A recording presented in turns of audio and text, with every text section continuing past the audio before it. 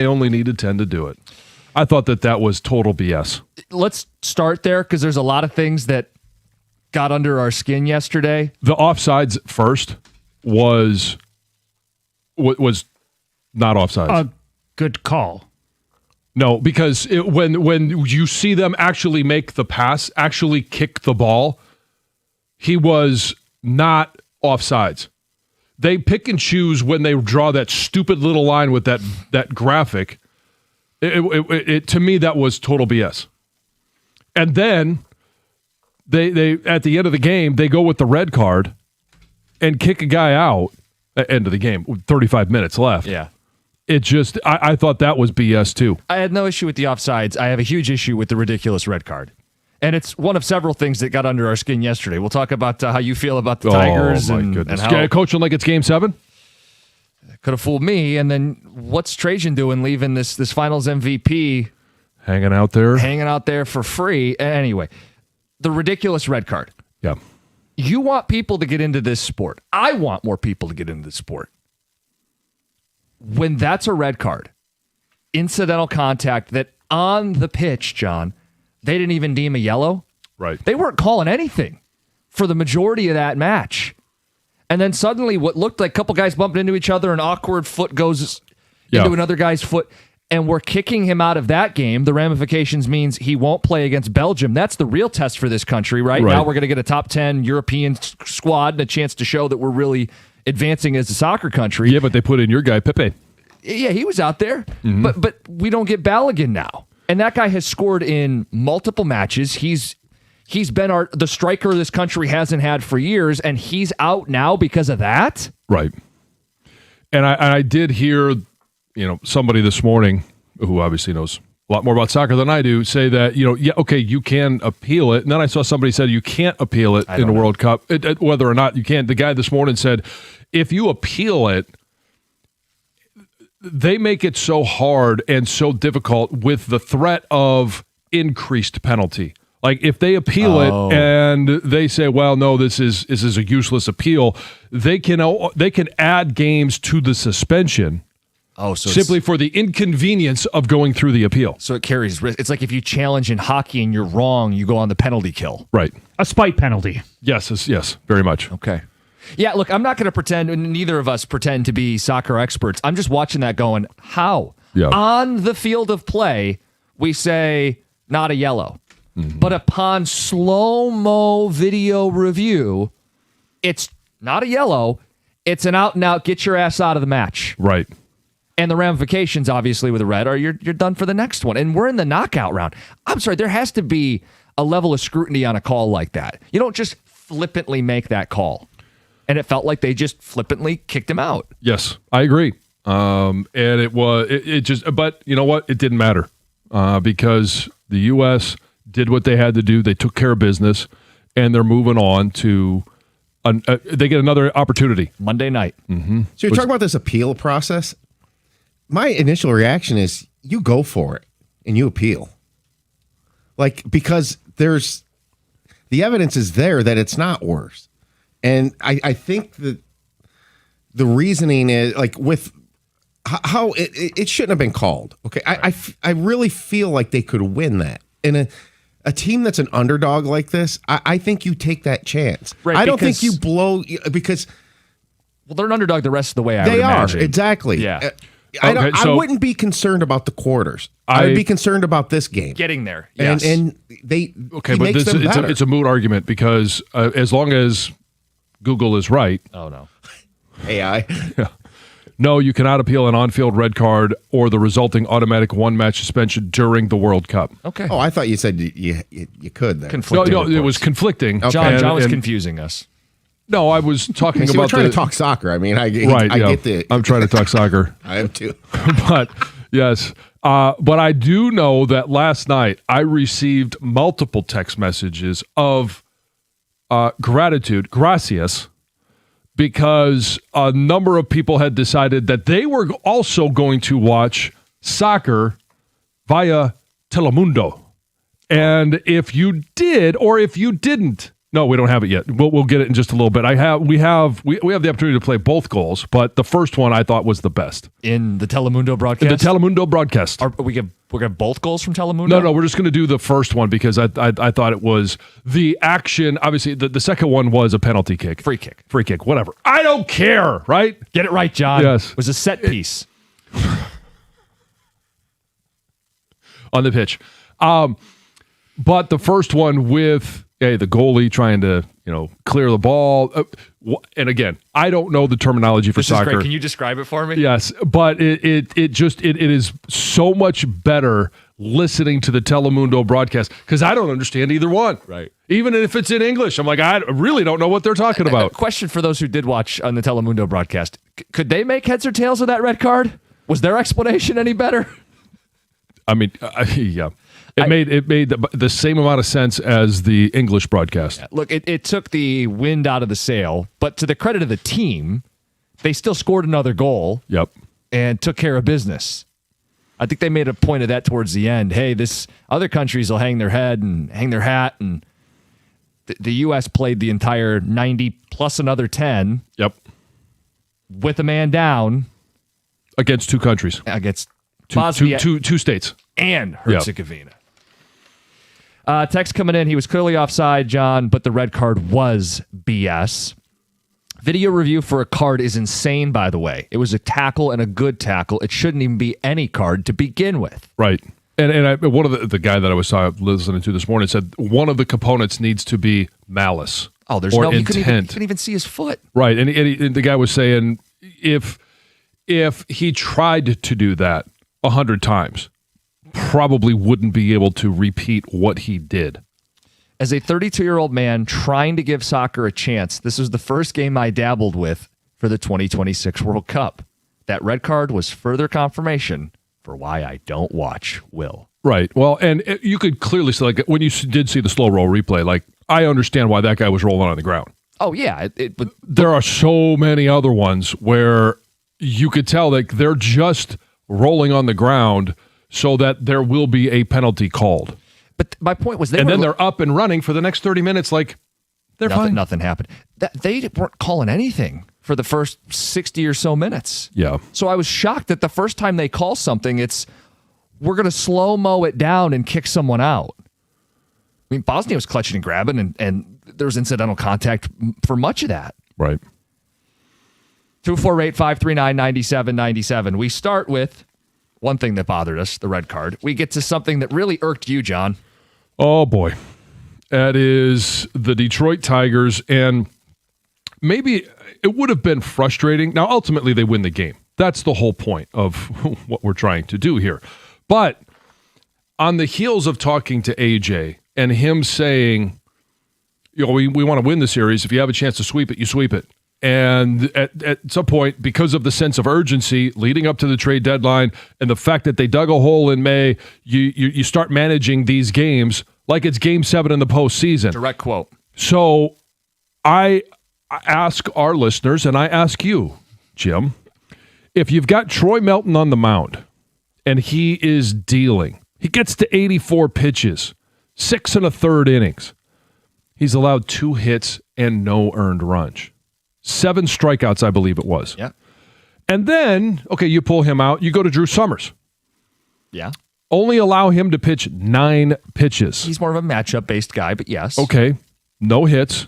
And he's only, in the bullpen, he's only allowed a run to score in 1 of 13 outings this season. Okay. All right, so you've got great matchup. Now, all of a sudden, hey, you go to the 8th, you put in Drew Anderson. Does the job for the Does 8th. the job. Yeah. Then why does he not only come out in the 9th, but is allowed to continue? There's no action in the bullpen. You have Kenley Jansen staring, and I'm listening to the TV broadcast, and they're talking about, well, maybe he warmed up somewhere else. But he's just like, I can go in, and they allow Drew Anderson time and time again to just the bullpen, the managing, the decisions absolutely irk me. And then all of a sudden, hey, it's 2-2, and Drew Anderson's not even looking at second base. He's not even checking the runner. when you tell me you're going to manage it like it's the postseason and it's a game 7, there's no world where Drew Anderson is getting a second inning of work in the postseason. And there are times where I feel like AJ catches some strays because, well, you're not pushing the right buttons when you don't have the right people. But he did himself no favors keeping Drew Anderson in. John, there were several moments where they could have yanked him. The first being when he finished the 8th inning clean. Mm-hmm. That's probably when you would have pulled him, yes? Probably. He probably, but okay, maybe I give him the first batter, see how he does. The second batter, okay, fine. But runner's now in scoring position. That's the ultimate. I got to get him out of here. Like, right. This wasn't a tie game, and he's the long guy, and he's going to maybe stretch us out a little bit. We're up 2-0. It's a safe situation. We're not going to ask the guy to go another inning. And if you do, give up the homer, all right, let's get him out. It's a one-run game. But you choose to keep him in. Then the ball boots off a torque. Now they got a base runner. You still keep him in. That base runner gets to second, now scoring position, and you still keep him in. AJ, we can't defend that. That's not, hey, the players aren't very good. Yeah. That's you not doing the job. Well, and he doesn't even look at Chisholm at second base. Like that's Little League baseball right there. You've got to at least check the runner. And then he takes his sweet old time going home, and Jake had no chance. He didn't even look at third base. There wasn't even a thought of throwing the ball down there because you knew there was no chance. But hey, they won the baseball game. They did. So, and it's funny. And Kiter Montero coming out of the pen. There it is. Should he be the closer? 2-4-8. Hey, if he's been the most consistent pitcher. I agree with everything you said about yesterday. I also know Drew Anderson is the guy that you don't like in the pen. Just like I feel about Will Vest. Yeah. It's just when I feel like he comes in, I have zero confidence. Yeah. So the red card. And maybe I felt fortunate to get out of the 8th inning. And I was just like, well, they're going to do something else. So the red card, that upset some people. The managing of the bullpen certainly upset John. Yeah. Pales in comparison to what the hell happened with the Pistons. I defended Trajan Langdon.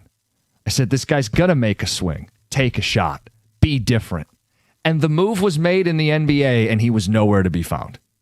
You got a finals MVP available for free $99. Just giving him away out of Boston. We'll get to it coming up next. By the way, Heather, did you see what we're doing at 6:35 today? I did. Do you have any idea what that is? I have an idea, but I'm not 100% sure. It's going to be so much fun. We will get to it 20 minutes. 97.1.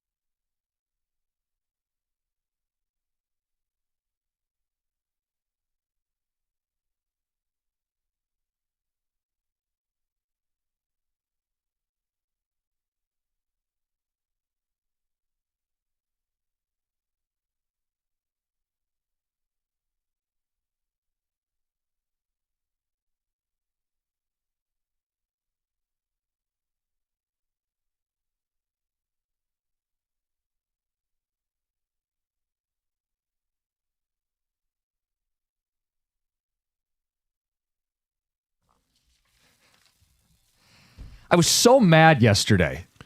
Oh, yeah? And we didn't even get to the red card. I was mad. I text you guys, what the hell is Trajan Langdon doing? Or more importantly, not doing? Good morning, 97.1. Jim Costa, John Jansen, Heather Park, Gov, and Greg behind the glass. It's a Thursday, which means 2 Grand Slam and Dear John. I stuck up for Trajan Langdon for a good part of the show yesterday. Yes, you did. And I said, he's going to crush this Duren thing. And he did. The Lakers go out and get Kessler, and it leaves the market for Trajan. He corners Duren. He's going to get him at his price. Chestnut checkers. Let's go, Trajan. I like John Collins. I actually think he is better for this team than Tobias Harris. A little younger, a little more athletic, better catch and shoot, get corner threes, all of it. I like what we're doing. We're not beholden to our own. Beef stew's gone. Trajan's setting up to add to this group before he pays Duren and Asar. Trajan's going to be different. He's going to scoot up from the Coney table, and he's going to chart his own course in this city. Yep. I believe in Trajan Langdon. And then I get out of the gym, I look at my phone, and I see an update that Jaylen Brown has been traded. Leg day? No. Sorry. Try to diffuse the situation a little bit. John. I see that Jaylen Brown has been traded for a Coney and fries. Walker Kessler was a more coveted trade piece.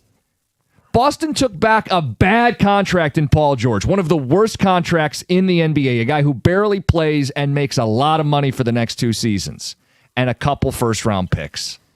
Trajan, where are you? That guy is a proven number 2 in this league. Hell, he's a 1A, 1B. He's a finals MVP. He was nearly an MVP last season, finishing 6th in the voting. That's a proven Robin for Cade. You've already told everybody you don't think Duren's a max player. Why not offer Duren and 2 firsts? Why not be involved to get Jaylen Brown to Detroit? I cannot defend that. I've defended Trajan a lot. That's inexcusable. Did they have the cap space to do it? Absolutely, they could make the cap space to do it. I'm just trying to poke the bear a little bit because of all of the moves that they have made and the opportunity to still free up more cash. Duncan Robinson will cost you $2 million if he's not here. Yeah, you could also have thrown him in a trade where he counts as $14 million. Like they've given themselves the ability to.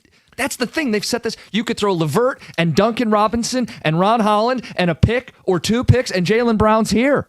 And you'd have him with Duren and Asar and Cade. Yeah, but Paul George. John? Paul George may be the most valuable asset in NBA history. Can I tell you what he's been traded for? This will be good.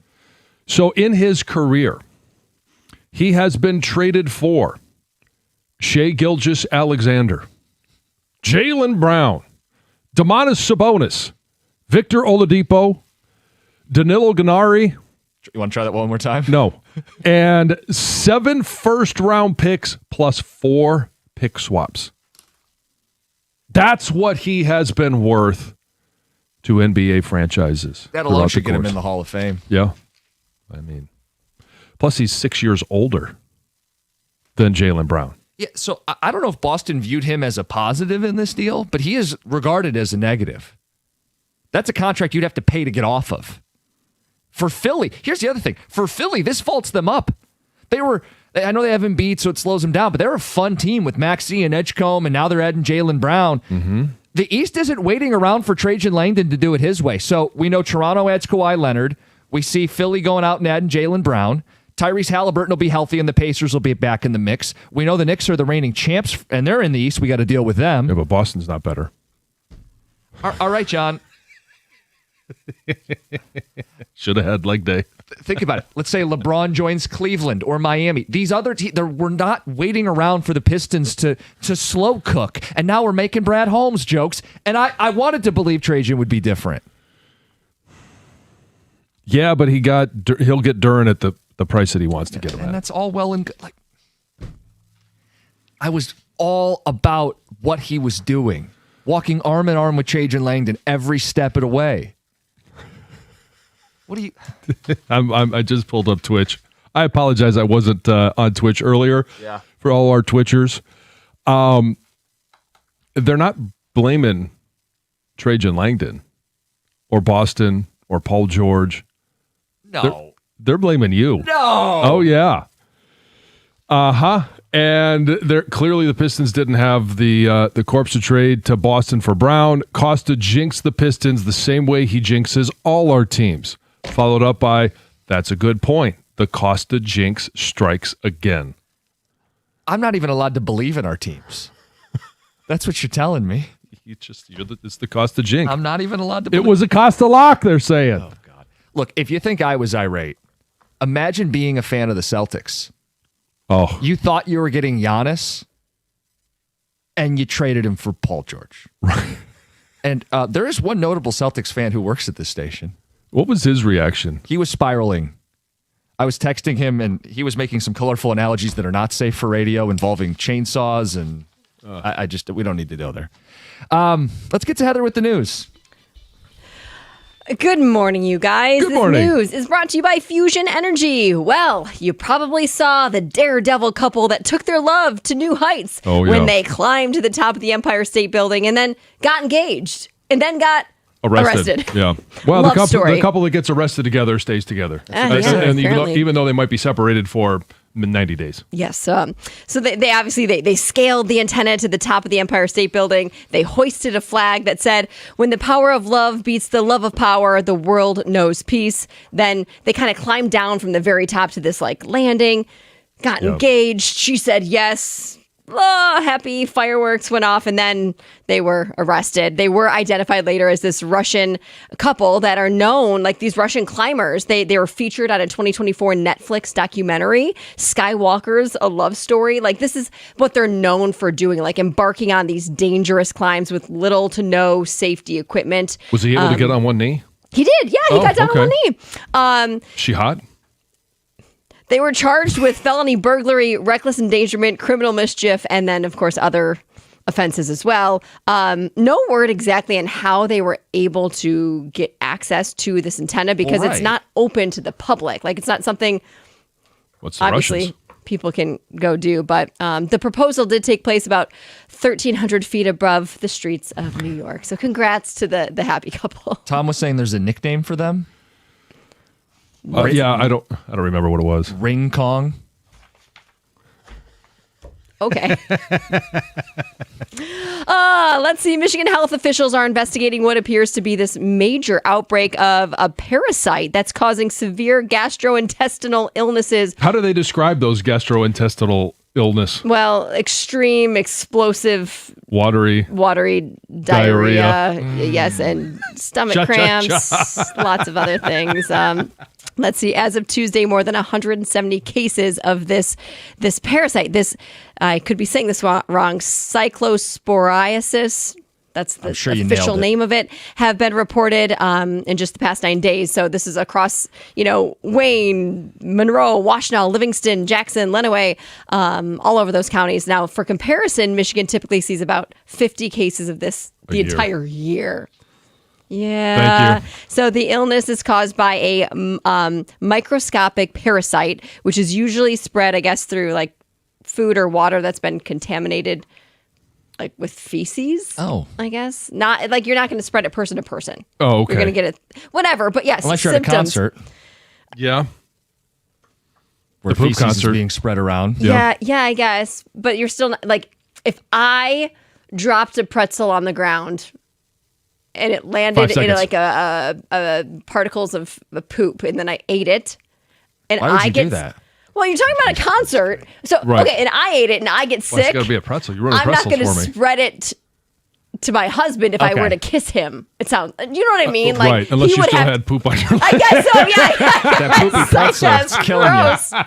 Anyway, And that's the only way for it to exit the body?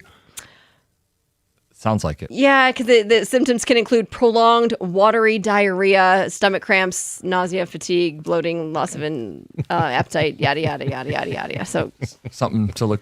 wash your hands. Yeah. Be safe out Drink there. bottled water. Don't pick up a pencil or a pretzel at a concert. That fell into the floor where somebody pooped. So Yep. yeah. All right. Yeah. That's Heather. Thank you, Heather. With the news. we did not make that easy for you. Oh, we're not going to make the next segment easy for you either. I was just going to say, Bridezilla Prop Bet Casino, 97.1.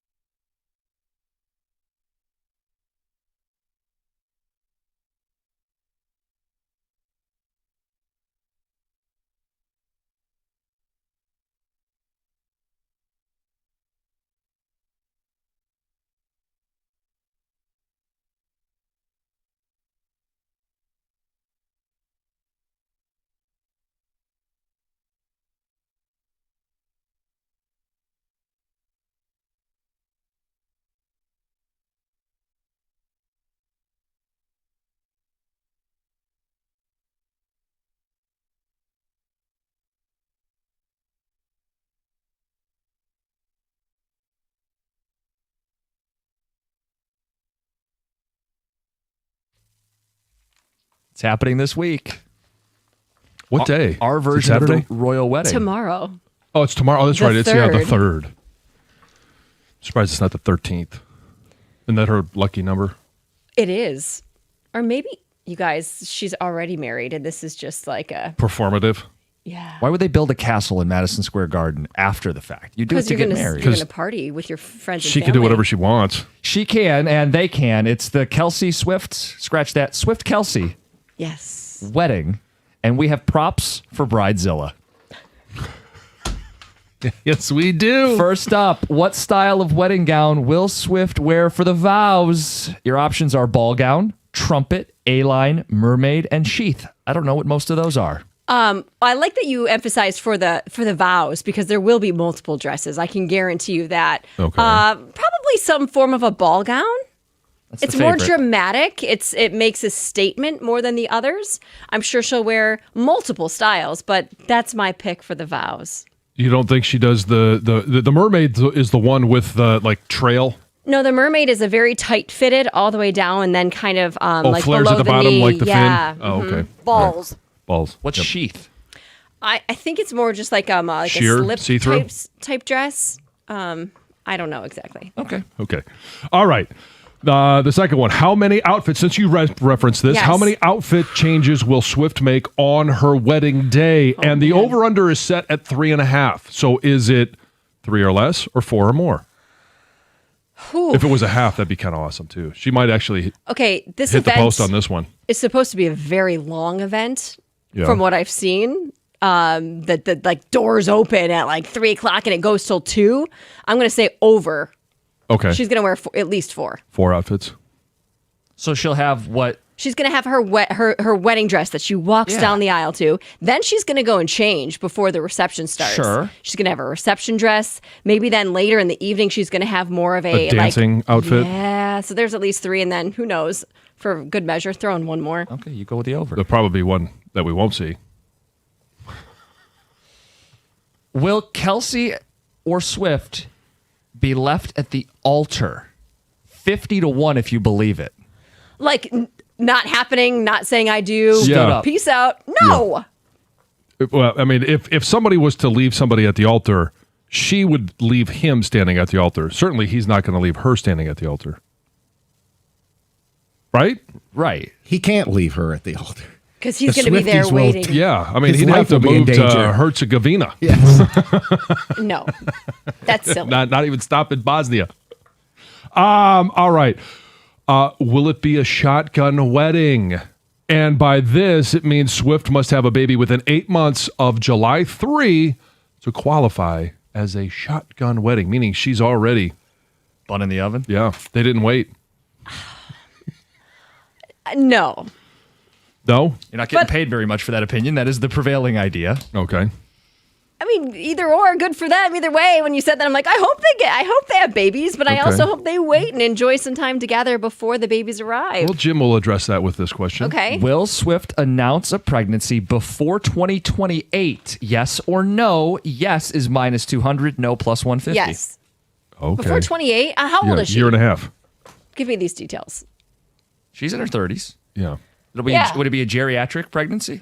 I think she's technically they'll probably tell her that. Yeah, what I is don't know that, how old after she 35 is. now? Yeah. 36 Maybe they- will be 37 in December. Sure. I'll say yes. Can't wait too long. Okay.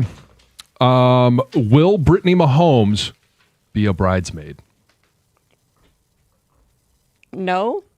No? Are they good friends? I have no idea. I have no idea. No. I'll Do say you not no. watch any Kansas City Chiefs games? They hang out for the football game. Yeah. For the She's football married games, to but do Patrick they like Mahomes. I know Patrick who she's Mahomes is married Travis to. Kelce's best friend. Okay, They do fine. State Farm commercials It doesn't mean you have together. to Yeah. have your They hug. husband's best friend's wife stand up as your bridesmaid. I'm going to say I don't know. I'm going to Where, say where no. do I you already stand said on no. that in general? Like people's If Colin had a best friend who was Yes. married, would you? Heck no. what about a sister? No. No. His sister. Yes. So Family. his yes. family different, not friends. Okay, because Oh, yeah, he had Travis Kelce and Patrick Mahomes are like brothers. I didn't have any of his groomsmen's wives stand up as a bridesmaid for me. Well, speaking of groomsmen, will Patrick Mahomes be a groomsman in the wedding? Guys, I don't know enough about this couple. They're I best just told you friends, they're so I besties. guess yes. Okay. Besties at the Swifties wedding. Got to be there. I think, yeah, he should be. All right. Will Kanye West attend the wedding? No, that's silly. I'm going to let you They finish. got beef with each other, don't they? Yes. They're not gonna. She's not gonna be there. No. He didn't get the invite. You don't think he'll just show up and wedding crash? No. He could crash the wedding and then try to get Beyonce and Jay-Z to renew their vows. Could. I'm going to let you finish, but next question. Is there a joke I'm missing there? Yeah, he famously, I'll let you finish. he said Taylor Swift won an award, but he Yeah. said, but actually Beyonce was the best. And he like cut her off Yeah, he during cut Taylor her Swift off at an acceptance award speech. show. Yeah, Oh. they've got I appreciate you explaining that one. Okay. Mansplaining that to me. All right, Heather. Yes. We're talking cake. Oh. What will the primary flavor of the reception wedding cake be? You have many options. Okay. The favorite is red velvet, followed by vanilla, chocolate, lemon, and carrot cake. No one has Oh carrot no! cake. in Yeah, the they're not wedding. gonna have a carrot No. cake wedding cake. I instantly thought red velvet, but that's like when I think of cake, I guess for some reason I thought of that. So I'll stick with my Okay. gut. Will Red we really velvet? find out? You think? Oh, yeah, this will Every all detail. be reported. Okay. Yes. Well, what's the significance of red velvet? Does it tie into one of her songs? I am not a Swiftie, so I can't. No, but you are a bridezilla.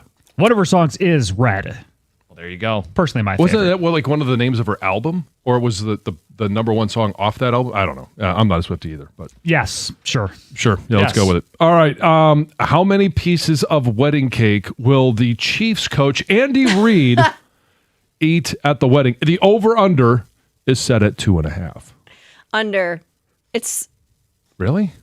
I feel like at Wedding a wedding cake is like, usually the best. I would know, expect but- that this would be a Limited? great one. but I feel like the way wedding cake is served, it's not like help yourself. It's like served to you by a. Yeah, but a then there's other glove people that- at the table that like, okay, there's women at the table would be like, well, I don't eat. Do you think carbs. Andy Reid's- I'm Oh, not I'll going take that to if eat you're not that. gonna eat it. Yeah, I'm not going to let that go to waste. Do you think he's calling dibs on people's cake? I've been there, done that. Yeah. Oh, hey, yeah. I'm not going to eat carbs. I'll take all those. Explain it again with those nuggies. Yeah, exactly.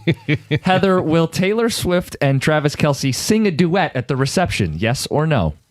Sure, yes. Not like I don't see it being like formal, but I see it after you have several drinks and you're going to get up and She's sing. going to start Heck singing, yeah. and he's going to join in. Yeah. Got pretty good Fun. odds. It's plus 550. All right. How long will Jason Kelsey do a keg stand at the reception? The over/under set at 24.5 because you know what's happening. You do? Oh, sure? Yeah. God, I was going to say it won't happen, so it won't. Not an option. Yeah. Keg stand at, Yeah. at Taylor Swift's wedding? It's also Has to be at, like, Travis the after Kelsey's party. wedding. His Let's not brother's forget married. this is the Kelsey Swift wedding. It is. I don't think it's going to happen. Do you think a 38-year-old man's doing a 25-second keg stand? Oh yeah. Okay.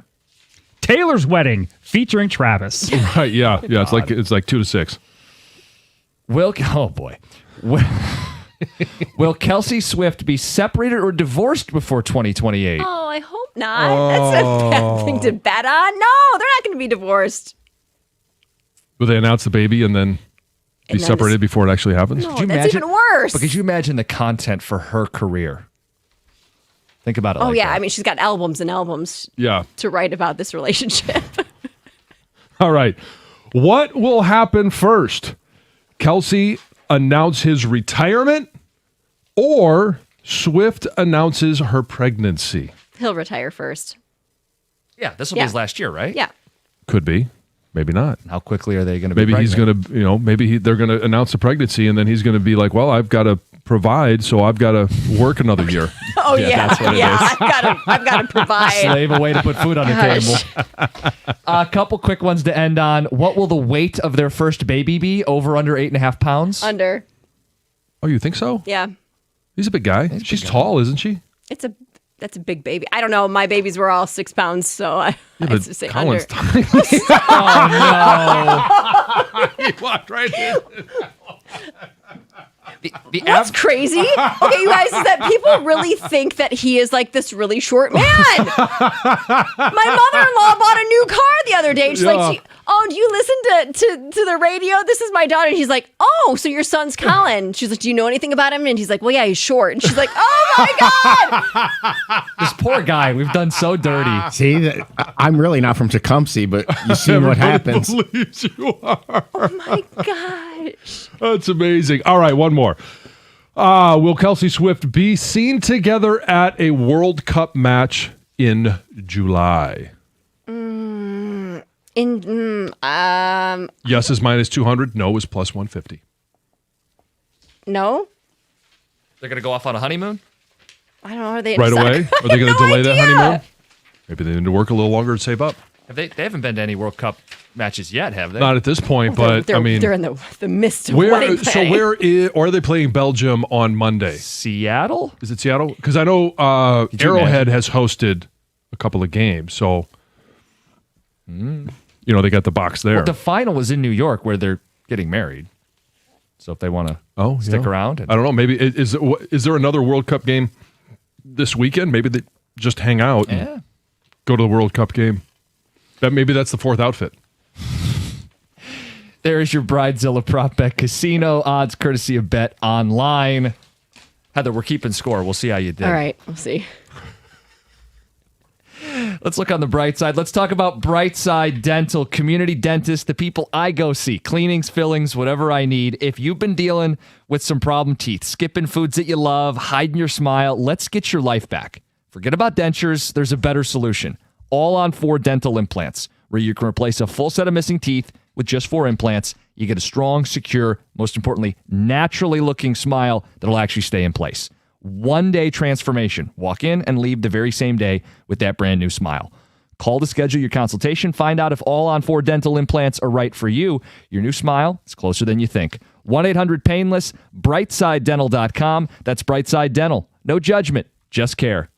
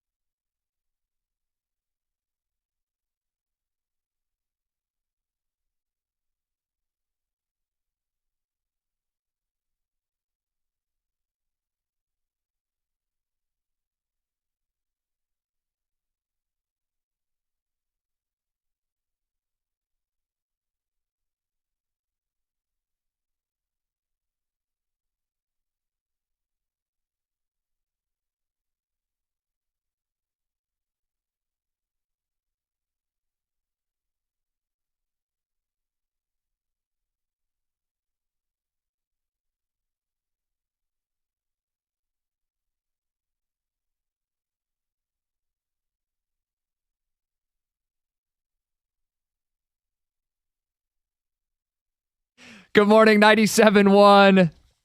Got some great feedback coming in. We're going to get into the Pistons because I cannot defend Trajan Langdon on this. How do you not land Jaylen Brown when that's all it takes? John, people have some feedback. Oh, yeah. Bridezilla back in her element telling us how the wedding must be. The real bet is, will Blake Lively be at the wedding? I did see rumors that she did get an invite, like back on the list. Yes. What am I Okay. missing with Blake Lively? Oh, there's all. Well, remember when? Well, she was in an argument, and then Taylor tried to separate herself from it. Well, remember Blake was in all of this legal issues with The dude. that guy from Yeah. that movie, and then Taylor was supposed to be like brought to the witness stand, Right. like testify. There was so Taylor tried to like distance herself from Blake Lively, but I did see spatterings online that yes, she's going to be there. She'll be one of the 1,000. I'd say, what's the invite list for It's something like like this? 1,000 people is what I've seen too. How many teammates does Travis invite, and how many is appropriate to invite? That's a tricky one because if you invite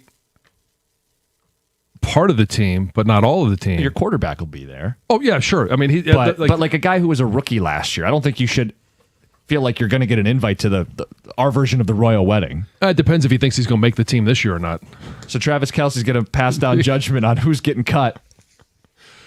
That is a tricky one that people go through when they're trying to make a wedding list. Well, how about for you? I mean, you didn't have 1,000-person wedding, but what was the invite list for your teammates?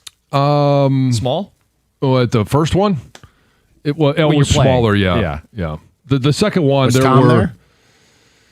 Was Tom there? You I don't have to remember? go Think back. about this. Was Tom Brady?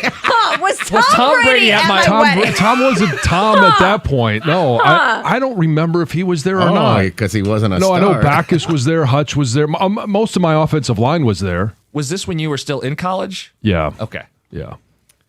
What about Rashee Rice? He's available. He got out of jail in time to attend. Yeah.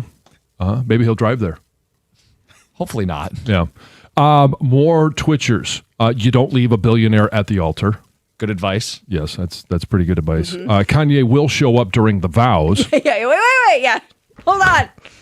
Tay-Tay already has a dozen songs on deck for their divorce, at least. Yeah. Oh, for just sure. in case. Oh, yeah. Yeah. That's kind of like the prenup, right? You sign that, and you also write the songs just in case. Your life will be ruined. Yeah. Carrot cake just gets the big question mark. Like, no one's going to have carrot cake at a wedding. I do love That- carrot cake, but But not for a wedding at cake. a wedding. Come on, no one wants vegetables for dessert. You can imagine we do have some text. Move Yeah. on already. I don't want to hear about Taylor Swift. Oh, you want to hear about our teams not doing anything? What's a more tired bit? We're a day closer to the band of GMs that we're going to create on August 4th. If Trajan does nothing significant, Scooble's still on the team and Larkin's still on the team. Oh, boy. What's more of an old bit? The Taylor Swift into your sports or Detroit GMs not doing their job? Yeah, just hit replay. We will have to workshop some band names if this is going the way it's going. John, I was defending Trajan Langdon. I was You were? Trusting of Trajan. I liked how this was setting up, right? I thought he played the Duren thing. He played him like a fiddle. Oh, you're going to go to the Lakers? That's funny. Well, they paid Walker Kessler. Right, and as soon as that news dropped, we get the text messages. Called it. Yeah, called it. Yeah. I pat myself on the back. Trajan, you're doing a great job. The puppet master, he was all over this. And I'm thinking, now I can offer him a ham sandwich. There's no market for Jalen Duren. This will be great. And he's going to save on Duren. He moved on from Stu. That's a culture guy. He's not going to be in love with his own. Even the John Collins move, I know Valenti didn't like it as much. I think it is an upgrade over Tobias Harris. Better catch and shoot. He's better at the rim. Younger, more athletic. I like that move. And that was also a savings. Tobias made 26. Collins will make 17. So I'm going, okay, what is this building to? The other shoe's going to drop. Trajan's going to be different. He's going to scoot up from that Coney Island, and he's going to pay his bill, and he's going to go on and chart his own path. And it was all set up because the criticism is often, well, what did you want him to do? If the players aren't available, what do you want him to do? Jaylen Brown is dealt for Paul George's albatross contract, 2 firsts and 2 seconds. You mean to tell me the Pistons couldn't have added a proven number 2, finals MVP, all NBA, not third team like Duren, second team like Jaylen Brown? Boston just gave him away. Maybe they wanted Paul George and just couldn't compete with the Celtics.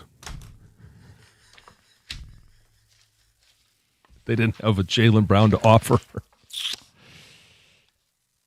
I have no idea why the Pistons weren't in on this. And maybe, like a lot of the reporting was, hey, okay, they don't land Giannis.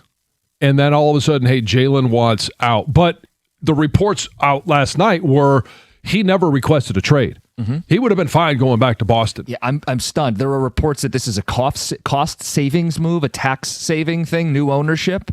I'm trying to make sense of it. I don't know why you would move on from a proven duo that's already won an NBA title if the players aren't asking out. And they had shopped him around for 2 weeks. Yep. With little to no takers biting on the we want 4 firsts for Jaylen Brown. Mm-hmm. Okay. And it's being reported that really the Sixers were just the ones that tried the hardest. They stayed. They were the last ones there. They were the last ones there. So did he just get outlasted? Did Trajan just get outlasted? Yeah, the other guys have more stamina. Yeah. It's funny. I alluded to Mike Valenti spiraling. This broke when he was off the air, but we were texting, and I'm not going to read most of what he sent because it's not radio friendly. But at one point I asked him, I go, you're a Celtics fan. You'd rather have Duren than Paul George, right? I said, hell, you might prefer LeVert and Duncan as cap space. Throw in Ron Holland. He said, buddy, I'd rather have Jahmai Jones. Not happy, Celtics fans, with this return. The Pistons absolutely could have won up this deal, and Trajan chose not to. Now, unless there's some Trey Murphy deal coming out of thin air today, it really feels like this is going to be the underwhelming offseason that we're used to with all of our teams. That's the way it feels. That's the way it's trending. And until either New Orleans says, we're not shopping Trey Murphy. We're happy with Trey Murphy. We want him to be a Pelican. Or Trajan says, he gives us the Dan Campbell. We're good. This is our team. Like I'm still holding out hope that there is that second creator that this team needs. Not just shooters. They've spaced the floor better. Yeah, they added some guys who can shoot. Joe and Collins. And they've added some shooters. Just look at what this does to the East, though. Like, I think the 76ers are potential can get out of the East right now. Ahead of the Pistons. Now, that's putting some faith in Embiid navigating the season and being healthy come playoff time. I really like Edgecombe as a young player. And Maxey in the backcourt. Yeah, I mean. And now Brown plays the 3. I mean, look, they look like a team trying to capitalize in the East. Kawhi is now back with Toronto. Paul George is with the Sixers. Halliburton will be healthy. LeBron could join Cleveland or Miami. What's Detroit's answer? Paying Duren and Asar and John Collins is the guy you're sliding in? Well, paying Duren an affordable price. But what's the point of saving if you're not going to use it on anything? I feel like I could say just about anything right now. Set me off. Just set you off. We got some great text, and I see the lines are lighting up. We'll take phone calls to start the next hour and read some of your feedback, including this one that says, what in the world is Trajan Langdon doing? Yeah, simple question. Why didn't they do the Brown deal? 2 Grand Slam coming up at 7:25. Chance to win some cash with us, and then Dear John at 7:35. It's 97.1.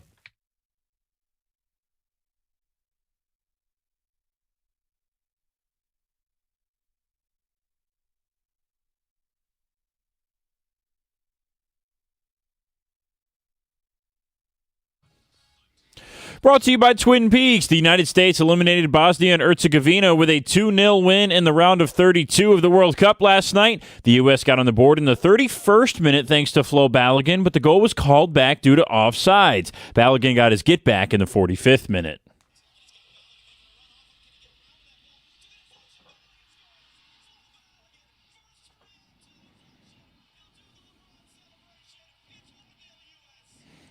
That was Balogun's 3rd goal this World Cup, putting him in a tie for 4th all-time among United States World Cup scorers. He was removed from the game in the 64th minute, however, after receiving a red card on VAR review. U.S. manager Mauricio Pochettino did not agree with the call.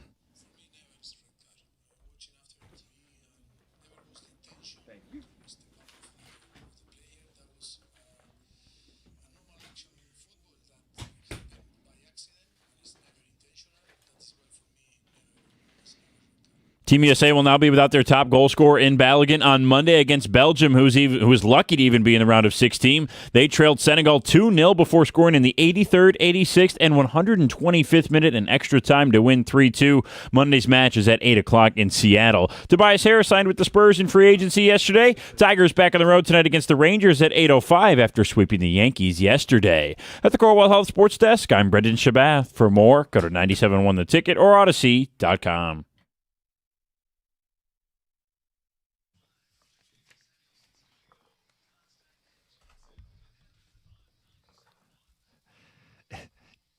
You see that Twitch comment? Trajan told Yzerman, hold my beer. I've noticed there's a nickname emerging for Trajan Langdon. I saw it on social media yesterday. It's in one of our texts this morning. Meet Mr. Margins. Well, I kind of alluded to the fact that they were making some moves on the margins, but I thought it was all for a setup. All to go land the big fish. They were supposed to be the team that was big game hunting this offseason. Oh, it was a setup, all right. I don't like the punchline. So let me ask you this question. As we ask our listeners, what's your approval rating of Trajan Langdon after watching all the NBA moves yesterday, specifically Jaylen Brown going from Boston to the Sixers? They gave up Paul George, the 2 firsts, the 2 seconds. Mm-hmm. Is it possible that the rest of the league also called Jalen Duren's bluff? That he wasn't going to be enough in that trade to get it done? Yeah, but I would think Duren has more value than Paul George, who's seen as a negative. I'm just asking the question. And look, I've seen people speculate, is Jaylen Brown also a negative? We have multiple texts today saying he makes too much money. $60 million, another one points out 57, 60, and 64 over the next 3 years. What is the money for if not to pay all NBA players? He was the best player on the 2 seed in the East. He garnered MVP votes and finished second team All NBA. If we're not paying him, who the hell do you justify paying outside of Cade? This is the whole point. You play with money. You play with players, not money. Right. The money, there's a cap, and if you can fit him under the cap, that's all that matters. You got 2 aprons. Figure it out. I'm also confused by another text that says, fellas, maybe if Brown couldn't exist with Tatum, he couldn't exist with Cade. Brown didn't have the issue. I don't know why this is becoming a part of the conversation. At no point have I heard either Jason Tatum or Jaylen Brown say, I can't play with that guy. I don't want to share. I'd also point out it did work with those two. They won an NBA championship. And while Brown is certainly demanding more shots, there's enough to go around. Do you feel like the Pistons had too many shot creators last year? Too many guys who were shooting? No, it was Cade frantically looking for somebody else. The somebody else was there. Yeah. The text ends with, maybe they pivot to Trey Murphy. That's the winner here. Look, I suppose that's a way to still salvage this. If they pivot to Trey Murphy, a guy that can create his own shot, a guy that can be that second creator, as well as shoot, as well as do a lot of other things, then I can look at this and go, oh, okay. And if it's Duren the way I'm seeing this, okay, he called Duren's bluff. Did he call it to the tune of 30 a year? Right. Instead, we were talking about 35. Could he walk him? Could he have gotten 44? And no one offered it to him. So are we looking at the super savings? And now you do go get Trey Murphy. I can't believe we passed on Jaylen Brown. What the hell? Another says, I'm convinced they'll go after Michael Porter Jr. Go after someone is all we're saying. Another calls Jaylen Brown a locker room cancer, doesn't want to be a Robin. Let's get to Dylan. Good morning. You're on 97.1. Hey, guys, I completely disagree with us being mad at Trajan over this Jaylen Brown stuff. I mean, it's Jaylen Brown before last year, the 22, 23-point a game guy, shoots 35, 32% from three-point last year. Or not last year, but the year before Jason Tatum got hurt. Oh, when he had to shoot at volume? No, that's a volume thing more than anything else. When you're the only threat and you have to shoot more, the efficiency will go down. I think he would be a great fit next to Cade Cunningham. No, last year when his attempts went up, his percentage went up. So for his career, how about we just use his career? He shot 30 35.8% from three. That's totally playable. That's playable for sure. I mean, but it's not really what we're looking for, especially with fucking Jaylen Brown. Or sorry, Oh, well, yeah, Jaylen Brown we can't let you say that. So you got to be careful there. Yeah. I didn't hear it, but I'm glad you did. Play it safe. Yeah. I thought I heard it. Look, he's a guy who takes the scoring burden, the shot creating burden away from Cade for 48 minutes. That's the appeal to having him on the team, to adding Jaylen Brown. I mean, how many All-Star games? How many All-NBAs? He was a Finals MVP, the most valuable player on an NBA championship roster. He was That available. included Jason Tatum. A healthy Jason Tatum. Right. He was available for pennies. And let's get one thing straight. This is not a Robin for Cade. This is another Batman. Right. Yeah. That's a good way of putting it. Yeah. It's Batman and Batman. And I don't subscribe to there's too many Batmans. There's only one basketball. Yeah, but in a game, how many shots is a team going to take? Right. Cade's not shooting them all. No, and we need more shot creators. We have one. Guys, this is a garbage off season. These Detroit GMs are all the same, complete trash. Another says, Mr. Margins is a coward. No one should be shocked when Cade wants out in 2 years. Okay, there still is a world. There still is a world where today, tomorrow, this weekend, 4th of July celebration, they announced that they've given up 3 firsts for Trey Murphy. So I'm not going to sit here and say that, okay, this is the team that we are going into next season with. There can still be that type of a trade made. Trey Murphy's contract is much more palatable. Yes.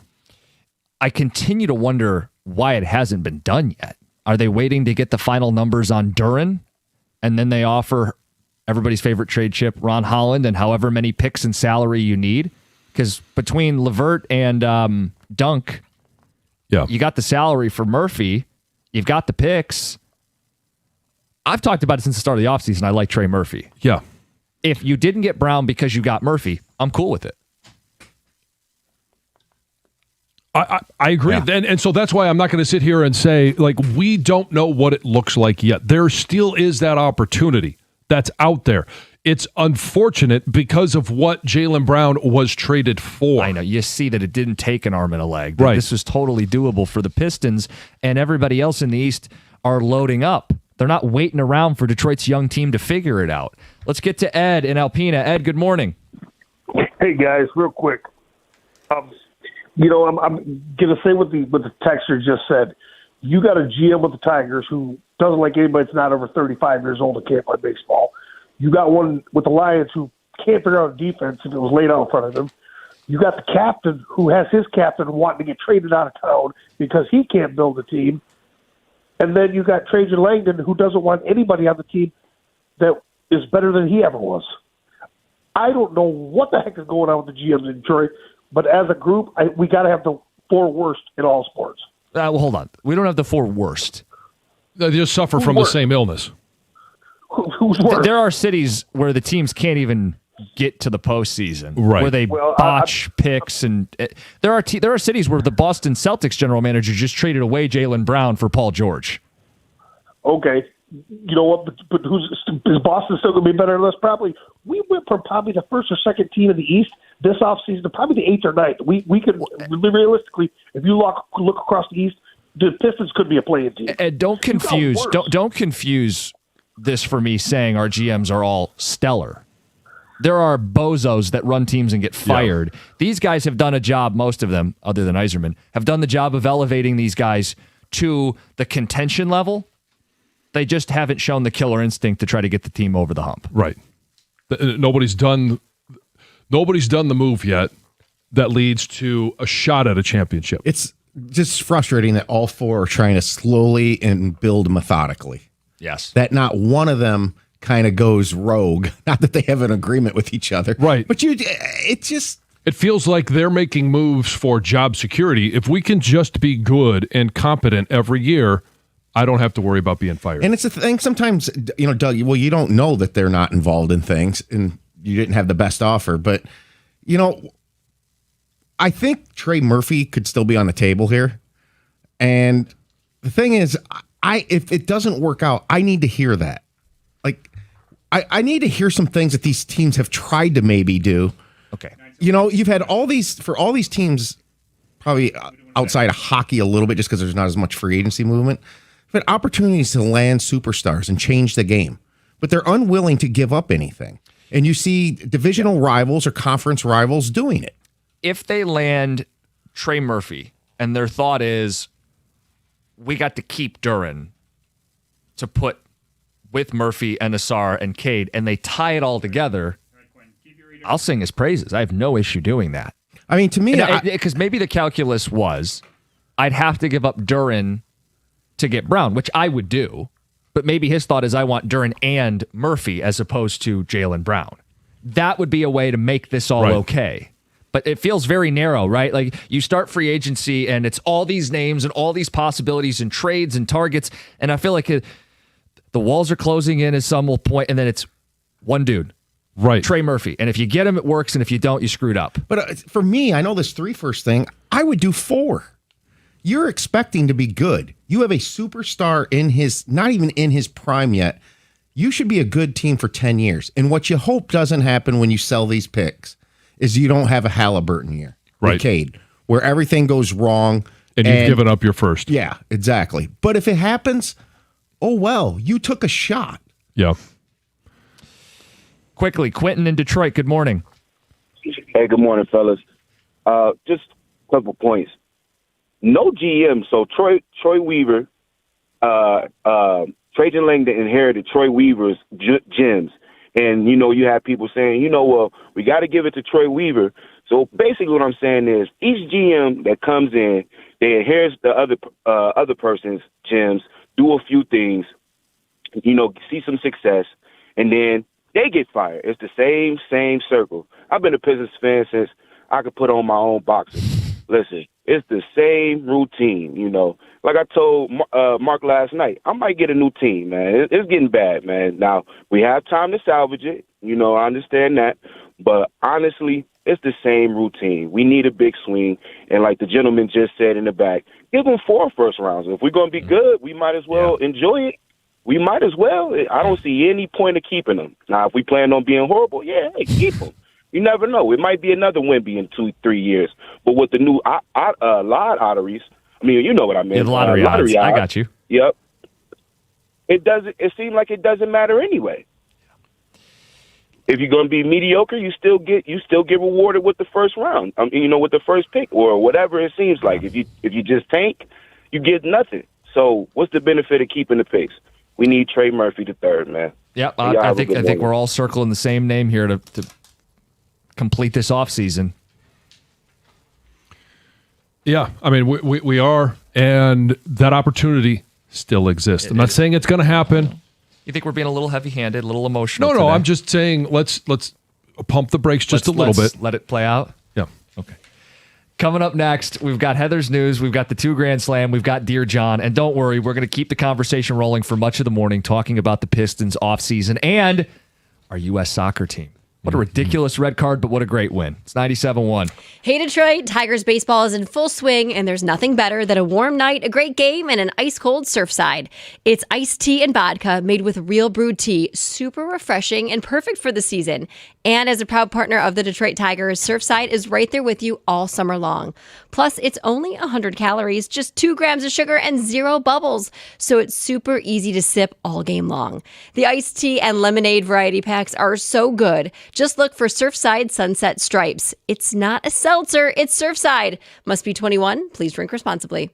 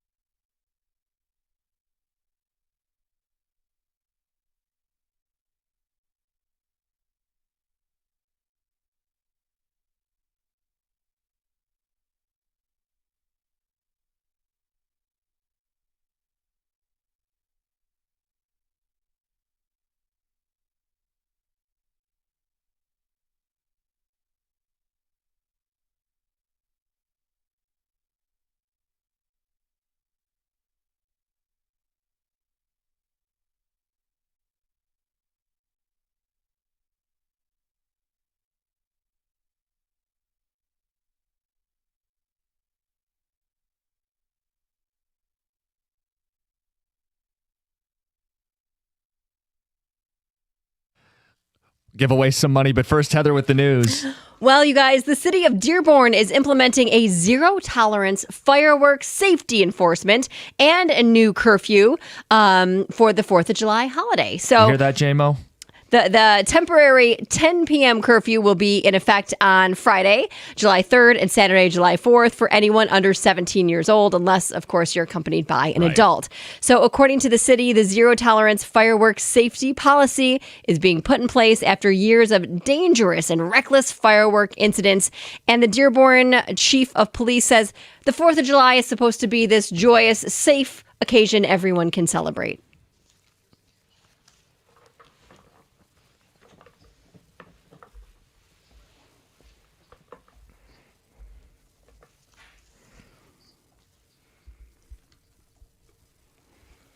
So there are a lot of things that go into this, safety enforcement. So consumer fireworks may only be ignited during a specific window of time. So that's anywhere between Monday, June 29th through Saturday, July 4th. So once the 4th is over, those fireworks are also supposed to stop. Plus, they should go between 11 a.m. and 11:45 p.m.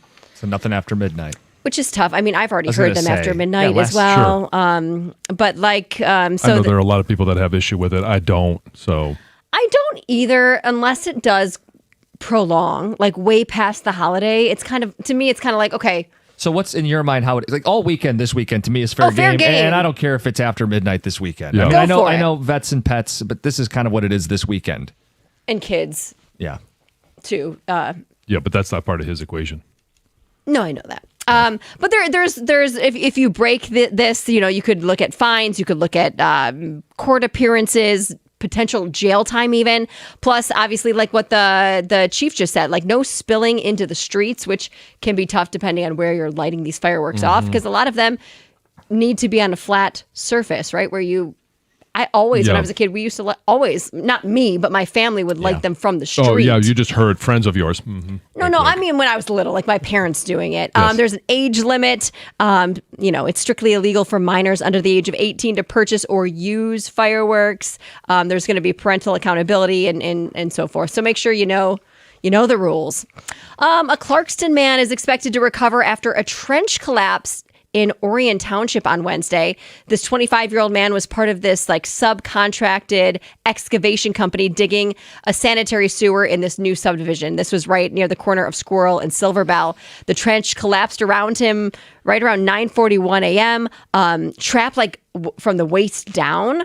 Thankfully, he was safely freed, transported to a hospital. It's going to be okay. This was the second trench collapse within 24 hours in northern Oakland County. There was another one the day before. A 35-year-old Ira Township man also was completely buried after this trench collapsed at a construction site in Oxford. Then I did see there was actually a third separate incident in Livingston County where one man passed away in a trench collapse. A 23-year-old man died. And it sounds like what made it even more tragic is that he and his father worked together. So his father witnessed this happen and nothing could be done, which is just so sad. An outbreak of a parasitic gastrointestinal infection, which causes, unfortunately, explosive watery diarrhea, is growing in Michigan, and health officials are scrambling to find the source. So as of Wednesday, I've got some new numbers. More than 225 cases of this parasite, this cyclosporiasis, has been identified in at least 21 Michigan counties. And it's affecting everyone so far from age 8 to 84 years old. They say if you are diagnosed with this illness, health officials want you to contact them because they're trying to find common exposure sites. What could this be from? But it does sound like you contract this by consuming contaminated food. You're not getting this. It doesn't spread typically person to person. So it's something that you're eating. Along with the diarrhea, you could be experiencing cramps, nausea, loss of appetite, weight loss. So they say protect yourself and your family. Wash your hands thoroughly. Also saying make sure you're washing your fruits and your vegetables thoroughly as well before you're consuming them. That's why you don't eat vegetables. Leads You to eat explosive diarrhea. You do eat fruit, though. I do eat fruit. Yeah, Yes. so make sure you're washing it carefully. Okay. Hey, give us a call now, 248-539-9797 for your chance to play the $2 Grand Slam. Finally, you guys, there's a Warren firefighter who's been charged with several misdemeanors for allegedly having inappropriate communication with a young female. This 37-year-old firefighter was arraigned on Tuesday on counts of using a computer to commit a crime and malicious use of a telecommunications device.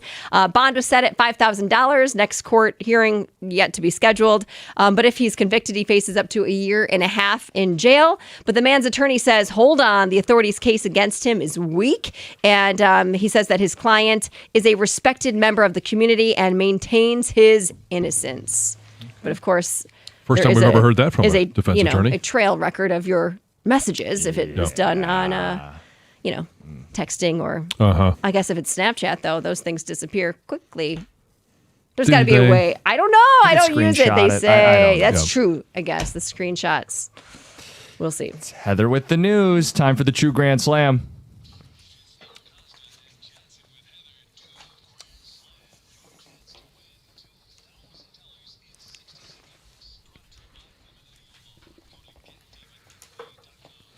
All right, 60 seconds, 10 questions, $25 for each question answered correctly, $2,000 if our contestant can get them all right. And our contestant is Matt in Chesterfield. Matt, good morning. Good morning. Good morning. Thank you for having me. Hey, thanks for calling. How you doing this morning? I'm doing good. Doing good. All right, Matt, you know the rules. Get excited. If you do need to pass, that's fine. And if there's enough time, we'll get back to it. But your time is going to start right now. Who do the Detroit Tigers play tonight? The Rangers. Jalen Duren played at this college. UConn. Dylan Larkin was born in this Oakland County city. Farmington Hills. Who played Raven in X-Men First Class? Pass. Cristiano Ronaldo played for this World Cup team. Portugal. John Morant was traded to this team earlier this week. Portland. This artist had the 2023 hit Dance the Night. Bruno Mars. Who does USA Soccer play in their next World Cup game? Belgium. Jaylen Brown played at this college. UConn. What is the capital of South Carolina? Columbia. Who played Raven in X-Men First Class? Christian Bale. All right, well, you got through all of them. Let's see how you did. We got you with 5. So $125. Okay. I'll take it. Yeah. Take it. It's good performance, and I think you did well because there were limited passes, and I think if you didn't know someone, you just gave an educated guess. Do you think everybody that plays college basketball goes to UConn? That's not my strength. Yeah, wouldn't be mine either. And those pop music culture ones usually get me every time, but A for effort. Yeah, I'll be watching Walleye all weekend, John. I'll be thinking about you. So. Good luck. Good luck. Where are you going? Yes, sir. Lake St. Clair. I live in Chesterfield, so that's my backyard. So I'm out there days a week with the boys. So. All right. Well, good luck. Yeah, good luck. I appreciate it. Happy holidays. Thanks, guys. Hang tight. We'll put you on hold. Make sure you get paid $125 for 5 correct answers. I'm jealous as hell. He's going walleye fishing. All right. The Thursday 2 Grand Slam brought to you by Femininity Law. Get David, get paid. Let's go ahead and go through them. Tigers play the Rangers tonight. Jalen Duren didn't play at UConn. He played at Memphis. Dylan Larkin was born in this Oakland County city. I thought someone might say Royal Oak. Yes. It's Waterford, not Farmington Hills. Jennifer Lawrence played Raven in X-Men First Class. Ronaldo, Portuguese. John Morant plays for the Blazers now. Yep. John, of course, you knew the 2023 hit Dance the Night. Oh, sure. Dua Lipa. Yeah. It's my ringtone. You should make it your ringtone. The looks he would get. U.S. Soccer plays Belgium next. It'll be Monday, by the way. Yeah. Jaylen Brown played at Cal and the Capital. You know your Capitals of Columbia. South Carolina. There you go. Dear John is next. And John, your prompts. Uh-huh. Paying for the party. Okay. Un-American. Oh. And coming home.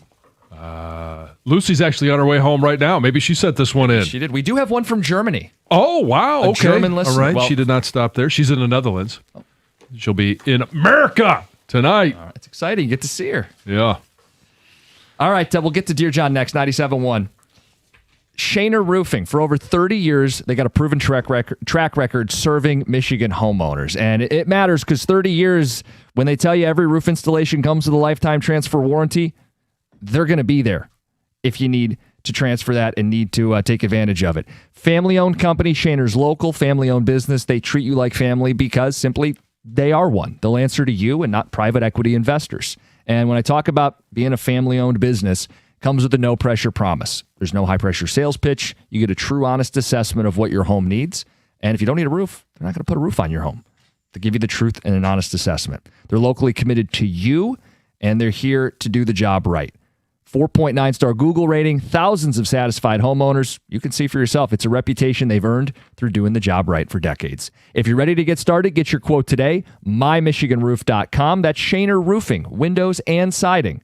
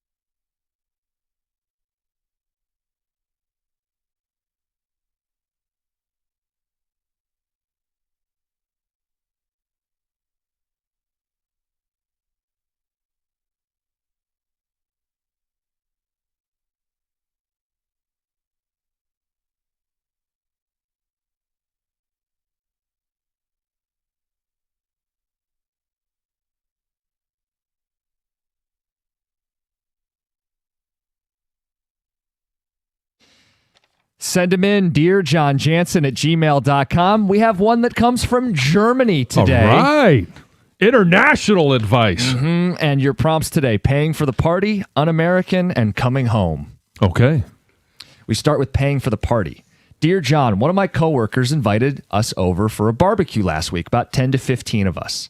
He's new and he really wanted to host. He made chicken kebabs, burgers, hot dogs, watermelon, other snacks. There was limited beer. I picked some up from the liquor store for everyone to share. The party was fun, but the next day he messaged us asking for $20 a person to cover the cost.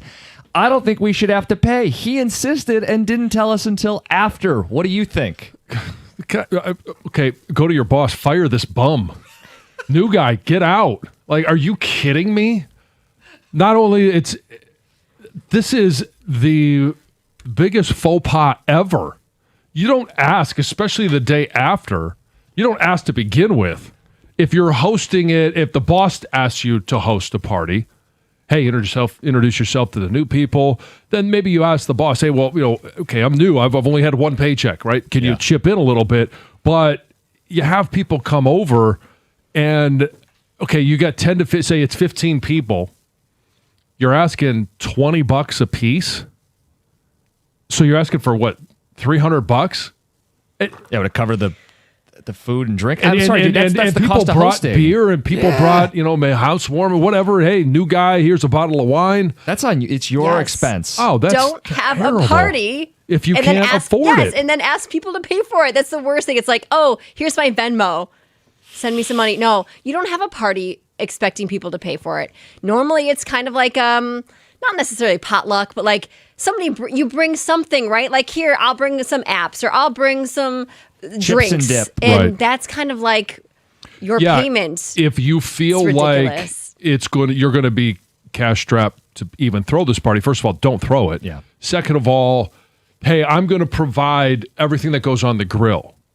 Would you mind bringing a fruit salad, or would you mind bringing something other than Sure. potato salad because no one likes it? Like it just bring something. It doesn't have to be like after the party's over and you ask for $20 a piece. Come on, and then insist on it. By the way, potato salad, pasta salad when it's sitting outside too. Just I like potato salad. of course you do.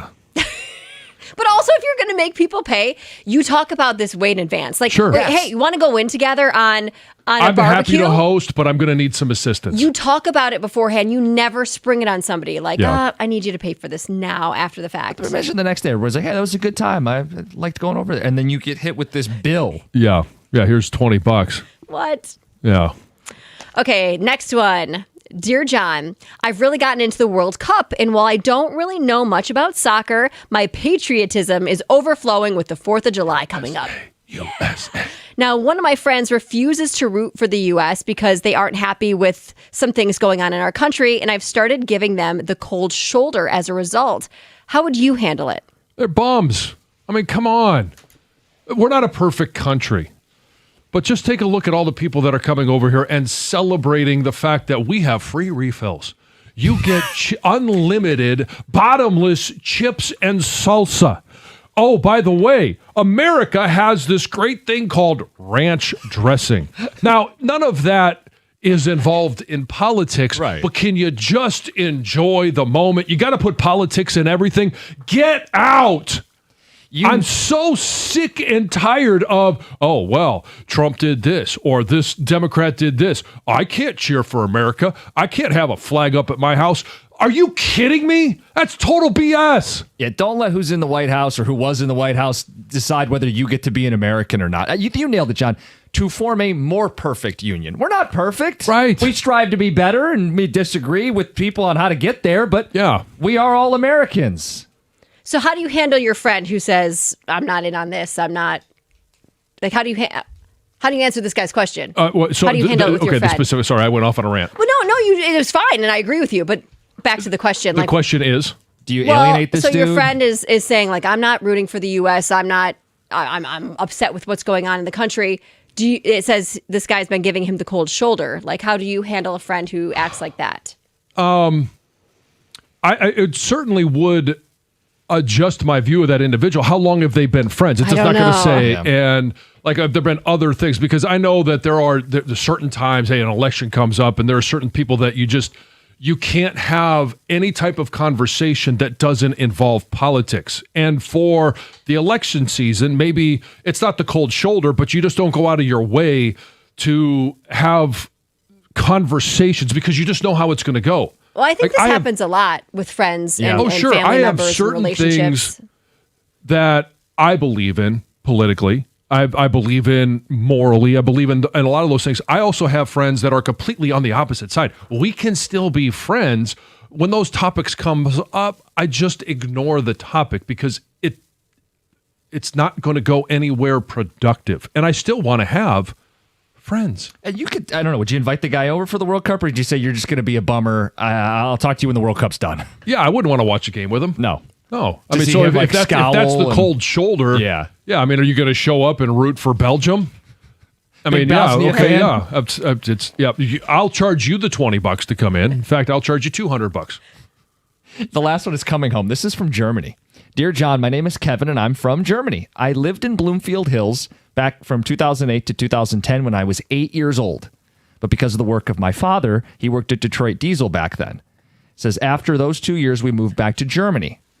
At 26 years old, I now desperately want to come back to the Detroit area. I've been a Detroit sports fan ever since I have watched basically every game from every team, no matter the time difference. Wow, that's dedication. It says, I followed as much as I could, and I've been debating for a long time, especially in today's economy, but I think I want to get things rolling before it's too late. My question is, what would you tell a guy that's still relatively young like me, whose desire is to desperately do this? What should I look out for? What suggestions in terms of where to live and start my journey, saving money, etc.? What do I need to know? Or would you tell me not to do it at all?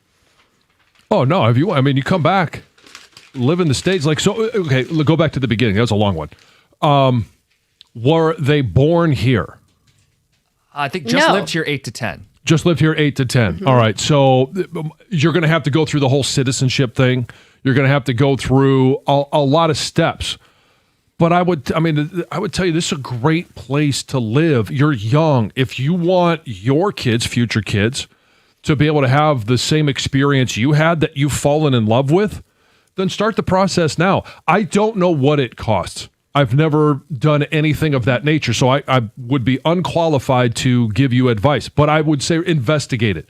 Start the investigation now. Set dreams. Like, that's what we do when we're in our 20s. Set your hopes and dreams. What are your goals? My goal is to go live in the U.S., all right? So what does that cost? Find out what it does cost to go through the whole process of becoming a citizen and moving to the U.S. That's a great place to start. And put a timeline on it. Otherwise, you won't ever see it through. Sure, yeah. How long is it going to take? Put a timeline on it, but be willing to adjust that. Set your goal and say, hey, by the time I'm 30, I want to be living in the Detroit area. And if that's 4 years from now, you might get a chance to celebrate a Super Bowl. You might get a chance to celebrate an NBA championship. Like, okay, joking a little bit there, but like, set that timeline. But if it doesn't, like, if you don't have the finances, the job, all of those things lined up at that exact time, it's not a failure.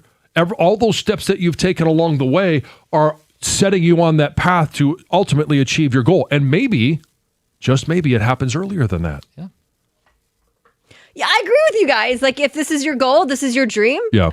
Find a way to make it happen. Don't let it stop you. He asked about advice on where to live.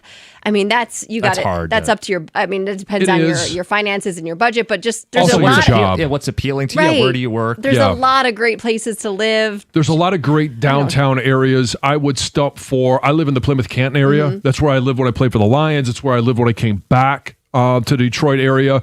Downtown Plymouth is awesome. Canton has a wide range of, home costs, and so it's right off of 96 and 14. You can get downtown. You can get to Ann Arbor. You can get over to, God forbid you're a Spartan. You can get over to East Lansing easy enough. You can get anywhere you want because of 270. You're close to the airport. So I'd stump for that. I say you want to stump for Rochester. I could. Clarkson's great. Yeah. Tecumseh. Yeah. You have to have dial-up internet. They got running water out there? You got indoor plumbing? Yes, we do. Oh, okay. No more outhouse. But you still have the outhouse just in case. Yes. Okay. Send them in every week. DearJohnJansen@gmail.com. It's DearJohn971. Hey, you could be a great driver, doing everything right and still get hit, and you probably never even saw it coming. It's life on the road these days, especially with more people out in the nice weather. And whether it's bikes, motorcycles, summer traffic's picking up, pedestrians, construction, the list goes on and on. If you're injured, call David Femininio and the accident response team. They're going to help you right away, and David will fight to get you what you deserve. When you're in an accident, get the right team in your corner. Call David at 855-65-CRASH. That's 855-65-CRASH, or on the web at getdavidgetpaid.com.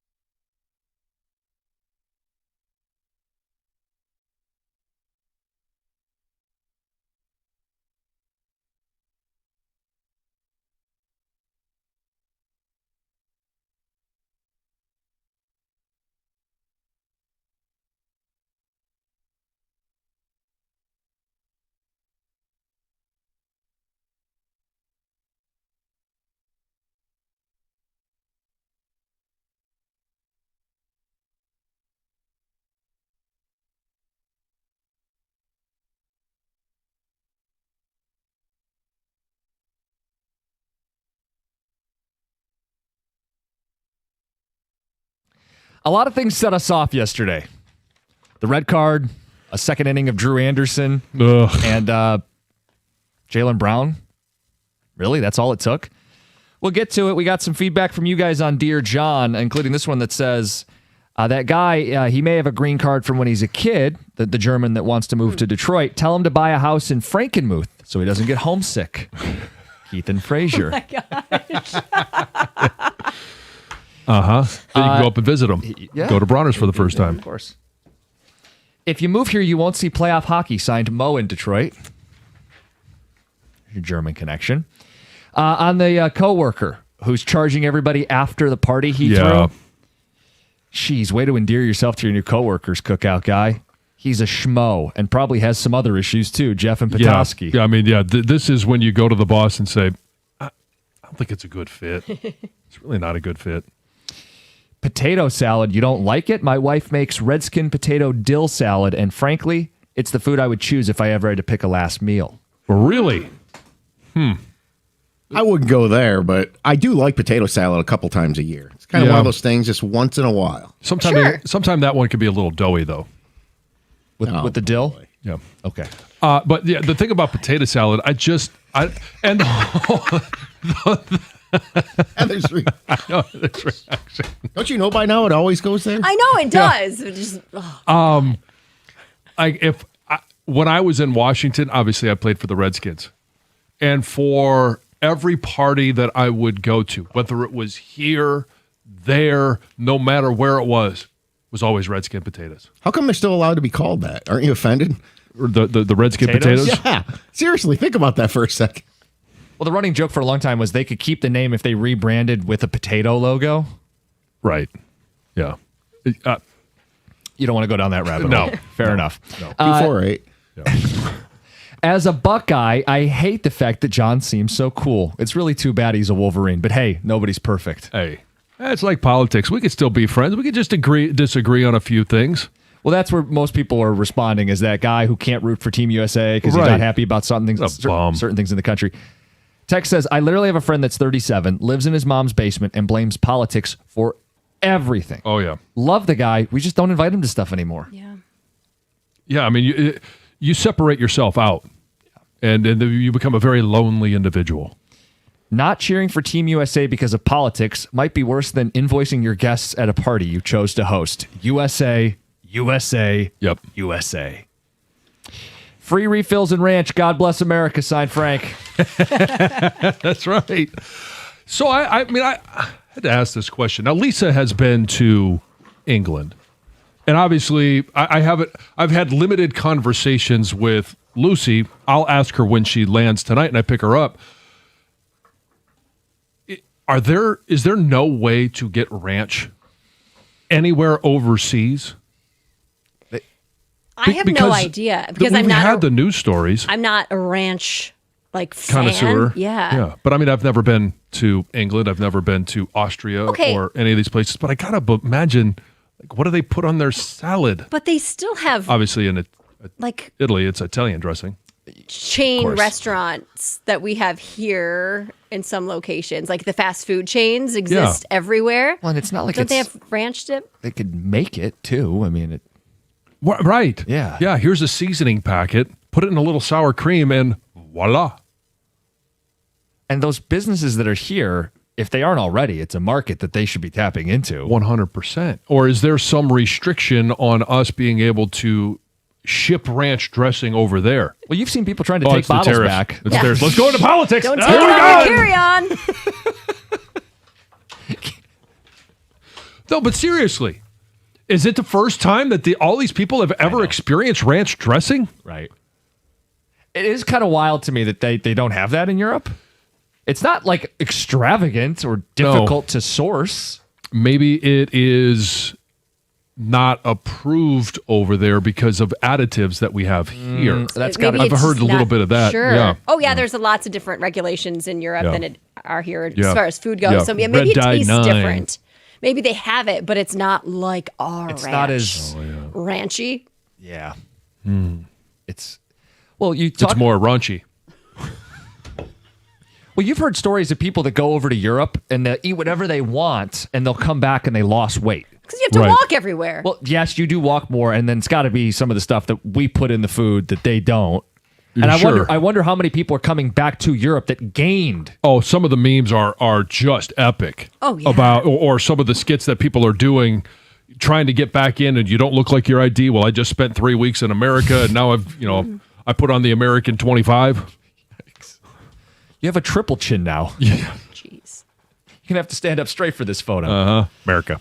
Anyway, we want to know what set you off yesterday because there was a few things. You had a red card that was ridiculous in the U.S. soccer game.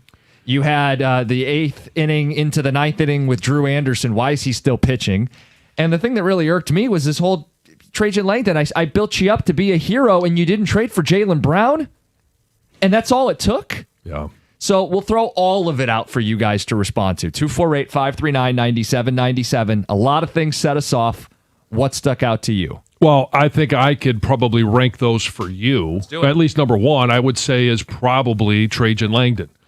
And the only counter to that, I would say, is So far. nothing is finished.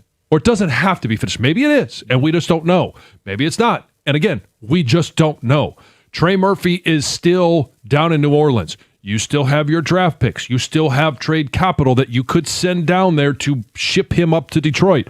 So it's still a possibility. And they have the cap space for it. So that's why I feel like, hey, I'm going to give him a little bit more time until I either hear from New Orleans or I hear from Detroit that, hey, we're good. We're done. So that's where I would say just pump the brakes a little bit. You could be upset because it's not Jaylen Brown. In the moment, like it's one thing if you told me Jaylen Brown, the Giannis trade happened. Okay, we couldn't have been involved with that.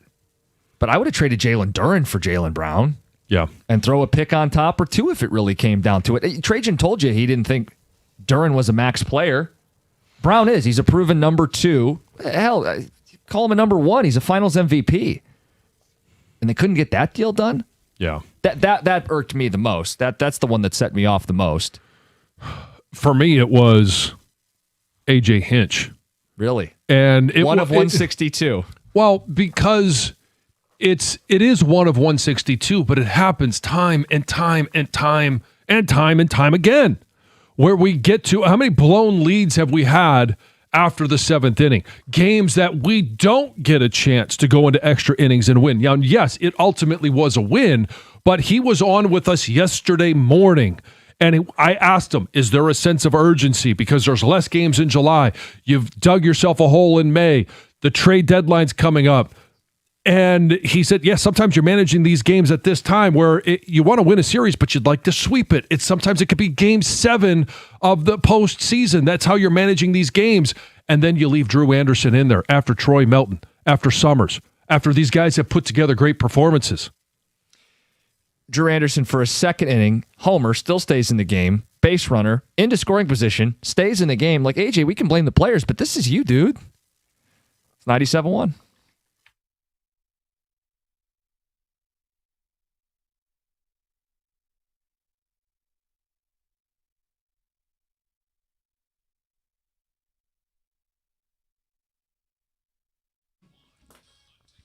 Brought to you by Moran Buick GMC of Sterling Heights. The United States has advanced to the final 16 in the World Cup after defeating Bosnia and Herzegovina 2-0 in Santa Clara last night. Flo Balogun put the U.S. up by a goal just before halftime. He was later sent off in the 64th minute after VAR called for a review, which resulted in a controversial red card. Down to 10 men, and with Bosnia and Herzegovina gaining momentum, Malik Tillman took a free kick just outside the box in the 82nd minute.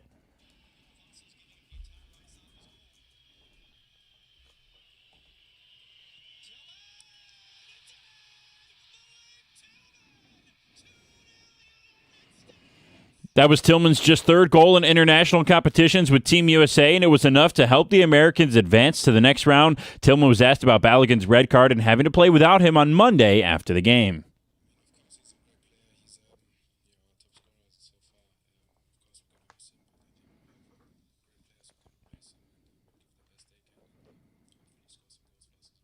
Monday's match against Belgium is scheduled for 8 o'clock in Seattle Monday night. The Red Wings signed Victor Arvidsson from Boston on the first day of NHL free agency yesterday. He had 25 goals last year with the Bruins. He was one of 6 free agent signings, including Grand Rapids forward Carter Mazer. The Wings also traded for Vegas forward Keegan Kolesar. Tigers back tonight against the Rangers after sweeping the Yankees yesterday with a 6-2 win in 11 innings. At the Corewell Health Sports Desk, I'm Brendan Shabath. For more, go to 97.1 The Ticket or Odyssey.com.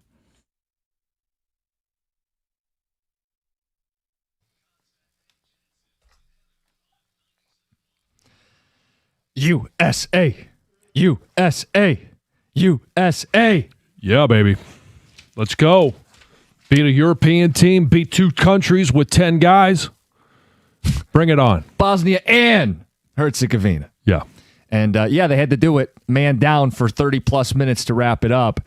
Ridiculous red card. And I say that as someone who is not a soccer expert. But if you're watching that first half and they're letting a lot go, and then the play in question happens, and in real time, it's not even awarded a yellow card, but we're going to slow it down. Everything you can really, in slow motion, start to put intent. It was incidental contact. It's unfortunate. Somehow it's a red card? I had a hard time with it, and I'm not the only one. We want to know from you guys, what set you off most yesterday? Was it seeing Jaylen Brown go to Philly for that? Hardly anything. Pennies on the dollar. Was it the ridiculous red card or what John said? I know it's only 101-62, but you didn't like how AJ handled the bullpen late. Not after what he told us in the morning and the repeated, matchups. And I know Drew Summers, all right, hey, he's in there for a matchup. He goes 2/3 of an inning, gets out, but he's been effective. And maybe he's only effective because of the matchups that AJ is putting him in. I understand that. Troy Melton was really good, 6 1/3. Twitch points out only 84 pitches. Right. So, I just don't understand that you limit him to 84 pitches. Drew Summers had what? I think it was 9 pitches. A couple of batters. You take him out. Why does Drew Anderson get 32 pitches? Well, he's a long reliever, John. But it's not like it was a 2-2 game and it was like, hey, we might need to eat a couple innings here. They were up 2-0. They were up 2-0. And then they get into the 9th, and it's when Jazz Chisholm gets on first. Okay, we all knew he was taking off and stealing second. But then to not even check the runner at second base, not to hold him on at all. I mean, he was halfway to third before Drew Anderson was even delivering the ball to home. Jake Rogers didn't even look at third base. He's sitting behind home plate going, I can't make this throw. Drew Anderson's a mediocre reliever. The idea that you have some long leash with him is wild to me. He pitches the 8th clean, no runs allowed. You bring in somebody else, right? Yeah. And even if you're going to roll with Anderson, when he gives up the home run to make it a 1-run game, I think you go, are we sure we want to do this? And then a base runner. And then that base runner steals not 1 but 2. It's like, are we really going to let this happen? And then the pass ball ends up tying the game. Right. Texters are pointing out, John, they did win this game. This guy says, John, what are you bitching about? They won. Okay, yes, they did. And ultimately, that's all that matters. But they just make life, maybe they make life exciting. I don't know. It's just, they make it so difficult. It doesn't have to be that difficult. They ultimately did win the game, and that's the entire goal. But they didn't have to go into extras. No. That was the lowest on the list for me just because they won. They won and 162 and...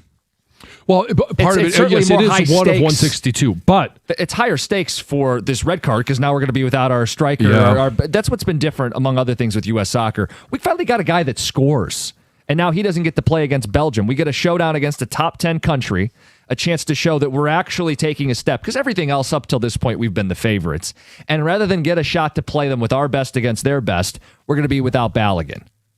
They were able to win and actually score another goal down a man against Bosnia and Herzegovina.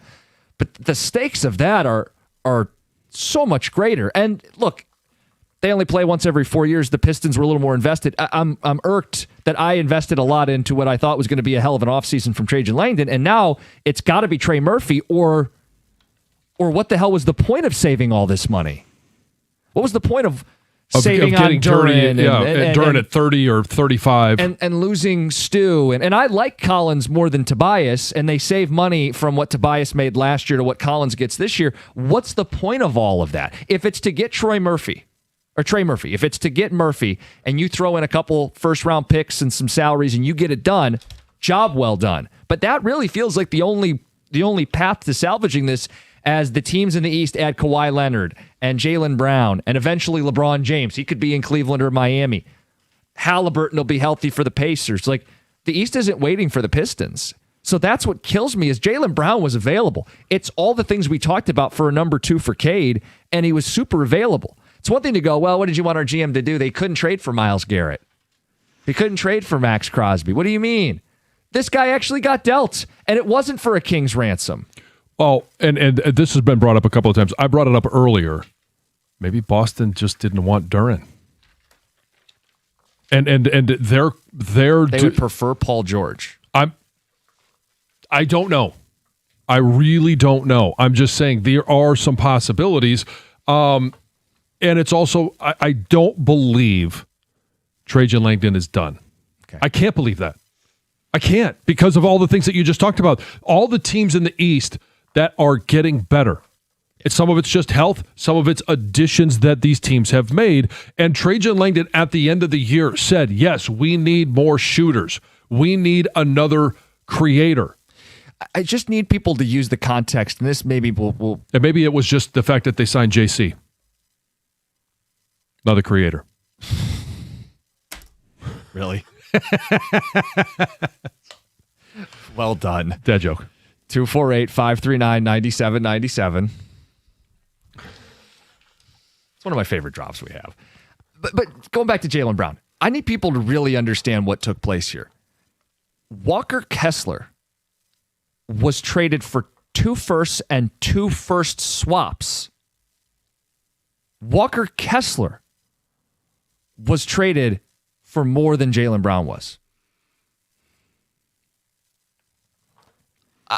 Is Jaylen Brown like secretly an axe murderer? Are there like bodies buried somewhere? He's a bad teammate. What? I don't understand this. I don't either. And like Walker Kessler's nothing special, dude. I think the Lakers would have preferred Duran, but I don't think they wanted to chance the fact that. But again, I go back to what did we say? Trajan is calling Jalen Duran's bluff. How many other teams, after having witnessed what you saw in the postseason, can he be a really good player in the NBA? Clearly. Yeah. We saw that through 70 games of the regular season. But was his market, how much was his market limited by what we saw in the postseason?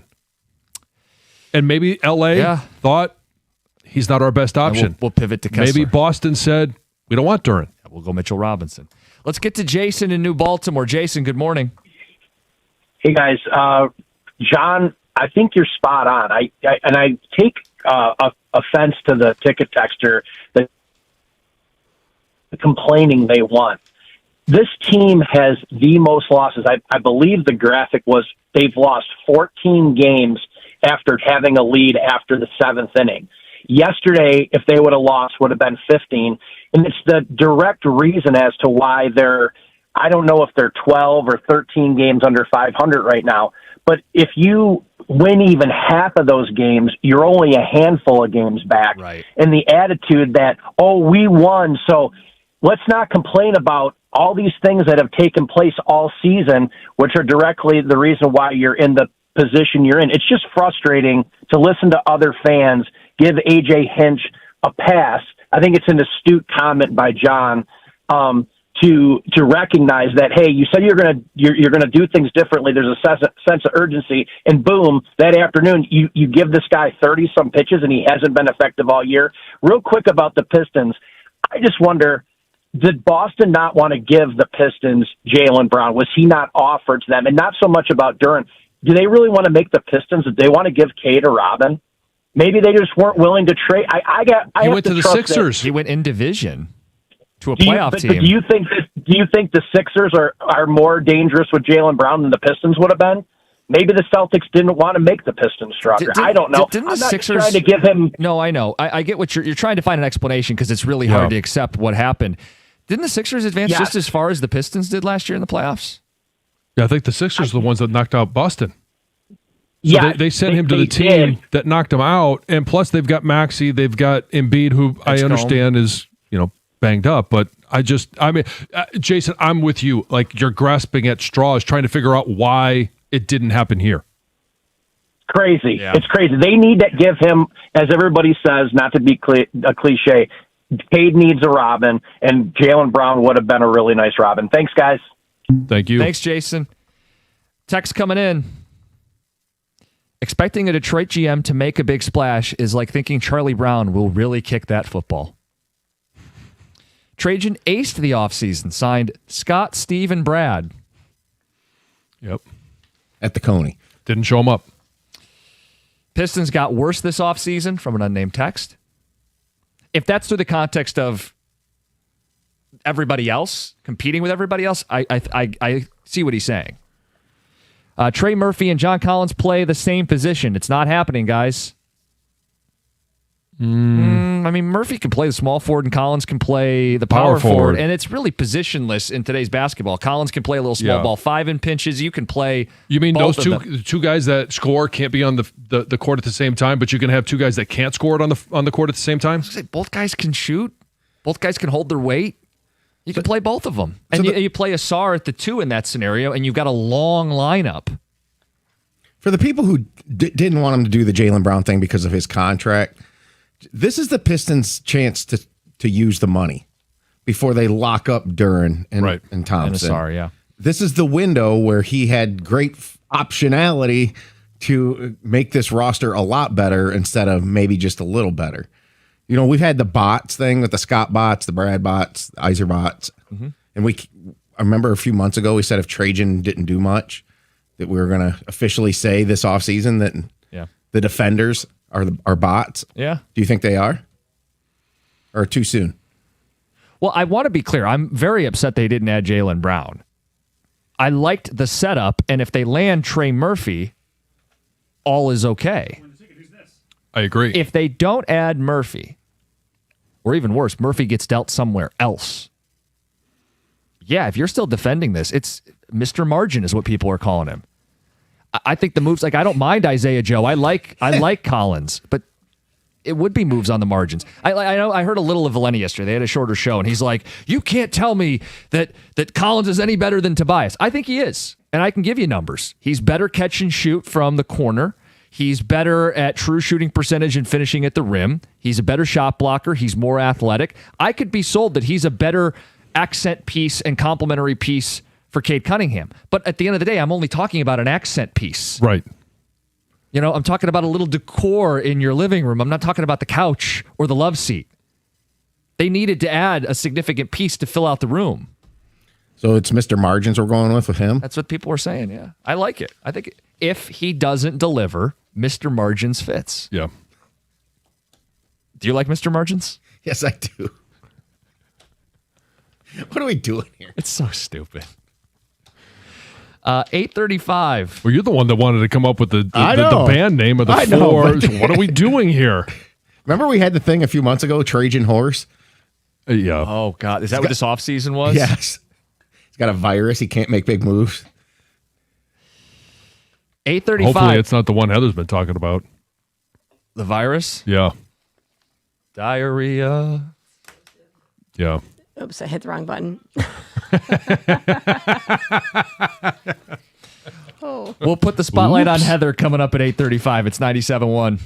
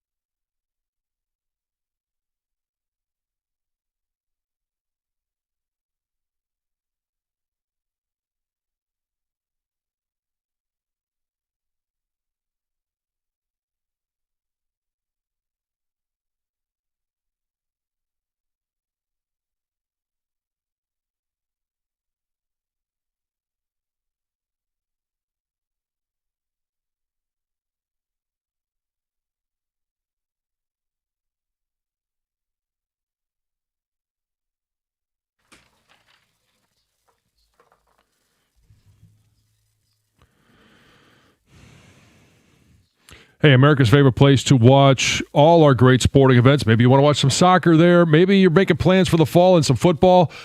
Should be at Stadium Swim, located at Circa Resort and Casino. Catch all the biggest games at a viewing experience built for sports fans. Chill in one of the 6 pools on 3 different levels for a perfect view of their massive 40-foot tall high-definition screen, located at Circa Resort and Casino in downtown Las Vegas, and it's right there on Fremont Street. Stadium Swim. Book your spot today at circalasvegas.com.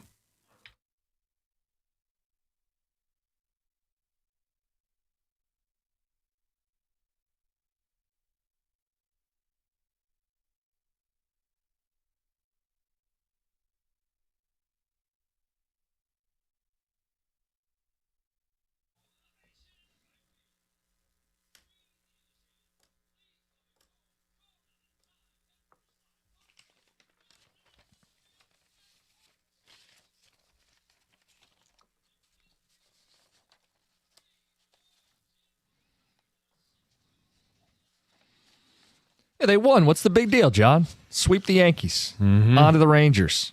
And by the way, quick programming note. This is an odd 3-game series. They'll play tonight. Right. They won't play tomorrow. Day off. And then they'll play on the 4th of July, Saturday and Sunday. World Cup, baby. Soccer fever. And we've worked the World Cup in this morning because I think people watched last night. Hey, it's a knockout round. And the U.S. won. Hey, it's great.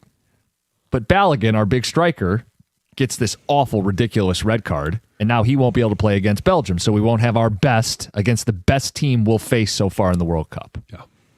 So we asked you what set you off yesterday. Was it that red card? Was it the bullpen for the Tigers? But they won. Right. Tigers and USA Soccer. Right. So it has to be Trajan Langdon. It has to be. Although people are But it's convinced not done. he can still win. And that's what this text says. I feel like everyone thinks they're smarter than these GMs. Stop judging so quickly. You have no idea what's going on with the inner workings. And John, you should know how this works. Right. That's why I say I've been the one that says pump the brakes. Like it's not, I don't believe it's done yet. But it's feeling like there's only one name out there now, Trey Murphy, and they can and should still pursue him. But if they don't, it's going to make me think Jaylen Brown was available and they didn't go for it. So let me ask you this as we go down this road of what could possibly happen. How many years, and I don't necessarily expect you to know this. I know we've talked about it. Trey Murphy, what does he get? It's 2 years left on his deal? Might even be 3, and it's a good deal. I believe it's like $28 million for this year. Okay. I'll get the specifics, but it's a spitball. It doesn't really matter. Yeah. I'm just wondering if there's a reworked contract into a deal that Trey Murphy signs when he's here, and they're just waiting to finalize things with Thompson and Duran so they know exactly what it looks like in the not just this year, but in the coming years. Murphy makes 27 this year, 29 the year after, 31 the year after. Okay, his so deal he's is a his 3-year deal. Yeah, his deal is his deal. Now, if they want to see where the Duran dollars and cents end up and get a SAR done, you just got to hope somebody else doesn't trade for Trey Murphy. Right. Because again, someone else could. Everybody else in the East is loading up, whether it's Kawhi, whether it's yeah. Jaylen Is there Brown. another team in the East that says, "Oh, wait, Philly's got Jaylen Brown now, and Halliburton's going to be back"? Like, okay, we need to get let's get in on that. Our guys. Yeah. Speaking of our GMs, we got the Coney bit. Tom's working on a band idea. Tex says our GMs are definitely in sync. Got a boy band going. That does work. Hopefully one of them splits off and has a successful individual career. Solo career? Yes. Who's they the do lead- have the song Bye, Bye, Bye, Bye, Bye, which you've got the drop. I was going to say, I mean, I could make Maybe an we appearance, should do a little bit with cameo. that. Greg can do some editing and put that together. Oh, that'd be great. Put that to music. Ain't no lie. Who's the lead singer in this band / boy group? Steve's been here the longest. Is it Iserman? He's the front man? He's the worst culprit?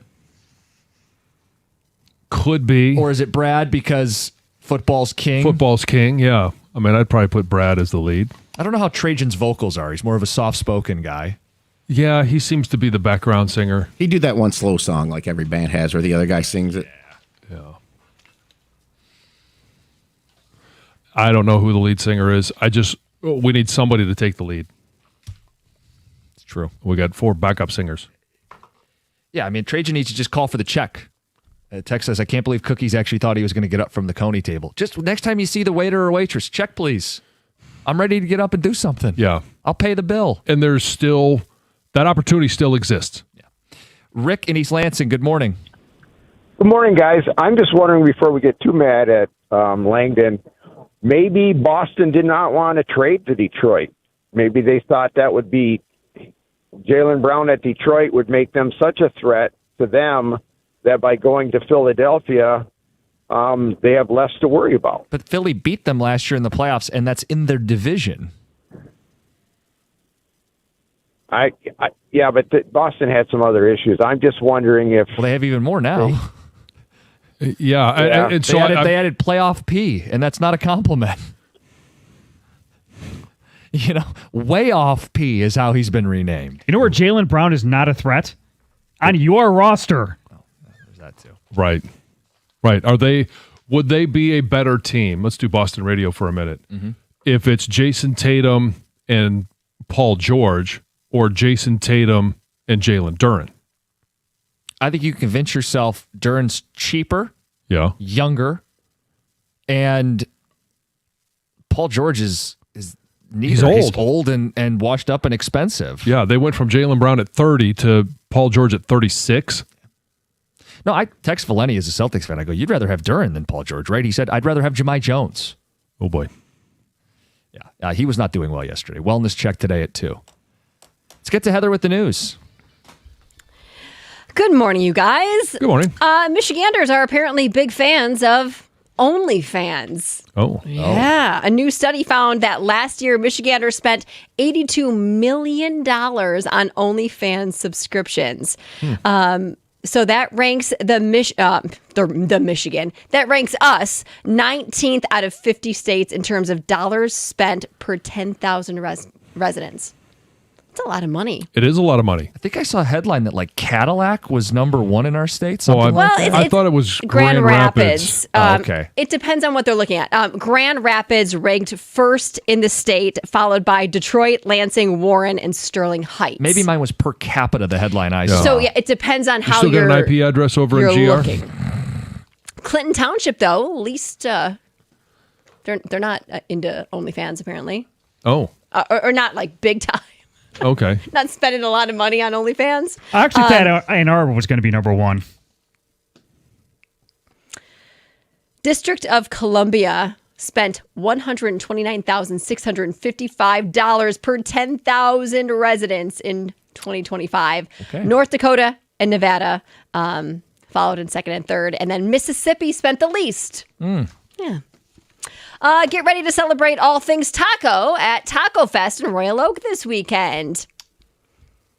Yes. Okay. Due to the extreme heat, John, in Metro Detroit this week, Royal Oak Taco Fest will be starting a day later than previously scheduled. So instead of starting today, it will begin on Friday. And due to this change, obviously, it's only going to be a 3-day event.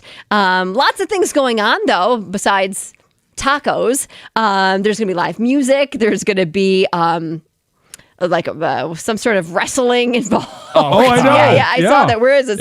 Some type of wrestling. Magicians, jugglers, a puppet show, bounce houses, face painting, all sorts of stuff for the family. Wrestlers. And they're going to have they're integrating splash pads and cooling stations because of the heat as well. What's your favorite kind of taco? What are you doing, John? It's a legitimate question. I prefer the traditional ground beef. Maybe dip in you like the some American queso. taco.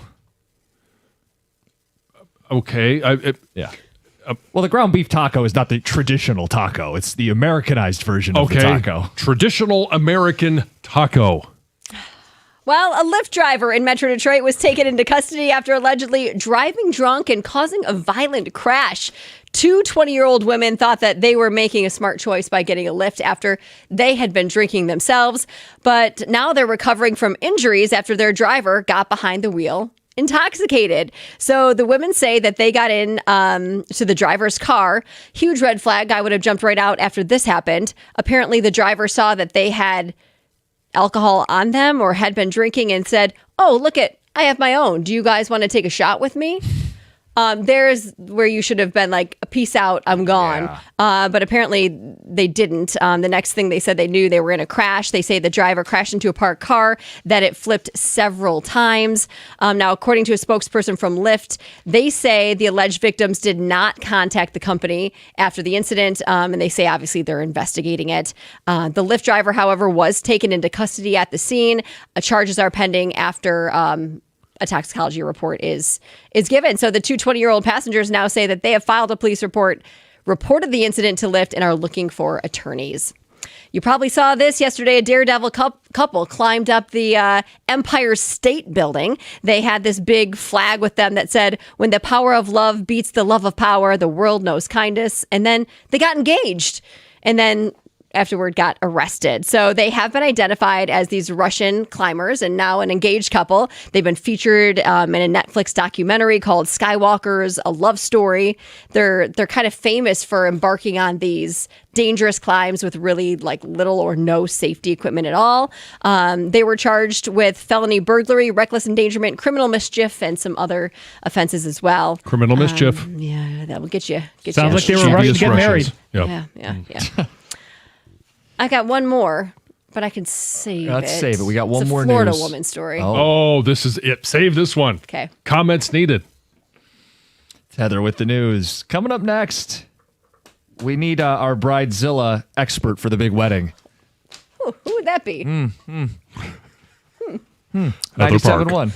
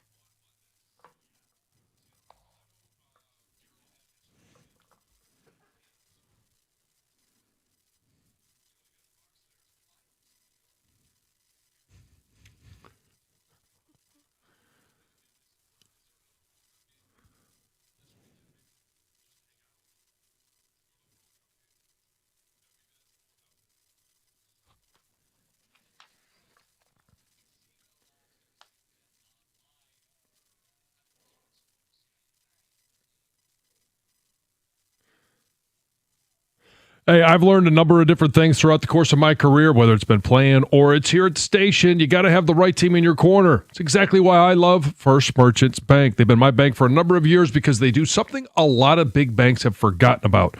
They take the time to actually get to know you. And whether I'm looking for a long-term growth or I just need a sounding board for a big financial decision, they provide the kind of sound advice and tailored solutions that actually work for my life. And with First Merchants, I never feel like I'm just another account number. I know I'm in control, and everyone knows I got to be in control of my situation. They give me the tools and the confidence to know I'm making the right choices for myself and for my family's future. It's about peace of mind, knowing your bank is as invested in your success as you are. If you want to feel that same confidence in your financial journey, all you got to do is visit firstmerchants.com. That's firstmerchants.com to learn how they can help support you and your family as well. First Merchants Bank, helping you prosper. Member FDIC.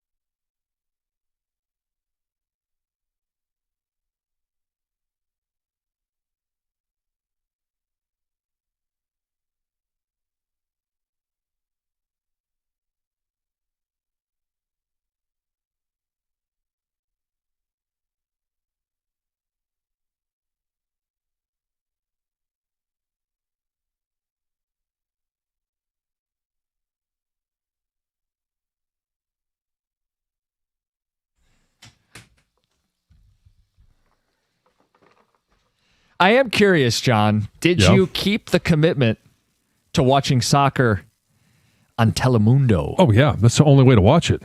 It's because I'm not into the terminology. Like I throw out there the pitch and 0-0. I think it's always funny. Oh yeah, the U.S. won 2-0.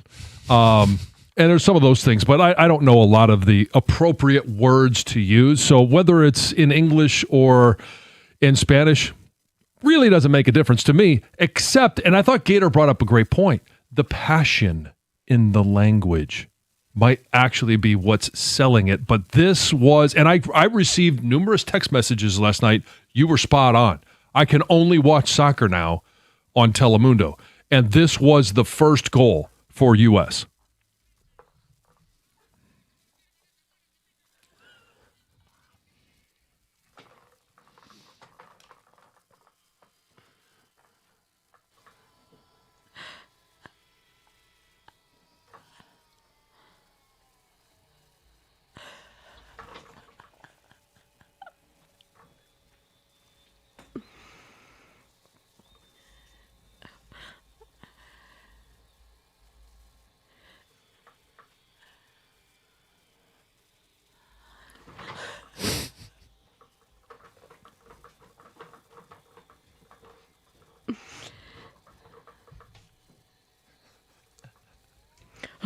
Whoa! Yeah. Is that not awesome? 3 goals for 1 goal. A little flair at the end there. Yeah, I thought he was I think he was actually, he was in sync with his third goal with the beat that was going on in the stadium. He's feeling it. Yeah. That was Balogun. Awesome. That was before he was drawn and quartered and was unable to finish the game. Right, yes. And the U.S. had to beat 2 countries with 10 people. Yeah. The ridiculous red card. Like, you want people to get into this sport. A whole bunch of people got turned off last night. Well, yeah, stop falling down like you're dead every 30 seconds and then get up and run around. But that one was so bizarre. And I mean, okay, and people bring up other things that have happened in the World Cup that are much more egregious than this. But if you're a superstar, I think Ronaldo had one earlier that I've seen. Messi too. There's a photo going around. So it's if you're a superstar, you don't get that same treatment. Which, okay, that's not rocket science. That's what happens here every NBA game. But that's not my issue. Is like star call versus not a star call. On the pitch live, they didn't even think it was a yellow. Right. They weren't calling anything for the first 60 plus minutes. And that's a red only on review. Only when we slow it down and really nitpick it are we going to take him out of the game. And now he doesn't get to play against Belgium. Yep. It's ridiculous. And I say that as the most casual of casual soccer fans. This is all anybody cares about. It's the knockout round.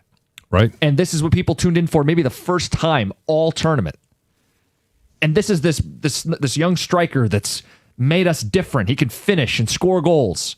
And now we're not going to have him against Belgium. He didn't get to finish that game. Right. For what? If they had said, I don't know how it works. If they reviewed it and said, hey, it's a yellow. All right. For that to be a red card felt ridiculous. It did. And I was watching somebody, he was on ESPN, so apparently he must be a soccer expert. And he didn't speak fluent English, so he must be a real expert. Saying that like there's 3 parts to this. One of them had to be intent to harm. Couldn't even see his foot. Right. And so, yeah, he clearly was going for the ball. And, okay, if you want to get whatever the penalties are in soccer, he tripped him, he knocked him to the ground, fine. But to go all the way straight to the red card upon review just seemed bizarre. And most people are saying it's weak. Yeah. Even in the moment, they were saying it's weak. On the broadcast. That's from soccer people. So that's how I know, hey, this isn't just like casual soccer fan upset that his team got a bad break. Right. This is almost universally accepted as a weak call. It was incidental contact. That's what it appeared to me. Especially live. Like, I really get irked in all sports. If you slow stuff down and look for a penalty, you can find a lot of stuff. But if it's 2 guys and they get kind of tangled and one foot lands on the other one, okay. Yeah. It doesn't look good. But it wasn't intentional. It wasn't aggressive, overly aggressive. No. So it's frustrating, especially when it's It's complicated because you don't even know if a guy goes down, if he's actually really hurt, or if it's just the drama he's trying to show that, I was knocked to the ground. I'm disabled for 20 seconds, and then I'm up and running again. Tech said that call was almost as good as Wowie has trouble with the snap. Well, I'd like to hear that one on Telemundo. I'd probably appreciate it more. Can you teach Doug how to do that when Michigan scores a touchdown? Oh, that would be awesome. He's a soccer guy. Yeah, let's see if he could manufacture a couple of those. Wow, John, really? The Telemundo highlight made me not want to listen to Telemundo. How freaking annoying is that guy? No, then Have some don't. fun. Yeah, come on. Enjoy life a little bit. Try something different. David Clarkston, you're on 97.1. Yeah, I think yesterday on that red card, I think they did it on purpose so USA can't win the title at all for the odds of betting. I think they're involved in gambling just like the other sports. FIFA not exactly the most above-board organization, but I don't think they were really worried about the U.S. winning at all. Yeah, but now in the next round, he can't play. Yeah. The people's got odds for them to win the next round. Now he's not going to be eligible. So, I would buy that they were overexposed from a betting risk. Like a lot of Americans probably just threw some money down at the start of the tournament to see what would happen at long shot odds. I have no doubt that the books probably were carrying a burden, but this wasn't for the title or to play in the final or to play in the semifinal. No, and we're not out. We're still going to play that game Monday night, and we're still going to win that damn game. Right. But how many games is he out for? Could he be out for 4 games all the way to the final? I think it's he's just out for the one. You can't appeal it, but they can't extend it. They can't do anything. It's just he's going to be out for the one, and after they beat Belgium and they move on to the next round, he'll be back. Okay. You said when? Yes. When? I believe it's a coin flip for this game, even without Balogun. If it tells you, people might think, John's just doing the USA routine. They could still win this game. Well, in large part I am, but I still do believe that they're going to win this one. That's why I'm adding a little bit of context. Like it's a coin flip on some of the major books. On the odds. Let's get to CJ in Belleville. CJ, good morning. Hey, good morning, guys. Thanks for taking the call. Just wanted to chime in on the Pistons and what they got going on there. Yeah. Express that I have very low confidence in Trajan Langdon and what he's doing. And this goes back, to that. And I'm paraphrasing a bit here. Him making that statement of we don't know, we got to see what we have. I thought that was just crazy. But with this situation right now, this is what I think happened. I think he put all his chips on the table, all his cards on the table, looking to get Austin Reeves, and the Lakers blew that thing up. And now he doesn't know what to do. And not to mention, all the rest of the free agents are pretty much taken at this point. So where are we at now? So you basically traded Isaiah Stewart for Isaiah Joe, which I love the name Isaiah Joe being on, look, and that's great. Maybe we have to have an Isaiah on the team. We're tight for time, CJ. I got to let you go. But hang tight. We'll get to you. 97.1.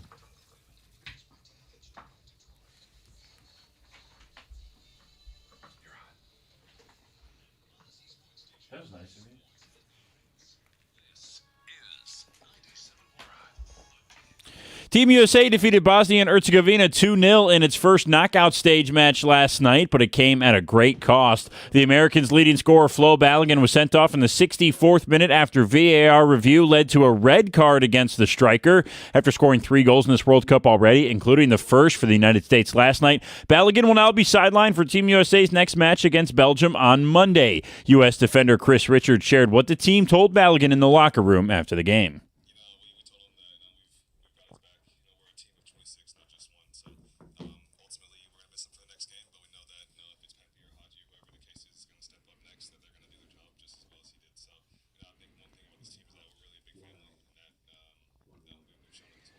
The next match on Monday comes against a Belgium team who was lucky to even be there. They trailed Senegal 2-0 last night until the 83rd minute when a goal made it 2-1. 3 minutes later, Belgium scored again to equalize and force extra time, where they won on a penalty kick in the 125th minute. Belgium and the U.S. will meet at 8 p.m. in Seattle on Monday. The best named player in the NHL was signed by the Red Wings yesterday. As part of their Day 1 free agency haul, the Wings signed 26-year-old Swedish defender Wilmer Skog to a 1-year, 2-way contract. This will be Skog Cougs' second year in the NHL after 3 games with Florida last year. Tigers face the Rangers at 8:05 tonight here on 97.1. Our pregame coverage begins at 7:40. At the Corewell Health Sports Desk, I'm Brendan Shabath. For more, go to 97.1 The Ticket or Odyssey.com.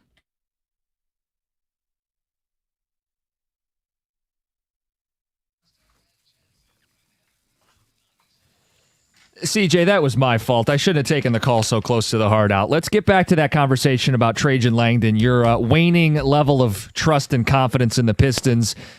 Good morning. You're on 97.1. Yeah, not waning on the Pistons, just Trajan Langdon. I don't think he had a plan, man. I think he put all his cards on the table to get Austin Reeves. That didn't work out, and now he's stuck in limbo, and we're not going to make any improvements to this team. I love they bring in Isaiah Joe to space the floor. Like, that's great. We need a shooting. We need another guy who can get his own shot. So now Tobias is gone, even though he was an older guy. He was a guy who can get his own shot. So my wish, because I don't think they're going to land Trey Murphy, because I think the asking price is too high. So my wish is hopefully this Okoro kid can play. He looks like he can play. He's a 19-year-old kid, so we'll see how that works out. My wish, make a move, go get another guy from the Pelicans, DeJounte Murray, who will fit perfectly in the backcourt with Cade Cunningham. Guy can get his own shot. We have floor spacing now with shooters. We got to do something to improve this team. The way I see it now, he's destroying this team, and we're getting worse and not better for this upcoming season. And that's all I got, guys. No confidence in Trajan Langdon. All right. My concern with DeJounte Murray, not a good three-point shooter. And once upon a time, Atlanta tried this. They had Trae Young, and they added DeJounte Murray to be that second guard, and famously didn't work out very well. They got to do something. You don't make these moves. Moving on from Isaiah Stewart, saving money at the power forward spot, saving money on Jalen Duren now that you've worked the market and there is no market and you're going to get him at your price.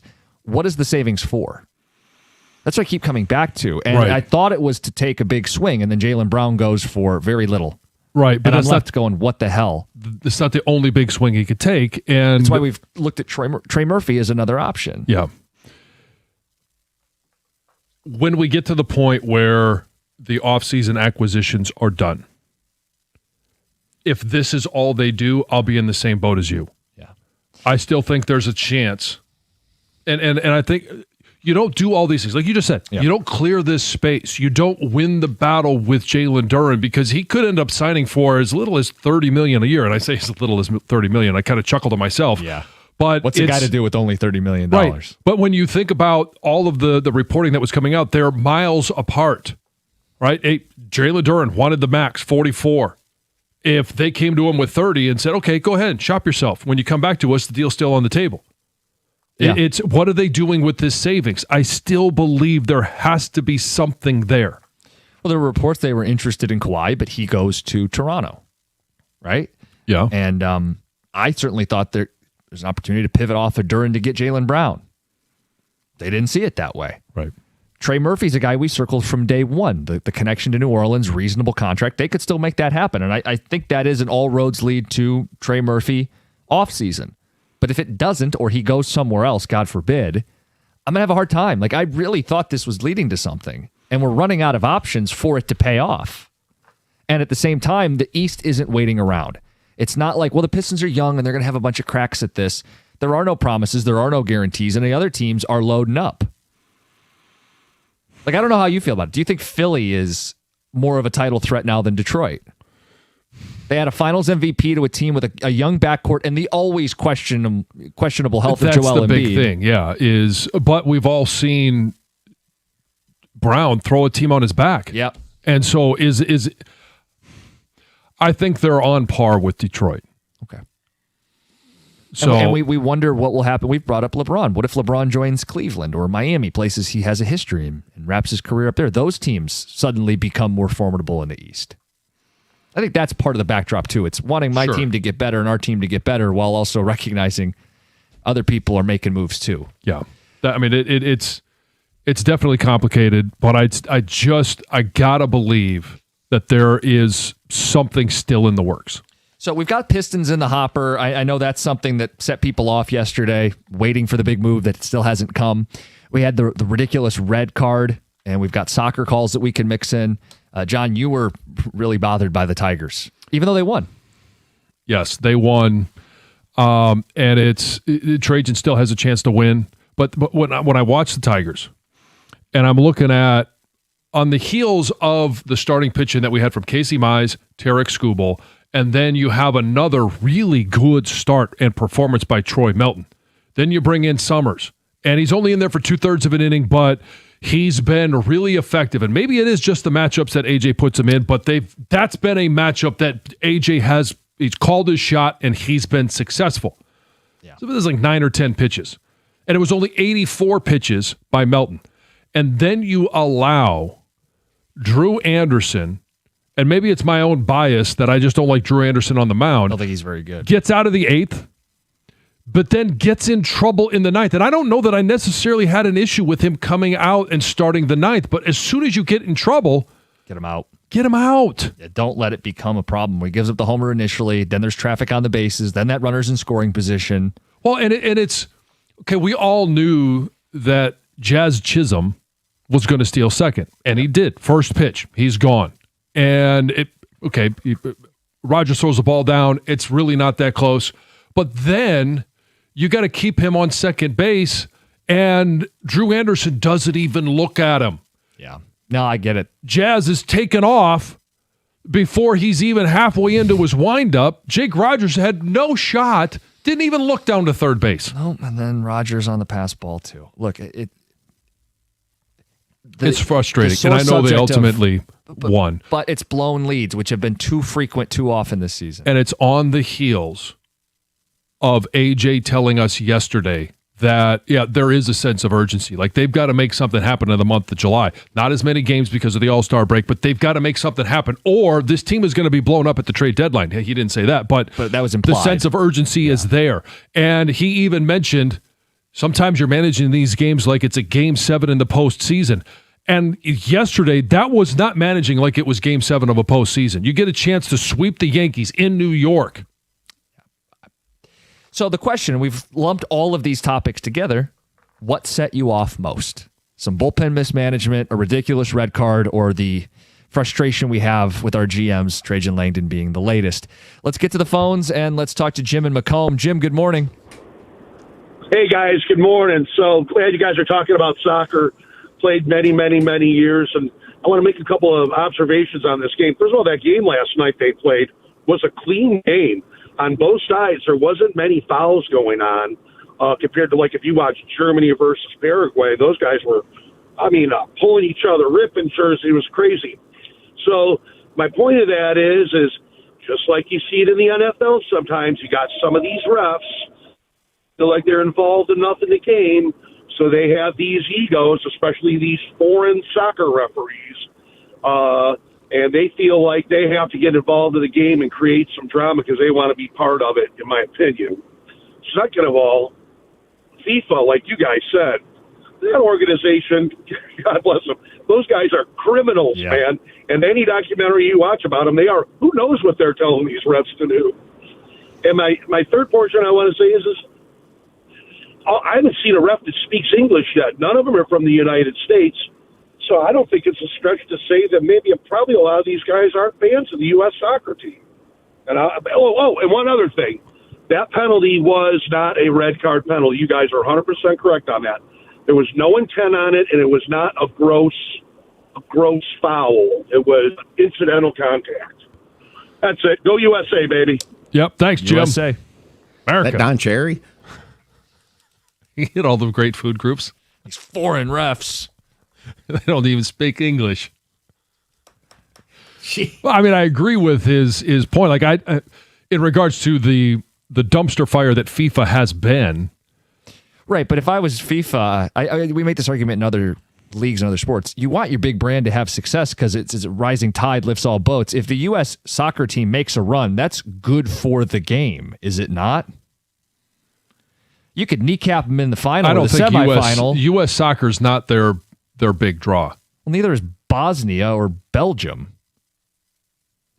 No, but it's France, it's Spain. Yeah, look, I get it. If Germany, how's that working out for them? Oops. But I would think like the the emerging soccer buzz in the United States, the host country, you'd like to see him make a little bit of a run. If you were truly a, quote, script writer, which is the implication we've gotten from a few phone calls. If I was writing the script for the World Cup, I'd go, give me the U.S. to win, not one, they've done that before, but multiple in the knockout round. Mm-hmm. And then I can write them out of the script. Sure, yeah. Let's get them a little bit further. Yeah, if you're really just wait till they play Spain. Yeah, and then Spain. Yeah, that's fine. Yeah. So I don't know that I buy this grand conspiracy. I'm not buying into the conspiracy either. I just think it was a BS call. There are bad umpires in baseball who are just bad independently of some conspiracy. There are bad referees in the NFL. You know the ones you don't want calling your games. Mm-hmm. And yeah, maybe it's a bad ref because I can't justify that. That looked incidental. And there's a soccer guy calling in backing us up. Yep. Let's get to Sheldon, Highland Park. You're on 97.1. Hey, guys.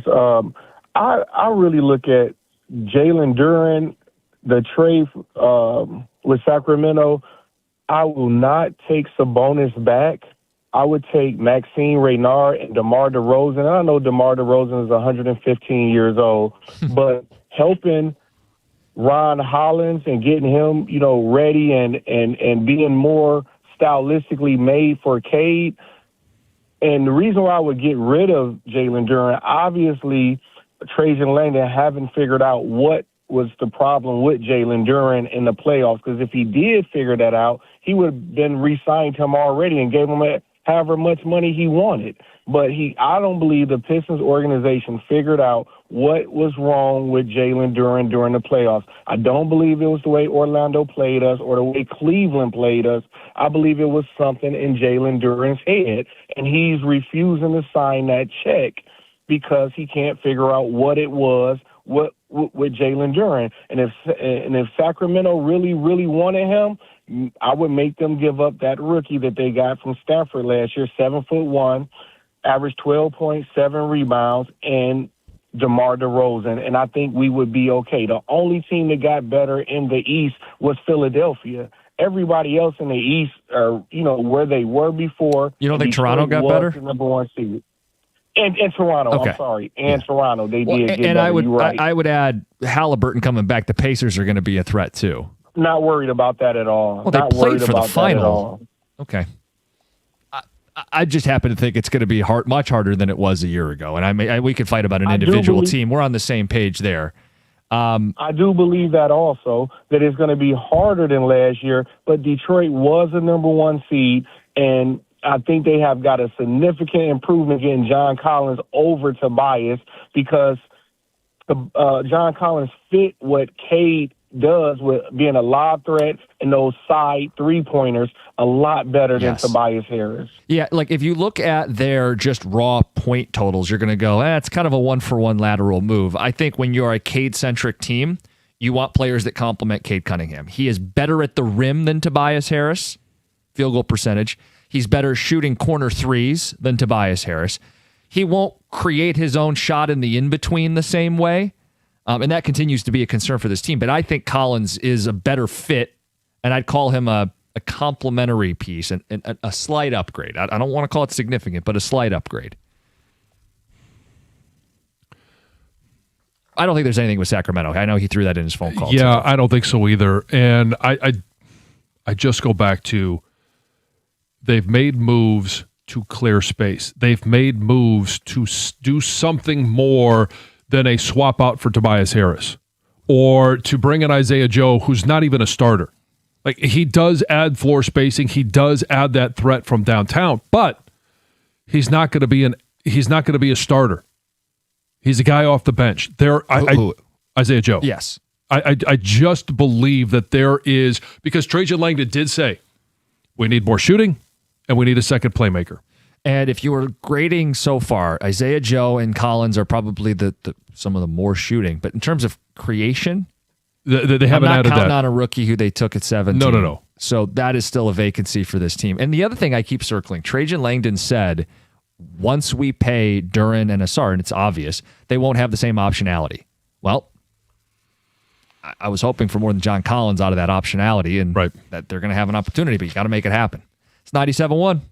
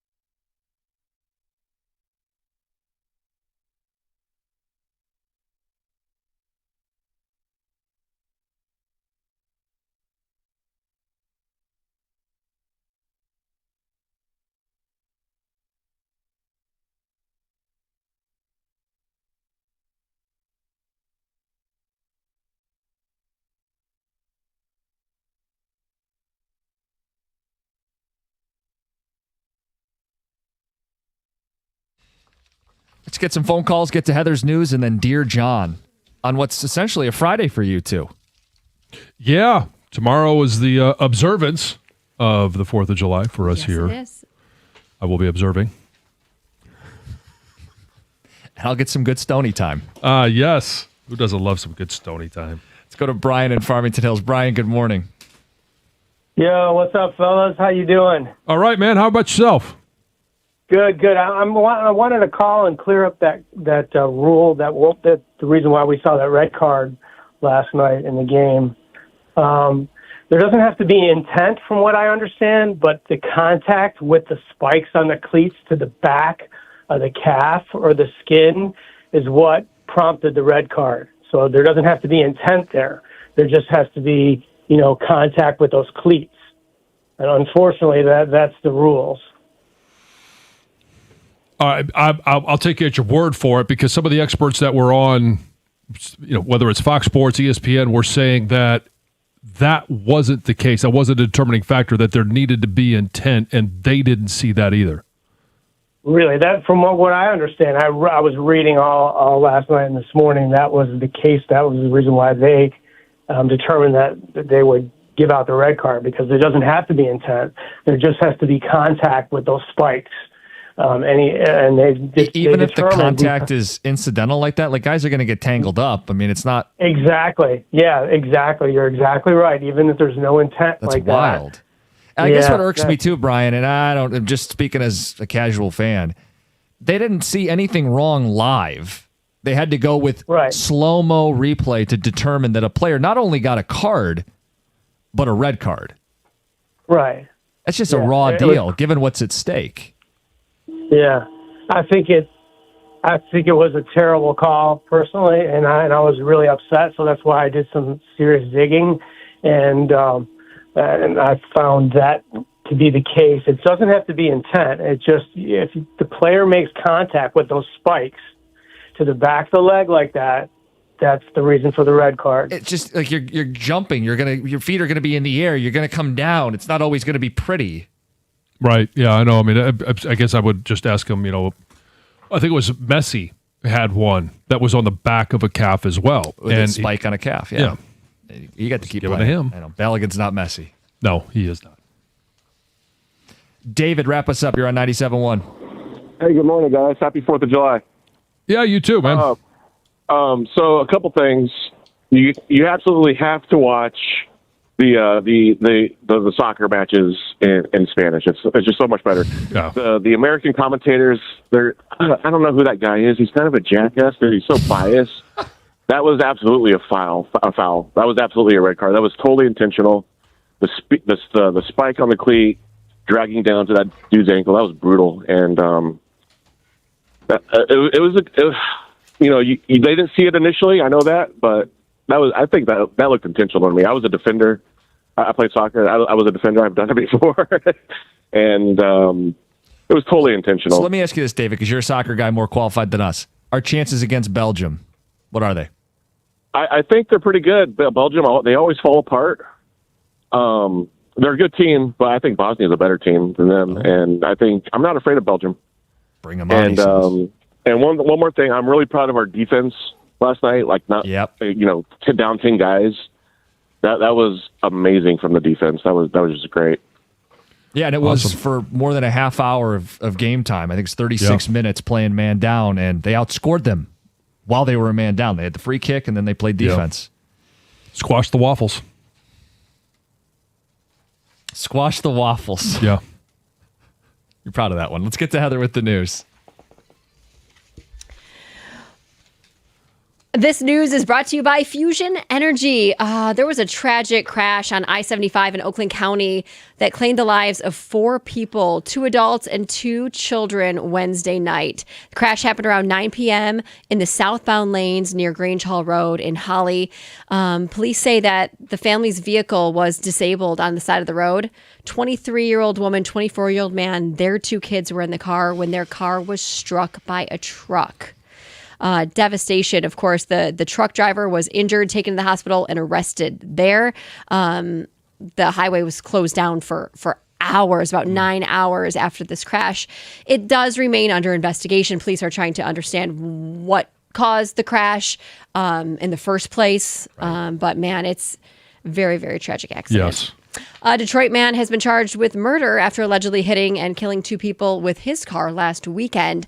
Wayne County Prosecutor's Office said that this 29-year-old man was drunk when he crashed into 2 pedestrians while they were trying to cross a road. Happened last month. He was arraigned on Wednesday on 2 counts each of second-degree murder, operating while intoxicated, and reckless driving causing a crash. Faces up to life in prison if he is charged. The Big House, John, at the University of Michigan could be at risk of giving up its title as the largest stadium in college football. Oh, no. Penn State is spending nearly $700 million to renovate the west side of Beaver Stadium, and current plans suggest that the facility could expand enough to surpass Michigan's stadium. It's the official capacity there. So It's a lot of Beavers. It's going to hold a lot of, they say it's expected to hold 108,000 people. So that will surpass Michigan's, who's hold over 100. Officially. Yes, Yeah. 107,000 and a little over that. Good So- move, Ward. Yep. Let's get to this Florida woman story. It's always going to be an interesting story when you hear Florida attached to the Oh, name. sure. So Yeah, Florida. We usually have the Florida man stories. this is a Florida woman. She was recently caught with cocaine in her butt that she insisted wasn't hers. What? So she was pulled over, and police eventually had to pull her out of the vehicle because she refused to cooperate with them. She buckled her seatbelt, tried to lock the car. So she was arrested on resisting deputies. She was transported to a local jail. And once at jail, she was doing the intake process, right? She had to walk through an X-ray scanner, and they say they detected an anomaly in her lower region. Oh. So they took her back to one of those rooms, right? And she was seen, quote, trying to cover her buttocks area with her hand. When she moved her hand, It fell out? a baggie of cocaine fell out to the floor. Oh. And she immediately said, that's not mine. Of course. That is not mine. So- she Well, said, how did it get there? well, somebody must have placed it there, John, during a sexual encounter. Oh. Well, police didn't care how it got there. She was then arrested again and charged with contraband in a correction facility. Huh. Her claim is that someone didn't know it else was there. Not mine. misplaced cocaine in her butt. Yeah, it's not Right. mine. Somebody else put it there. I mean, would you not know something was there? Well, clearly she knew because she was If she trying was to covering cover. it up, yeah. Maybe she just thought she had to poop. But Yeah, maybe that's what it was. yeah. Like she didn't want to soil the intake room. Okay, then. Thanks. Only in Florida. Well, Subway has this hot new menu item that customers are apparently afraid to eat. So Subway just unveiled the Sub Dog. Have you heard of this yet? It's a nearly half-pound all-beef hot dog served on the chain's signature bread, loaded with, customizable toppings. It's here for a limited time. And Subway says that the Sub Dog was designed to put a fresh spin on a summertime staple, and they say it is here to settle the sandwich hot dog debate once and for all. But a lot of people can't focus on that. Instead, they're focusing on the hot dog's grayish color. Oh. And there's videos on social media of a girl ordering it. And it comes out gray? It doesn't look like a hot dog. Oh, no. It's dark gray. Oh, so it looks more like a log. A turd. Yeah, like burnt. Maybe. A burnt turd. Or I don't know. It doesn't look natural Your at all. description is amazing. And everyone is saying this looks so unappetizing, and it's the color that's off. And people are now more interested in the ingredients than the settling the hot dog sandwich debate in general. Yeah, no thanks. Heather with the news. Dear John is next, 97.1.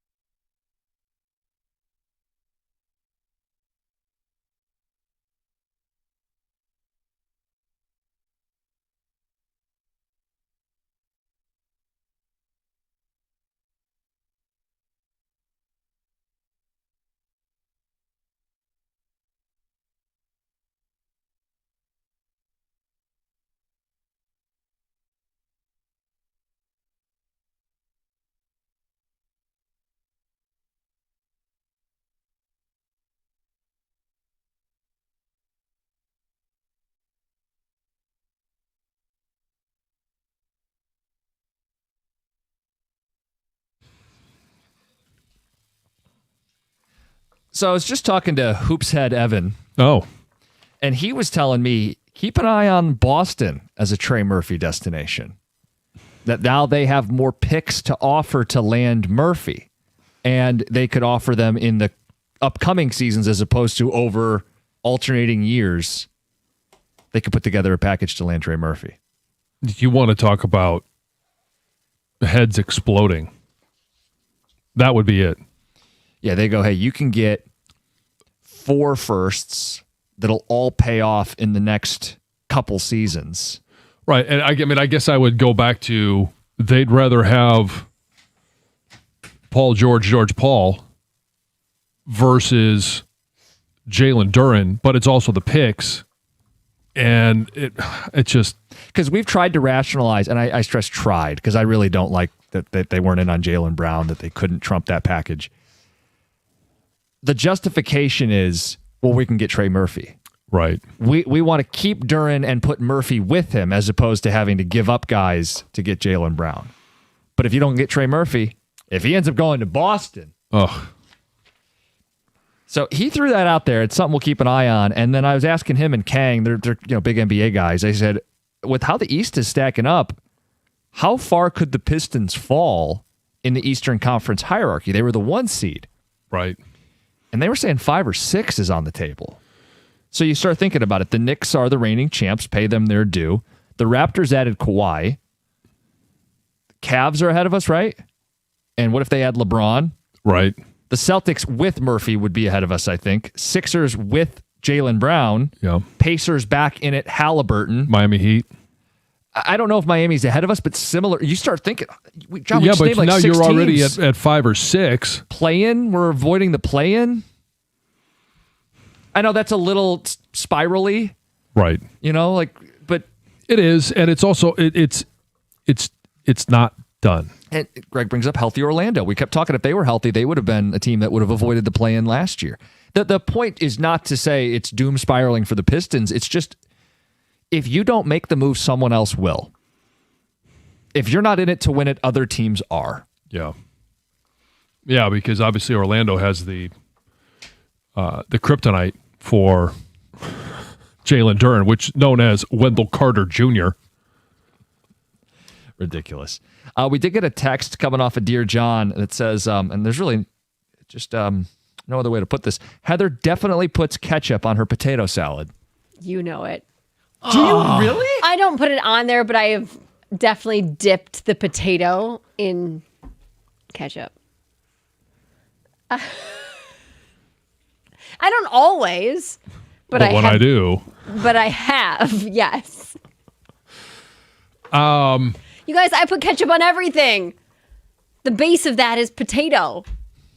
So you dip it in mayonnaise. It's no different now than a you're French mixing fry. your mayonnaise know. and your ketchup. But people do that with French fries anyway. There's people who dip their French fries in mayo. Well, okay, you just ruined a French fry. I'm serious. Yeah, I've seen that happen. But you don't like mixing ketchup and mayo, John? I don't eat mayo to begin with, so you no. don't eat a Whopper like with mayo on it? No. Okay. I don't either. No, I won't have anything with mayonnaise on it. You and I are unified on that. And that's part of that's potato salad's just drenched in it. It's just soggy. awful. Yeah, and then it let it sits in the sit out in the sun for a little while. See, you You guys got to get- go up there and shoo away the flies. Right. You got to have somebody that makes it good, not the Kroger brand. Good potato salad is good. I rarely eat it. I cannot remember. The last time I had potato salad was almost 5 years ago when I was pregnant with Emily. That's all I wanted. I wanted potato salad. What about chicken salad? I know Heather, no. But No. But No? No, I mean, Tuna the whole salad? salad Pasta term kind of salad? turns me off. No. Tuna I will have a salad? bacon salad. You won't have tuna salad? No. The whole salad thing turns me off. My tuna's got it. I prefer it as the appetizer when they serve it raw. But other than that, I mean, I'm not into the canned tuna. Been sitting there They for have how it in long? bags now. They come in bags? pouches. Yes. Oh, I pouch? travel with Tuna pouches? a pouch of tuna. Do you? Because I Like can a order a snack? salad, and normally they only have like chicken as like an additive, so I can just So you pull the tuna out of your purse. I do. And add it to yourself. When we went to Shanty Creek, I brought a tuna pouch. I didn't even notice that. I didn't eat it. I didn't use. There was enough food for me there that I felt satisfied. But I always will have it in case I need like extra protein. Do you travel with salt and pepper too, and maybe your own ketchup? No, I don't. No, I don't. Is that because you prefer the ketchup refrigerated, or you leave it out of the refrigerator? Doesn't matter. Okay. Cold or warm, it's fine. All right. Huh. Interesting. Well, yeah. Well, yeah. At least we have joined forces on the no mayonnaise. No potato salad. No I knew mayonnaise. at some point. It's only taken us a couple years. We would find common ground. Into year 3, and we have figured found it out. Yeah. So we can knock out a couple calls. Let's start with Chris in Dearborn. Chris, you got some thoughts here on 97.1. Hello. I was just wondering what your guys' take on the Pistons Trajan getting rid of Sasser when, if you look up his career numbers, 3-point shooting got better every year. And I just felt like he never got a fair shake here. And cheap option, 1 year left on his deal for $5 million. And I honestly believe that he just tossed him out for nothing. And you're chasing shooting, and if you gave him more of an opportunity, he could have been one of the shooters then. So I don't think the deal is official. I don't think it's official because we don't even know what they're going to get in return. But I know Dallas was calling. That's Yeah. what you're talking about, right? Yeah. Yeah. I think this is just reality of if you're going to draft Okori, who they think is a higher ceiling, a first-round pick just outside the lottery, and you paid Dennis Jenkins, is Sasser the fourth point guard? Right. I mean, they only have so many spots. Yeah, get what you can for him at this point. Yeah, I mean, it's not like he was a huge impact player. And I know you're saying he could have been more, and there were a couple moments in the playoffs left you wanting more, but I think he's just the casualty of you only have so many roster spots. They think they have upgrades in Jenkins and Okori. And I don't know what they're going to get back, like second-round picks? Maybe. Yeah, I mean. Yeah. A pick to be named later. Right. Cash considerations. Somebody to throw in the Trey Murphy deal. Yeah. Yeah. Whatever it takes. Yeah. You got some vacation coming up. Excited for you? Yes, and Lucy is on her way home. She did text me that she is safely on the plane. She is airborne, so she will land in Detroit this evening, and I'll get a chance to hear everything else that's going on with the travels. How long has she been away? She's been away for about almost a full 2 months. And she has done a ton. She has. She has traveled all over. Good for her. She was doing the foreign study in Florence, Italy, and she has been to Spain. She's been to. She's coming from Austria. There were layover in the Netherlands. So yeah, she's been all over the place. So I am excited to hear. First of all, excited for her to be home safely, but then excited to hear about everything that she's seen that I may never see in my life. You can. I can, yes. That's not what I said. I said I may never see in my life because, yeah. Have you ever been to Europe? No. Never? No. Do you have a desire to? Only because my wife does. And you do not. I do not know. There's plenty of places that I would like to see here without having to leave the Fair country. Or I could go north of the border, which I enjoy doing that. But no.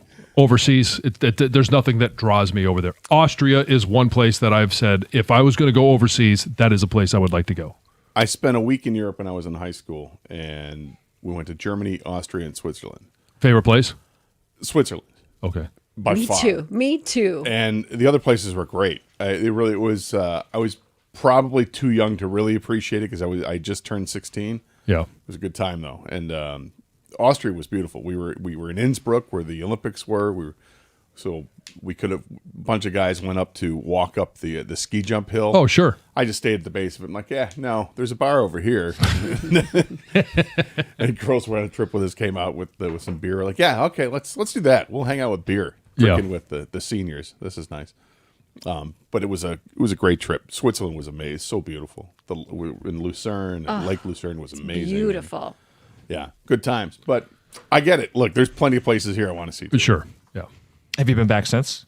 No, I haven't. I've had a couple of opportunities to go, and I passed on them. One I regret a little bit because it was going to Sweden, and it was really an awesome situation. And it didn't work out to be the right time for me. So Alas, another time. I'd like to. What's on the show today?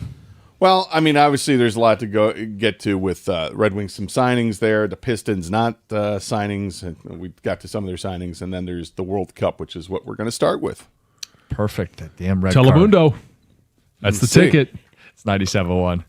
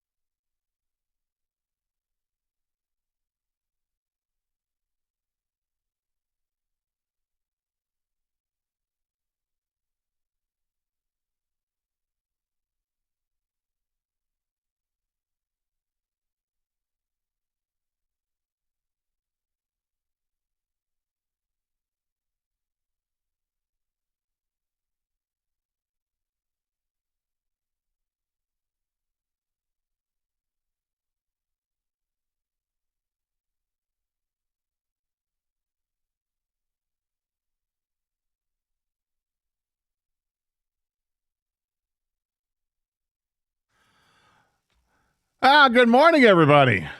Oh, it's nice and cool and breezy outside. No, not even close. It's brutal out there, and it's no fun.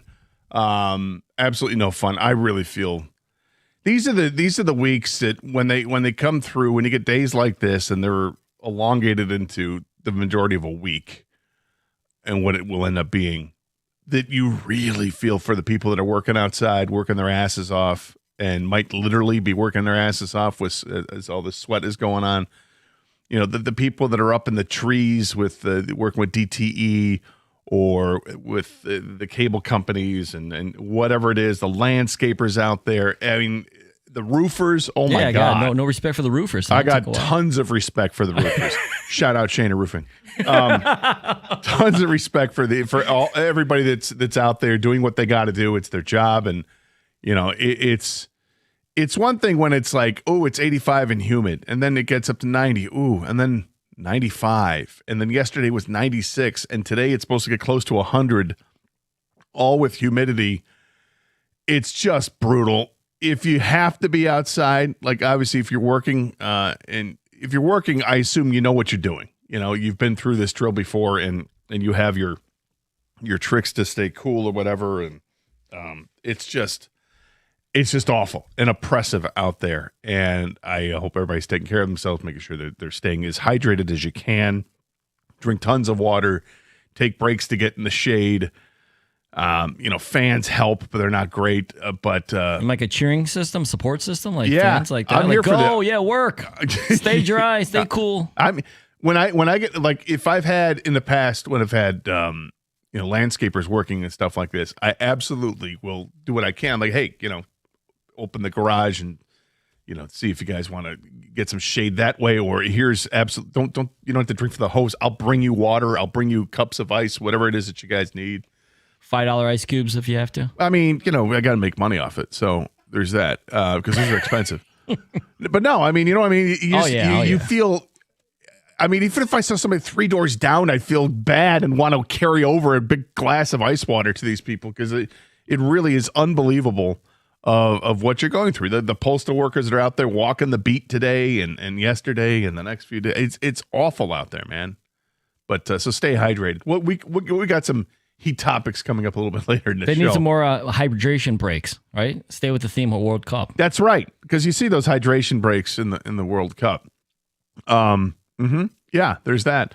But let's get into the World Cup, which is something that I really thought I'd have a harder time saying than what I did. But I watched the game last night, as I'm sure lots of people did. Not everybody does, but the ratings seem to show that lots of Americans are really tuning in to the World Cup. And I think there's certainly a bunch of reasons why you would. The fact that the United States is still in it is probably number one. Well, number one is that they got into it in the first place. Number two is that they are still in it. Games being playing here in the States, that's pretty cool. But you're getting casual fans, you're getting non-casual fans, you've got the diehards, you've got all different types of people that are now kind of paying attention to this. And locally, because the Tigers played yesterday afternoon, if you're flipping around at night last night and there's no Tigers game, what's going on? Oh, well, there's the World Cup. Maybe I'll watch, maybe I won't. And did you flip it on? Because I think a lot of people did. I think the previous game, the number was like 17 million Americans tuned in to watch it. So I would guess that last night's is going to hover around 20 million. You have people going to watch parties, and even with the oppressive heat last night, there were a bunch of people in downtown Detroit watching it, in the Campus Martius area. It's something that is truly sweeping the nation. And last night's game, I feel like there was a lot to talk about. Whether you watched it or you didn't watch it, there's a lot to talk about. And 248-539-9797 is the telephone number. Same number you want to text, all right? We don't normally start the show off talking soccer, but we will. This has become your passion, Gator. This has not become my passion. I think it's guitars and then World Cup. And then dog videos third. It might be dog videos, guitar, and then World Cup. 65th on the list. Don't deny it. Oh, for a random Wednesday World Cup. Uh-huh. No, I watched, and I was, right after. I knew it was going to take a little bit after 8 o'clock. It was going to come on at 8 o'clock, so I took my time, and then around 8:15, I flipped it on, and I was actually entertained. I had it on the whole time, and I think one of the main reasons why I was entertained is because it goes by quickly without the commercial breaks. Now, yes, you have your extended time that they tack on for, injuries and substitutions and all that. And it's not really 45 minutes a half. It's more like 51 or 55 minutes, whatever. But typically, this thing just goes. And having that free flow like that running clock, I kind of like the running clock. Now, I don't think you should do that when you've got like a game like football, basketball, or hockey. But with soccer, it's fine for me because it's a 45-minute half. But I think that's maybe the big reason why it doesn't feel that bad, because the game does go pretty quickly. And as far as action is concerned, there's not a ton of action. I'll admit that. I'm the less than casual fan that's going to tune in for this, so I'm no diehard. The diehards are loving it without question. There's a strategy and all that, and I am amazed at the skill, the ball handling skill, if you will, the ability to dribble with the feet is incredible to watch these players and how skilled they are, and in tune with when to use their head, their chest, their knees, their feet, whatever it is, anything but the hands. But to handle that situation with the ball in a phone booth, to me it's akin to my wonderment at hockey players being able to stick handle in their situations. And it's the same thing with an NBA player being able to dribble his way out of a phone booth. I'm amazed by that. That's tons of drills and time spent working on it that pays off. But the game last night, I felt like there was something for everyone, particularly in the second half. First of all, in the first half, there was at least the one goal. I don't know the second. They had 2 goals total in the game that were called back because of offside.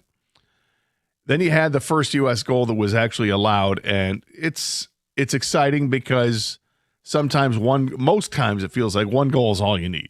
You get 0-0 ties, you go to shootout, you have 1-0 games happen all the time. you get a lead in soccer and you feel pretty good about yourself. And the United States got off to that hot start. And then you get into the second half, and then controversy. Controversy at the World Cup. Oh, they hate the United States.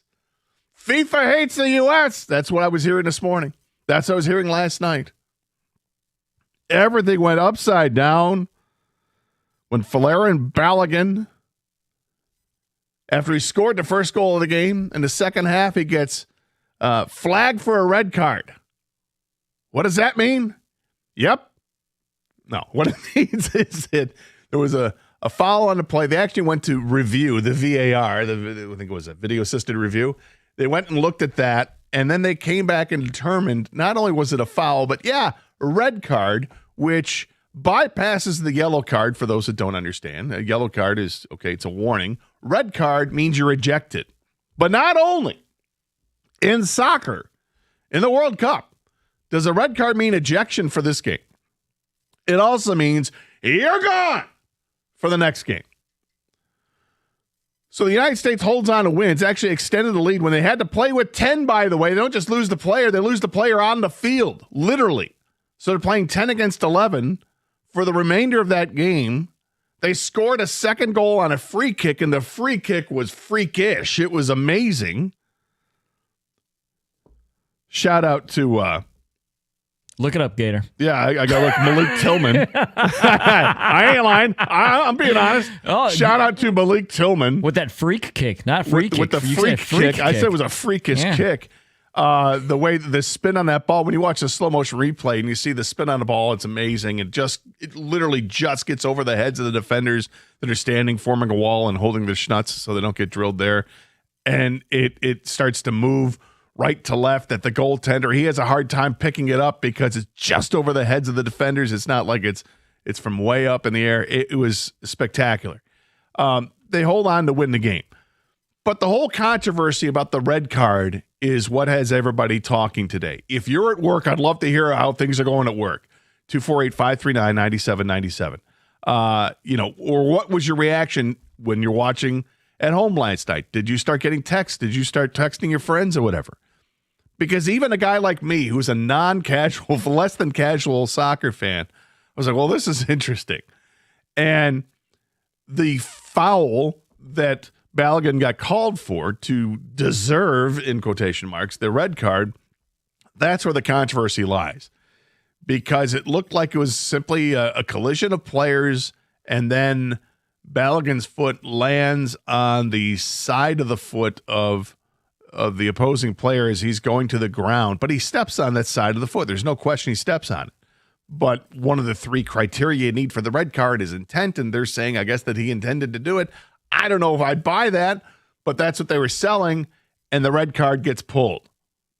And then social media goes nuts about this. You know, I'm on Twitter last night just trying to follow along to see if the Red Wings are signing anybody or if the Pistons have made a sign or a trade. Is there a trade going on? And I'm keeping them scrolling, and I cannot get away from this on the timeline. Everybody was commenting on this play. And then everybody was posting pictures of Lionel Messi doing the exact same thing and not getting a red card. Or a very similar thing, I guess. His foot looked like it landed on somebody's calf and not the side of their foot. And the player was a little bit more upright when it handled than what happened last night. But people were saying that was far more egregious than this. I don't know which is more egregious. I just know that our guy got kicked out of the game and is now ineligible to play in the next game. And now there's different talk. Can they appeal this or not? If they appeal it, nobody ever gets it overturned, so why bother? It's just interesting. There was controversy at the World Cup last night, and yet the United States, they gutted it out. They were gritty performers last night. They win the game 2-0, thanks to, check my notes, Malik Tillman and Folarin Balogun. I don't know how you pronounce his name. The funny thing is, neither of these two guys were born in the United States, by the way. So I wonder if Stoney has an issue with that. Stoney had a problem with the World Baseball Classic with all these players playing on foreign teams, but they're not really from there. Do you have a problem with players on the U.S. World Cup team not being born as Americans, but they're representing this country? It's okay now the World Cup. Is that cool? That's fine. I don't really care. I mean, they're here. It's fine. 248-539-9797 is a telephone number. I'm curious how things are going at work today. If you guys are listening in the cubicle, you got the headphones on or the earbuds in. Have you been talking to everybody at the water cooler? Is there still a water cooler? If there is, utilize it and hydrate. It's very hot out there today. But also, what went on last night when you were watching the game? Did you start texting friends? How did you feel about this game last night? It had a lot going on, all the emotions. We'll talk about it next year at 97.1.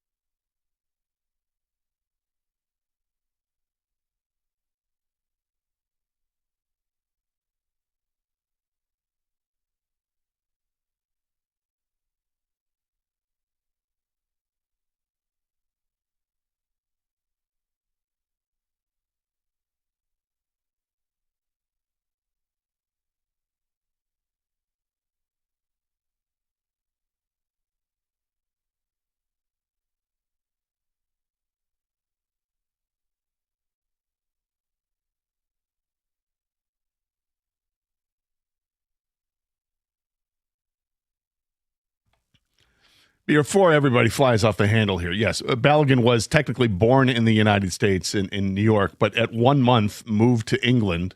He was born to Nigerian parents here in the States. They moved to England when he was 1 month old, and he was raised in England. I'm not saying he's not American. I'm just saying it's interesting that these guys, not a lot of these players, there's several players that have dual citizenship, but they're choosing to play for the United States over other countries, and thankfully they are, because they're great players. You know, most of these guys are playing overseas anyway. But it's just an interesting little twist here, like the World Baseball Classic. I'm enjoying it. I didn't think I would. I'm not converted into a soccer fan by any means. I'm not going to be watching the Premier League. I don't care about MLS. My interest in soccer is solely with the World Cup. And what is it, every 4 years? Is that World Cup? All right, let's make sure we got that right. Yeah, man, you've been... I think you're showing the fact that you're not a real soccer fan. I don't hide it. I'm not hiding it. I go to my sheet, look at notes. Malik Tillman scored the free kick. No relation to Xavier Tillman. Not that I know. Okay. Not that I know. I didn't say that. But I mean, this is the thing. This is what the World Cup brings you. It brings you morons like me that'll tune in for the 3 weeks and then I'm out. I'm not going to stay around. It's just the game doesn't appeal to me that much. But I was entertained by the game last night. And I hopefully will be entertained with a game on Monday when they take on Belgium in Seattle. I hope that they do. I hope they continue on. I hope they win the World Cup. That'd be amazing. You know, this is the second time in the last 7 attempts that they've been able to get to this Sweet 16. Last time they did it, they knocked out Mexico in 2007 or something. I don't know. I forget what the stat I saw on that or note that I saw on that. But nonetheless, this is bringing in the casual fan. There's no question. I mean, you don't get numbers like they're getting in ratings without bringing in the casual fan. Are you that casual fan? Or if you're the diehard, I'd love to hear from the diehards too. And diehards like rolling their eyes, like listening to me butcher all this and talk about this. But are you welcoming that people are kind of becoming all in on this? Because it's getting to be pretty cool. Let's go to the phones. And you got texts as well, 248-539-9797. John is in Milford. John, welcome to 97. How are you, John? Hey, guys. I'm doing good. Good morning. Yeah, I'm with you, Gator. I am a casual fan. I don't know anything about soccer, but it's got me hooked right now. Every time it's on, I got attuned to it. And this whole red card thing, I don't know. That sure didn't look intentional to me, especially if you play it at full speed. I just don't see where he did that intentional. And the fact that they have to play with one less guy for the whole game, I had no idea that happens. And then he's gone for the next game.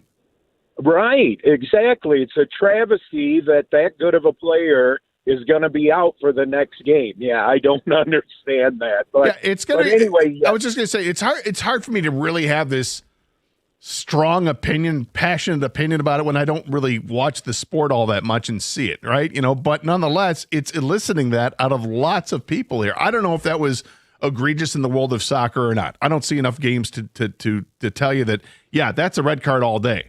I don't know. I saw the still photos online about Messi doing nearly the same thing, and he got away scot-free. But in this situation, Balogun gets a red card, and it seems like there's controversy about that because it's not right in one regard and it's right in the other. I don't know. It's weird. Yep, I'm with you. And the other thing, is it the one guy making this decision, or does he have other people in his ear saying, yeah, he's got to go? I don't know, but it didn't look intentional to me. Yeah, and thanks for the call, John. Do I know if it's intentional or not? I do not. I don't know. I do find it interesting that in the sport where they will review something like that and kick somebody out of the game and out of the next game and leave a team shorthanded for the remainder of the game for that call, that they'll review all that and have it be that punitive, that the sport basically ignores the feigning of injuries that take place on the field. We're being punished because we call it soccer. Is that it? I don't really care. Well, it's not. I mean, we've got our own football. I'm not worried about football, and that's fine. And I don't, because when I say things like that, then it means like I come across as being a jerk to soccer, and I don't want to be that. I'm not that guy. I'm fine with it. Like, Ken, you and I were talking before the show about how you and Doug would talk the last couple days before the show. By the way, Doug's out this week. He'll be back on Monday out for the holiday. But that you guys were talking before I would come in about the soccer games. He would ask you about, hey, did you watch the game last night? Yeah, I mean, every day, obviously, we're just talking and about the show and even stuff not about the show. But he would always ask me, for the most part, hey, did you watch soccer last night? And I would most times just say, no, I didn't. And then I think it was yesterday or the day before, I said, he asked me again, did you watch soccer? And I said, no. And he goes, you're becoming hostile towards this. And I said, I'm not at all. I just didn't watch it. Like I didn't say blank that. I didn't swear. I didn't come up. There's a difference between, hey, did you watch the game last night? He's like, I'm not going to watch that crap. Yeah. That's hostility. Yeah. Right? Hey, did you watch the game last time? I go, oh, I forgot it was on. No, I didn't watch it. But that's not hostile. That's just indifference. Yeah, it's indifferent, man. Nothing. If I have time and I remember and all that stuff, and I'll turn on and watch it. I won't be like, turn that off. Put on Bluey. What are we doing? I don't do that. You were like Drew Anderson pitching for the Tigers last night with Jazz Chisholm on the base pass. Just indifferent to him stealing second and stealing third. Not going to watch. Not going to try to hold him on the base. Just go ahead and take it. I know it's the ninth inning and we're hanging on by a thread here, but you go ahead and you take those extra bases. Yeah, that's you with soccer. There's no urgency. Yeah. There's no urgency, dude. It doesn't matter to you. You're good. Yeah, so no, it's fine. Then so I watched the highlight today. You guys are you were talking about and what we're bringing up right now because I did not see it live. And okay, so I don't know the exact rules for a red card. Okay, so and I don't know if they explained this last night, Gator. Do you need intent to get the red card? Because to me, just as a casual who doesn't know the rules specifically, I don't know if I could prove intent on that replay, but what I can prove is it's irresponsible. Do you know what I'm saying? Like you're in control of you have a responsibility for your own foot or whatever. Like you can't just throw it up in the air and slam and land on someone's ankle without being responsible for it. Same thing happens. Same thing. Yes, and intent is part of it. Okay. I guess there are three parts it of sounds it. Like, it looked like he might be reckless, is what they were saying. Like you cannot be that reckless. You're getting a red card.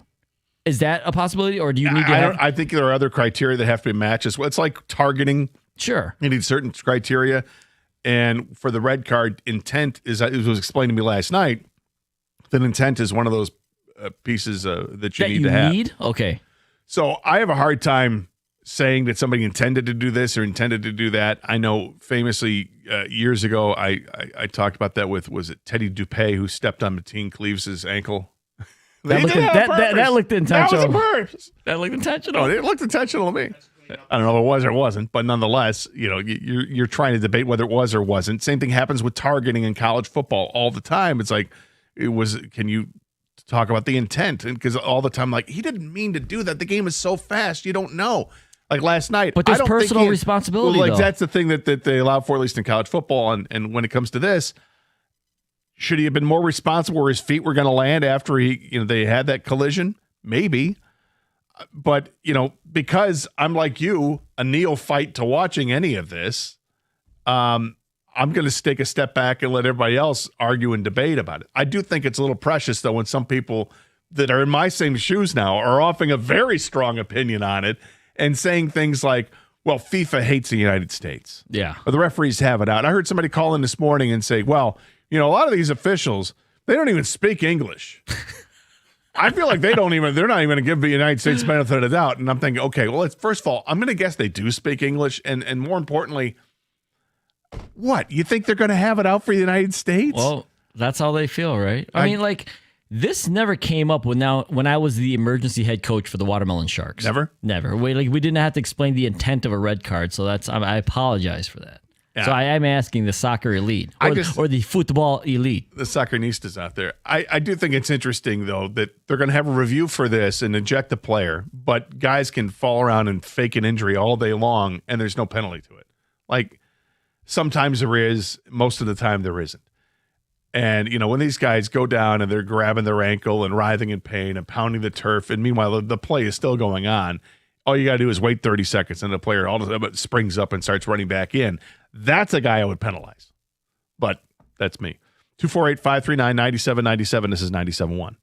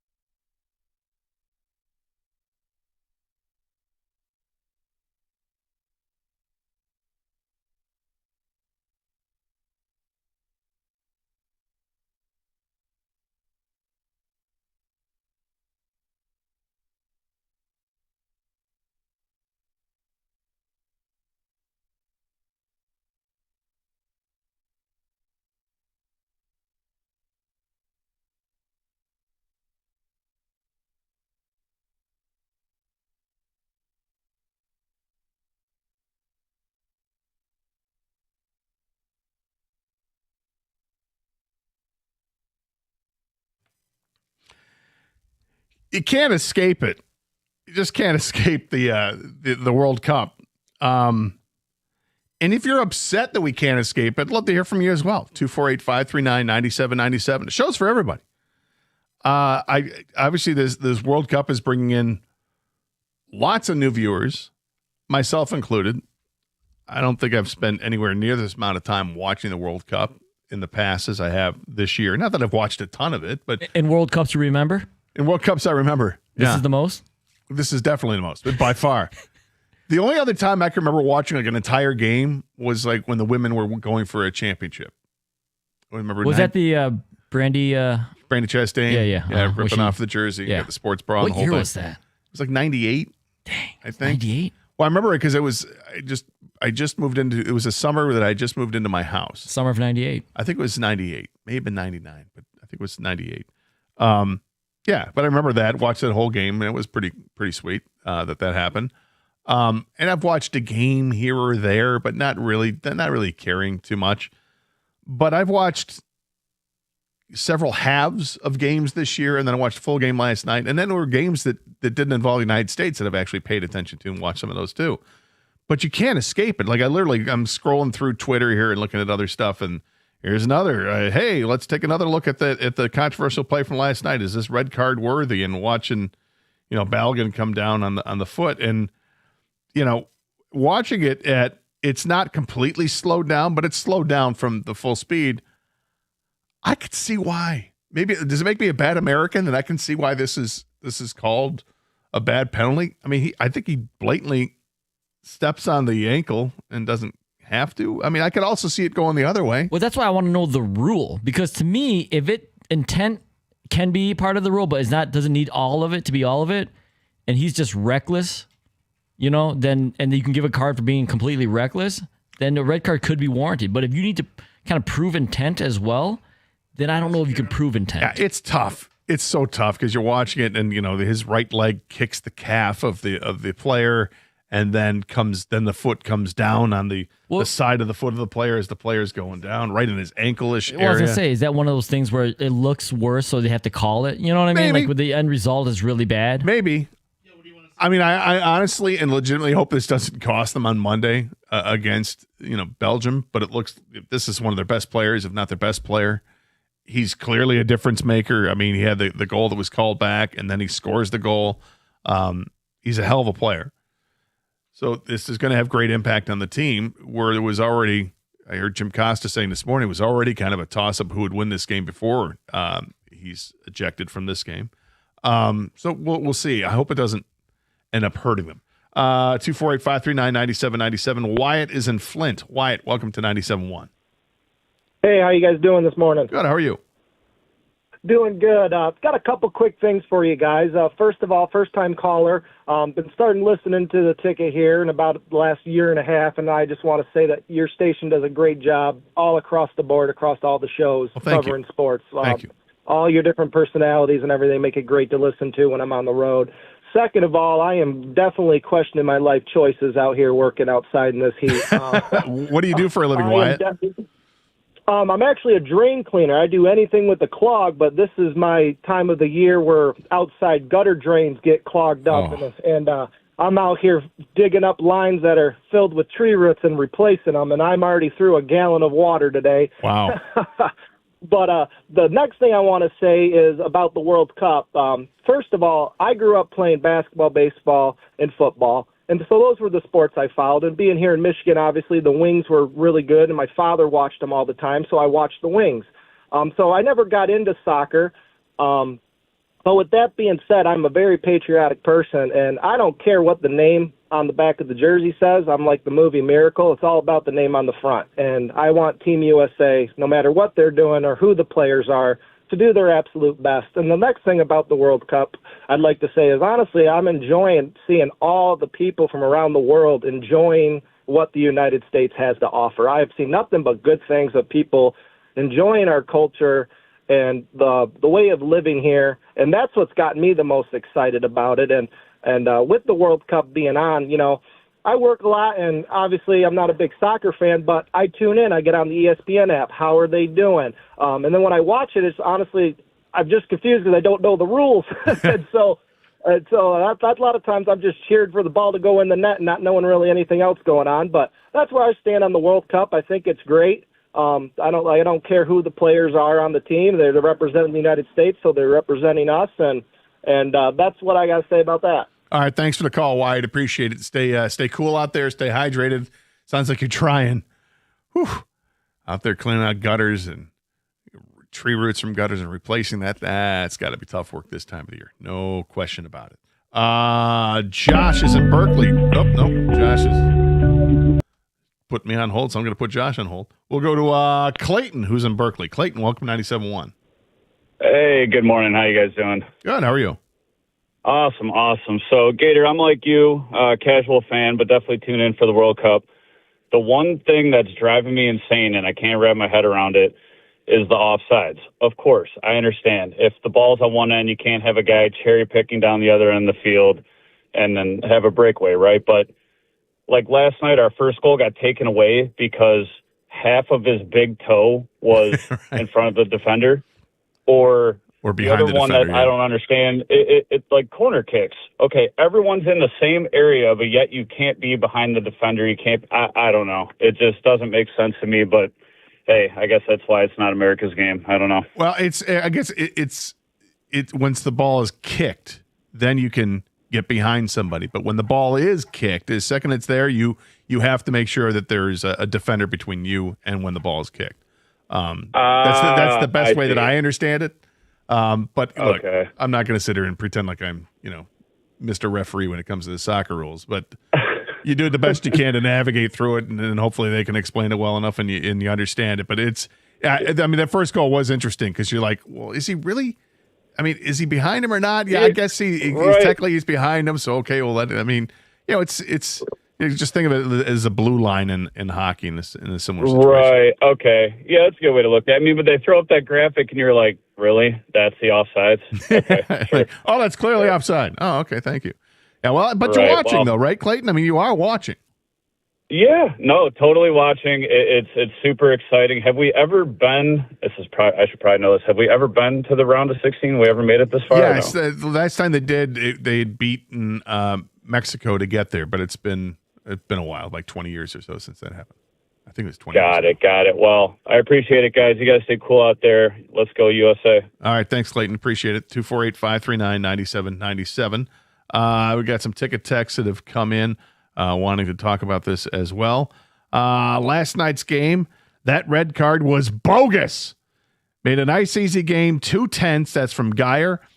It was very tense last night. No question about that.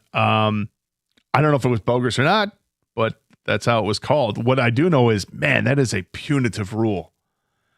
In hockey, you get a penalty, you're shorthanded for a couple minutes, maybe as many as 5 if you get a major, and you have to play shorthanded. You get a red card in the soccer game, you're shorthanded for the rest of the game, and then you lose that guy for the next game? So I think targeting in football and college football, right? You get a targeting penalty, you're out for the rest of that game. And if you get targeted in the second half of the game, you're out for the first half of the next game. That's punitive. But at least you guys get to go out there and replace the player that just got kicked out. Not in soccer. No, man, they want to make some real consequences here to stop you from doing this, right? Yeah. And look, this is me as an American watching it. If you really want to appeal to me as the American fan and get me in, do the same thing or something similar to the flopping. Or start to call it more often than what they do, because the flopping is absolutely ridiculous. Every team does it, including the United States. But I think the thing is, the flopping we all think is ridiculous, of course. But with the red card injury thing, like intent to hurt someone, they're like, you're trying to take out a guy. Guess what? You're out now. That's what they're saying, right? Yeah, 100%. Yeah, flopping doesn't take out anybody. It just looks ridiculous. But I'd like to at least bring a yellow card up to give a warning. If you do it again, then you're gone. Something like that. I'd like to have some kind of officiating done that way. I mean, the flopping is just so unappealing. It really is a turnoff. And these are tremendous athletes doing what they can, and then you barely get shoved, and they turn into. I mean, you could say they turn into an NBA player. Sure, I mean, you say that, and we say that, and I say that, but it's literally the world's most popular sport. The entire world. Yep. And I would have to imagine that people in Portugal, in Brazil. I don't know. In I don't China, think they feel the same. You don't think the fans dislike the flopping? I dislike and with feel their the same whistling way. of their disapproval. There's a difference between just disliking it and hating it. I feel like Americans. And maybe do, I do hate it. Do you I hate don't. it? No, I don't know why they. I'm asking you if you hate it. No, I hate it, Okay. but I don't know if they accepted it or is they're used to it. I don't know, but the rest of the world, they deal with it, and it's like I said, the number one sport. So is this our best American soccer team ever? Looks like we're favored against Belgium, which I did not expect at all. That's an unnamed ticket texter. Yeah, I don't know. Is this the best team ever? Sure. Best team I've seen? I don't know. I haven't paid too much attention to it in the past, but these guys look pretty good. Yeah, the farthest that the U.S. men's national soccer team has ever made it was a semifinals in 1930.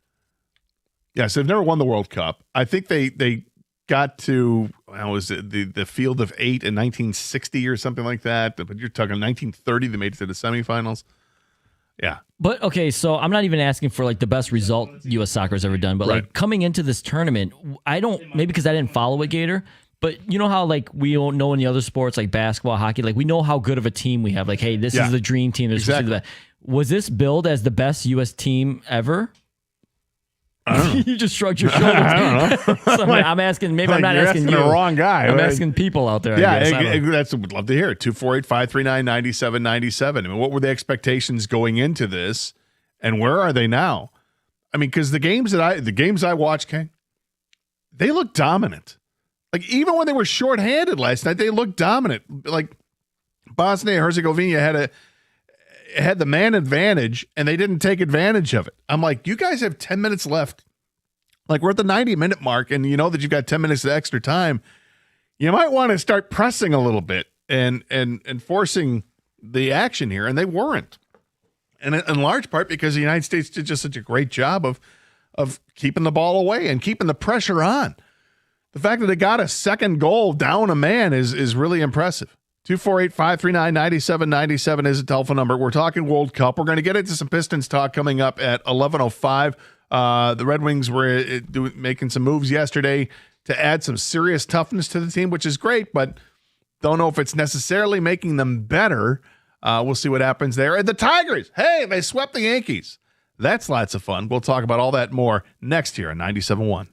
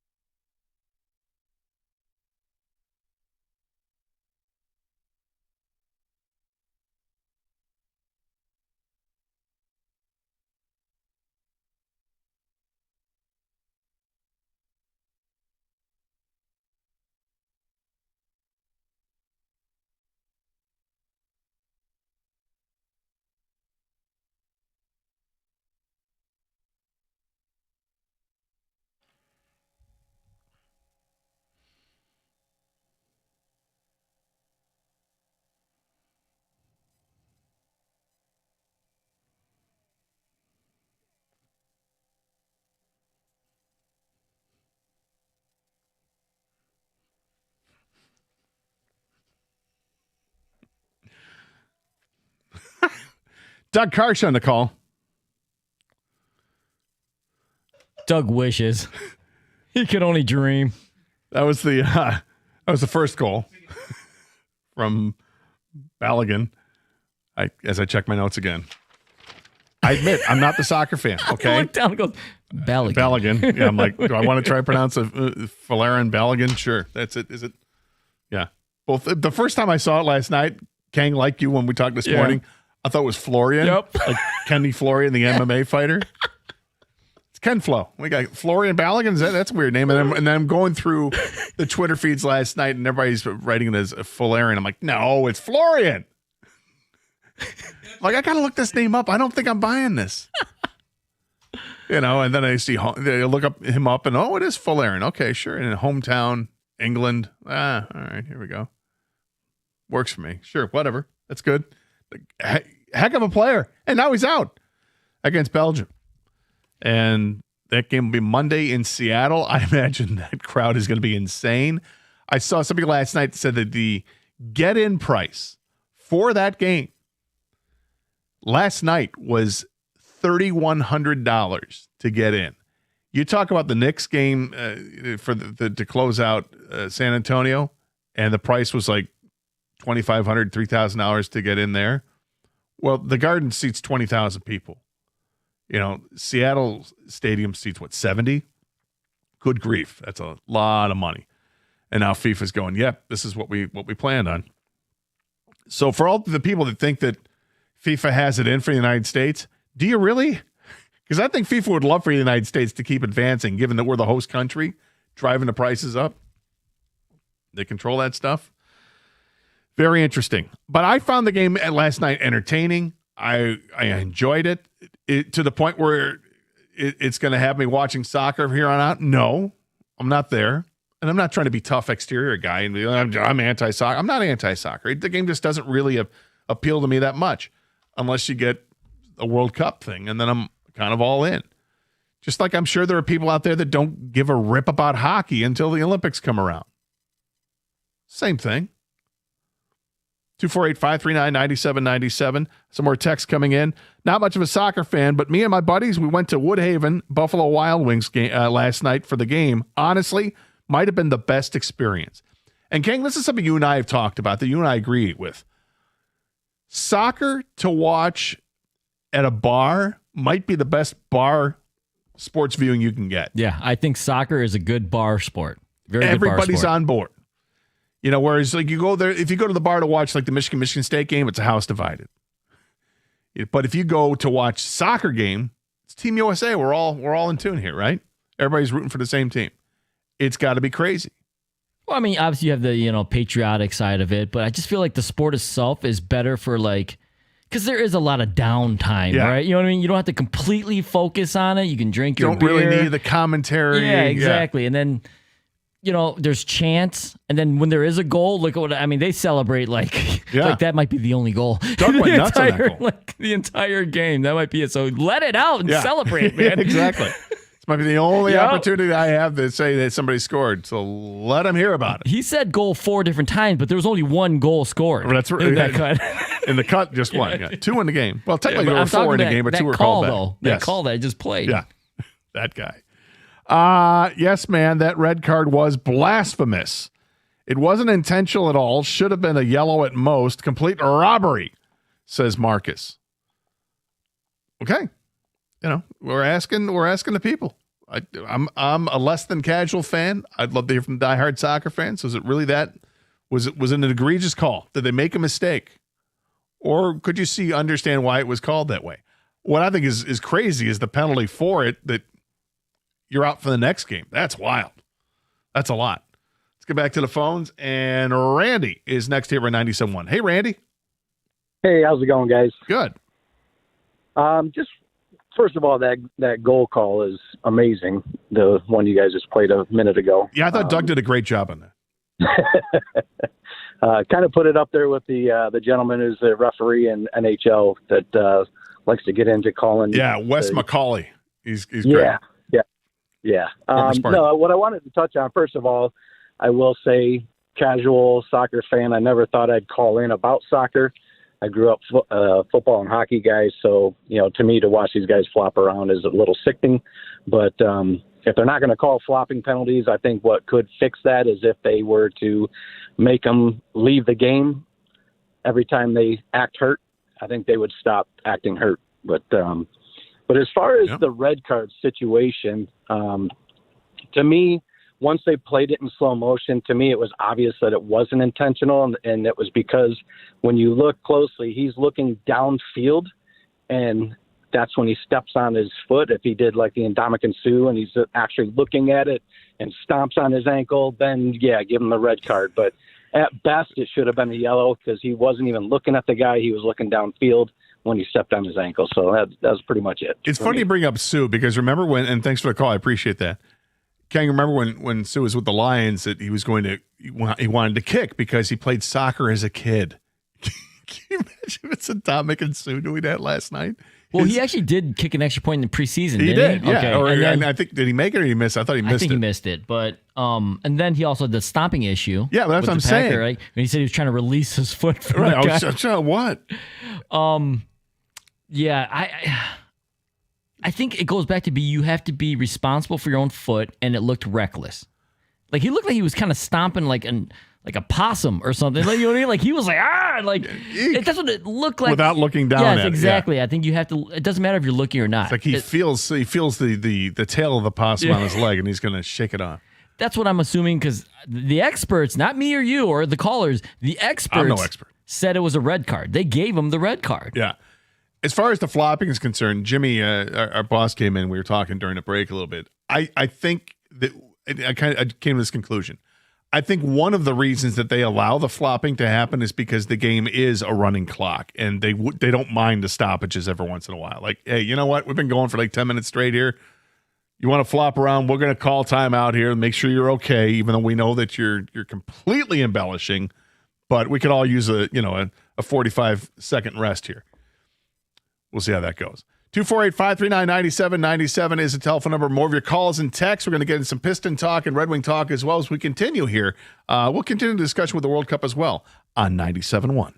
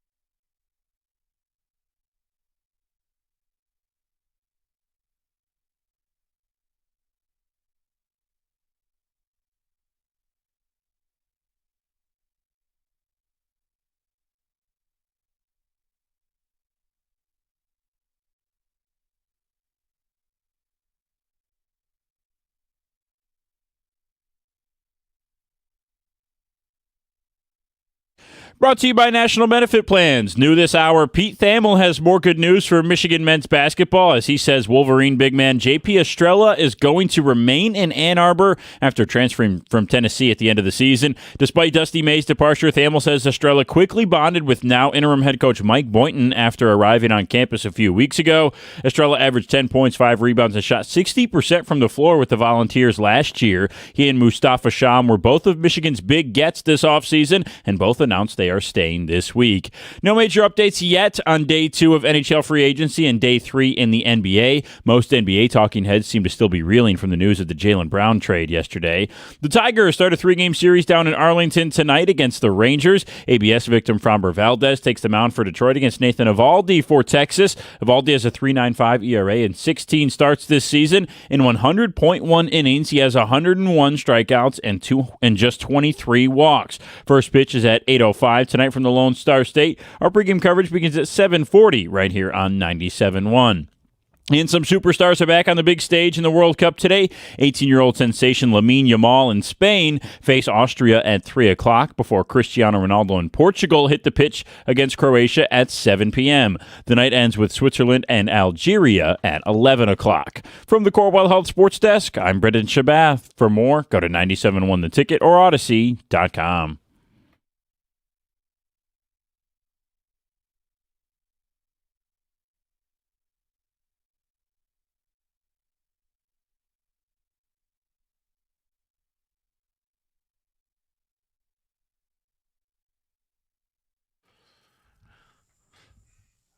A lot of people want to talk about what happened in the soccer game last night. World Cup action, United States winners over Bosnia and Herzegovina. 2-0, or as they say in the world of soccer or football, 2-0. It was 2-0. But I was actually entertained. Someone who's not a soccer fan, I was entertained by it. I particularly liked the second half was intriguing because you had the red card, which put the United States down a man. So they're literally playing shorthanded for a long stretch of time. The goal that Malik Tillman, didn't even have to consult my notes there, Kang. Malik Tillman scored on the free kick was spectacular. Just the whole thing of being able to control a kick like that when you've got a wall of humanity in front of you and you kick the ball 6 inches above their heads, their collective heads, have spin on it, have it going right to left, and, in such a manner that the goalie can't handle it, goes off his fingertips and ricochets into the net. It's great. And when you watch these, another soccer term, the pitch, when you watch the fields that they're playing on, they're meticulous in how tight they keep that grass. So it's almost, it looks like an artificial surface, even though it's grass, and the ball just skips all over it. It's not like playing on a normal grass soccer field. This is different. And it's the speed really shows up. It was impressive. I enjoyed it last night. Not to the point where I'm going to become a soccer fan, but yeah, hold your horses, well, right? Yeah, let's slow down. But to the point where I'll look forward to the next World Cup. All right. That's good. That's not bad. Yeah. Can I get 4 you years from now? Can I get you to commit to Monday? Oh, what time's the game?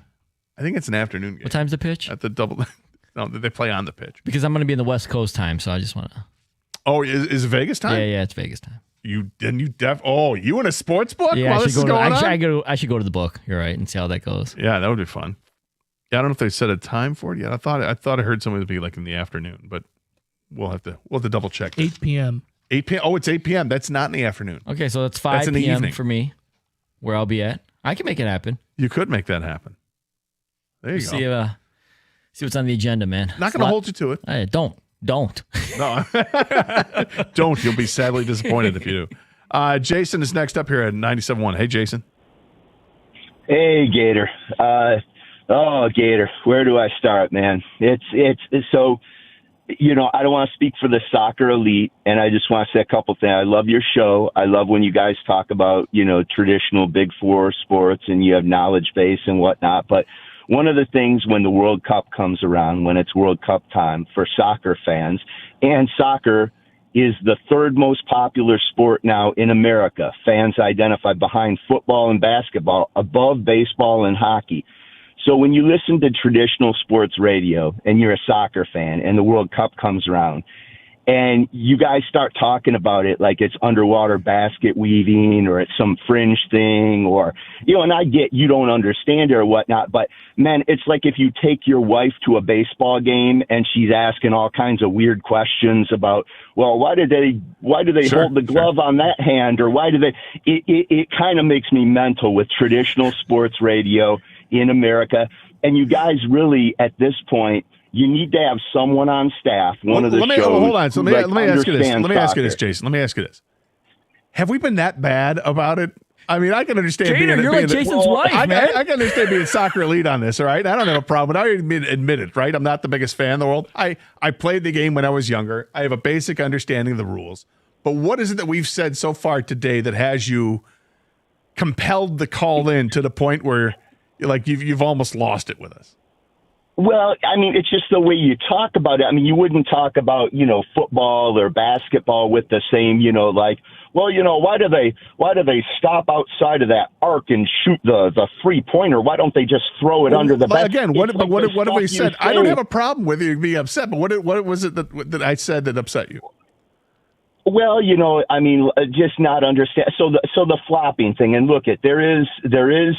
I'm not going to deny some of that goes on, but they're trying to draw fouls, like to get a competitive, and you see that in any sport, like basketball or whatnot. Yeah. Where they're now, and also I will say that people sometimes underestimate in terms of. Have you ever been kicked in the shin? Really hard. I mean, it'll bring you to your knees. Now I'm not saying there's when that happens, I totally get it. When that happens, but just not understanding, the fouls, or again, like the offsides. The offsides, it's just like in hockey. It's designed to prevent competitive, and they do. They've tried to adjust a little bit, but there is, if you're a little bit body part of in front of the line when the ball is kicked, it is offsides. But it's just like some of those elements, or when you're talking about, the pace of the game, right? Well, come on, baseball, has that got a great pace of the game? You know what I'm saying? Yeah, I know. I hear you, but I feel like you're projecting all that on me in our show, and I don't think I've said any of these things. Not on you. I mean, it's just that traditional sports radio in America, when you're listening to like your 97 ones or that type of thing, it's always talked about like it's some fringe sport or that. Yeah, it's like not there's but not understand many this. people interested in it. When the youth in America, man, it's like the number one generationally. Like I understand you're like what 50 or in your like, so I get. But generationally, you're talking to a lot of 20-somethings and whatnot who are going to be like, "What are these guys?" No, I hear you. I hear you. They're talking about at some this, point, and everybody went through this. And thanks for the call, Jason. I appreciate it. I really do. I don't mind you calling it out. I just kind of weird because I didn't think we did any of that. But when I was a kid, the same thing happened. Like we had the North American Soccer League came around. We had the Detroit Express were playing in the Silverdome. We had one of the most exciting players in the world in Trevor Francis. And soccer was booming in the late 70s. Every kid played soccer, yours truly included. I played soccer from the time I could play, was first grade, and I played through 7th grade. And then when it got to once you got past 7th grade, you had to make a decision. Do I want to play soccer or do I want to play football? And there were still plenty of kids that went on and played soccer. And soccer was always a youth sport. And it has slowly gotten bigger and bigger. And I'll grant right now it's experiencing a boom. And it will, as long as, and there is, I think, a direct correlation to how good the national team is to how popular the sport's going to be. And the sport is gaining in popularity for sure. And yes, we all recognize internationally it's a sensation. Here in this country, not so much. It's behind the big four. But right now it's experiencing a popularity boom because it's being played here in this country, because you're talking about like exactly at this moment. Yeah, exactly at this moment. It's going nuts right now because the World Cup is here. You get to see the passion from the fans around the world actually coming here to the States. We've done shows about, the Scots taking over the bars in Boston and drinking them out of beer. The Norwegian fans have been unbelievable. You've got but those are foreign fans. They're not American fans. No, I know, but my point is that because they're all coming here, it even brings up more attention to it. I get that. But I'll say this. Jason didn't like the fact that you asked, why aren't they using their hands? That probably pissed him off. I didn't say I know, that. I'm kidding. It sounded like he was. I didn't say any of the things. I literally didn't say any of the things he said. But I will say this. I know he loves his sport. I don't think he did any favors trying to help his sport with that call. Like, I don't know if he realizes that or not, but I think he actually turned more people off. You know, Right, that were maybe fringe. Like, hey, yeah. I mean, I think people that don't care for soccer, if you ask them, do you know that soccer is the most popular sport outside the United States? And they'll say, yeah, we know. And, right?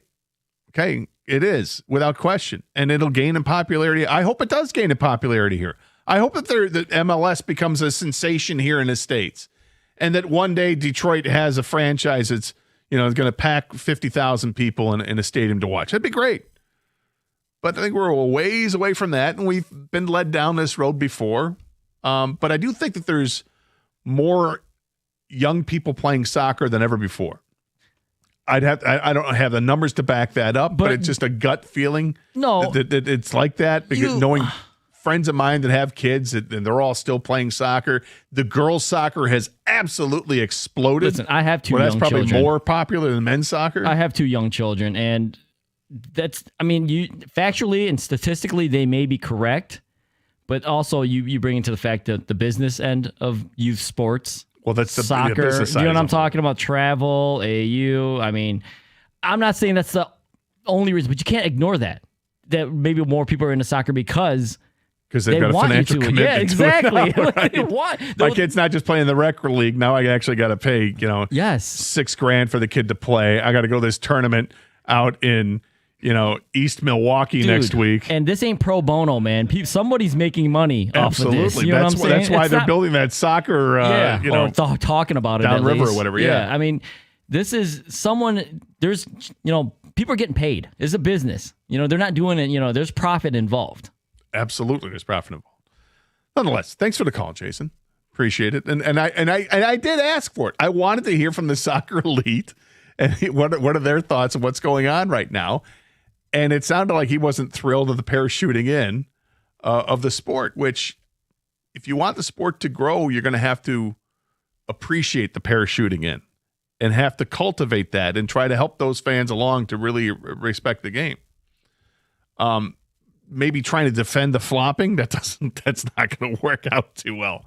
It's everybody can understand if there's a collision involved and players go down. If somebody goes down and they're legitimately hurt, and you see the replay, you're like, oh. And there were times last night when, oh yeah, that's gonna hurt. I understand why he's down. Those are fine. It's the ones where somebody, barely brushes up against somebody and they're grabbing their knee like it just got shot off on the Zapruder film. That's the problem that people have with the flopping. And it's the same problem, by the way, that people have in the NBA. How many shows did we do about the foul baiting that goes on with James Harden and Shai Gilgeous-Alexander and others and Jalen Brunson? All the foul baiting that goes on, the flopping that happens in the NBA. We can't stand it. We call out in all the sports. You feign an injury. It happens in hockey too. Guy, a stick comes up on a player, gets up to his shoulder, but he'll grab his face like he just got, his eye gouged out. That's not the case.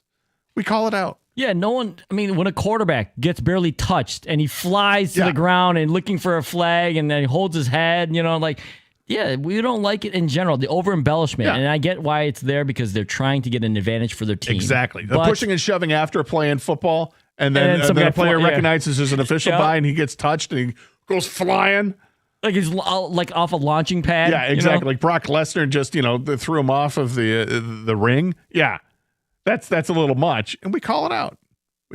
In the meantime, last night, a lot of fun, and I'm looking forward, and I'm actually happy now that the game's at 8:00 on Monday. I thought it was good. Doug had talked about this being an afternoon game. Thankfully, it's not.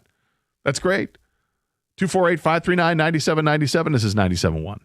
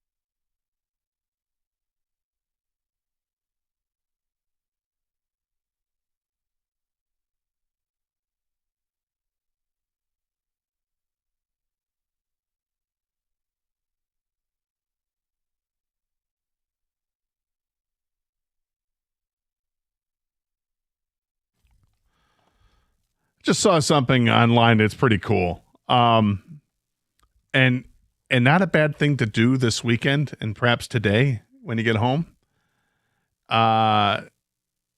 With the announcement that former NFL running back Chris Johnson has been diagnosed with ALS, which sucks, absolutely sucks. I know a couple people have been afflicted with this, and it's brutal, right? It's a death sentence at some point, and it's awful.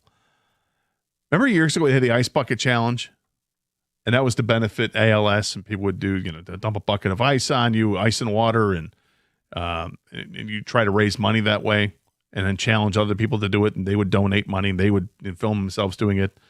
I did one at the time. It was a lot of fun. Then I added to it by slamming a beer and doing a shot of tequila or something like that. We had a lot of fun with it and raised some money with it. I just saw that now, because of the announcement that Chris Johnson has ALS, there's a video of Marshawn Lynch doing the Ice Bucket Challenge. And realizing that it's like 100 degrees outside, maybe not the worst thing in the world to do, to go out and do the Ice Bucket Challenge today or tomorrow or while these days are hot. It does two things. Cools you down. And also, well, three things. You raise awareness for ALS.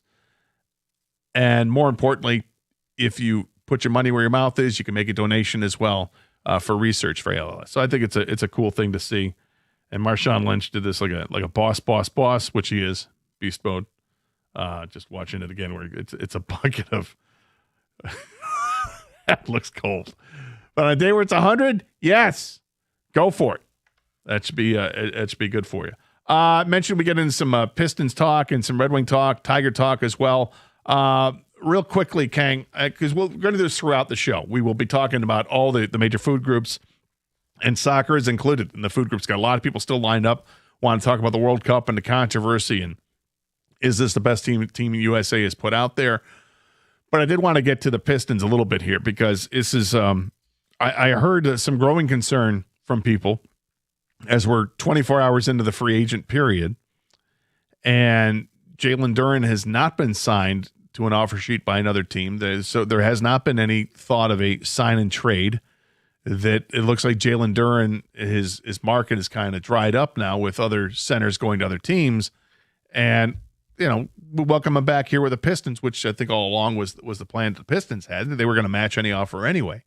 But Collins was really the only major signing they had. There's a report that Marcus Sasser has been traded to Dallas, and this could all be part of some wild sign and trade thing that goes on, be announced next week. But your thoughts on where the Pistons are right now, what still has to be done, and maybe what could be done? So I'm on a bit of a roller coaster with how I feel about Langdon and the Pistons. At the end of the season, when Langdon has press conference, the idea I was getting from that, the feeling I was getting from that presser was that Langdon was kind of going to bring back most of the same guys and try to add here or there on the margins. That's what it seemed like to me, right? Yep. That's the way I read it. I don't think Doug read it that way, but that's the way I read it. And then we head into the offseason, and then he starts creating these flexible cap moves, moving on from Stewart, and then the Isaiah Joe things happen, and then, the draft happens, and I'm thinking, okay, maybe he's setting himself up. And then all the rumors come out. The Austin Reeves rumor. Yeah, the Reeves, the Trey Murphy, the Kawhi, the Kyrie, right? Even LeBron. Jaylen Brown, all this stuff, right? So I'm like, oh. And he did do all these moves to create extra cap flexibility. So I'm thinking, Trajan does have a plan that's bigger than what I thought. And even after the draft, he mentioned again, they need playmaking. They need someone to create shots. I'm thinking, okay, he knows that Cade Cunningham needs some more help. And then we go through the next couple days, and the biggest signing, like you said, is Collins. And they move on from Harris. I think this current roster, and I'm including Jalen Duren on this roster because he hasn't gone anywhere yet. Pistons still own his rights. I think overall, talent-wise, Gator, they are a better team than they were at the end of last season. Are they good enough to win the championship? No, they are not. So I'm still not calling it over because the offseason isn't over yet. But as of right now, I do approve of what he's done, but I also feel this can't be the end result. I feel like there still need to get that true secondary scorer who can create his own shot, you can count on a bucket without Cade Cunningham on the court, and they haven't done that yet. Because But I'm not going to crap on the offseason so far like some people are, because I do think they are better. Sometimes you find your superstar, and the Pistons are lucky they have one in Cade Cunningham, and then you try to alleviate some of that pressure by getting him a better supporting cast, and I think he's done that. I think that Isaiah Joe and Collins are better than what they had last year. I just don't think it's enough if you want to get to the next level, and so I'm waiting to see, is there a next move? Is there another bigger move? Is Trey Murphy still on the table? Yeah, I'm kind of on board with you on this. I feel like that they're probably a better team right now than what they were when they finished the season. But the landscape of the Eastern Conference has gotten better, and the Pistons didn't get appreciably better to put themselves in that conversation anymore, at least in my mind right now. I think there's still something else that's coming, that's brewing. I have to believe that, because I think all along they were talking about the triumvirate of players, their core group with Duren, Thompson, and of course Cade, and knowing that was going to be the case, and they still were going to go after Austin Reeves. Okay, well that other move hasn't happened yet, right? I don't think that's made up in the aggregate of signing Isaiah Joe and Collins. I don't think that that's the case. I think there has to be something more to it than that. That remains to be seen. And the concern I have right now is that, A, you're not good enough to compete with the other teams that are in the elite in the Eastern Conference. I don't think right now. But the bigger concern I have is you've changed the identity of this team, I think, and maybe significantly, and going from one identity to perhaps another. And this is just a personal thing for me, because I liked that they were the tough team on the block. I liked that they were doing things the unconventional way, that they weren't just jacking up threes to jack up threes because that's what analytics tell you. I like that aspect of the Pistons. They were different. They're changing from that, and it's just a personal thing where I'm going to have difficulty adjusting to the new look Pistons. I'll probably end up loving it because Isaiah Joe can flat out shoot, and it looks like they now have several shooting options on this team. Not necessarily the number 2 guy, but they've got guys that But they got can more knock floor down spacing. shots behind. Yeah, Yes, exactly. More floor spacing. And I understand you're concerned with the identity of the team. I still think the identity is defense. Now, they just might not foul as much and be as rough because they don't have to. I kept saying it last year. I know they won 60 games and they were the number 1 seed in the regular season. But when I looked at that roster, I was like, that is not a playoff roster. They're really going to have to need more talent if they want to consider one of the elites in the East. And guess what? With that roster, which I think wasn't very good, by the way, they still were 1 game away from the Eastern Conference Finals. Now, you upgrade even marginally, like I think they have, you should theoretically maybe get into the Eastern Conference Finals now. Now, I do understand that other teams in the East did get better. Toronto with Kawhi is scary. I think Jaylen Brown with the Sixers make the Sixers look better. like they're going to be tough, yeah. But I think that made the Celtics worse. Either way. I agree with that. Halliburton's back, and then you have to deal with the Knicks, too, and I get it. Orlando Magic, if they're healthy, I think they're a threat as well. So I think things get a little murky with the East. You haven't even mentioned Cleveland. Exactly, right? And they could get LeBron. So, yeah, I think the competition does get a little more tougher in the East, but I do think the Pistons got better, and I think they went pretty far with a really not the best talented roster last year. That's why it's really important, though, they get that next guy. Yeah. I think they need to separate themselves and absolutely get the next. Go do everything you can to get is it Trey Murphy or whatever that player is. You've got to find that player. The Eastern Conference is packed with good teams. I don't know if they're great teams, but they're good teams. And you didn't even mention, we haven't even mentioned Miami and Atlanta that are going to be better teams. Miami, now that they got Giannis out there to work with. Yeah, I didn't even mention those two. Yeah. Right. So that's a lot of teams we've mentioned there. That might be 8 teams we already mentioned that are going to be competing for the East. And oh, by the way, the defending NBA champs, the Knicks, are another team we haven't even talked about. So the landscape of the conference is a lot tougher, and we knew it was going to be tougher. But now that we've seen some moves made, like it was just going to be tougher by other teams getting healthy. But now that moves have been made to bring Giannis to Miami, to take Jaylen Brown going from Boston over to Philadelphia, that's interesting. All these moves and the LeBron situation, if he ends up going to Cleveland, and I guess now he's the Kelce favorite to go to Cleveland. If that ends up happening, I mean, makes Cleveland really tough. So, yeah, the Pistons have to make another move. I'm not killing them yet. And I don't think I'll kill them anyway. It's just, okay, you're doing a slow and steady approach, which is, it's fine to get from 14 to 44 to 60. And if you set your goals up that we got to get past the second round, which is what he has said, what Trajan Langdon said, that rubs people the wrong way. Anyway, people want the big leap.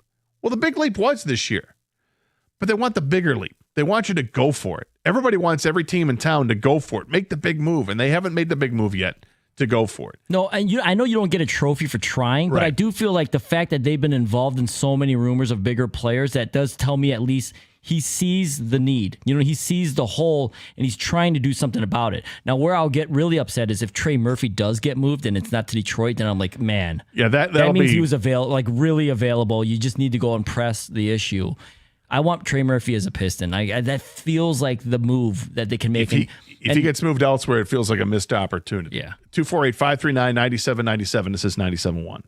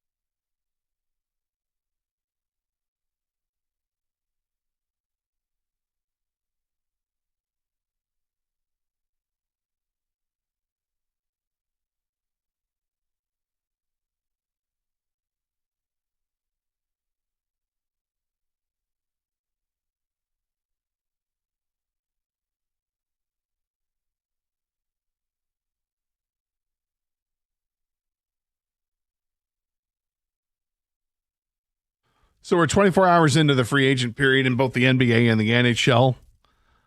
Both the Red Wings and Pistons have made some moves, and they're both interesting. Both teams have made moves that are sort of changing their identity a little bit.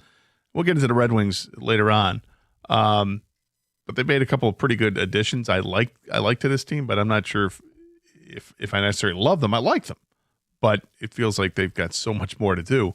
And the Pistons, on the other hand, we're talking about the team that was the number one seed in the Eastern Conference, and they've made some moves that I don't think are necessary. I think it's a little bit better than along the margins, but it also looked like they cleared out space to add something big, and they haven't done it yet.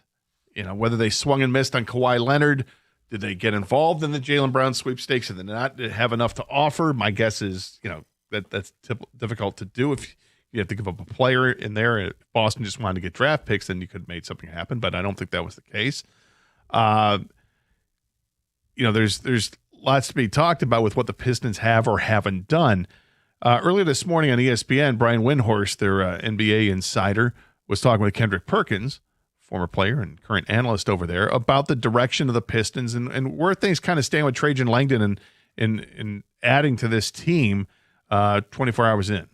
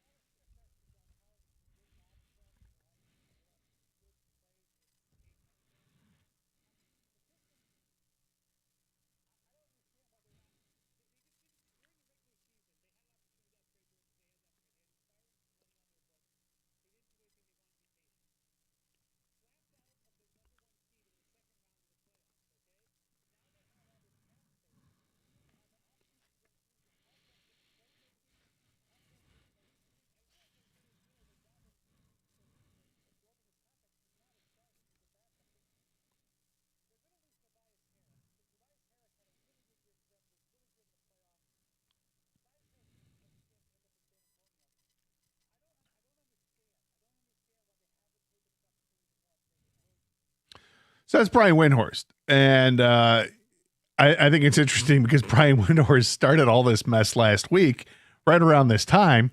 In fact, it was because we did Thursday's show last week from Shannon Creek, and the whole show was about his comments that I think a lot of people on Twitter took out of context and said that the Pistons are going to be in on, whether it was Kawhi Leonard or LeBron James or Jaylen Brown, led us all to think, well, they're in on it. That's not what he said. What he said is that now that they've got an opportunity to perhaps go after a guy like that. I think he got some blowback on that. Now he's pissed because, wait a minute, I set this up and they haven't done that. And he even got called out by some of the co-hosts on the show there.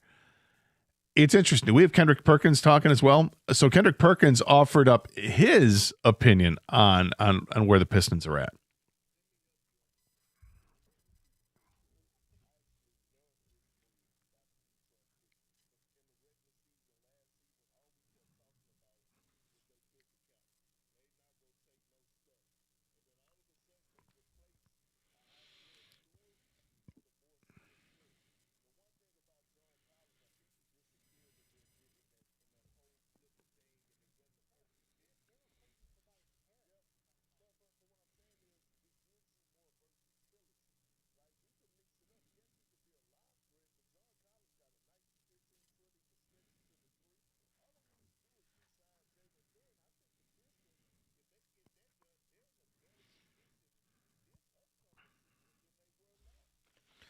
So you hear what he has to say. You heard what Windhorst had to say. Windhorst doesn't think that they've done enough. He thinks it's a little bit of a disaster here.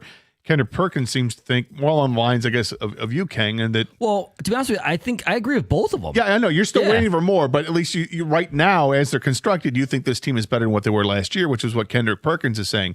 Although you're not saying it as emphatically, as Kendrick Perkins is, and I kind of agree with both of the guys too. I mean, the first thing I was thinking of, when Kendrick Perkins says that they're replacing Isaiah Stewart with John Collins. I'm like, no, they're replacing Tobias Harris with John Collins.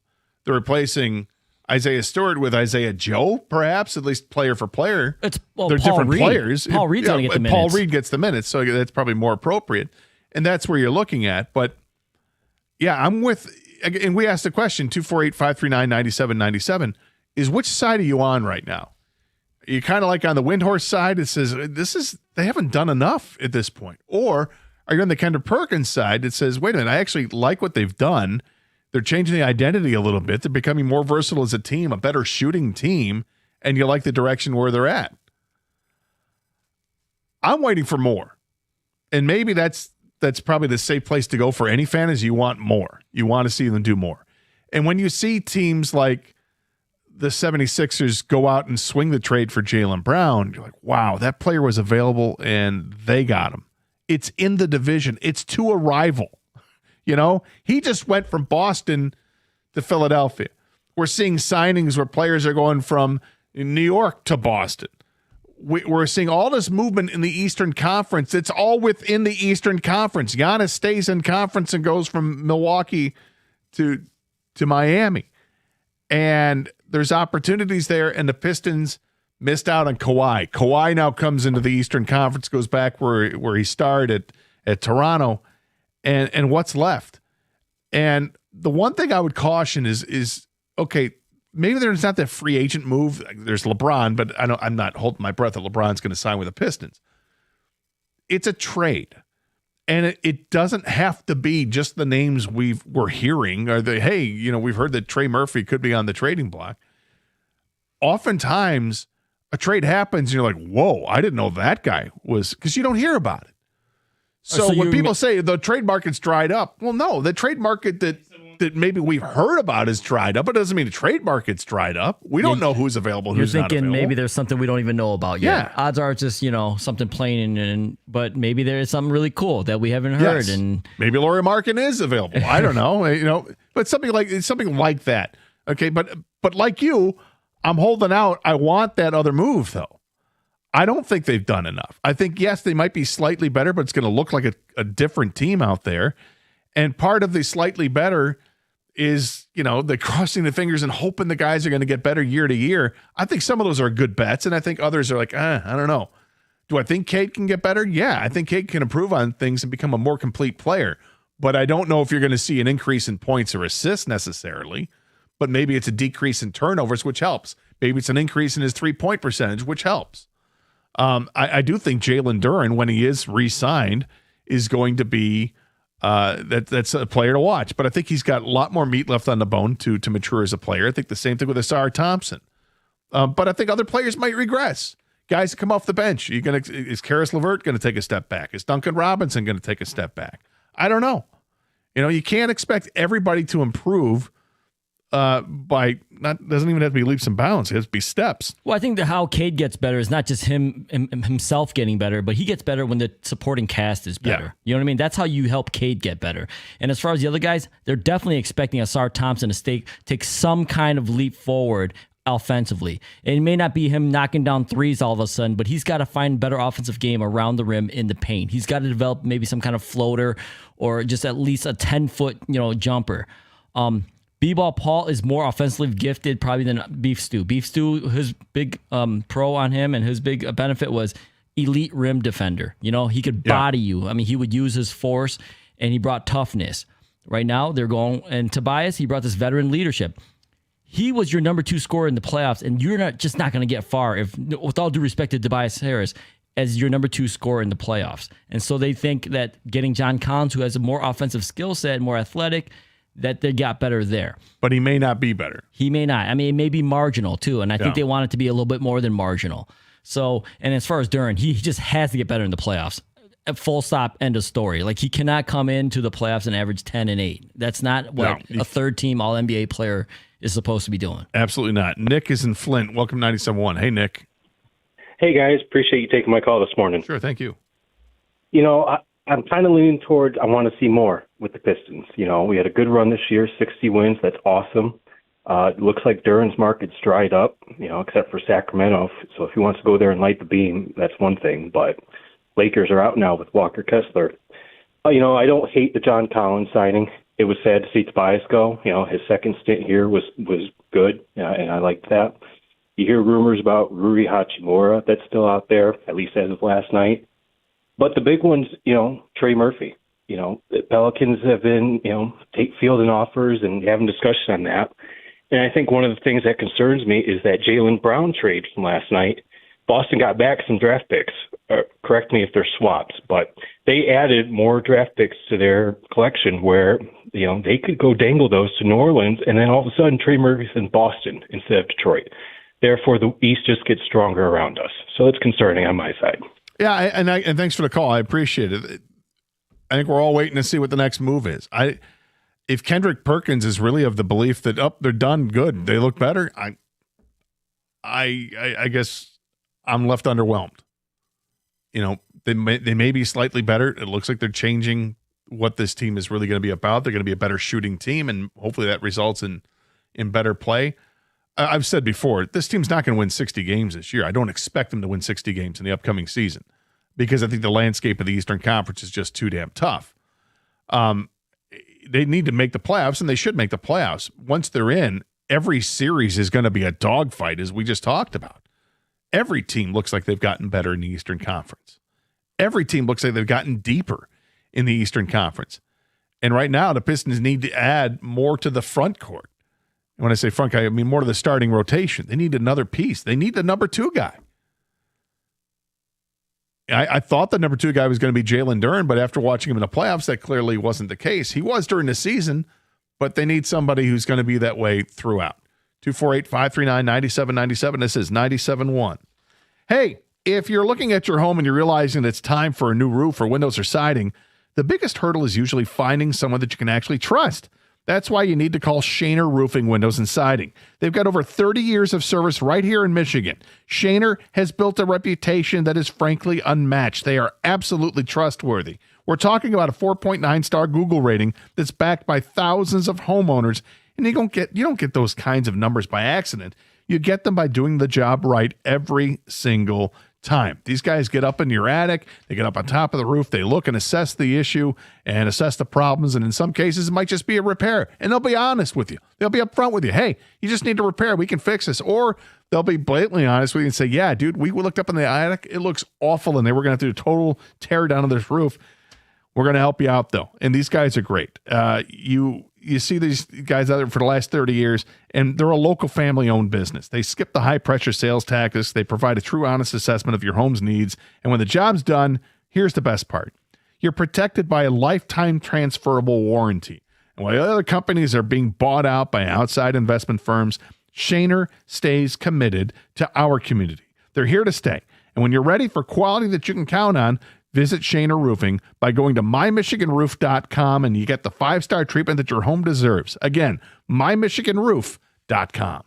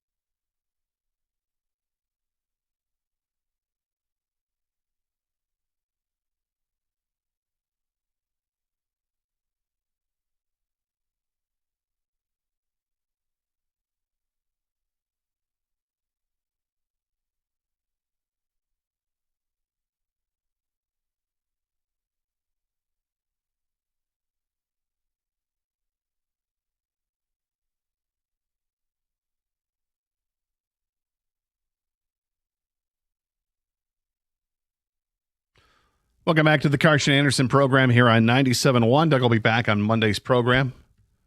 Kang and Bobby behind the glass. Gator taking your calls, 248-539-9797. Same number to text as well. And we'll go to Stephen in Detroit. Stephen, welcome to 97.1. Hey, guys. Good morning. Good show. Thank you. So I think it's pretty straightforward, and we're probably going to all talk in circles until we see what ultimately happens. But at the end of the day, if they don't make a move here, and I'm assuming it's going to be, it's got to be a shooter, clearly, and we're probably going to re-sign Duren, and it's going to be what I hope to be Trey Murphy. I don't know how we're not going to demand that Langdon's job is called for, because at the end of the day, as it sits right now, and let's assume Duren comes back, all things being equal, we're probably 5 to 10% better on the margins as it stands. And Indiana's going to be back and healthy this year. Boston will be healthy. We'll see what LeBron does if he goes back to Cleveland. Miami's a better team now. So if we struggled against Orlando and we struggled against Cleveland in the playoffs last year, all things considered, how could anyone call this offseason a success if there's no major move made in this offseason? Some people are calling in and saying they hope that it happens. Yeah, I take the approach, and I know I'm more aggressive and I'm more type A whenever I call into the show. But just from my perspective, we've got to be demanding more from this team and from management. And if it doesn't happen, could you just imagine that Langdon press conference, him talking about we tried, the options were there, but it was too expensive. It would be so unfortunate if we do not go and get better based on what we have potentially in front of us right now with a young lineup that could really do something over the next couple of years. Yeah, and I guess, and I understand what you're saying, and it's very measured, and I appreciate that. And I'm thinking about, okay, if there's a press conference that happens after all the dust clears, and they just brought back Jalen Duren and the players they acquired, that's what they got going here, and they don't add a Trey Murphy or something like that. If he mentions that, somebody says, were you in on Jalen Duren? Yeah, or Jaylen Brown. Yes, we talked to Boston, but Boston wanted more than just a package of draft picks, and we didn't have the players that they wanted. Were you in on Kawhi Leonard? Well, we kicked the tires on Kawhi, but it was clear that Kawhi didn't want to play here. He wanted to play in Toronto. He wanted to go back where he had started. Okay, then that's out. You know what I mean? Like if there's obvious explanations, or hey, were you in on so-and-so? Yeah, we were, but they wanted Asar Thompson, and that was almost a non-starter for us because it was Asar Thompson and 3 first-round picks or whatever the case is. I think there's explaining out of it, but I get to this point. If this is all it is, it's a disappointing offseason. I will absolutely agree with that. And then you close the book on the offseason, then you get to the regular season. And then the next big step is trade deadline again next year. And maybe it's just clearing up space that you have going into it, and that you can be a player at the trade deadline.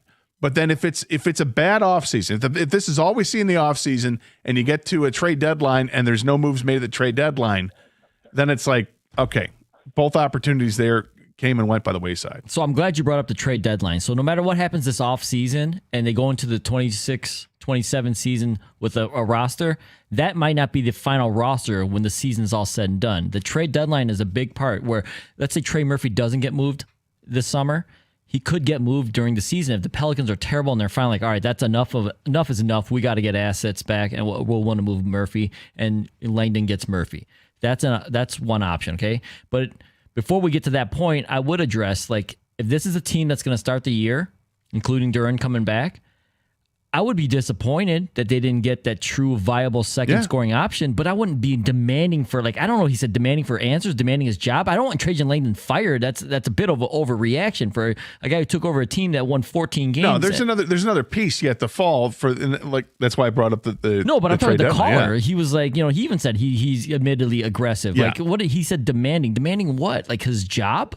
Do you want Trajan Langdon fired if they don't get anybody else? I don't. Yeah, I don't either. To me, that's crazy. But it would be if nothing else happens, it'd be a disappointing offseason that they didn't add the number 2 that we all thought, okay, let's add the number 2. Even though what he said after the season was, we're going to add shooters and ball handlers. And they've added shooters for sure, and perhaps ball handlers to a degree. And I don't listen, I don't usually play this card, but you can't force a trade. Like if another team wants too much or doesn't want to trade somebody, there's nothing you could do about it. It sounds, all signs pointing to, they really were going after Austin Reeves. And then the Lakers got put in a spot where they probably paid Austin Reeves more than they wanted to. They said, screw it, we're just going to max him out. We're not letting him hit the market because Detroit's going to go after him. If that was plan A, what's plan B, C, and D, right? Like, is it Tyler Hero? I don't know. Because we focus on Trey Murphy, but it could just be Tyler Hero. It could be Tyler Hero, and that would make this team better. It would. I'd still be a little bit underwhelmed, but I think that they would definitely be a better team than what we saw. Listen, he can't play defense that well, but he brings ball handling and shot-making ability. Then that's an improvement. Chuck is in Canton. Chuck, welcome to 97.1. Hey, Chuck. Hey, guys. How you doing? Good. How are you? I was good. I was going to talk about the USA soccer game last night. Go ahead. All right. So I'm a soccer referee, asked me, and I think it should have been yellow. That was 100% a foul, but it should have been a yellow. Yeah, why do you think they gave him the red card in that? All right, so especially with the VAR, they love to go by the book. What does the book say? If it was a dangerous play, and how dangerous was it, then it's an automatic red. So, I mean, I guess when you watch that play again, you see Balogun, the first thing that happens in the sequence is that he kicks the calf of the player, and then the foot just kind of comes down to rest on the ankle / side of the foot of the player as he's going down. Is the strike of the calf, is that enough to say that's a dangerous play? Let alone the rest of it? Because the ball wasn't in the area where the feet were, and he wasn't really going for the ball. He was just in the path of the Bosnian player, was just in the path of our player, and our player wasn't paying attention to it. And what about, I was reading comments from the former player Henry, Thierry Henry, who said that, says, where's the player supposed to put his foot there in that situation? Like, that there has to be some common sense and used is what he said. Have some common sense. What's he supposed to do? And then at that point, with the VAR, there is no common sense. They do it what it's the book. That's why the refs didn't give him a red card and or a yellow card at the exact moment. Yeah. Because that's where the human aspect is it. All right, thanks and for me, yeah. And so you would have given him a yellow card, not a red card. Yeah. All right. Thank you very much for the call, Chuck. I appreciate it. 248-539-9797. Lots of people want to talk Pistons. Still want to talk World Cup. We can do that. We got some Red Wing stuff we want to get to. Will Birchfield did an interesting article on 971.com. You can check that out. We're going to get to that a little bit. And oh, by the way, all the Tigers did was sweep the Yankees in New York.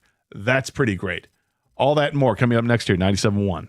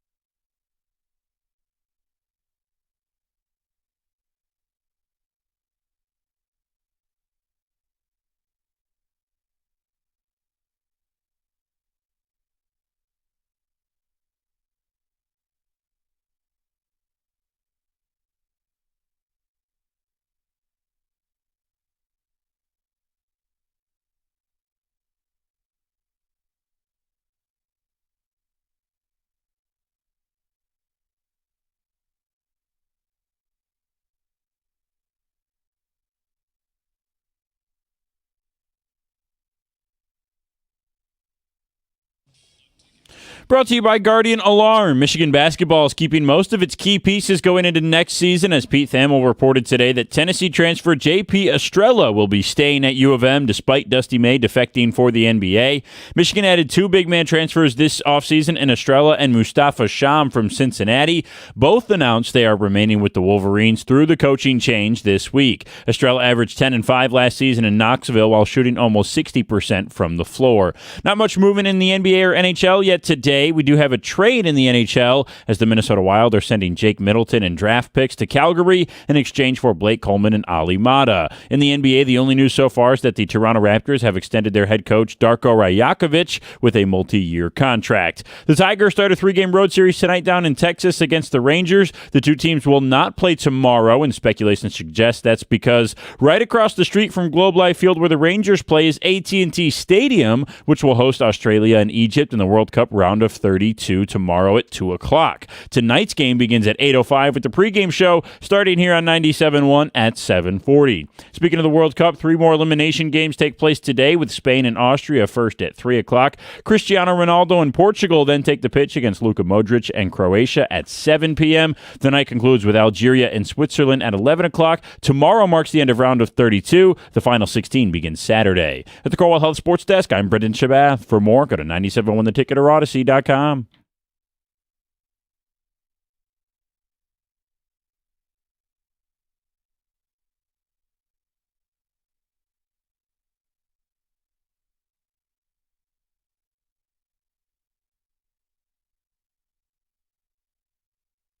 Good afternoon, everybody. Just going to check, see if I can get my phone's not going to give me the update on the weather. I was curious what the temperature is outside right now at just after noon. It looks hot. I mean, when you leave the house in the morning and it's already 83, 84 degrees, that's hot. And Kang, are you going to the blower next week? You're going to Vegas next week? Yeah, the dry heat. And it is different. There clearly is a difference there. I'm leaving 100-degree weather for 110-degree weather. I was going to say, have you looked ahead to see what it's like there? I know. The last I checked, it's going to be like 105. Like it's lower 100s. That's fine. You'll take that. But the thing is, you know how I feel? Because you and I think we both agree on this. We prefer warm weather over cold weather. 100%. So I'll bitch all winter long. That's what I do. Yeah. So I will not say a word when it's too hot. I acknowledge it that it's very hot, but I'm not going to complain about it. I'm just going to say it is very hot outside, Gator. But I will deal with it because that I prefer over shoveling snow. Yeah, well, I mean, it limits things that you can do outside for sure, which sucks. And we can get into that a little bit later. But I was just thinking, okay, so you're leaving next week for Vegas, where it's going to be in the low hundreds. Yeah, let me check right now. Yeah, I'm going to be leaving for Vegas in a few weeks. At the end of the month. All right, right now, Vegas next week. When do you want to start this? Saturday, 104, 104, 104, 105, 106, 108, 109, 110 by the time I leave Vegas. And it's just straight sun, not even a cloud. Like, you know, sometimes like partly cloudy. None of that. It'll be freezing by the time you get back here. And then Michigan, what's Michigan going to be like? I think you guys cool off a little bit. It cools off to the mid-80s. Yeah, there we go. I saw that. I saw Stephanie Mead put that out. So. Oh, you did? Yeah. I saw that. I enjoy her weather report. She's great. But I'm look, I've done the Vegas trip the last few years, and it's always been late July, early August. And look, it's not my choosing when we go. It's my buddy. He makes the decision. We just follow. Okay, sure. It's always been like 115. Dude, people are like, anytime you make a trip to Vegas in the summer, they're like, oh, you decided to go then. I'm like, well, it's the summer in Vegas. It's always going to be 100 unless you're going in November. Change, yeah, like it's hot. Yeah. Okay.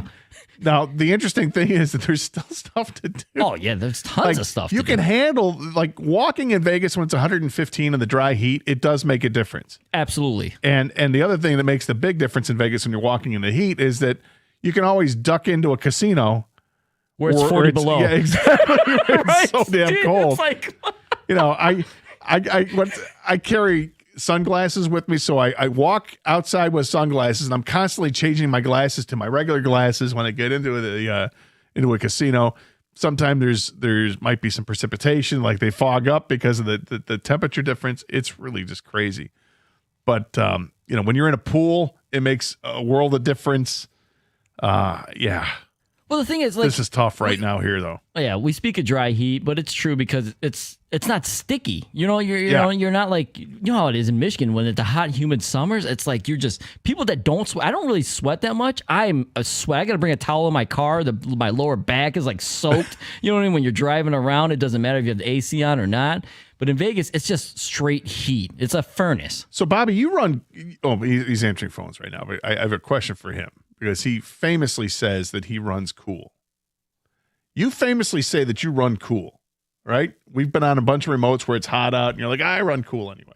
Well, no, I mean, I run hot. That's why I wear shorts all the time. Even when we were out at Gate A, like earlier this year, and I was still wearing shorts, and you guys were wearing jackets and pants. This is true. We're freezing out there, and you're like, no, it's nice. Yeah, no, it felt good. So how does weather like this affect you? Oh, I'm dying. Yeah. No, as soon as so you are the opposite. Yeah, he runs hot. I hop in my truck and it says like it's when I get in there, it's over 100 degrees. Right. So it's horrible. So I mean, AC on all the time. Yeah. There's that. And I leave when I came home, I let the back door open. It's got a little doggy door to it. Lois goes out. She came back in like 2 minutes later and she's panting like crazy. I mean, all right, we're going to shut the door. You're not going outside anymore. You know, if you're going to go outside, it's going to be under supervision because you're just going to do something stupid, run around, and that's not good. Be careful of your pets out there today, folks. Just an FYI, and stay hydrated if you can. 248-539-9797 is the telephone number. We've been talking about the Pistons and the World Cup. We'll get into some Red Wings and Tigers a little bit later, and also, you know, things you're doing in the Heat a little bit later too. But, you know, with the Pistons talk, I feel like we're all waiting for that other shoe to drop. We played the different cuts from Brian Windhorst and Kendrick Perkins that have differing views on what the Pistons have done in the offseason thus far. Kendrick Perkins thinks, this is a better team. They're in good shape. And Windhorst seems to think like they missed out on major opportunities. They thought that they were clearing space, that they were going to do something grand. I mean, he tweeted about it last week, and he talked about it last week and started that storm of people saying, wait a minute, did you hear what Windhorst said? The Pistons are going to go after Kawhi Leonard. They're going to go after LeBron James. They're going to go after, you know, Jaylen Brown or whomever. And we started dreaming, can we make this happen? And then here it goes. Kawhi Leonard goes to Toronto. Jaylen Brown gets traded to Philadelphia. LeBron is the odds-on favorite to go to Cleveland. And what does that leave the Pistons with? Hoping we can make a Trey Murphy trade, I guess. 248-539-9797. Let's go back to the phones. And Wes is next up in Detroit. Wes, welcome to 97.1. What's going on, brothers? Hey, Wes. Man, listen, I like what the Pistons did, but they do have to make significantly better, a couple more improvements. I'm looking at their roster. They still got too many guards on the roster. The big men are cool, but I think they still need help in that department. I'm not sure what's going to happen with Duren. Me personally, I think he should have been re-signed. There's nothing else out there. If he does want to go to Sacramento, what do you get back in that trade? But Zach LaVine, Sabonis, or who knows? I mean, John Collins is a real good upgrade. I actually like him. He's gotten better. Isaiah Joe is a good piece, but as far as like a big trade, like with the Jaylen Browns in them, I would have made that move, even if it would have cost us Duren, because you could get anybody to play center. It's just the stoic attitude of Trajan Langdon. It's kind of really getting on my nerves. Like, brother, you gonna make a move or not? Like, be a little bit enthusiastic about it. That's just my take on it. All right. Well, thanks for the call, Wes. I appreciate it. The team would look completely different if it was Jaylen Brown instead of Jalen Duren. They would absolutely have their number two. There would be unquestioned they got, Batman and Robin working out there, right? Or Batman and Superman out there working together. Batman and Batman. Yeah. Batman and Batman. Yeah, that would absolutely be pretty sweet to look at. However, the previous caller, Wes, says that you can get anybody to play center. I don't think that's true. I think that's just completely overlooking what the position can be and overlooking what Jalen Duren can be. But we saw Jalen Duren in the playoffs. It was terrible. We saw Jalen Duren in the regular season. He was great. So find a way to get Jalen Duren, regular season Jalen Duren, playing in the playoffs, and the Pistons were probably playing for an NBA championship if that was the case. But it didn't happen that way. And now everything is up for question. Could they have gotten Jaylen Brown if they were willing to get Jalen Duren? I'd have to think yes. But because the ghost of Paul George and a couple of draft picks doesn't move the needle. Getting Jalen Duren and some draft picks would. Well, I think clearly the Celtics just wanted to get rid of Jaylen Brown at all costs. Did not matter. They wanted to dump him, dump his salary, dump everything about the situation completely. I don't know if they were going to want Jalen Duren in return, though. Although he's a better player like right now than Paul George as far as, just the future and currently. They did go get Mitchell Robinson. They analytically love Mitchell Robinson and all the extra possessions, the effort, the defense he brings. So I think they were like, we got our center. There's probably no reason to even talk to Detroit. We don't want Duren. We don't want to sign the max contract, and we're just going to move on from Jaylen Brown. So as much as I would have loved to have Jaylen Brown here, I don't think it was really even a possibility unless they could somehow work it with keeping Jalen Duren under the cap. I just have a real hard time thinking that was possible without moving something like Jalen Duren. And when we talked about it last week, that was kind of part of that discussion too, but it was also before the Pistons made these other signings. Would they have been more in line of giving up tons of, on the periphery along with draft capital to acquire him? When we even talked about giving up 4 first-round picks, would that have appealed? But they made some signings yesterday, and then you see Jaylen Brown gets traded, and okay, well, when all's said and done, obviously they didn't have what Boston would have wanted, which is hard. It's hard to accept that. It sucks. And now they're in a position like, okay, what's next? What's next for the Pistons? What do you got for your starting five? They still haven't officially re-signed Jalen Duren. I assume that's going to happen. But what kind of attitude is Jalen Duren going to have when he was exploring the other options, when he was openly courting those other teams and didn't get the offer sheet that he thought? In fact, those teams both, or at least one of them, the Lakers, they completely pivoted. And then it was thought that, okay, well, the Celtics are going to get involved. There was that report that happened yesterday or the day before. Well, the Celtics didn't do it with Jaylen Brown because they went out and they signed, as you said, Mitchell Robinson. Or Jalen Duren, you mean? Yeah, Jalen. Well, too many Jalen's. Right. No, but this is what Jalen Duren was looking at. I was looking at the Lakers, looking at Sac Kings, and then there was a report that said that Boston would get involved. And obviously Boston signed their center. Lakers got their guy. And Sacramento's still saying, hey, we have Sabonis. And the Pistons don't want to do it because they don't want. They probably don't want Sabonis. He's older. There's and he's a lot got that that they don't contract. want. Yeah. But there is a report, though, that Mark Spears from ESPN said that Jalen Duren is still meeting with the Sacramento Kings representatives. I think they're in Miami or something, or his agent is. So that's not completely dead. The only issue is, it's just going to set the salary for what the Pistons are going to pay. I don't think it's going to be a sign and trade. The thing is, they need to trade. If Sacramento wants Jalen Duren, they have to do a sign and trade. That's the only way they can get him. And if the Pistons say, we don't want Sabonis, then what are we doing here, right? There's nothing to talk about as far as the Kings. So I don't know if I'm going to convince the Pistons to take Sabonis or Zach LaVine or whoever. But if you're Sacramento, the only thing you can do is say, we're going to give Jalen Duren the max. We're going to, so, you're going to lose all this. Would you take one of these other guys, or, are you willing to pay the max for Jalen Duren? They can't even offer him the max without getting under the cap, though. That's true. It's a mess. That's what I'm saying. They have nothing. They have to convince the Pistons to do a sign trade. And Langdon goes, I'm not doing a signing trade. Stop asking. Right.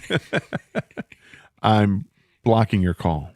We're not taking any more calls from Sacramento at this point. What if we got Trey Murphy? Okay, well, then we'll talk. But anyway, that's tough to do. 248-539-9797. This is 97.1.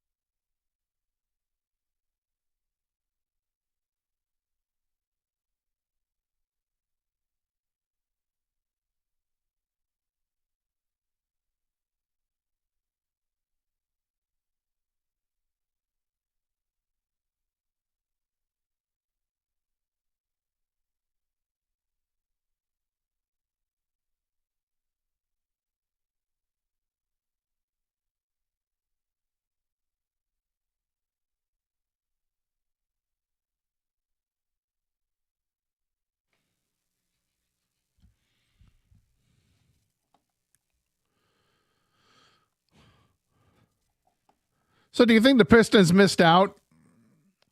You think they missed out by not being more aggressive in trying to land Jaylen Brown?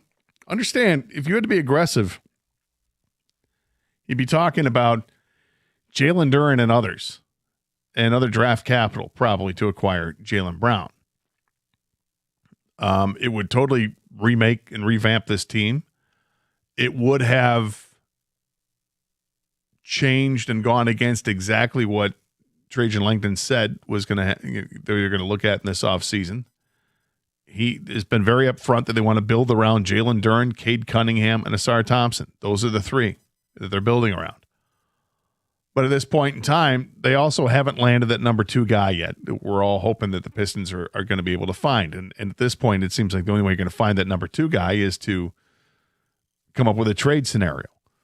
Does the trade happen this offseason, or does the trade happen at the deadline next year? You know, I'm of the belief right now it's going to happen next year. I don't know if it's going to happen this year. I don't know if New Orleans is willing to trade Trey Murphy at this point. And frankly, next year you get to the trade deadline, there'll be other players that'll be up there that we haven't thought of right now or that nobody's mentioning right now.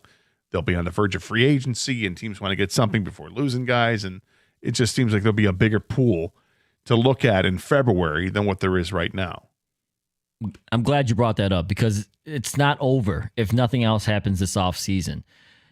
You're right. When the trade deadline comes, there will be more players probably available. And there might not be that long-term fit. That might be a short-term fit, and that's okay. If especially with fans now around here, it seems like they're desperate to try to win a championship right away.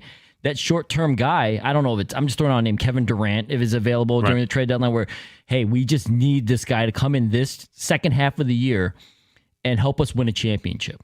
That's a possibility. As of right now in the offseason, we're looking for long-term help, right? We're looking for like the Trey Murphy type of player. But you're right. If they don't get anything done, I'll be disappointed. But I will still hold out hope that you have something to move at the trade deadline. And disappointment is different than being pissed. Yeah. Like if Trey Murphy gets traded and you look at what he was traded, if he was just traded for like draft capital somewhere, I'm going to be pissed. I'm going to get pissed. Yeah. That'll be different. I'll be like kind of pissed. I'm like, what? That's it? Yeah. I'm not thrilled with what's going on right now, but I can still be calm a little bit and see, all right, hold on. Let's let everything play out before I really get upset. But I think disappointment's eventually going to set in. I just don't want to end up being pissed. 248-539-9797 is the telephone number. More of your calls and texts. We continue here. Jim is in Roscommon. Jim, welcome to 97.1. Hey, Jim. How you doing, guys? Good. How are you? Good. All right. I don't understand the being pissed or even being upset with what's happened so far with the Pistons. I think Trajan Langdon has done awesome. And this is what I'm looking at. You got Isaiah Joe, good shooter. That's Great a plus. You got Collins, to me, upgrade. 2 pluses on the best team in the East. And I think that's what most people are missing is that was the best team in the East. So we've gotten a little bit better, and we're the best. So I get other teams have gotten better, but Miami getting better with 2 good players and 12 crappy ones, I'll take what we did. If we get something else, great. Pipe dream, Jaylen Brown, Kawhi Leonard, pipe dreams. They didn't want to come to Detroit, weren't going to come, and I don't think it wasn't that we didn't want to trade for them. I think it was 100% they said, nope, not an option. Well, Jaylen Brown didn't matter. That was a Boston thing. That was not a Jaylen Brown saying he didn't want it. I mean, Jaylen Brown didn't want to leave Boston, but Boston wanted to move Jaylen Brown. They just found the deal easier to go with Philadelphia than to, I guess, go with what the Pistons were or were not offering. We don't know what the Pistons were offering. And thanks for the call, Jim. He's satisfied with what the Pistons have done. He's happy with what the Pistons have done. I think you got to go back and look at this. Okay, what have they done? They've lost Isaiah Stewart and Tobias Harris. And you're replacing that on your roster now with John Collins and Isaiah Joe. Shooting-wise, the Pistons are better off, without question. But you've lost glue guys from the team in Tobias Harris, who everybody effectively called Unk. They love Tobias Harris. And it seemed like Tobias Harris loved to be here too. And then you've lost Isaiah Stewart, who absolutely was a team guy, but didn't give you much offense at all. So the net on that is that you're probably getting more scoring from the two new guys than what you did from the two guys that are no longer on this team. But the other side of that is you've lost your rim protector and you've lost leadership. So John Collins coming over here, what kind of leadership does he give? Is it a wash with what he was or what he's going to be with the Pistons and what Tobias was with the Pistons? I mean, I'm not going to split hairs here. If one guy was better than the other, it's not by much.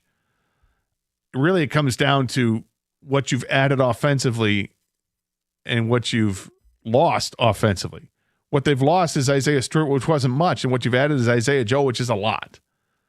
That's great. But how much defensively has this hurt this team? We don't know yet. It remains to be seen. And there's still moves that could happen, but right now it's trending towards a little bit disappointing, but that's just the offseason. Doesn't mean that they can't be a better team going into the playoffs next year because you've got the trade deadline to deal with, and we'll see how players end up getting better or not getting better this year. Not everybody gets better, but you're adding a new piece in a Corey, the rookie they drafted, who they moved up to get. There was a lot of conviction there by Trajan Langdon. That was his guy. Went up and got him. Okay, you went up and got him. What kind of impact is he going to have? I mean, led the ACC in scoring last year as a freshman. That's crazy to think. But we don't know what he's going to be like in the NBA. He's on the Summer League roster. We'll get to watch him play next week or whenever the Summer League starts, right? And then we're going to get all types of excited, maybe too excited about it. Or at least Doug will, because that's Doug's thing. No, he said he was not going to get excited. Yeah, we know. He said he was not going to get excited, Gator. Come on now. And I don't care about Tiger prospects. Yeah. Right. I got it. Well, yeah, they definitely lost defense with Tobias and Beef Stew leaving the team, but they gained offense. And I think one of the focal points and things that Trajan Langdon was targeting this offseason was, how do I help Cade Cunningham out? At the end of the playoffs, Cade was spent. Cade was playing 40 minutes a night, getting these quick stops and short rests, right? And using real-time rest instead of game rest. And he was playing with a broken rib and a collapsed lung. Trajan saw this. And then he had to bring the ball up the court by himself every single time. And then Trajan's like, enough. I got to get some more floor spacing, some people they respect on the offensive end so they don't just have to double team Cade, blitz him, force into these turnovers that he was susceptible of committing. So that's what Trajan Langdon focused on. Now, they are losing defense, but it's not like, John Collins can't play defense at all. Now, Isaiah Joe, a little different, but he is athletic and he's a sniper. So like I said, I think the focal point was, how do I get the supporting cast a little bit better, which helps make Cade better? Yeah, and a lot of people like the word identity of a basketball team. What's your identity? What's this? I don't know if you have to have one, but it's easy to label a team that way, and it makes you feel safe and comfortable to label this team. Oh, the identity of the Pistons, they're tough to play against, and they're a defensive-minded team. Okay. Well, now you've taken away a lot of that with Isaiah Stewart and some of that away with Tobias Harris. So it's going to change the identity of this team, but that change might be, this could be a really good shooting basketball team, which I'm excited to see. 248-539-9797. This is 97.1.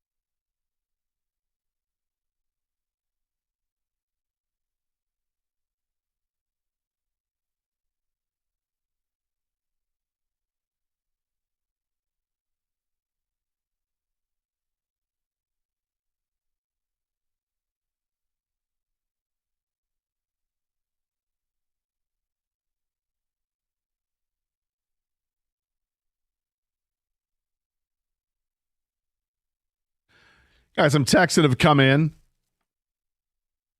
regarding the comments we played from Brian Windhorst and Kendrick Perkins. Opposite ends on what the Pistons have done this offseason. Windhorst not a fan. Perkins likes it. David Farmington says, I'm on the Windhorst side. We look like the 7th seed in the East right now. Might be, but as I said earlier, I think the East, 1 seed down to the 8th seed, whatever teams you think are going to be the 8 teams in the playoffs, there's not a whole lot of disparity between those teams. There is a lot of parity with those teams. These are good basketball teams in the Eastern Conference right now. I feel like there's been a big switch. Used to be everybody raving about the Western Conference teams. I think momentum has shifted now to the East. There's a ton of good teams in the East. I don't know if any one team has separated themselves to be the absolute best. I mean, the Knicks have already seen some attrition from their championship roster, but they feel pretty good about the guys that they have, without question.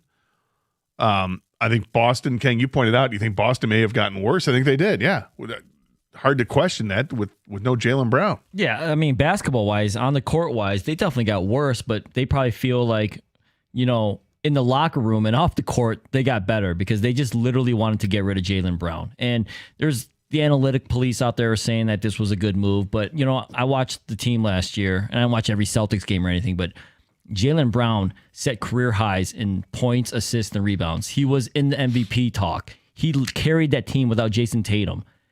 He's a really good basketball player. And I think they just had enough of him being himself, or whatever you want to call it, with the live streams and whatnot. And he felt he was undervalued and disrespected there. And they said, you know what? Addition by subtraction. And I think, but on the basketball court, they got worse, Gator.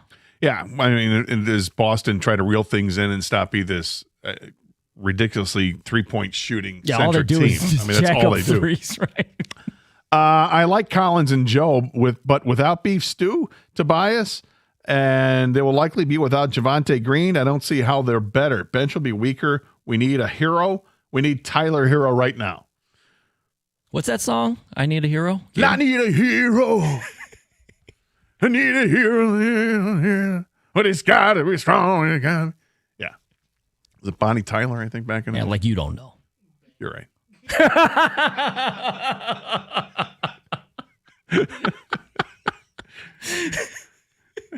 Where did Doug think Bjork was from? Yeah, right. What you kept telling him? Like, where is she from? Bosnia? No, she's from Iceland. He kept looking up Bosnian celebrities when you could have just looked up Bjork. Right. He's right. He's going through this whole list. Like, I don't see her yet on her list of Bosnian celebrities.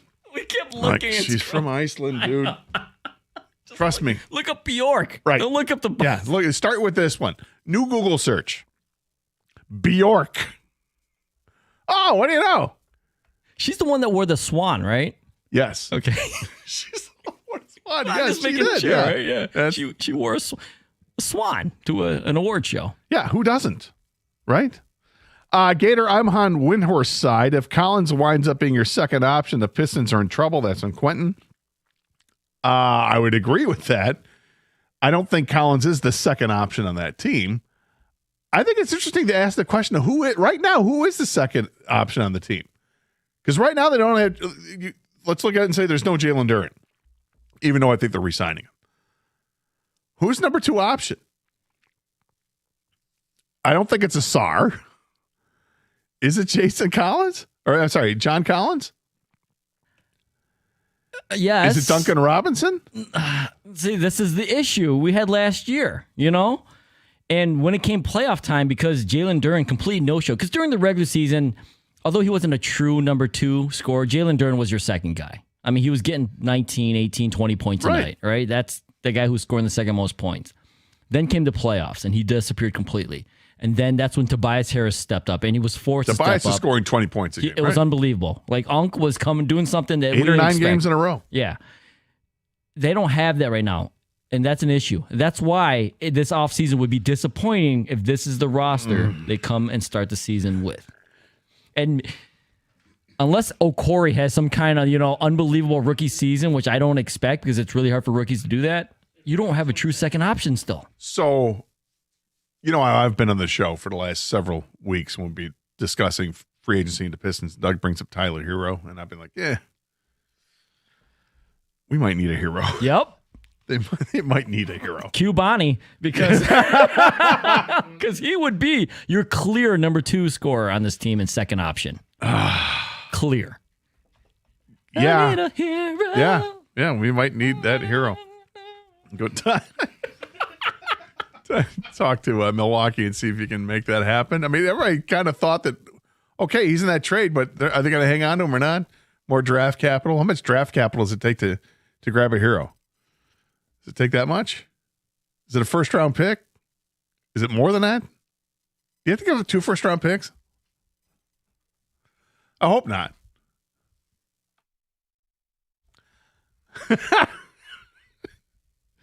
All I can picture right now, even though I think it had nothing to do with the song, but I hear piano like that and keyboards, I think John Tesh.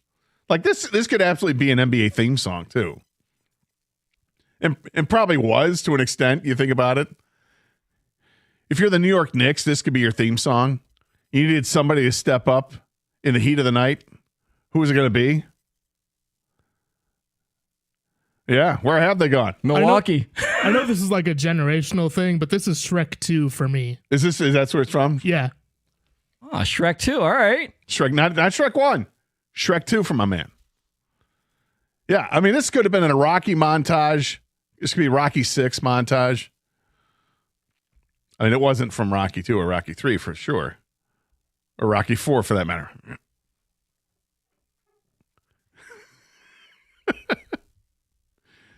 Bonnie Tyler had a couple of big-time hits, man. Total Eclipse of the Heart, that was Bonnie Tyler. She's pleading for it. She needs a hero.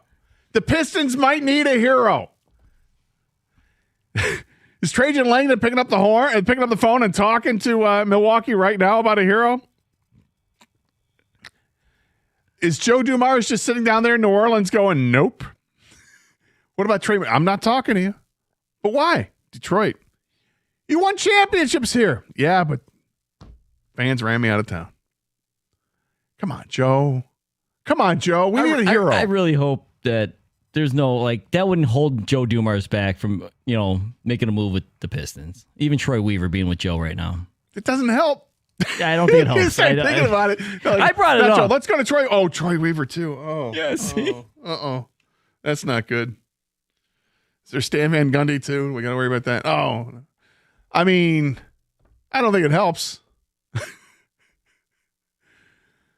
Nonetheless, I think they need to do more. Mark is in Detroit. Mark, welcome to 97.1. Hey, Mark. I think they're a better overall team. If you go back and you look at the Pistons, I'm not talking about that. I still think they need a playmaker, but let's take this out of the equation. Guess where they ranked at in 3-point shooting in the NBA last year? They were 29th.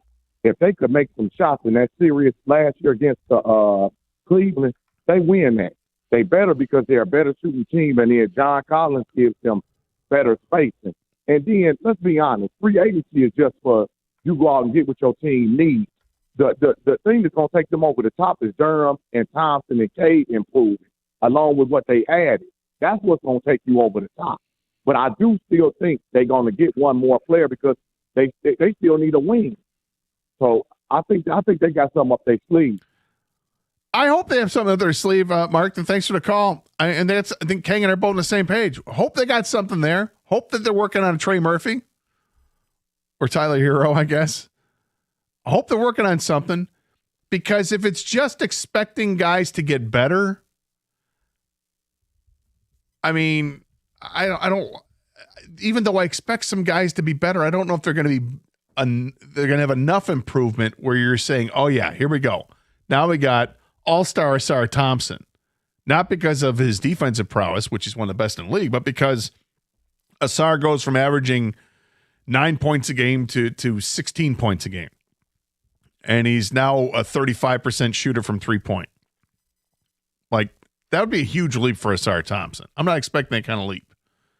Are you expecting, a bigger leap from Danis Jenkins? Or is he did he hit a ceiling? Is he just, he was undrafted.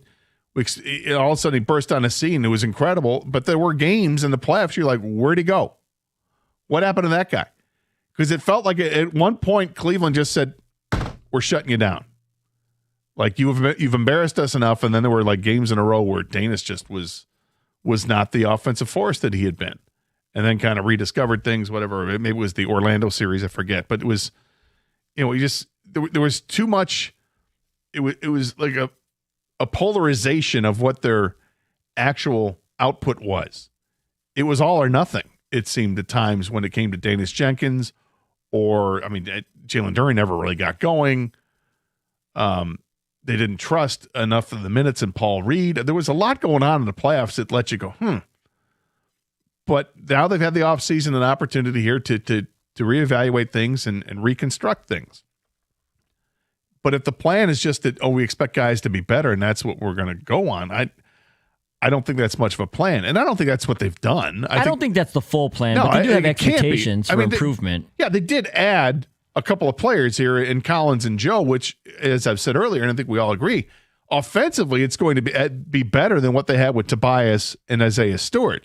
I just don't know if it's going to be better in terms of chemistry and defensively. Are you losing too much defensively? Are you sacrificing too much on D to add to offense? Devin is in Royal Oak. You're next up here, 97.1. Hey, Devin. How y'all doing this afternoon? All right. I was just calling to make a point saying that I think Trey Murphy price tag has dropped with this trade that happened with Jaylen Brown. Don't you guys think, considering that Jaylen Brown was only traded for, Paul George was at one unprotected and another first-round draft pick. Right, and some others that are pick swaps or whatever. Yeah, I would say that I want to agree with that, Devin, except I think everybody that watches basketball or has an opinion on these moves will look at that and say, Boston made a foolish trade. Like, they got nothing in return. Great, you got draft picks in return, and you got the ghost of Paul George. That's not good enough. That's one side to look at it, but the other side to look at it is that New Orleans may be looking at to try to cash in because they don't have the best of organizations right now as it is. There's no way they're going to get 4 first-round draft picks for Trey Murphy right now. I think they definitely are being put in a position to try to take what they can get for him right now. And I really, really think it's more obtainable for us to get that young man. I do like we need a hero, though. I'll be quiet and listen.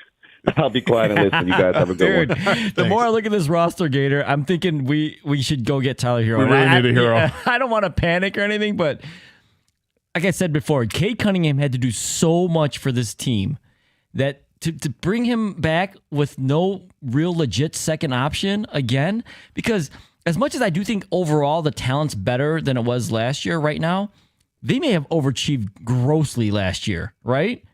So what is this team going to win? 50 games? This roster? Because last year's that's not a 60-win team. No, I know. I don't know if they're. Because everything has changed so dramatically in the Eastern Conference, and we knew that it would, just with other guys getting healthier. We knew that it was going to work out this way. Then I thought, okay, this team is still a 50-win team. I hope. I think they are at this point, but they're going to have to add more. And if it's Hero, if it's Rui Hachimura, does that make sense? Or if it's Tyler Hero. Do the Pistons have enough?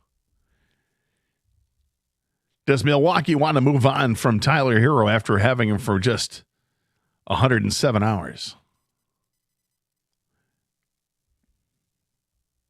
I don't know.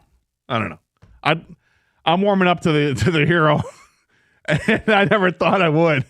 And even then, if they were to add Tyler Hero to the mix and re-sign Jalen Duren, I'm still like, okay, they're better. But they're better, though. They're better. Right? They'd be better. They would definitely be better. One last text. I agree with Kang, but it's a mistake to get fixed on Murphy. New Orleans price too high. Pistons do need a guy who is a threat to score, without question. Tyler Hero, apparently. Come on! At least he'll end in free agency. Right. Meanwhile, the guy's like, dude, let go of me. Let go. all I can picture is not Doug singing to Tyler Hero, but Doug singing to Jack Campbell.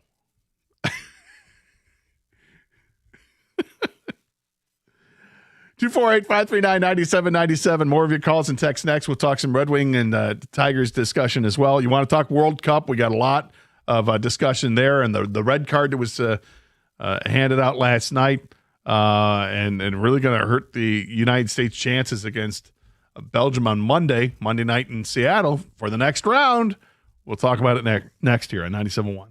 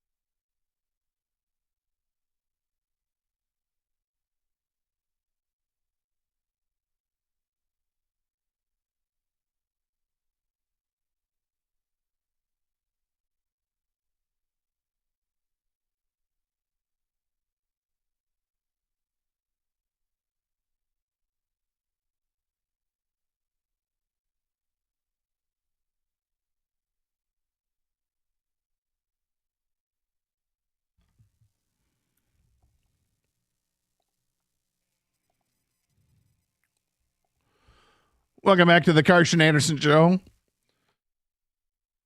97.1, then taking your calls at 248-539-9797. Same number for text. We got a lot of texts coming in. All different stuff. As I mentioned, we've been talking about the World Cup. Great game last night. United States advancing as they beat Bosnia and Herzegovina 2-0 last night. Sorry, 2-0. 2-0 on the pitch. And we'll now play Belgium on Monday evening, 8 o'clock in Seattle. I'm going to predict that those are going to be some ridiculous ratings on Monday night. Absolutely ridiculous ratings Monday night. I saw something earlier that said that the World Cup on Fox has already doubled the audience that they had last time, which is crazy. And that the Telemundo numbers are more than 100% as well, which is, it's great. It's great for the sport. They want to grow the sport, and it's been really tough to kind of get into the mainstream. It's almost been forced on us over the years, and it's just been slow. But the World Cup this time around, it has been nothing but exciting. The games have all been pretty great. And you can find something compelling, whether you're a soccer fan or not. If you're not a soccer fan, you just casually drop in. I mean, we've had shootouts, penalty kick goals, corner kick goals, teams coming from behind late. It's been fun. And last night's game was also fun, even though you had the red card handed out to Folarin Balogun. Balogun? I don't know. I don't know. Try again. Balogun. Balogun. That's it, right? There you go. I mean, Gator, I'll ask a question we always ask every 4 years, it seems like. Yeah. Is this the moment? Is this the time? Does soccer finally... I know we had the one caller, the Soccer Elite called in and says like the third most popular sport in America, but we don't talk about it. Right. Does soccer finally become, because of this World Cup, it's here, you talk about the exciting games, the takeover from the foreign fans, they see the enthusiasm from all the other countries, the ratings are good. Does soccer get, I'm not going to say get in the top four for us, does but like it get some traction? Yes, exactly. I think it does. Okay. I think it does, but because I think that their big base, that the base that's grown the most was with the younger fans. And that's what they needed. They needed to get those guys and girls and continue to hang on to them. And they have. And now the team is good and people really want to get in on that. Okay. Every kid's playing soccer. They're growing up watching these players now. That's great. You know, the women really started making the inroads because they were outstanding, winning World Cup after World Cup, and they were the real celebrities. Nobody knows who the men's team are. You're starting to get to know who the men's team are, and yes, it's Balogun. Starting to figure that out. Malik Tillman, yeah. You're starting to learn more of the male names, and I remember back watching the World Cup, and for a minute you would know those guys, Alexei Lawless and the like, right? Landon Donovan, you'd know those guys, recognize the name, but you don't really know them. And I feel like this run is another opportunity to get to know them. And yes, it's a younger fan base, but it's getting bigger and bigger as that younger fan base. And I think that these fans are going to stick around. So that's the difference you think now than years past? Yeah, because I think before you're trying to maybe appeal to a 40-year-old, and it's just not going to happen. 40-year-olds going to be set in their ways. But when you're building a base of younger fans, I think that is going to help. I think it's going to help out a lot. Now, does this end up where we're going to be talking MLS in a couple of years? I don't know about that. Maybe. But for that to happen here locally, there'd have to be a local team. And, the Detroit team that plays here, that will be playing in Southwest Detroit soon, that plays in Hamtramck, it's not MLS. If that team ends up, that they get an MLS franchise and they promote that team or whatever it can happen, then it ends up becoming something that probably gets talked about a lot more. But until that happens, no, we're not going to be talking MLS to recap what happened between Columbus and Seattle. We're not going to do that. But I do think the sport is growing in this country. Without question, it's growing. And I think it's got some staying power. And the World Cup is going to do nothing but help it. And particularly because of what the United States is doing right now.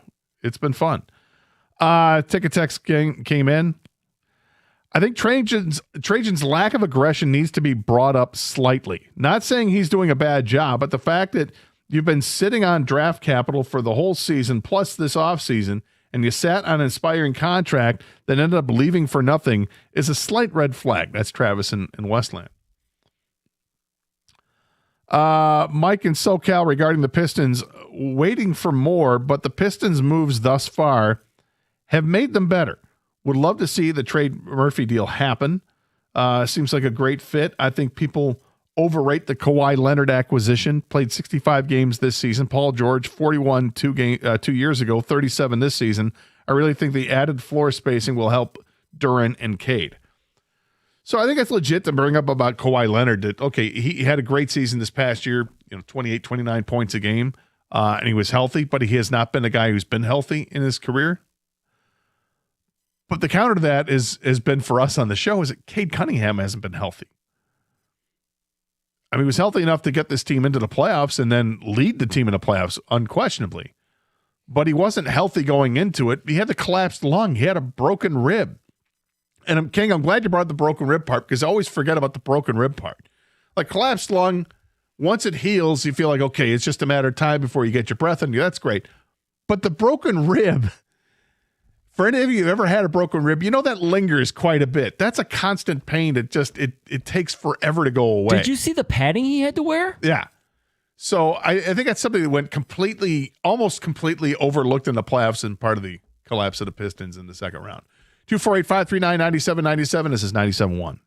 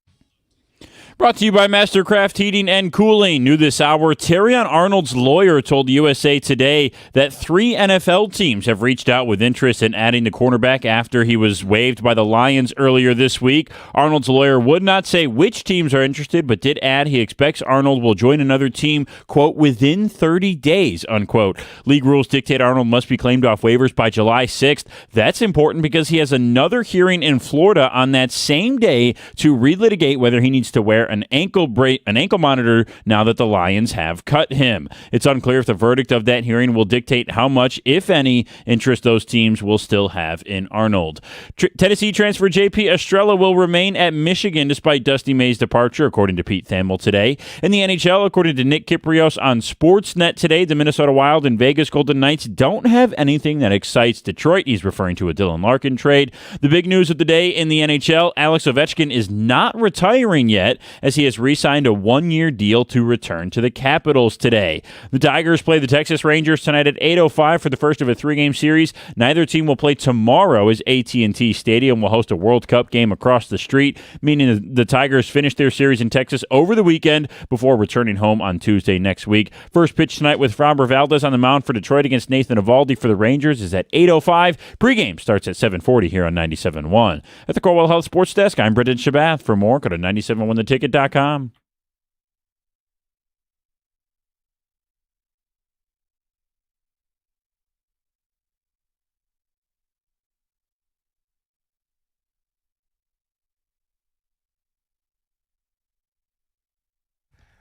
King, I did something during the break that I don't think I'm going to regret, but initially when I tell you what it is, I think you're going to have a reaction to it. All right. Well, if you farted, it's okay. Doug's not there, so you guys have that rule.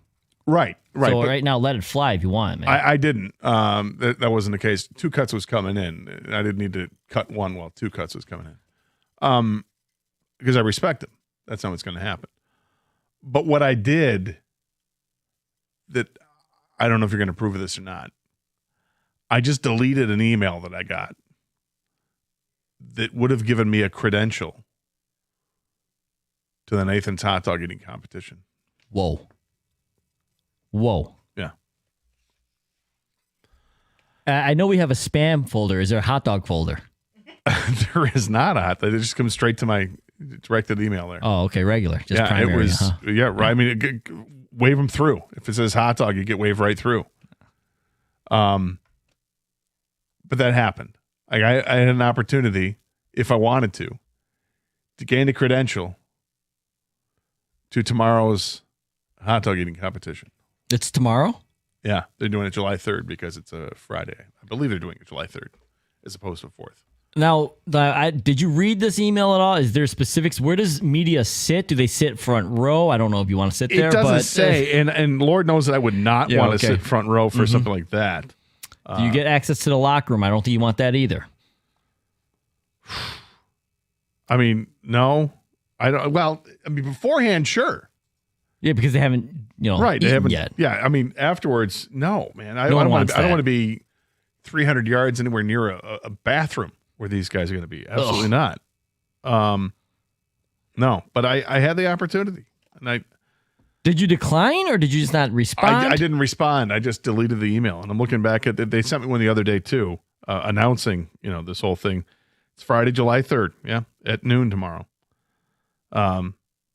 Among the eaters expected at the weigh-ins, they got the weigh-ins going. Oh, it's just the weigh-ins. It's just the weigh-ins. Oh, see, it's always in the 4th, isn't it? Yeah. Okay, so the weigh-ins are the 3rd. Yes, the July 4th contest will be held at the iconic Nathan's famous flagship restaurant.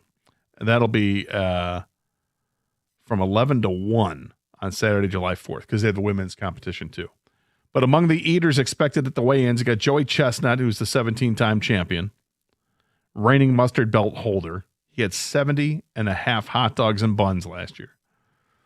Miki Sudo, the 11-time champion and women's world record holder with 51 hot dogs and buns. It says HDBs. Like you didn't know that, but right. you have to explain to us, right? I mean, come on.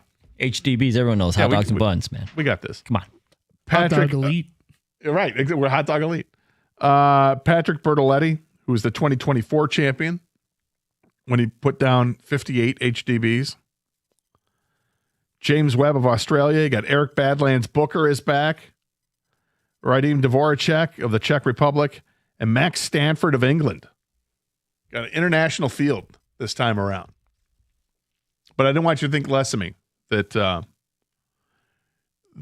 I deleted the credential request. All right, let me ask you a real question here. Yeah. What if it was in Detroit? What if it was the Coney hot dog eating contest? Like, that's just more accessible for you. Like, you don't have to get on a plane or anything like that. Like, hey, you can just go drive to this location. Would you use that media pass? Would you accept that credential and watch this live? With Joey Chestnut and Badlands going at it? Yep. And Miggy Soto. Was that Miggy Soto? Mickey Soto. Mickey Sudo. Yeah. Sudo. Mickey Sudo. Yeah. Balligan. Balligan.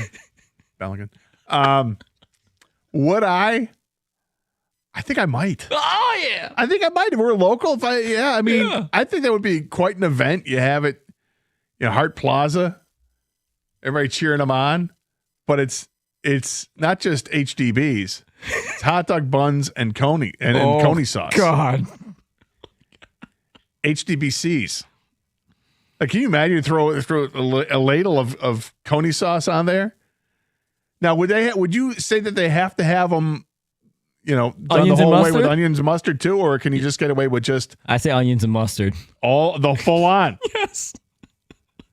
Yeah, because then you know what? Then it's a real testament of what you can do, right? Because everybody's been to a Coney, whether it's a late night extravaganza locally or if you go downtown, if you're spending the night downtown, everybody's been. You know what it is. You're intoxicated. You end up going to Lafayette or American or wherever you go. Up the alcohol. Yeah. You end up at a Kirby's late night or National or whatever Coney it is that you love going to. Yeah. And somebody will go, oh, I'm so hungry. I'm gonna have like 6 of you. Like 6 Coneys? What?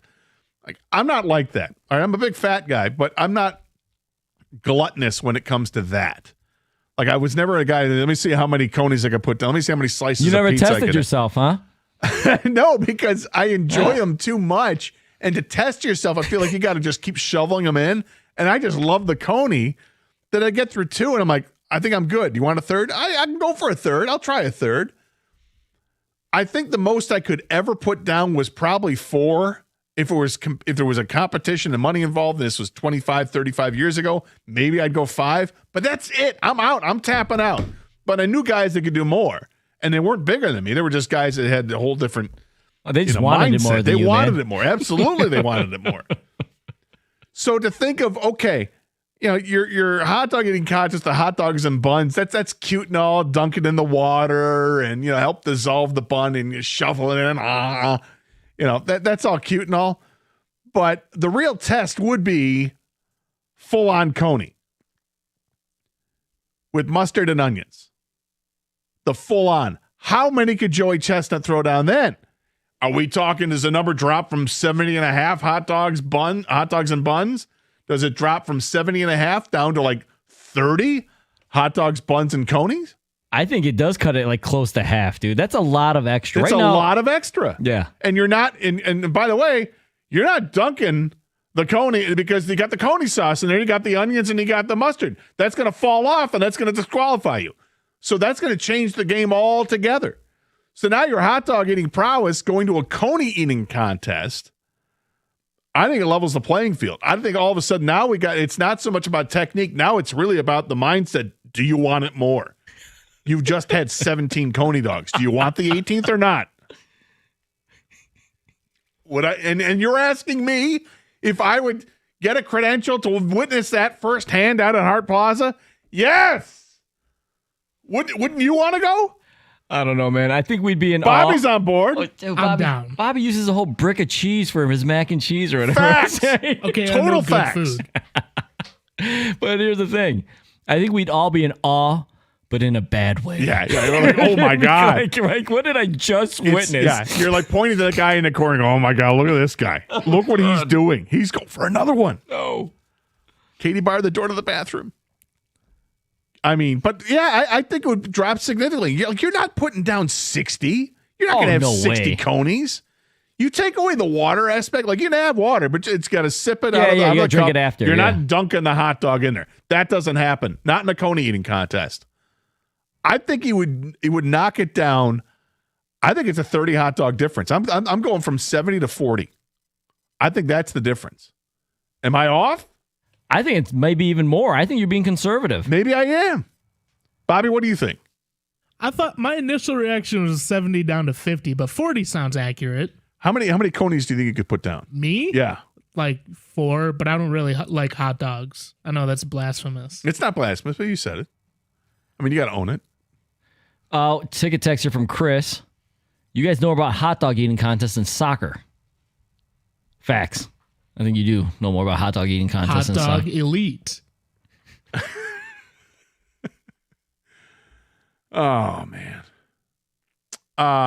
No, I think I know more about soccer, but not by much. Not by much. Or I mean, a hot dog eating contest. Hot dogs, yes. Hot dog eating contest, not as much. I don't know the whole history. I mean, I remember Kobayashi. And you know what? It's the 250th anniversary of this country, right? Bring back Kobayashi. Why are we not bringing back Kobayashi? Can we do that? Can we have a surprise appearance? Can we do that? That would be amazing, right? The great melting pot that is the United States. Bring in the Japanese import. The man who really put this contest on the map and set the table. There was the pioneer for guys like, Eater X and Joey Chestnut in particular. He beat Chestnut in the beginning, right? He was beating him consistently. Did. And then Chestnut, he's like, I got to step up my game. And he did. I want Kobayashi back. Kobayashi was like the bad boys, and Chestnut was like Jordan. He had to get past that. Yeah. Once he did, he won a lot. Yeah, and then they won a lot. And then Isaiah retired. Yeah, and where's Kobayashi now? He's out of the competitive eating world. I don't know. Well, I just wanted you to know that. That's not going to be the case. But I definitely think it's got to drop it down 30 dogs if you go to a coney eating contest instead. All right, if you told Doug that, hey, I'll go to Dayton with you for a play-in game, will you go to the hot dog eating contest with me? Do you think he would accept that? Because that would be the most disgusting thing for Doug to ever witness in his life. Right, and he's got like the credential gets him right up close. So he's like in spewing distance. Spewing distance. Hey, someone might lose it. The splash we got zone. a reversal. Oh, Splash zone. A coney reversal is so much worse than just a hot dog reversal. Do I think he would? Yeah, I think he would. I think he is so desperate to get me to go to Dayton to watch one of these crap play-in games. Yeah, I think he would absolutely. Just to get me to do that, he would say, if it's Hart Plaza, yeah, 100%. I think he would. Anyway, little levity on the day before the hot dog, 2 days before the hot dog eating contest. 248-539-9797. Lots of texts have come in about all the things we're talking about today. We've got some more calls on hold we want to get to as well. We'll bring up some Red Wings stuff because Red Wings did actually make some signings yesterday, and I think they're good signings. I think there's some quality they've added to this team, and we'll see what more there is to offer. It's funny. Here it is 24 hours later, and there's been a trickle of movement in the NHL. Like the big news of the day in the NHL is that Alex Ovechkin has announced he's coming back for another year, which I think is great. 248-539-9797. This is 97.1.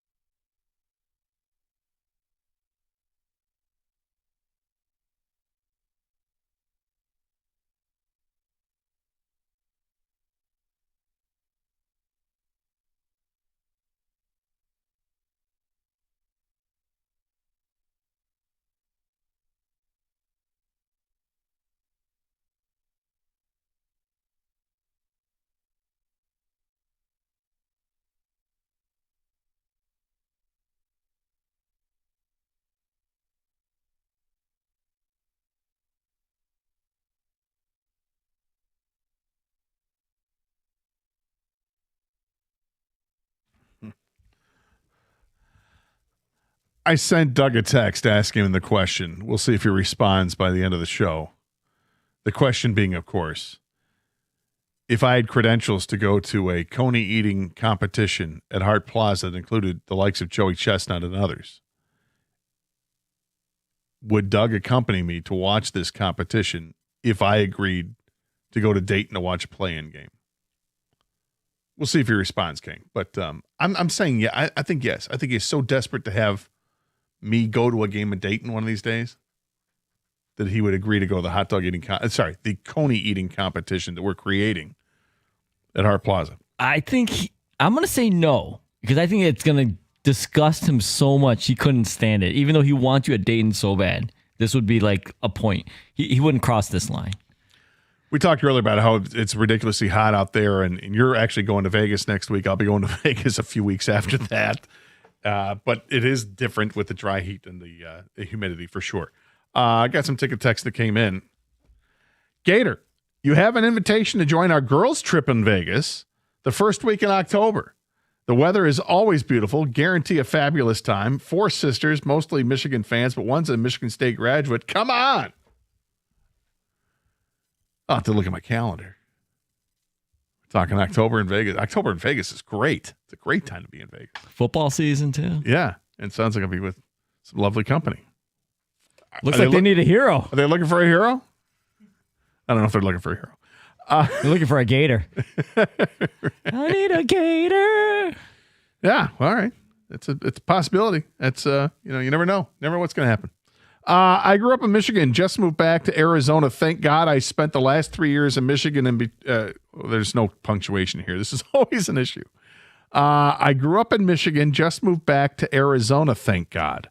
I spent the last 3 years in Michigan, and between the humidity and that god-awful winter with all the power outages, I couldn't get out of there quick enough. 110 to 115 isn't fun, but it's nowhere near as miserable as the humidity in the winter, winter. That's Ron in Phoenix. Understand. It gets to be tough there. With the soccer talk we had, casual fan here. I think offsides is ruining the game. I understand the reason the rule exists, but video review shows your big toe is past the defender's big toe and the goal doesn't count. I think soccer needs more offense and adjusting that rule, so it has to be clear and obvious. My 2 cents, it's true in Lake Orion. What I will say about anybody here that has an opinion on how to improve soccer, it will fall on deaf ears. The rest of the world doesn't care. It's just facts. Now, we are talking about what does it make, what would make it more appealing to us. We're talking, we would say that, control the flopping, have more penalties for that. This person wants to change the offside rule. I don't know. It's a basic tenet of the game. It'd be tough to do that, but I get it. I also think that they don't care because they do just fine elsewhere. They see somewhere that Cristiano Ronaldo makes like $200 million or something like that in something in salary. I don't know if he's got part ownership in a team or whatever. That's just crazy. I'd rather sit on my front porch and watch the grass grow while drinking a beer. The same would apply even if there was no beer in the house. That's just somebody's opinion on soccer. I enjoyed the game. Call me crazy. I enjoyed it last night. You start calling it the beautiful game. I enjoyed the game last night. No, I don't think it's a beautiful game. I enjoyed the game, though. I can appreciate the athleticism that takes place. Unfortunately for me, when I see all the flopping that happens, it just takes it away. Like the good outweighs the bad, but man, that bad just creeps up and it's so awful. A red card is basically a flagrant 2 in basketball, and no one cares that guy misses the next game and the rest of the current game. Bad call last night, but it's not as bad as of a rule as people make it out to be. Flagrant 2 is somebody out for the next game, King? In the NBA? I didn't think so. I don't think so. I got to look that up. I don't think so. I don't think that's the case. You have to add up so many flagrants and technicals. Right. Before you start getting suspended. So I think there's a big difference there. That's why it's way more punitive here. I'm with you, Gator. I don't watch the games, but I'm excited to see the U.S. team be successful. Well, they're not with me because I actually watch the games. I've been watching it this year. And I watched almost the entirety last night. I think I tuned in a little bit late for the start, but I watched it. Even saw some of the halftime analysis before it changed channels and came back. and watch some of the post-game analysis. I'm right with the Gator. Couldn't care less about soccer. That's not what I said. It's even hard to watch all of the USA games, but I watched all last night, and it was very exciting. I found myself actually really interested in the game. All right, so maybe I cut it off too soon. No, you're not. Yes, you are. This texture kind of got me, right? It's not that I couldn't care less about soccer. That seems like a hostile attitude, and I don't have a hostile attitude to it. It just does not appeal to me. But am I watching this? Yes, and I find it to be entertaining. I certainly found last night's game to be entertaining. 248-539-9797. Mike is next up here on the cell. Mike, welcome 97.1. Yeah, I was just calling. I think Langdon's doing a really good job.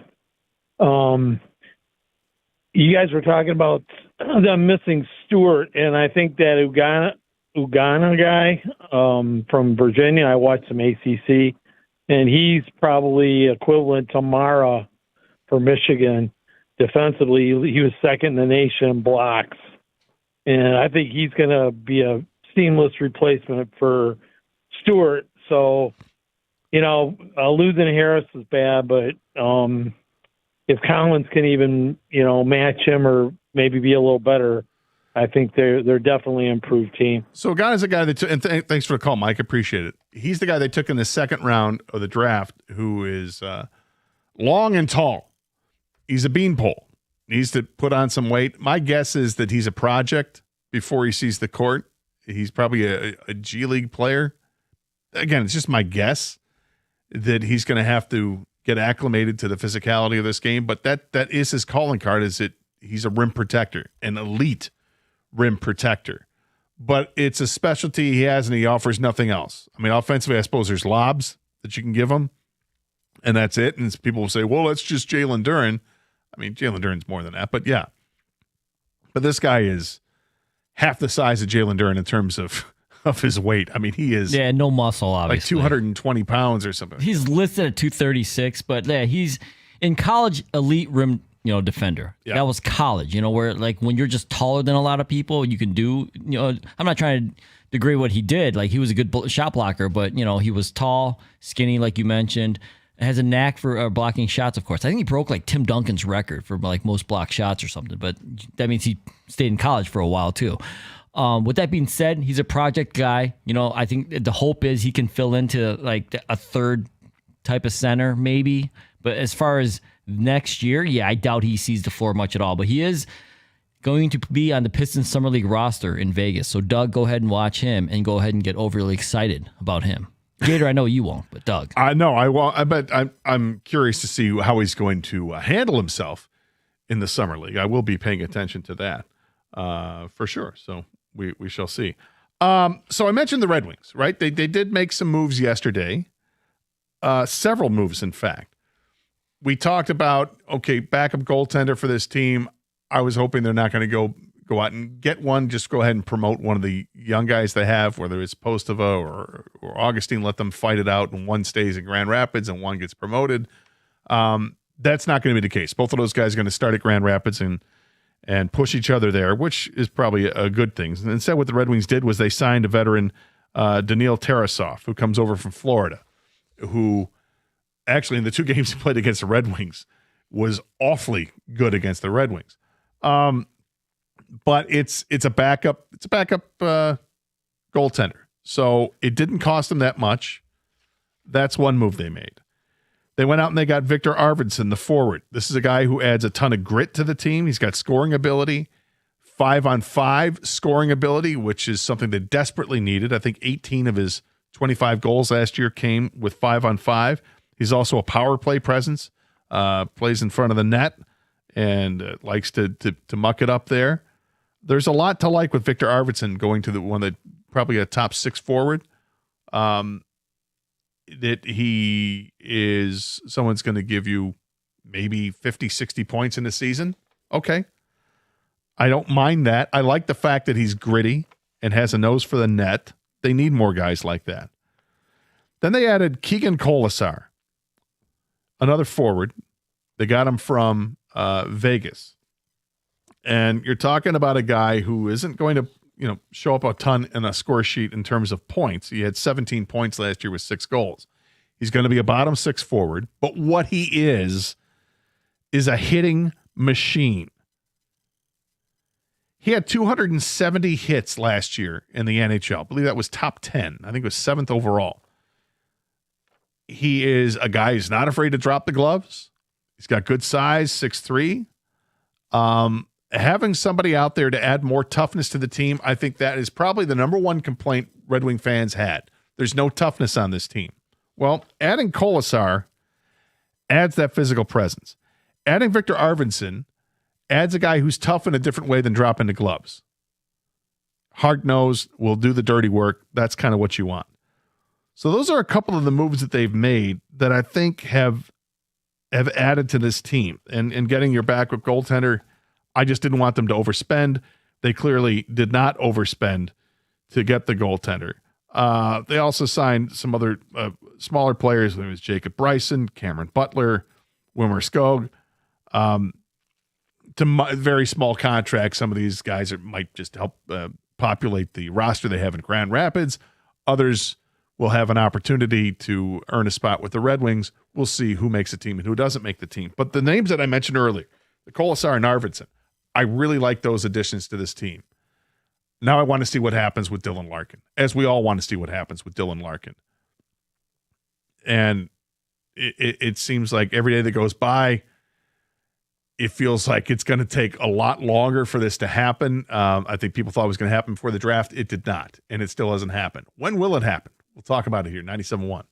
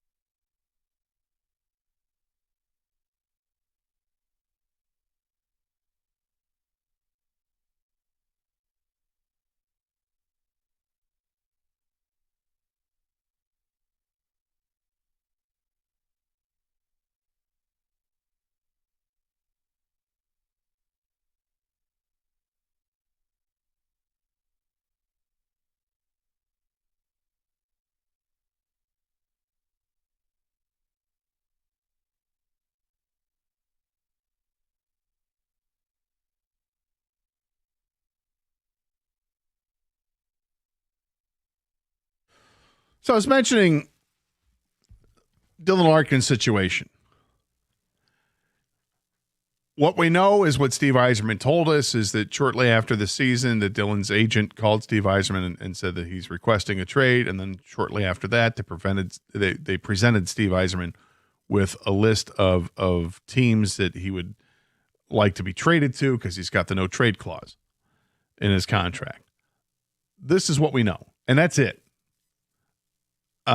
We have not heard from Dylan Larkin publicly. We have not heard from any of the Red Wings at all publicly of their feelings on this.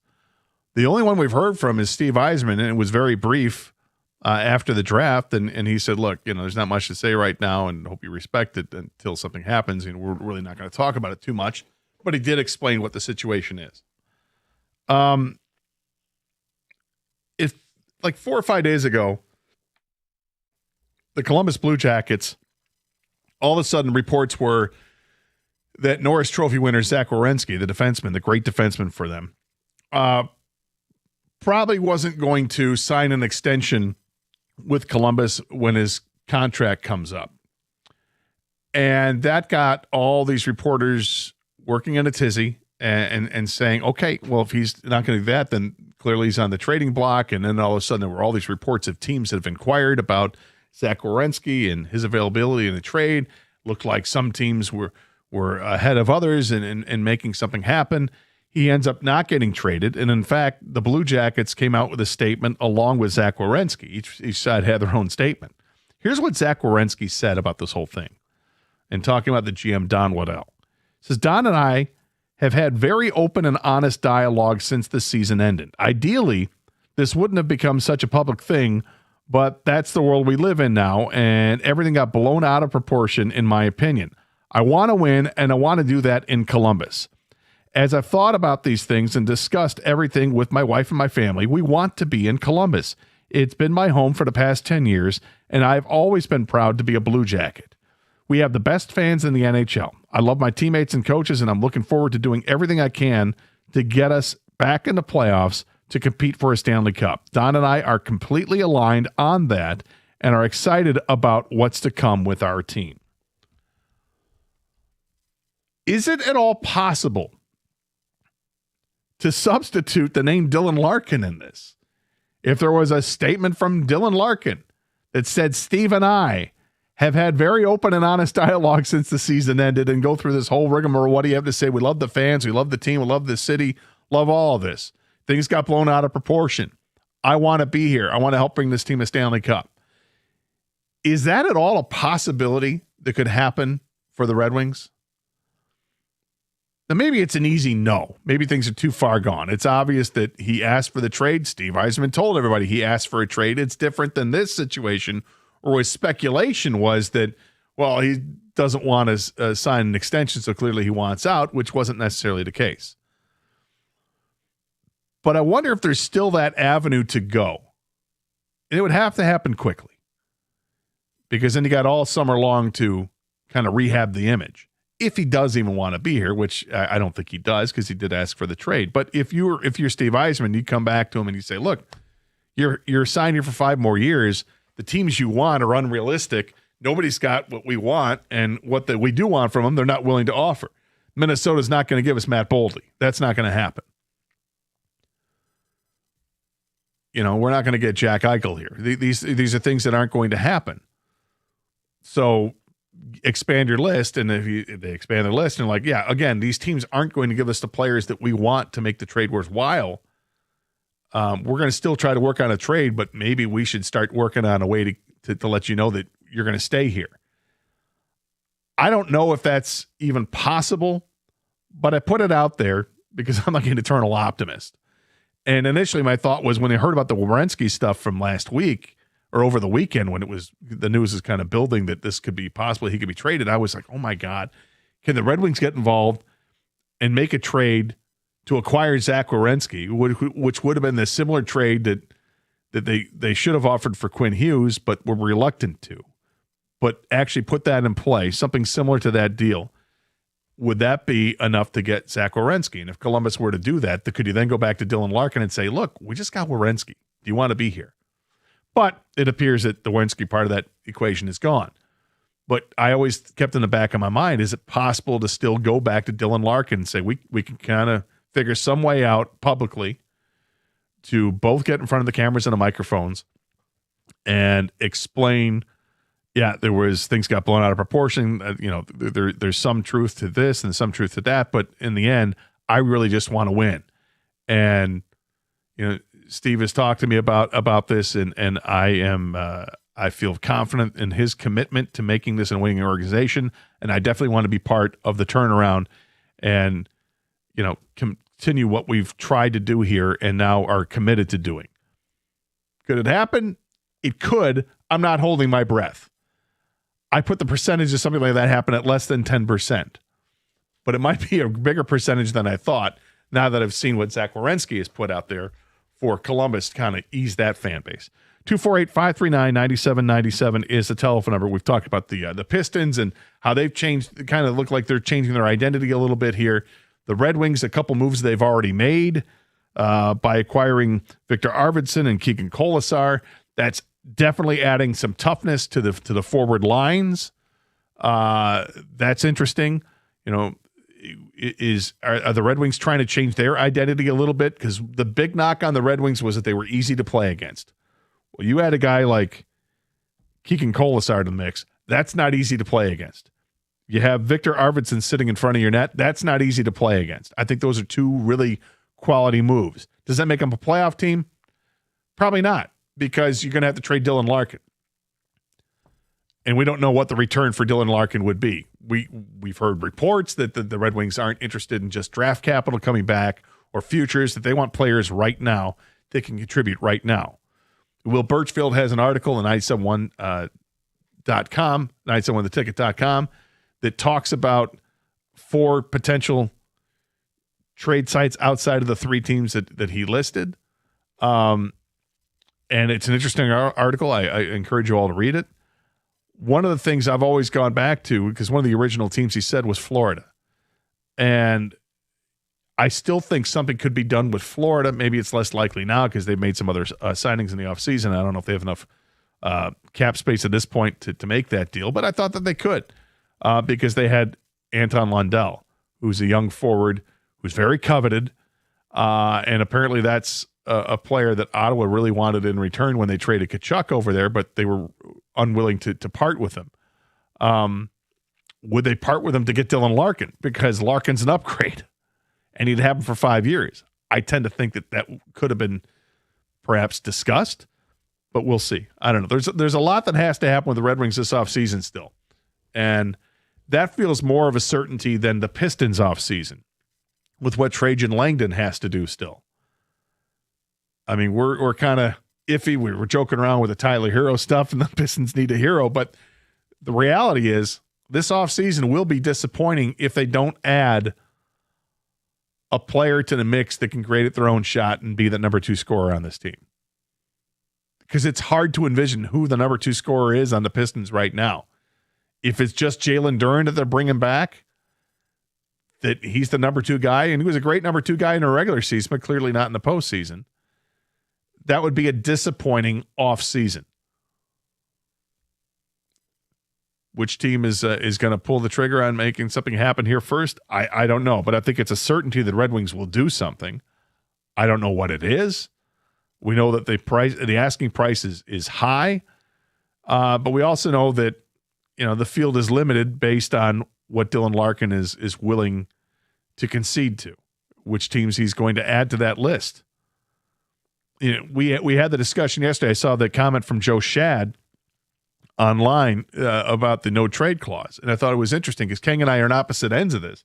But Joe Shad effectively said, in regarding to no trade clauses, that players that ask for trades, openly ask for a trade, that they should have to waive their no trade clause. And I thought, well, that's an interesting wrinkle to the mix, because for me, the no trade clause was always in effect for players because they didn't want to get moved unless they asked for it to be moved.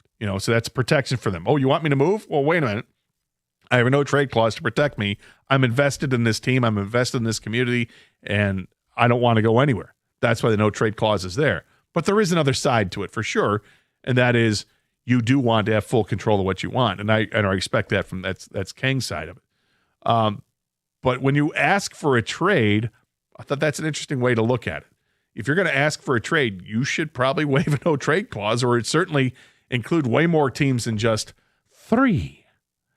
248-539-9797 is the telephone number. Same number to Texas if you want to get in on that. It's hot out there. I hope you're staying cool and hydrated. We've got all types of stuff we can talk about. We're going to talk about the Tigers coming up here, as well as, hey, by the way, they swept the Yankees. That was pretty sweet. Very nice outing from Troy Melton. A little bit of a meltdown in the 9th inning from the bullpen. And then the Tigers needed a hero, and they found a hero. They did find their hero. We'll talk about it next 97.1.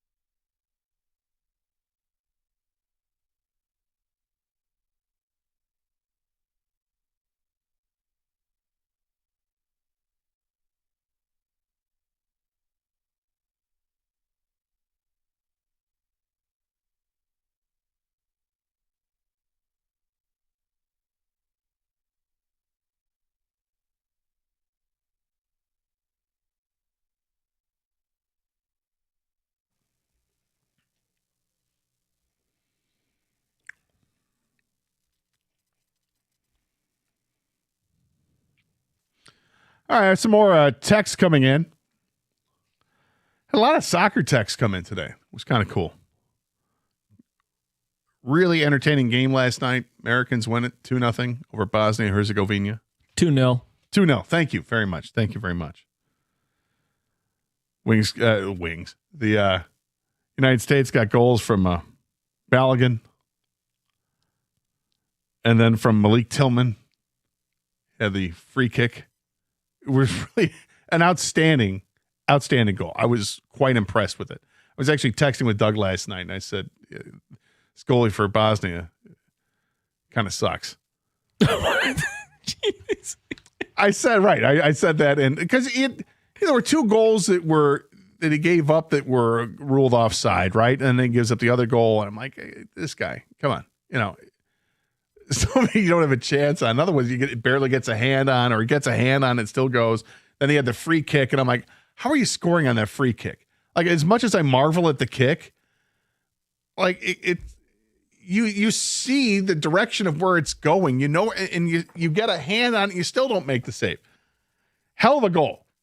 But I just half jokingly said this guy sucks, which was awkward and probably wrong. And Doug probably took it the wrong way because I was kind of joking. All right, I do have a response from Doug. I sent him a text. I said, if they had a coney eating contest at Hart Plaza with Chestnut and others, and you had a credential to watch up close, would you go with me if I agreed to go with you to Dayton? Doug's response was thus. Nope. Yep, I knew it. I barf watching. Yep.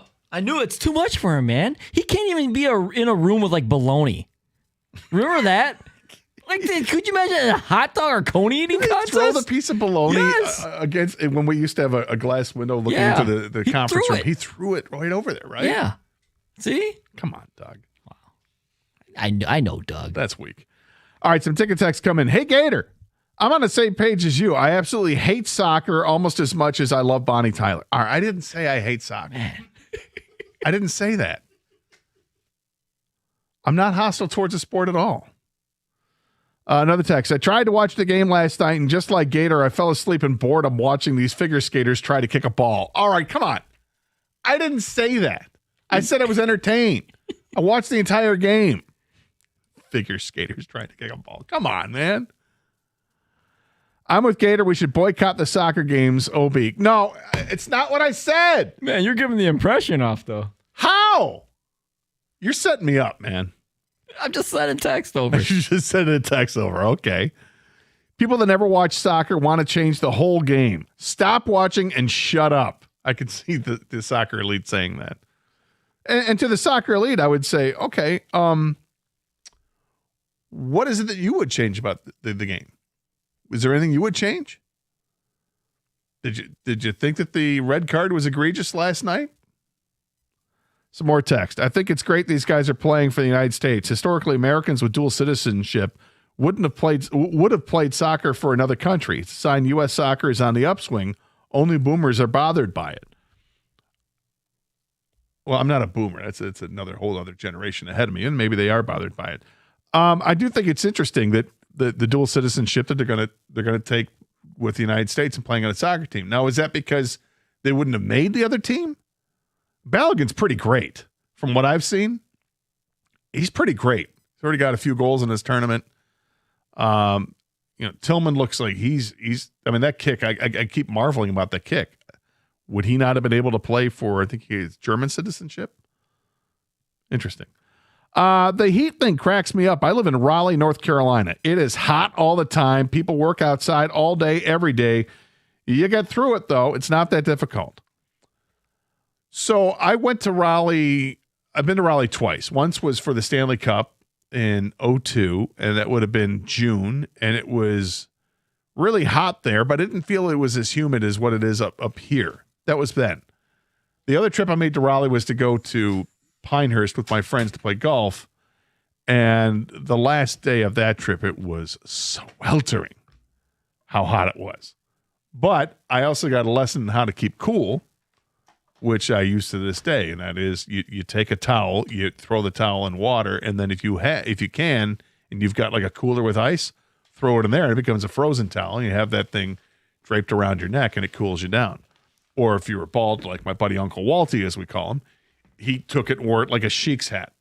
I know it's not a hat. I need someone saying, but you just don't mean calling it, disrespectful. But yeah, it wore like the sheik with the headdress, if you will. Well, I mean, first of all, yeah, we'll get through it. We've been through hot weather before, but this is quite the heat wave, number one. Number two is we're not used to this type of heat wave. That's all I think it is. You know what I mean? Like, just like the South isn't used to snow. Like, we look at them and like, yeah, we have snow, dude. You'll be fine. You'll Grab a drive shovel, through you'll it. be all right. Salt it, whatever. Yeah. So vice versa. Yeah, when it gets hot here, we're going to talk like, wow, it's really freaking hot right now, man. We don't get this. I'm looking over a computer. Is that Mark Ryan? It is Mark Ryan, and Kang and I got off to such a good start, and unfortunately it's going to unravel here very, very momentarily because this is where I sound like a snob, Gator.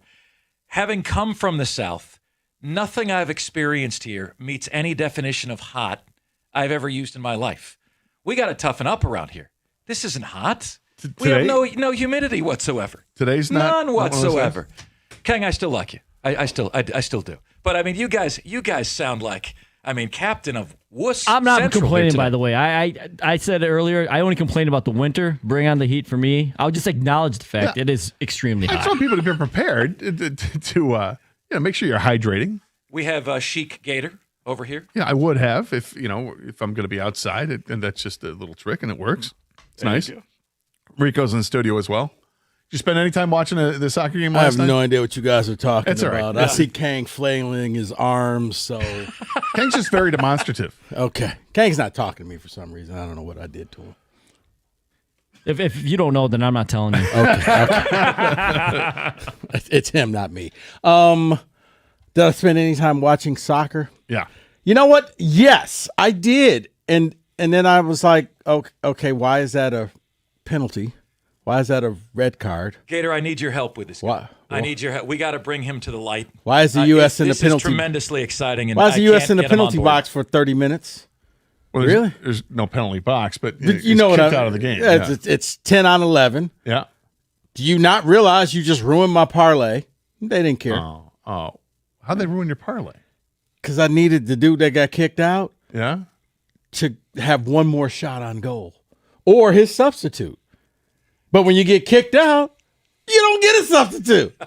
You used shot on goals as your I needed a goal scored and 2 shots on goal. That seems like a lot to ask. It really isn't.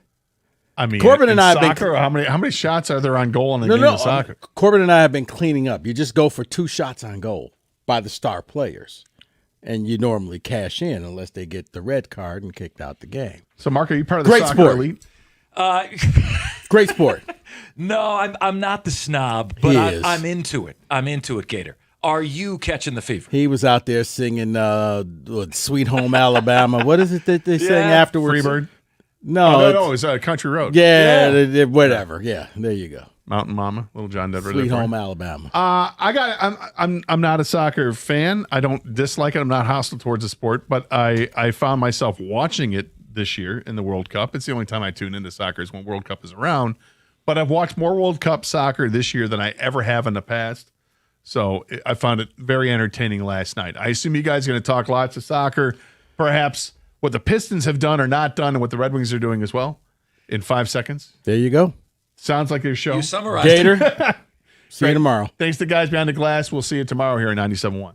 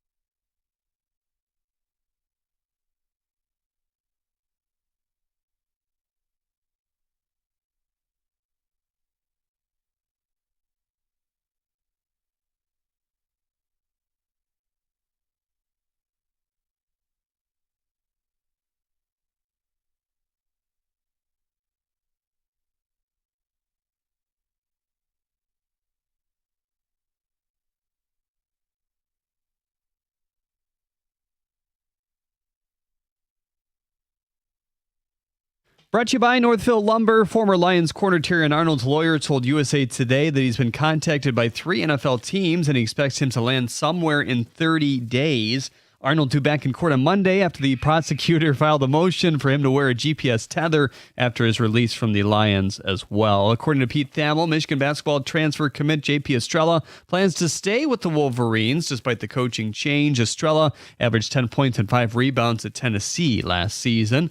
After their sweep of the Yankees yesterday for the first time since 2008 in the Bronx, the Tigers start a series with the Rangers tonight. Framber Valdez on the mound for Detroit. His last time out, he went 6 innings, gave up 4 earned runs. He'll battle 36-year-old veteran Nathan Eovaldi, who has a .395 ERA this season. The Guardians snapped a 6-game winning streak for the Rangers yesterday, who are tied with the Mariners for first place in the West. Hear that 8:05 first pitch right here on 97.1.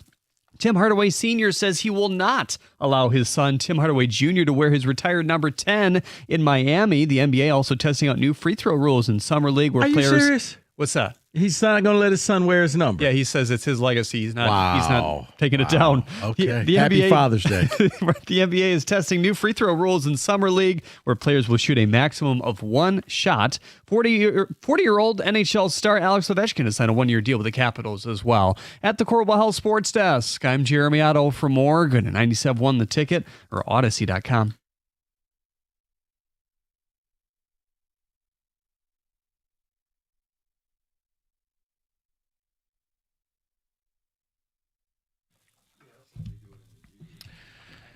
Apologies in advance, my friend, because the voice has gotten even more annoying. Mark Ryan in for Mike Valenti today alongside Rico Beard. And Mike was all broken up. Celtics trade. Yeah.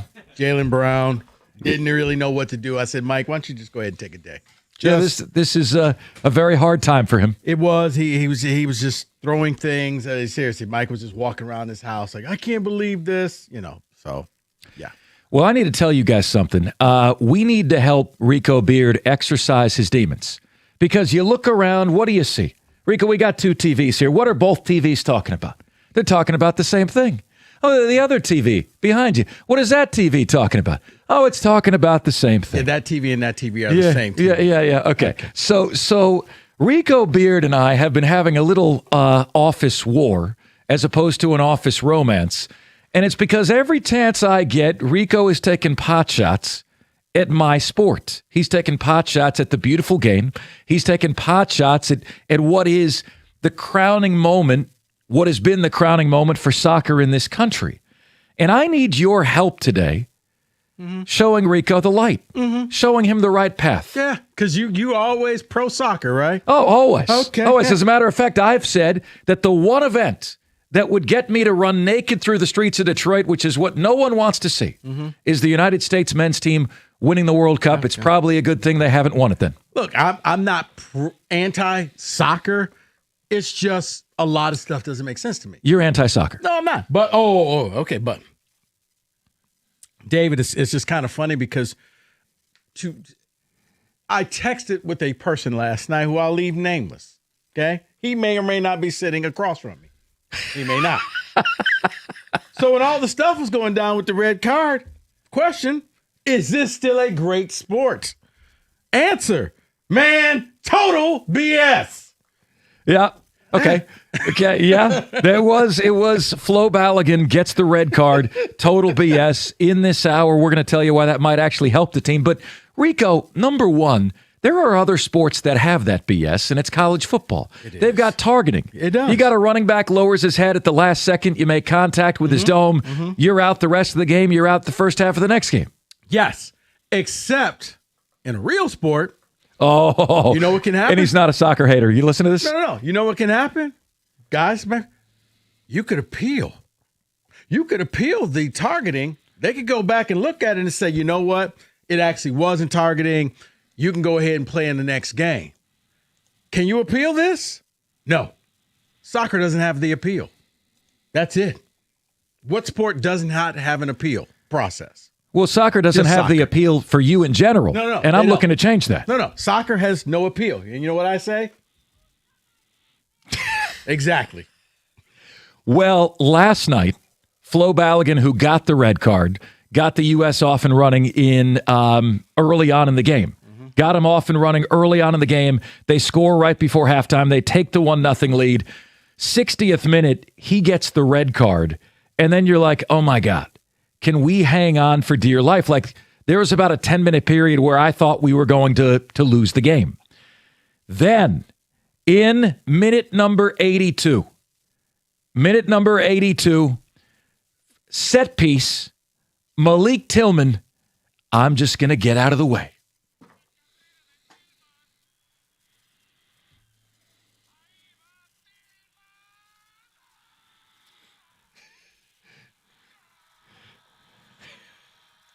Say it with me, Rico. Go! Come on, Rico. Come I like on. this guy. It feels good. I like this guy.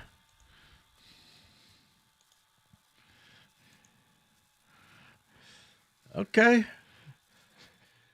He's trying to beat Bill Withers' record. Okay. Oh, there's more to that? Yeah, we cut that. I had to cut that. We actually cut that, if you can believe it. Right. So, but Malik Tillman got us to the round of 16 where the Americans will take on Belgium. And look, I am not here to say anything grandiose. I'm not here to say, are we a soccer nation?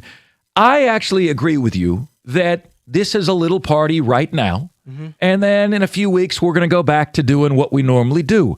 But this is the best team we've ever had. No, it is. And I watched that because with Tillman, I remember saying, I'm looking at the TV, don't mess around with this. Just kick it in the net. Don't try to set up the strategy because you're down a man.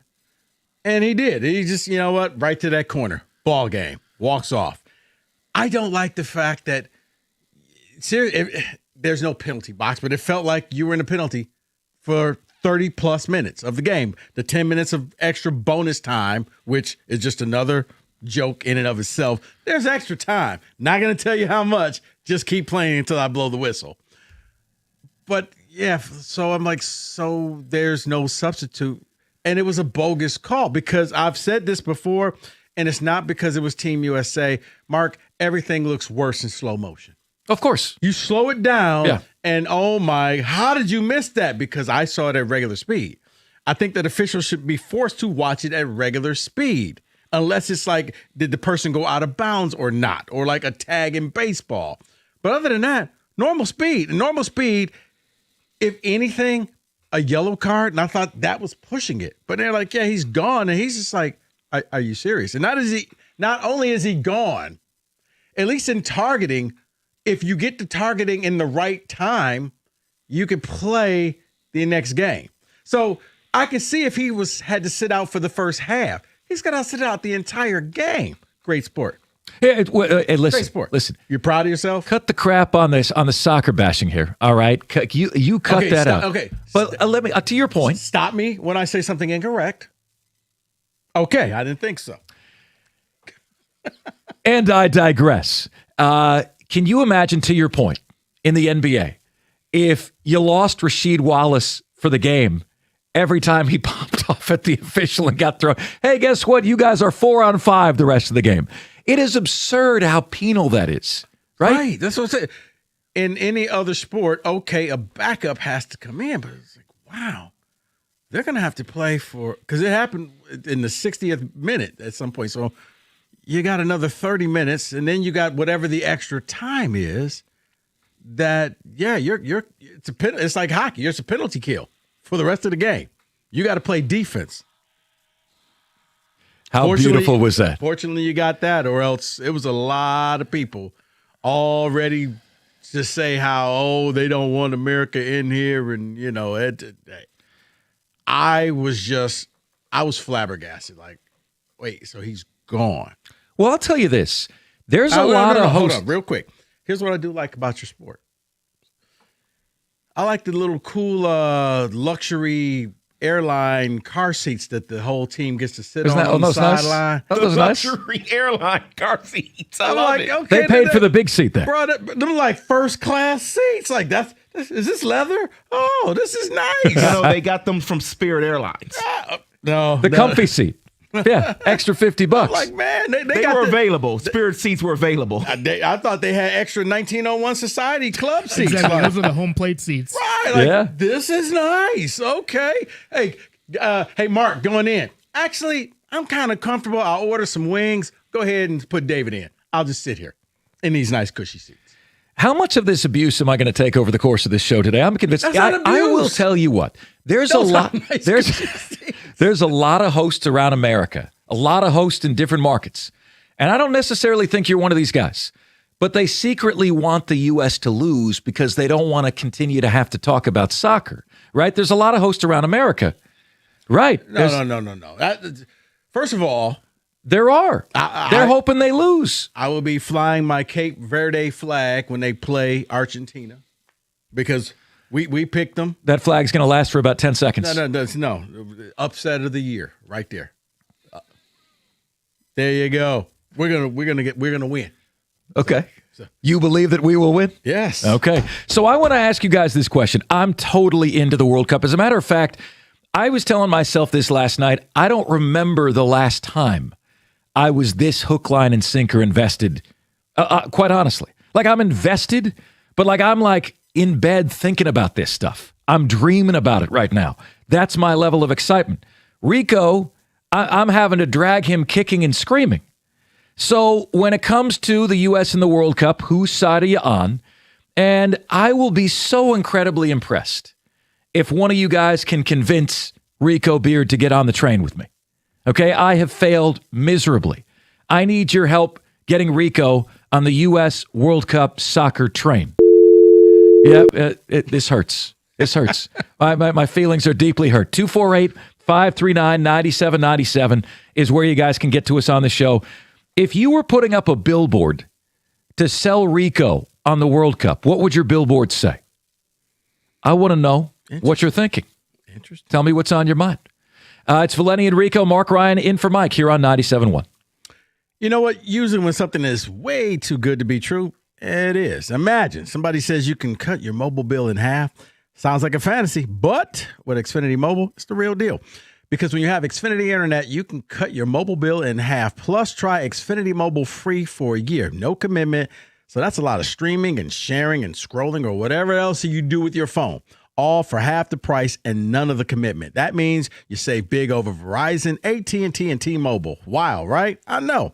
Now, all you got to do is think about all of that money that you'll have extra to spend and what you're going to do with it.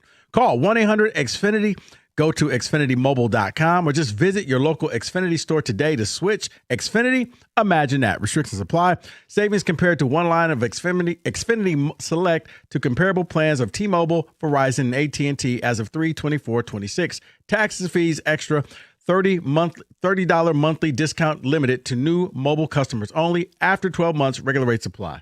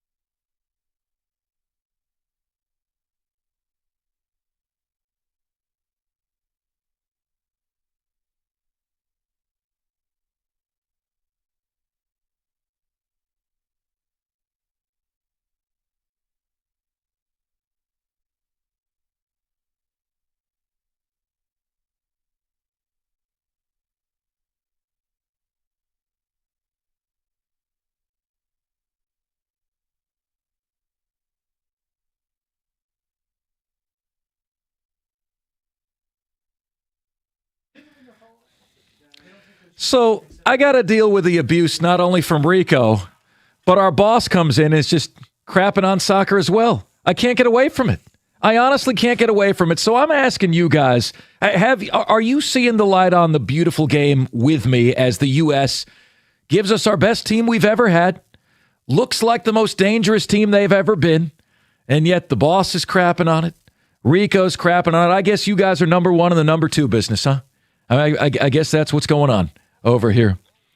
So I will tell you this, all right? What if you're selling Rico on trying to get into this World Cup, I will be so impressed if you can make headway with him. It's like a brick wall that I'm working with today. No. In all fairness, it's entertaining. It's like the Olympics, okay? You end up watching a bunch of things. You like, okay, I don't really get the rules to this, or why was that this, or what's going on there. And then when it's over, nobody's thinking about the biathlon right now. No. I watch curling when it's not the Olympic year. Oh, okay. So you're going to take your kids out and you're going to go skiing and then shoot some rifles? No, but he didn't think so.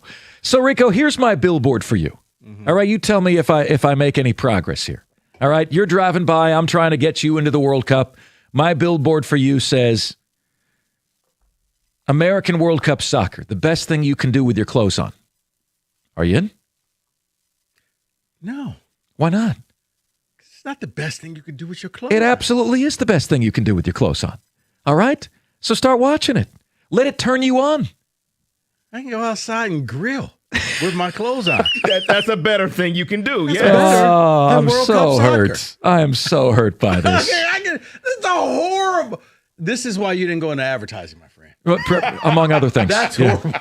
Right. The best thing you can do with your clothes on. All right? It is. Have you never been on a boat in the middle of a lake in the summertime? I did. I Come had on. my clothes off then, though. I did. Whoa, I'm glad I wasn't on that boat ride. What kind of boat ride were you with cookies? Oh. You one of them cookie cruises. Okay. Folks, my time here is done. My time here is done.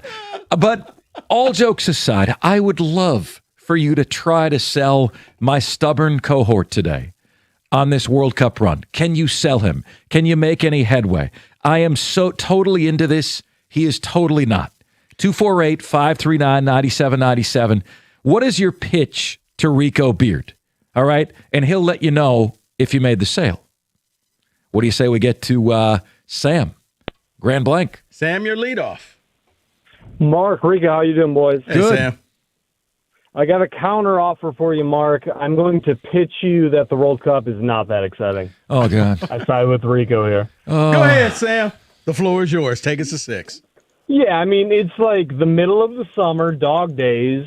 You know, it's a fun watch, but at the end of the day, like, I think yesterday somebody was offsides. I didn't even know why, because the lead pass or whatever. You can't say, Mark, that you're losing sleep over this. No, I'm not saying Brian no. Branch and Kirby Joseph and Dylan Larkin and Jalen Duran. Sam, I'm excited going to sleep. It's like I got the jitters going to sleep because, oh, my God, we're playing tomorrow. That's where I'm at. Yeah. Okay. I feel like we can meet each other in the middle somewhere. Well, here's the funny thing, Sam, because I was watching a soccer game with Mark, and I'm with you. The referee made a signal, and I immediately looked at Mark like, what does that mean? And he's like, oh, I've never seen that before. I don't know what that means either. Yeah. Oh, okay. Yeah, Mr. Soccer and all my Man, friends- Pele. All my friends are, sports fans, gamblers, and they're all kind of got the fever like you do, Mark. And I'm kind of just like, I don't know about this. Like, I don't really trust that you guys care that much. I care that much. All right. I got the gear. I just need you guys to come out with me, and we're going to go to a watch party together, Sam. And then you will be Uncle Sam, and you'll be all in. Red, white, and blue. Sam, I'm with you. When I have a financial interest, I'm invested in the games. Corbin and I were out there watching the games the other day. Yeah. But other than that, I'm not just going to randomly watch this team versus that team. This is so hurtful. This is patriotism, gentlemen. And Sam, appreciate the phone call. I'm going to ask you this. I'm going to ask you this, Mark. So do you just watch for me, I have been known, and these guys make fun of me. I could watch random college hoop game in November, and they make fun of me all the time. Yes. But two teams I don't care about. I can just sit there and watch it from beginning to end. Can you do that with soccer? Two teams, you don't even know where the countries are located. But see, when it changes is when you've got the flag on it. So it's a that's no. It's a no. Okay, so when you've got the love flag on it. When you got the flag on it, they talked about the Olympics. When the American flag is on it, I'll watch the gold medal for Tiddlywinks. See, now I'm disappointed in you, Mark, because I've watched everything. It doesn't just have to be Team USA. I've watched everything. Love it. So you're more just Team Patriot. International soccer. No. You're Team USA. You're Patriot. You're not World Cup guy. You're Team USA guy. There's a difference. Oh yeah, there is a difference. There's a big difference. See, you're trying to call me out, but you're you know not how a World Cup guy. Okay, you're a liar. So you're not watching Portugal. Don't you point at me. You know how you're more into March Madness when state is in it. Yeah, you're more into it. Right. I'm watching all these games now because the U.S. is in it. I still watch it 2 weekends after they get put out. Yeah, I didn't watch much of the World Cup, the one the U.S. didn't make. I hate to say it this way because America's on such a high right now. But we're not going to win it. So Why? You have to watch everything to know who's going to be the good teams. Do you know what our odds are to win it? I watch Portugal. I watch Cape Verde. You know what our odds are to win it, David? Our odds are not well. 23. They're unhealthy. 23 to 1. Yeah, it's not happening. You've seen those. Not You've happening. seen a 23 to 1 hit before. No, I have Those not. are our odds. You've never seen. No, I have not. Okay. He's never seen one. No, I see now. You're not World Cup guy. You're Team USA guy. I'm Team USA guy. Because I'm like, okay, if you told me, every night I'm sitting up late and I'm watching that late night. I am. Because once again. No, I am. Once again, and I got proof over here. David's my witness. He's a pastor. He can't lie. He's contractually obligated. He cannot lie. I'll watch back in the day when Pac-12 After Dark, before all the teams joined the Big Ten, I would sit there and be like, man, I'm watching Arizona and Oregon play till like 3 a.m. Washington, USC, something like that. Right. Yeah. Had nothing to do with the Big Ten, had nothing to do with MSU, had nothing to do with Ohio State or Michigan. It was just entertaining, and I could stay up and watch it. I'm watching every game because the U.S. is in it. Yeah, you're not going to be watching Argentina and Cape Yeah, Verde. I will. No, you won't. Yeah, I will. Because I got to send you a text to make fun of you. Okay. All right, let's get to Bob, who's up next. Bob, you're on 97.1. Hey, how are you guys today? Hey, fantastic. Good to hear from you. I think I can get Rico thinking a different Let's go. way. Let's go. I'm one that had never watched a second of soccer in my entire life. My son asked me the day before the World Cup if I was going to get into it. I said no. I went to the gym. I live here in Rochester Hills in the sport of choice because of all the Middle Easterners that go to our gym is soccer. Somebody explained it to me that each game is the equivalent of a Super Bowl. So I tuned in, and it's probably because of gambling, but I watch every single game intently. Okay, I'm trying to understand this, Bob. If every game is the equivalent of a Super Bowl, then what makes the final game special? Well, that I don't know. I know that with the United States being in it, that adds an extra dynamic. But as I said, they said we're American-centric. We look at football and basketball when, in fact, soccer is the biggest sport in the world. And when they told me that every game was the equivalent of watching a Super Bowl, that's what piqued my interest at first. And like I said, I have a gambling group, made a ton of money off this tournament, and I kind of feel it's like March Madness. The other day when there was only one game, I was disappointed in the whole day. I don't think you're helping my cause, Bob. I really don't. No, he is. He's making Bob yeoman's effort. Appreciate it. No, I don't think it made any headway whatsoever. I'm going to bring you guys behind. Yeah. Okay, but once again, I was watching Team USA. I was just like, that's not. He shouldn't be kicked out of the game for that. And they're Correct. like, yeah, well, it's bad when the opposing team is coming up to you. Hey, bro. I'm sorry. Sorry, You got about that, hosed, man. Sucks to be you, but it gives us a chance. And then I guess maybe the explanation is out there, and I probably just don't care to use Google to find out. But why are two countries combined for a team? Like there's no U.S. Canadian team. Well, it's Bosnia and Herzegovina is under the same flag. Okay. Yeah. Right. Under the same flag. So they just carpooling together and say, let's just form a team. They are. We're good. Okay. We're good like that. 248-539-9797. So everyone's upset. Everyone's teaming together about the red card, why the red card might actually benefit the red, white, and blue. That's next here on 97.1.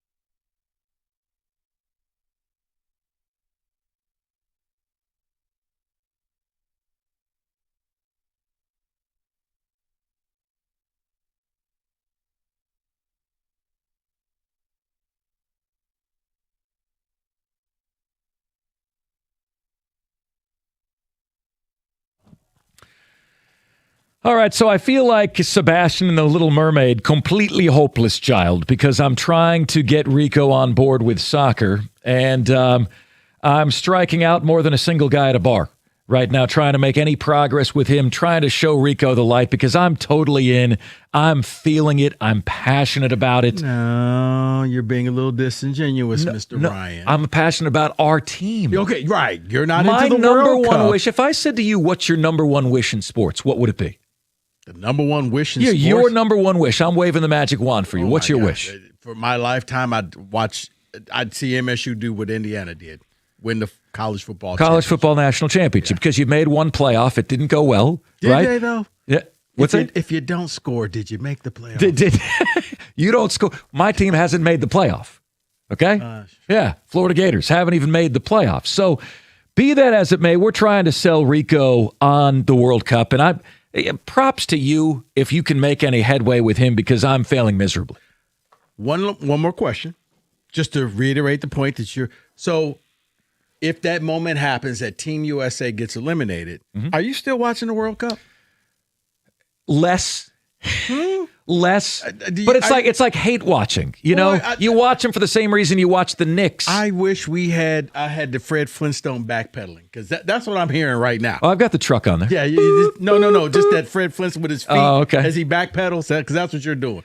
USA is out now. My wish is the U.S. winning the World Cup. That's my wish. Now I do want to make a that's side your point wish above all else. Not the Gators winning the national. I've already seen title. that. I've already seen that. We're the best. That was a while. See, it was with a bunch you. of criminals. I'm with you. I've also seen the best. I've seen Michigan win in basketball and football. So you're right. Team USA winning it all. There Yes. you go. Mm-hmm. But I want to side point. Hey, did they ever find Connor Stallion's phones and laptops? I know what you're talking about. Nothing burger. It's the story that doesn't end, right? They just get Denial is not just a river in Egypt. Get one of those submarine submersibles and go into that lake and find it. There you go. There you go. Red card, Flo Balogun. Why might it be a good thing for this team? Do you notice in the NBA, Cade Cunningham goes out? Remember the stats about how they played without him this year? Yeah. Victor Wembanyama goes out. Spurs win. Shai Gilgeous-Alexander's out. Jalen Williams is out there 13-1 without. Why is that? Because nobody wants to ever feel like they're a one-man team. It's an affront on who they are. And now what is the narrative? Oh, screwed. The U.S. is screwed without Balogun. They lost all their shot without Balogun. We're about to play in front of the greatest home crowd in Seattle ever with a whole week of they lost their chance to advance. And I'm telling you, the human spirit, the way that works in motivating you, man, I'm even getting goosebumps talking about it. I think it could actually work in their advantage. They're losing a lot. It's an incredibly dynamic player, right? Right. No. It's right. And you kind of get a couple days to prepare for it. Maybe work out some different things. And this is his backup's time to shine or whoever goes in there. Okay, here's your moment. You've been practicing all your life. Training, doing everything. This is it for you. Go out there, make people forget about it. It's going to be Ricardo Pepi, I think. He's not Balogun in terms of the pace and speed. He's a good finisher around the net, though. What do you say we get to Norm? Well, let's see. Listen, I'm talking to a brick wall here, ladies and gentlemen. Help me out with Rico. Show him the light. Norm, the floor is yours. So what do you got for me? Hey, guys. Hey, Rico. Hey, did I hear you say you just got a flag in Cape Verde? You said what? You just got a flag, right? Hoping Argentina gets knocked out, right? Oh no, I don't have the flag, but you know what? If they beat Argentina, then yes, I will be trying to find a flag for Cape Verde if they make them. So here's what I want to say. I listen to you guys all the time, love the show. Hey, you're better than that. So don't root against somebody. Like find something deep. And here's what I told the screener. You know, you're a type of guy that roots for the underdog, right? Right. This is a sport that's the biggest sport in the world because of the cost to play the sport. So look at a Cape Verde. Look at a Bosnia and Herzegovina. Like, look at some of those kids that was their shot with soccer, right? Like, there's no other option. Like, kids that have it far and away worse than any of these first world countries can even imagine, and the worst of the projects. Like, some of these kids, so I want you to root for USA, but I want you to root for soccer because, man, it's got some of these kids in here that face some things, some adversity you and I would never be willing to experience, right? Like, so root for those kids. Find find the joy in soccer and these kids that grow up with, man, it's a ball and we're going between these two trees, buddy. Like, that's it. That's all we got. Norm, I'm giving you a standing ovation. You can't see it right now. That is a beautiful job. No, Norm. Beautiful job. Norm, I get what you're saying, but you basically described baseball. You described the NBA. Baseball. You got to do travel ball now to do anyway. I'm talking about kids like in the Dominican and places like that where they don't have a lot of money and this is their life. I get Norm, I get what you're saying. I understand. But yes, it's an event.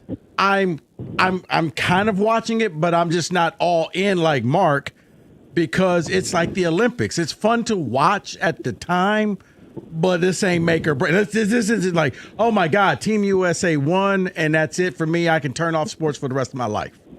But that's what you're saying. That's what I'm saying, Norm. Norm, I thought you did a beautiful job, my friend. Thank you so much. We keep it moving. And man, you don't touch another man's bell. I rang Rico's bell. HR? You don't touch another man's bell. I did. You see that? It's just sitting right there. I thought Norm made a great point. You got my soundboard. Where's my dinger? There you go. Hey, man, that's a you problem. I know. Go see your doctor. It is. Dylan in Pontiac is up next. What's up, Dylan? Hey, I just want to call in and tell Rico kind of what he's missing out. Thank you. I want to give my condolences for Kenny as well. Appreciate that, sorry Dylan. For your guys' loss. The reason I think the World Cup is so good is kind of what the other caller alluded to. It's like the Super Bowl every game. I wouldn't say quite that, but this is only every 4 years. So the best players in the world only get 1 or 2 cracks at this. It's not like you're playing 16, 12, 15 seasons. You only have a limited number of opportunities. And the other thing that I think is really entertaining is it kind of gets back to the basis of sport and what Mike and Rico talk about on a regular basis of missing of people playing for the love of the game. Most of these countries, some of these guys playing aren't international stars, like even from well-known countries because of positional needs. Some of them are just play for clubs that no one's ever heard of or no one's watching internationally, not just in the U.S. And these guys are out here playing for a love of their country, like where they grew up, their parents, their grandparents, their friends, their family. So I think it takes some of the monetary drive out, and people are more playing for the love of their country and their sport, which I think is unique compared to everything else we see.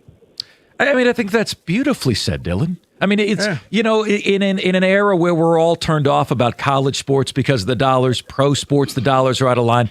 You don't even hear dollars mentioned in the World Cup in terms of, the players on the American team, how much more are they going to make from the World Cup and so on and so forth. But Rico, it's a ball, it's a goal, it's a jersey. None of that's changed over 100 years. I can respect what Dylan is saying. I can't respect what you're saying. Why's that?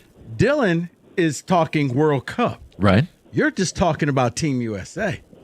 There's a difference, my friend. Well, all I care about is Team USA. Dylan cares about everything. I don't think so. I can listen to Dylan. Dylan, you're about the red, white, and blue, right?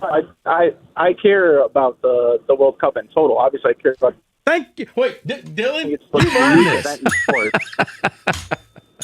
All right, I'll wear the L on that one. You got me. You got me, Dylan. Dylan, I can listen to callers like that. He's selling the World Cup. You're not. That's not what you're selling. That's a fake product over there. I'm wanting to bring the patriotism out of you. I see you in green every day. Where's your red, white, and blue? Thank you. You're selling the Hydrox over there. We got Tom in Pontiac. Tom, what's up, bud? Hi. Yeah, I'm thinking you got Tom in Novi, but that's okay. Hey, I'm 60. I grew up on a soccer field in this country, in this community. And the skill of the game, the pace of the game, the heart of the game, the strategy of the game are all reasons that you should learn about it and watch the World Cup. Some of your callers have mentioned it's like the Super Bowl. The Champions League final in Europe is every year. That's like the Super Bowl. The World Cup is once every 4 years. So it's like the Super Bowl times 4 or more in terms of how the world cares about it, in terms of how these countries care about it. It's people staying up at 2 o'clock in the morning to be engaged, to watch these games in their home countries or beyond. And think of it like the WBC is for baseball, right? Those players who play in the WBC, they're playing because they love their country and they want to represent their country, and that's why these guys are playing. And think of the Team USA as like their heart, skill, and desire. So it's an incredible thing to watch. I hope you all enjoy it. I appreciate that, Tom. Listen, the Valenti and Rico audience is delivering big time. They are delivering. You're not. If they can't convince you, nobody convince you. So I'll just tell you, this is the best we've ever been. We have dynamic players in and around goal. See, he's doing it again. You're turned it into one team. He's doing it again. You don't care about the World Cup. Because You my don't care love about the World Cup. is us. If the USA loses on Monday, on Tuesday, you don't care. I'm hurt. You've moved on. I'm hurt. And you're talking Lions. Yeah, You're talking I'm Tigers. hurt. Yeah, you're talking about the Coney Island. But I love us. But I no, love what we're but about. the World Cup's not over yet. Okay. But the same with you. Michigan State gets bounced. You're watching less of March Madness. No, yeah, I'm you still are watching it. Oh, you're watching less. No, he actually is watching more. Right. If He State is watches it out, all. he's watching more. Yes, he is. Really? I mean, yes. I watch it all the way down to one shining moment. if Except I'm for this guilty year. of He something, has to watch it because they get bounced early. No. You know what, David? I'll allow it. Your team won this year. This is the only time I didn't watch one shining moment. That was a low blow. I should have done that to you, Rico. David, I often the best time to kick a man is when they're down. You don't have to lift your feet as high. that's also true. Also, you didn't watch One Shining Moment? No. You should send that to him as a gift. The Michigan One Shining Moment, David. That's it. It's something you would care about. Happy 250. Here you go. Mm-hmm. By the way, speaking of 250, we've got your America 250 Blitz, and it's coming your way next here on 97.1.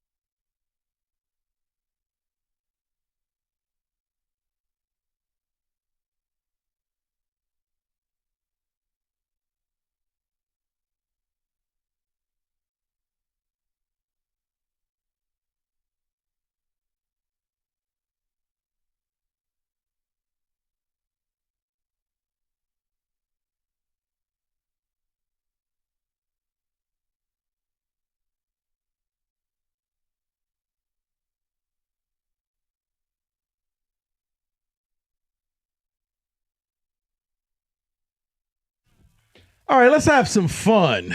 Coming up on the 250th birthday of the United States. So David has put together a list of 250.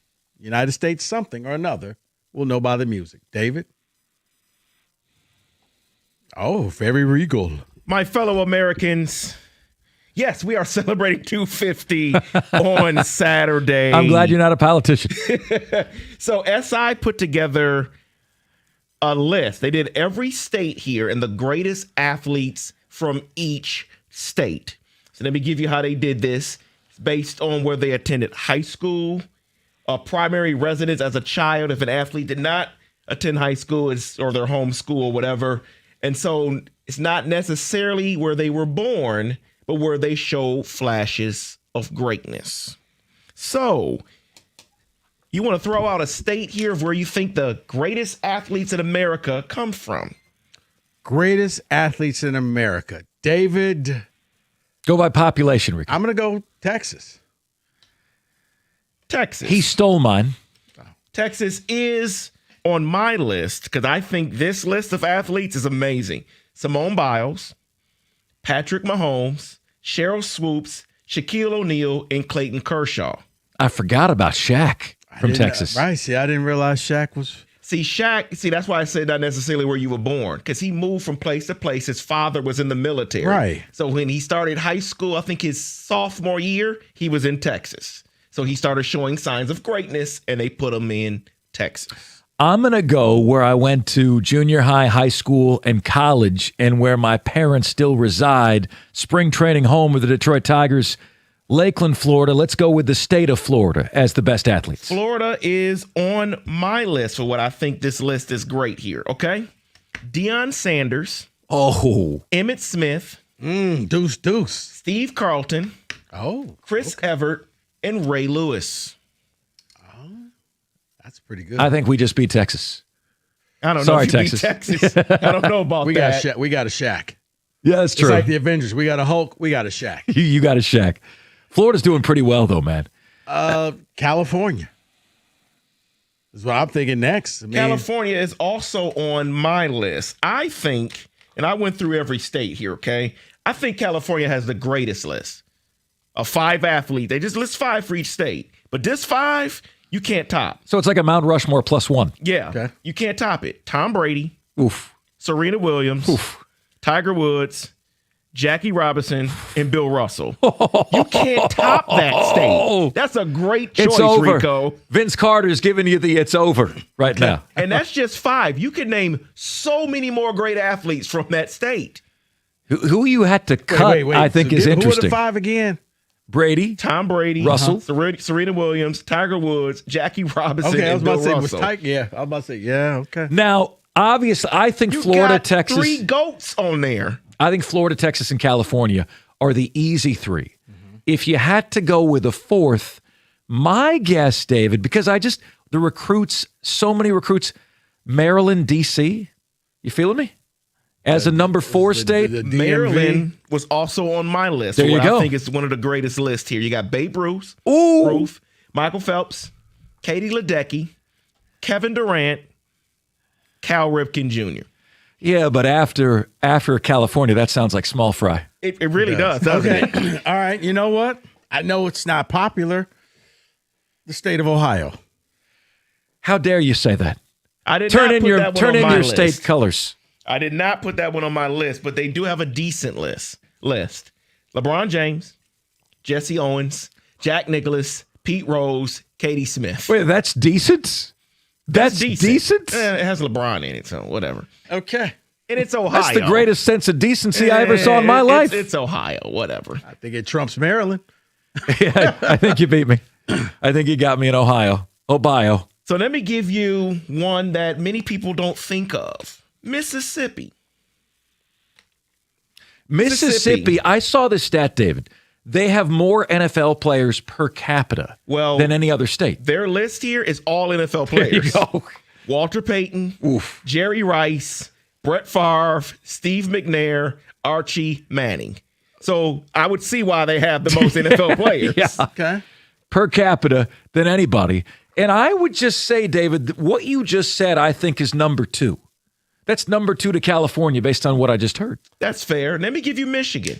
I was Because going I to think say Michigan's number 2. I'd say I got 2, but go ahead. What are your 2? I was going to say, what about Michigan and what about Indiana? Okay, I'll go to Indiana next. Michigan, I think, is number 2, though. Joe Louis, Magic Johnson, Derek Jeter, Floyd Mayweather, John Smoltz. I think that's number 2. And you said Indiana, Rico? Yeah, because I'm thinking Larry Bird's on that list. Larry Bird is number 1 on that list. Oscar Robertson, Bob Greasy, Chuck Klein, Ray Every. They don't have the depth. No. If David can't pronounce a name on the list, that means they don't have the depth. Very top heavy. Remind me, Katie Smith? Who's that? That's a WNBA player, I believe. Okay. Yeah, there was a drop off to 5, too. Let me give you Alabama. Because I have that one on my list here. And give me one second. Alabama, Henry Aaron, Willie Mays, Bo Jackson, Satchel Paige, Charles Barkley. Alabama's there. Alabama came strong, David. I'm going to go off the beaten path. What about Arizona? Arizona, Jim Palmer, Randall McDaniel, Terrell Suggs. No chance. Michelle Mitchell, No chance. Ty Murray. No. I don't even know who these people are. Let me give you New York. New York here. It goes Jim Brown, Kareem Abdul-Jabbar, Sugar Ray Robinson, Lou Gehrig, and Julius Erving. Oh, Wow, yeah, New York that's a is good strong. one. I know one. Kentucky. Kentucky. I did not have that Secretariat one on my one. list. Secretariat. No. Muhammad Ali, Mary Megger, Wes Unseld, Paul Hornick, Cliff Hagan. Mary who? Exactly.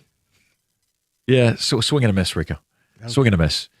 She It was is a 5-time Olympic medalist. California 1, Alabama 2, Mississippi 3. Thanks for playing. What state was Jordan from? North Carolina? North Carolina was on my list. Let me give you that one real quick. That'll be the last one I give you. Michael Jordan, Steph Curry, Richard Petty, Chris Paul, David Thompson. That's a good list, too. That's a good state, too. And see. Well, if you see, a lot of these states are southern states. So that's just what happens there. That is your America 250 Blitz 97.1.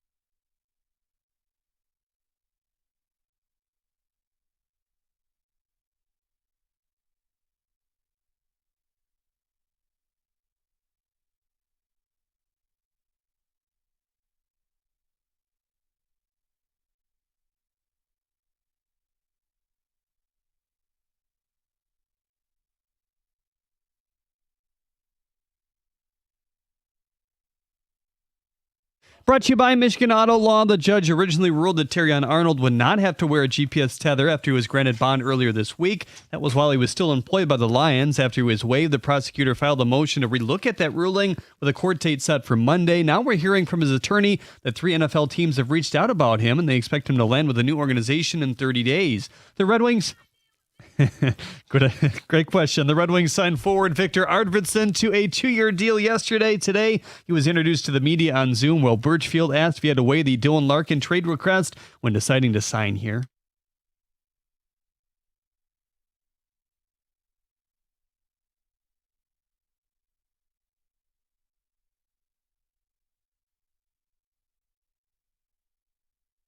Alex Ovechkin is returning to the Capitals on a 1-year deal. Pistons beat writer Cody Davis confirmed the report yesterday that Marcus Sasser is expected to be traded to the Dallas Mavericks. What's coming back to Detroit is still unknown. Shooting guard Anthony Simons has signed a 2-year deal with the 76ers worth $12.3 million. The Tigers face a series with the Rangers tonight in Arlington. Framber Valdez faces Nathan Eovaldi on the mound. First pitch at 8:05 right here on 97.1. The Tigers are 24-21 this season against teams over 500. The Rangers do barely qualify that at 1 game over.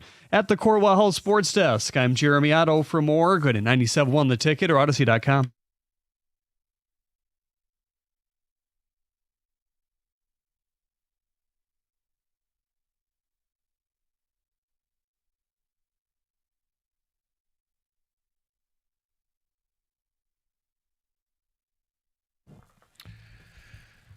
Valenti and Rico, Mark Ryan in for Mike. Great to have you guys with us. Opinions vary greatly as to how well, how poorly the Pistons are managing this offseason. And very quickly off the jump, I'll tell you exactly and precisely where I'm at. I felt good about the Collins signing yesterday. I'm not hearing a lot of people talk about the draft pick, Ibuka Okori. He's the best penetrator. Family show, eyes up here. He's the best penetrator in the entire draft. All right, what are you laughing at? And he gives them scoring. So they are making tweaks to the lineup to add more offense. And then last night, Rico, something happened that shifted my pendulum way to the negative side. And that is knowing you need a second star. Jalen Duren believing he's your second star, but we know that's a false one. What's behind door number 3? Nothing good. Jaylen Brown goes for a bag of Better Made chips and a Faygo Pop to the Philadelphia 76ers in the form of Paul George, who's worth nothing, 2 first-round picks and 2 second-round picks. Plain as day that a sign and trade was there for you. Right. Now, you would have had to add Duren and picks and some other pieces to make the dollars work. A sign and trade was there for you. The Pistons clearly value Jalen Duren far more than they value Jaylen Brown, and that makes no sense to me. See, I don't know if they really value. I think they have a set price for Jalen Duren, and they're not going over. They put that in the budget, and they're not going a penny over. That's why he's shopping himself right now, and I think he's finding out the hard life lesson. He's not as good as he thinks. But, yeah, when I saw the Jaylen Brown trade, I was expecting Philly to get fleeced, and they didn't. And I ended up was texting last night with Ike Reese, who does Philly radio. And I'm like, well, so what's it like there? He's like, dude, we just hit the jackpot. We gave up nothing for him. Yeah, that's what I kind of thought. Okay, I thought maybe, was there something about Paul George? No, it wasn't. Yeah, Boston, from what I gathered, needed to cut salary badly. And they did a lot of posturing. It's going to cost you 4 first-round picks, and it's going to cost you a lot. In the end, they took the first offer, it seems like, and they just said, good enough. You can go now. It had already gotten very hostile with the 2 parties there. And, yeah, you're thinking for the Pistons, why didn't you make this trade? Why didn't you do this? Why didn't you make yourself better? Why didn't you get Cade a running mate? That would have helped at you out. At that price, instantly. 10 cents on the dollar, and now we've seen LaMelo Ball go at 10 cents on the dollar, and I wasn't even that mad about that one. That dude plays on one side of the court, is a little bit reckless, Doesn't really seem to take well to coaching. But Jaylen Brown, all-NBA performer, who is dangling out there for 10 cents on the dollar. And what you had to do was trade Jalen Duren to give them what they need. They need rim protection. You need a Robin to Cade's Batman. Rico, true story. I got a text from Jimmy last Friday. He goes, hey, can you do a hit in Boston today for me? It's with WEEI. So I do a hit in Boston, and they're talking to me all about, hey, man, this potential sign and trade, Jalen Duren, it's making us sick. We're not interested. And they said, how do you feel about it? I'm running to turn in the card right now before you guys change your mind. And why in the hell did the Pistons not feel that way? See, you may have answered your own question, Mark. I think maybe there's more interest in the league for a washed-up Paul George than it is for an up-and-coming star in Jalen Duren. And I know here in Detroit, that's blasphemy. He's 22, and he's going to do – and the rest of the league is kind of telling you, yeah, we don't think he's worth the money. I'd rather take a Paul George, a name that I know. Paul George? The league is telling you. That's what – he's not – Boston – I'm sure if they pressed the issue, could have gotten Duren. Yeah, like, okay, we'll take Paul George. And, yeah, he's probably washed up, but I think it's showing you Duren's not as valued as we value him here. We overinflate our players here. We make them seem bigger than life. You haven't been here long enough. I call it the Brandon Inge factor, where you take an average player and you turn him into an all-star. We've taken Duren, who's good, but he ain't max player. He ain't this. He's not. And now it looks like you may be stuck with him because you said you wanted to improve around your core. Well, I know Cade's part of your core.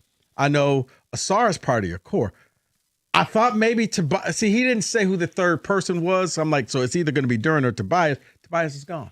Tobias is gone, so yeah, it's clearly Duren. Let me tell you what Duren is. Duren is the running back position in football.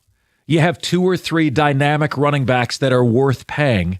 Then you have 20 other guys that can get you 1,000 yards. Duren gives you 10 points and 9 rebounds when it matters. How many other guys could give me 10 points and 9 rebounds when it matters? What the hell do I need to pay you $40 million a year for? Well, and it's coming off the fact that, unfortunately, he bet on himself and he lost, kind of, because when it mattered, you couldn't give me that. You couldn't give me what you did in the regular season. You couldn't. You had Wendell Carter made you look ridiculous, and he's no all-star. But when you played Orlando, he was having better games than you. And it's like, what? But you're an all-star. You're this, you're that. Actually, you weren't. Until you weren't. And then as it went on, you had like 1 or 2 good games, but the other games were just, were you on the court? Were you out there? Because I didn't see you. I saw everybody else. I saw Cade trying to carry this team. That was his time to shine. If he would have went out there and just averaged 15 and 10, I don't think anybody would have a problem with him saying, I need a raise, I need more money. But the fact that he underachieved every game. And it's like, okay, so why are we paying you? I look at this, and I'm going to ask this for the people. 248-539-9797. If this is it. Now, I know there's going to be people saying, we don't know what Trajan is up to. But let's just say, as of right now at 3:09, if this is it for the Pistons, and they don't make any more moves, was this enough? That the moves that the marginal moves, because Trajan moves in the margins, John Collins, adding him, re-signing Herter, okay. I don't know what's happening with Duren, but looking at this current team right now, compared to every other team in the East of what they have done, has the Pistons done enough? 248-539-9797, because I say, no, they have not. No, they have not. They have done exactly what Trajan said he wanted to do, marginal things. Not extraordinary things, not great things. You did marginal things. You moved the furniture from this side of the room to that side of the room. Yeah, I mean, are you a little bit better offensively, Isaiah Joe? Maybe. but you've gone from a 7.1 to a 7.2. Meanwhile, look at Philadelphia. By the way, Philadelphia today was in the sports update. Sign another guy I would have loved for the Pistons, Anthony Simons. Gives you some offense on the wings. I've got the Pistons today, 6th in the East, and I think I'm being kind.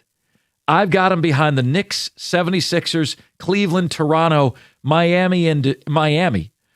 And I had to convince myself. You said the Knicks? Philadelphia, Cleveland, Toronto, and Miami. What about Indiana? I got Indiana 7th. Okay. Zubac, Halliburton. But I had to convince myself that Detroit was ahead of Indiana and Orlando. And then you still got Atlanta lurking there as well. I think you're 6th in the East. I think this city's in for a real rude awakening unless a move is made. And here's my problem. What other star is out there?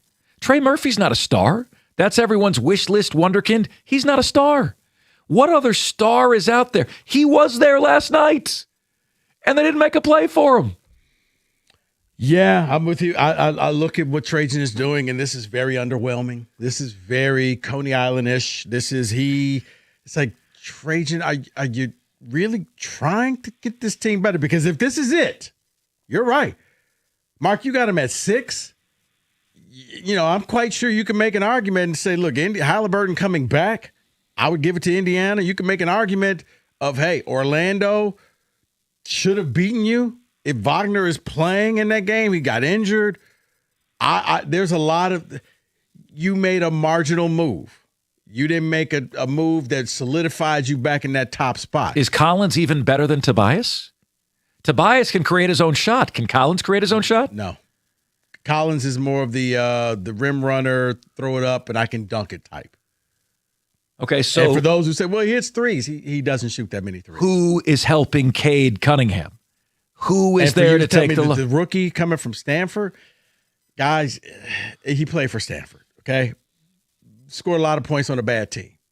Somebody's got to be a leading scorer on that team. I'm not trying to take away from him, but I don't know if he's NBA ready. Standing there and dribbling the ball for 15 seconds before you start to make your move doesn't work in the association. So I'm not going to ask a rookie to step in here and do something, especially looking at your track record, because your last rookies have not come in and done anything for you. DMPs in the playoffs. Ron Holland. Chaz Linear, is Chaz still on the team? Yeah.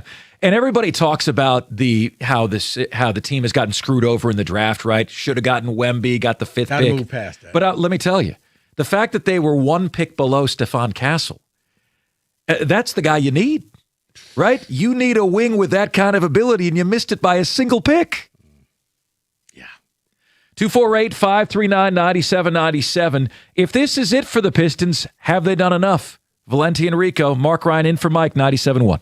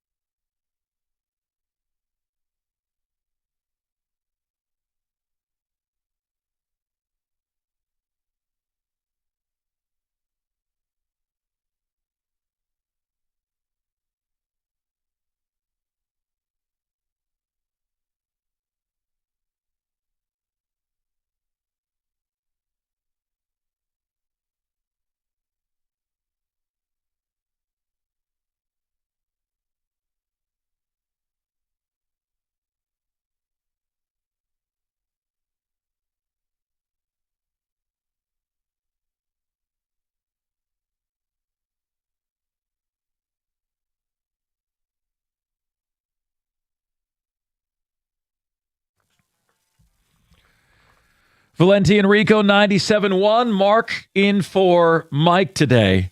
And look, I'm not trying to be Debbie Downer here, and I don't think Rico is either, but there's a lot of differing opinions on this, and we all knew that priority one this offseason was to find Cade a running mate. Are they doing that? Some differing opinions here. Brian Windhorst, ESPN, is beside himself.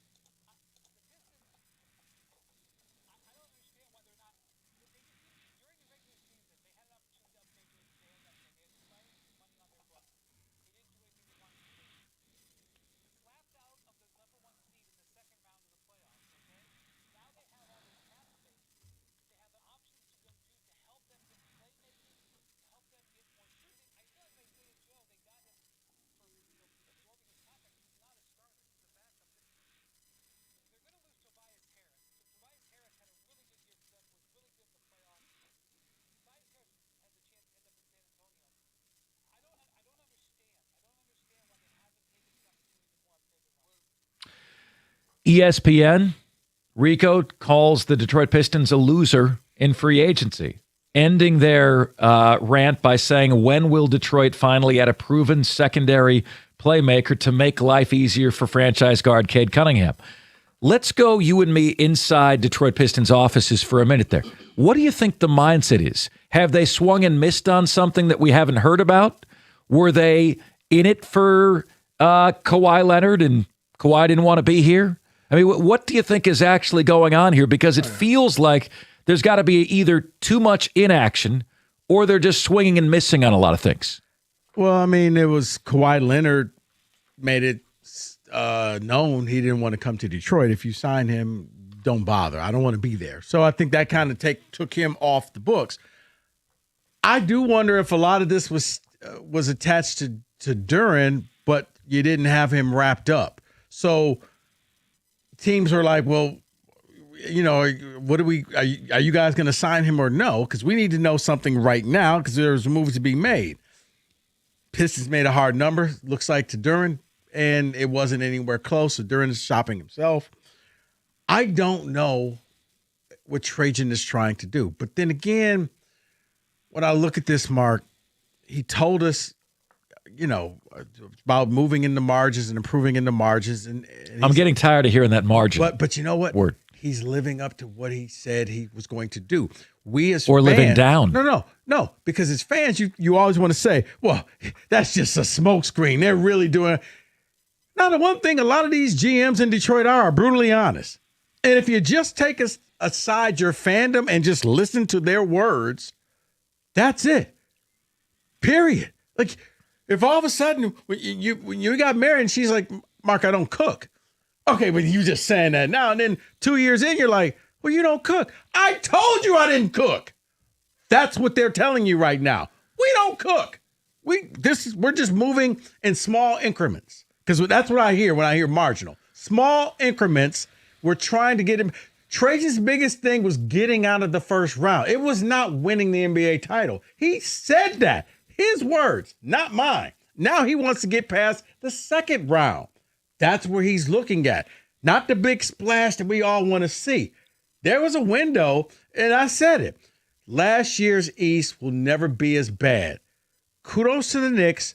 They took advantage of it. Now, I know people say, well, we could have beat the Knicks. Not that playoff Knicks team. Yeah, no. All they had to do, and I said that for the Pistons. And David, if the Pistons make it to the finals, you don't have to play everybody in the West. You only got to play one team. And that one team is probably going to get beat up from going through that gauntlet. That's what the Knicks did. They win the title. They don't have to win again for another 50 years. That city doesn't care. They got theirs. That could have been yours. You chose to do very little. And right now, I'm very underwhelmed, and I don't see how this team got better. I think you took steps backwards. not by the people that you brought in, but by what went to other teams. 100%. And if you took a small step forward, how do you compare that to the leaps and bounds of Philadelphia, of Toronto, of Miami, of Indiana? You know, these teams are taking Miami, quantum leaps. And I'm sorry not to interrupt you. For Miami, you're hoping that LeBron doesn't go there. Because if he goes to Miami, game set match. You How about if he goes to Cleveland? Game set match. Yeah. And guess where he's probably not coming? Here. Because Well, if he he's- came here, Yeah. okay, you know what? Trade you. Job well done. But right now, you just want to sit there as he's grabbing his bag and getting ready to walk out of the facilities at the LCA. You're like, are you done for the day? What? You seriously? You going home? You still got work to do. Get back in your office, get on the phone, call somebody, do something. But we got Isaiah Joe. What are you talking about? Cup of Joe. It still feels like the top athletes aren't choosing us. Like Detroit isn't their choice. But you know what you can do? You can trade them, and then you can make this place a bed people want to sleep in. See, I don't know if you're even selling them or not. David, you're the big Pistons fan.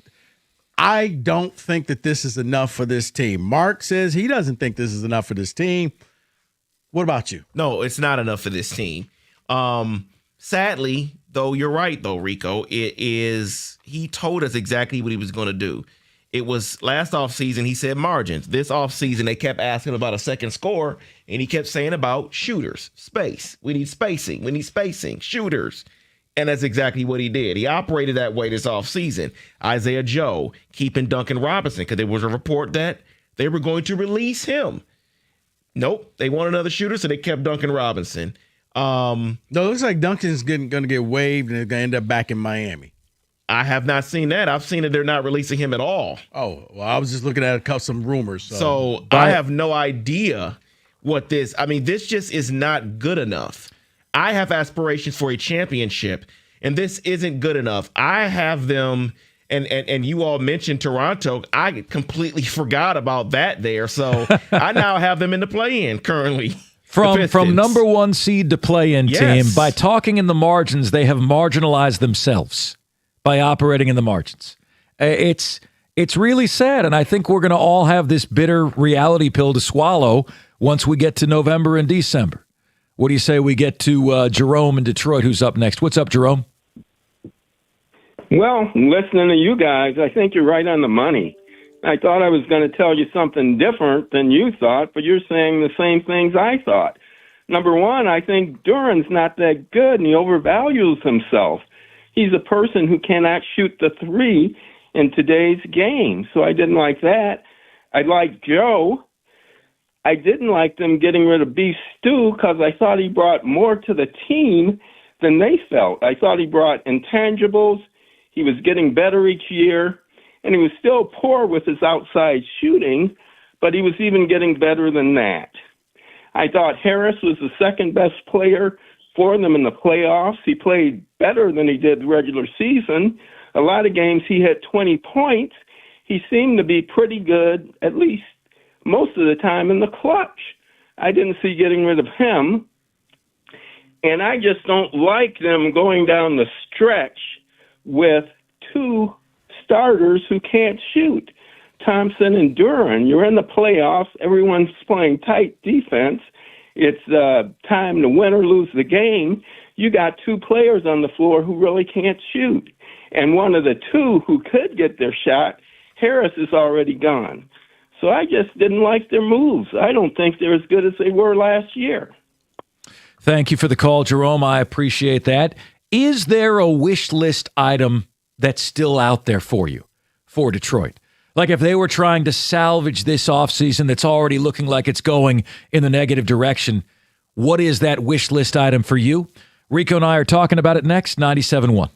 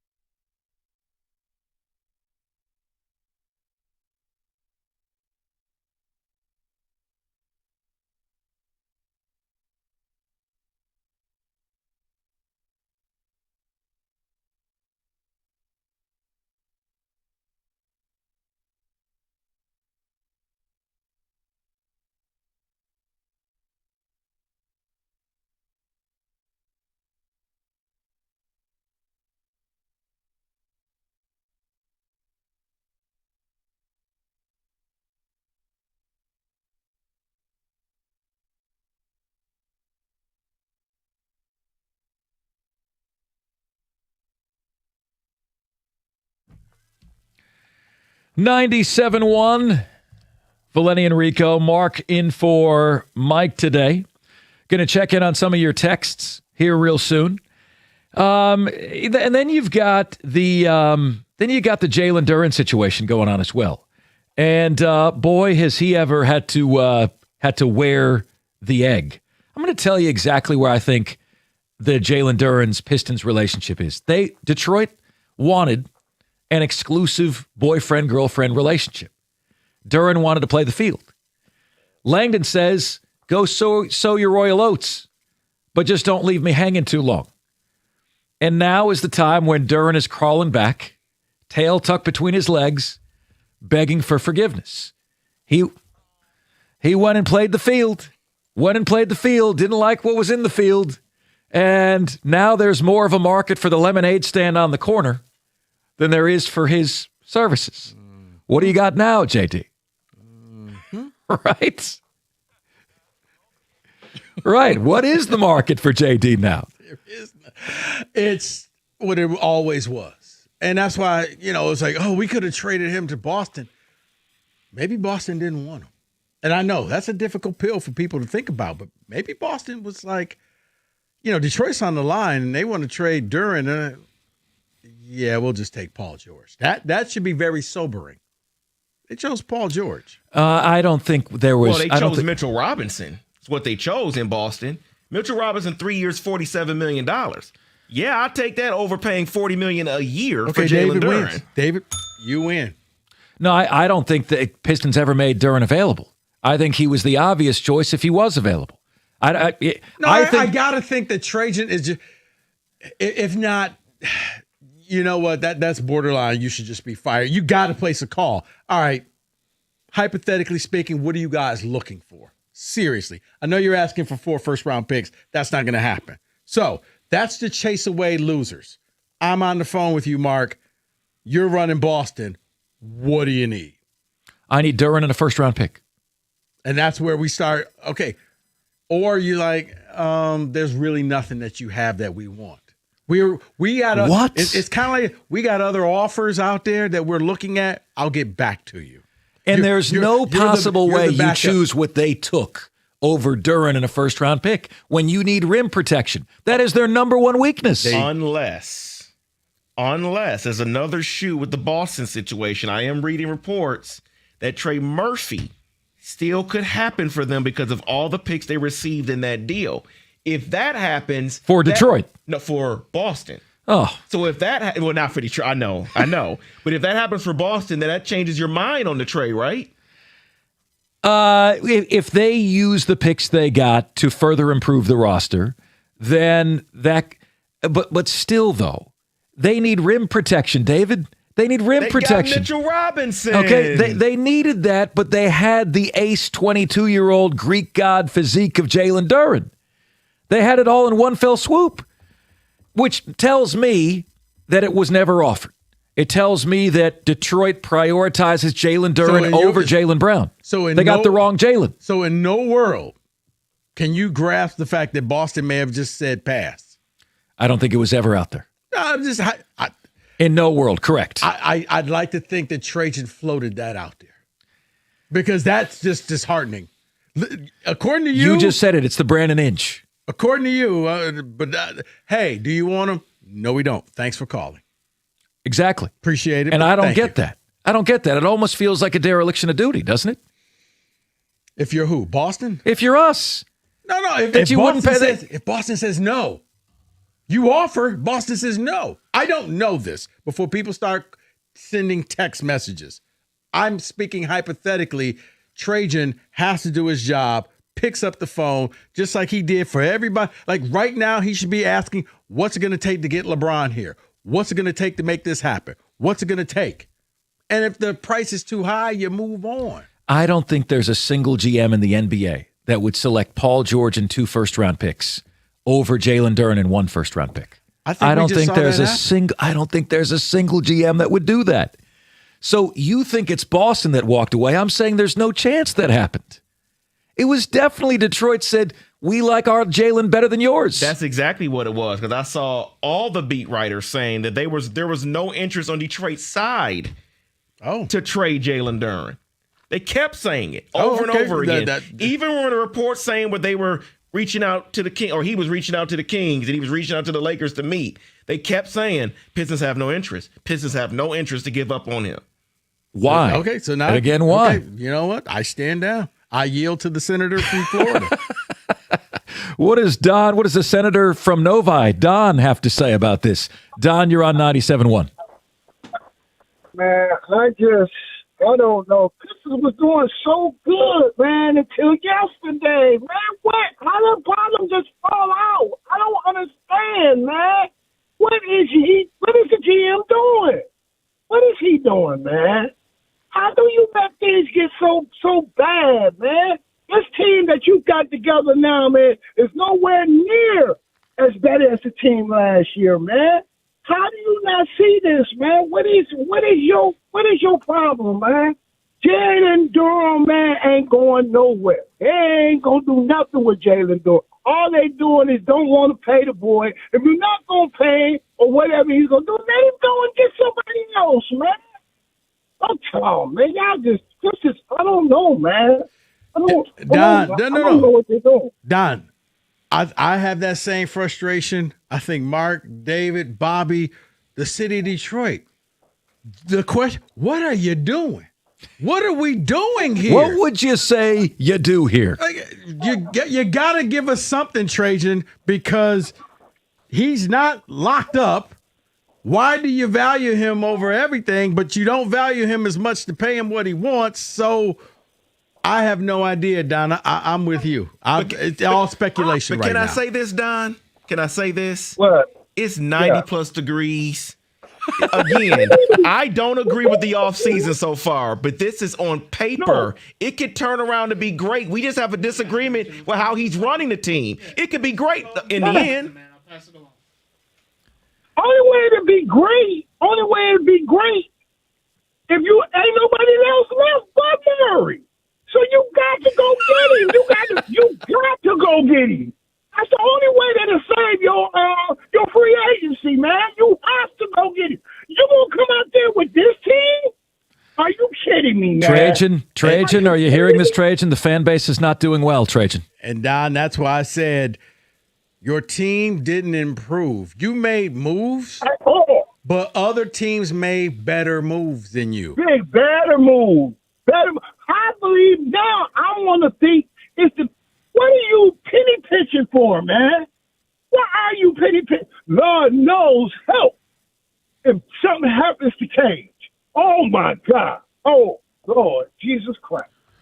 And look, Cade has had some injury problems over the course of his career. So again, if that happens to him, where do you stand? I'm asking you guys, what remaining wish list item is out there for you? All right. Is there anything out there that you think could really turn this around? Rico, I'll ask you this question. They won 60 games. If you're picking their win total right now, you know what mine is? They just went from 60 to 40. Wow. They went from 60 to 40. That's where we are. Mm-hmm. And it's more about what the rest of the East did than what they didn't do. I don't know if I would go 40, but I do think you're probably the 6th or 7th best team in the East. Play-in. From 1 seed to play-in. I mean, think about that. That's possible. Okay, so I was thinking 49. Can you meet us halfway to 45, please, Mark? We'll try. At least a winning record. Because the way you have it, no. I think there's going to be a serious... You're saying they're going to be 40 and 42. I think there's going to be a serious drop in belief when they see where they are relative to everybody else. Wow, that's not even playing, is it? Last year it wasn't? That's probably the play-in number. Most years, that's the play-in number. 43 was the 10th seed last year. So... They would miss out. The 10th seed in the East? Okay, but hold on. I'm looking, though. You would take out... Yeah, Charlotte maybe you take out? And maybe that gets you there at around 40 to 42 wins? This is bad. This is not good. Not good. I mean, that's where you're at right now, right? 248-539-9797 is where you can get. We're just sitting here scratching our heads, asking the Pistons, what would you say you do here? Valenti and Rico, Mark in for Mike, 97.1.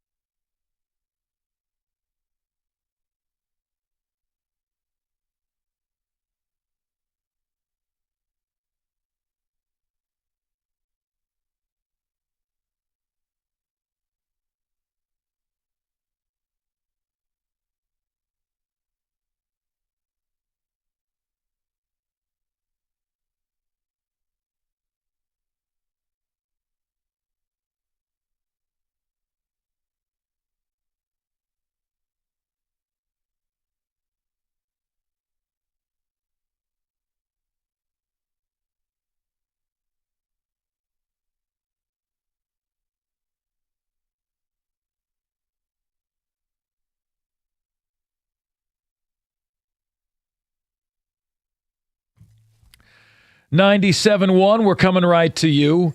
Rico and I both are just kind of, our hands are in the air, kind of like when that person cuts you off, right? We're not giving them the bird. We're just kind of like, what gives, right? The hands are in the air. Detroit, you came really close. We saw you taking the linear steps, right? From the first round last year to the second round this year. And we're looking around and we're saying, man, Toronto just took a quantum leap. So did Miami. Here comes the Philadelphia 76ers. In my opinion, you finished, you were first last year in the regular season. You finished in third place in the East, right? Behind Cleveland and behind the New York Knicks. And I'm looking at this Eastern landscape right now, and I said, man, you better have a rabbit up your sleeve, Trajan. Where's the rabbit? Who is the rabbit? Jody in Farmington Hills is up next. Rico and Mark Ryan today. Jody, what's good, man? Not much, man. What's going on with you guys? Look, I'm not from this area, okay? So I'm not a big Pistons fan. I do follow them somewhat, but I am from the East Coast. And what I notice, I think the reason why Langdon isn't doing anything, I think goes to the fact that I don't think he has a lot of confidence in the squad that he has right now. Rico said something a minute ago about the fact that, you know, the way everybody views Duren versus the way people here in Detroit view him. I know you're probably not going to agree with this, but I think that Cade Cunningham is actually in a similar situation. I don't think he's a superstar. I think he's a good player, but I don't think he's a superstar in my mind. There were several games, as I recall, during the playoffs that he really didn't step up. And a true superstar, they're going to step up day in, day out. Michael Jordan. He finished fifth in MVP voting. What are we doing here? Cody, Jody. What he's doing, okay, go ahead. No, Jody, what I will say is this, and then I'll let you finish. You can take it to 6 if you want. I look at this past playoffs, and I look at the fact that he was coming off of a collapsed lung, and he had to carry this team. And he did, and rib fractures. And he left it all out on the court. If this was anybody else, if this was LeBron, we would be like, oh my goodness, look at this effort that he did. If this was SGA, if this was Jalen Brunson, we would be praising him. So I just want to give you that. Go ahead, Jody.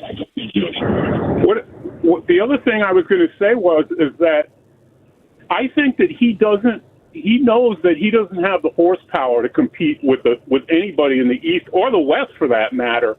And I think what he's doing is he's saying, look, we got a couple no-name guys we picked up. We're still skeptical of Duren. What we're going to do, and I know you guys, I know a lot of people out there aren't going to like this, but I think he's taking a pass on this coming season. I think what he's going to do is he's going to try and develop these few new guys that he's got, and he's going to evaluate after next season who we're going to back the truck up for. Because I think what he thinks is that he's seen all the available people out there right now, and he doesn't like any of them probably, other than maybe Brown.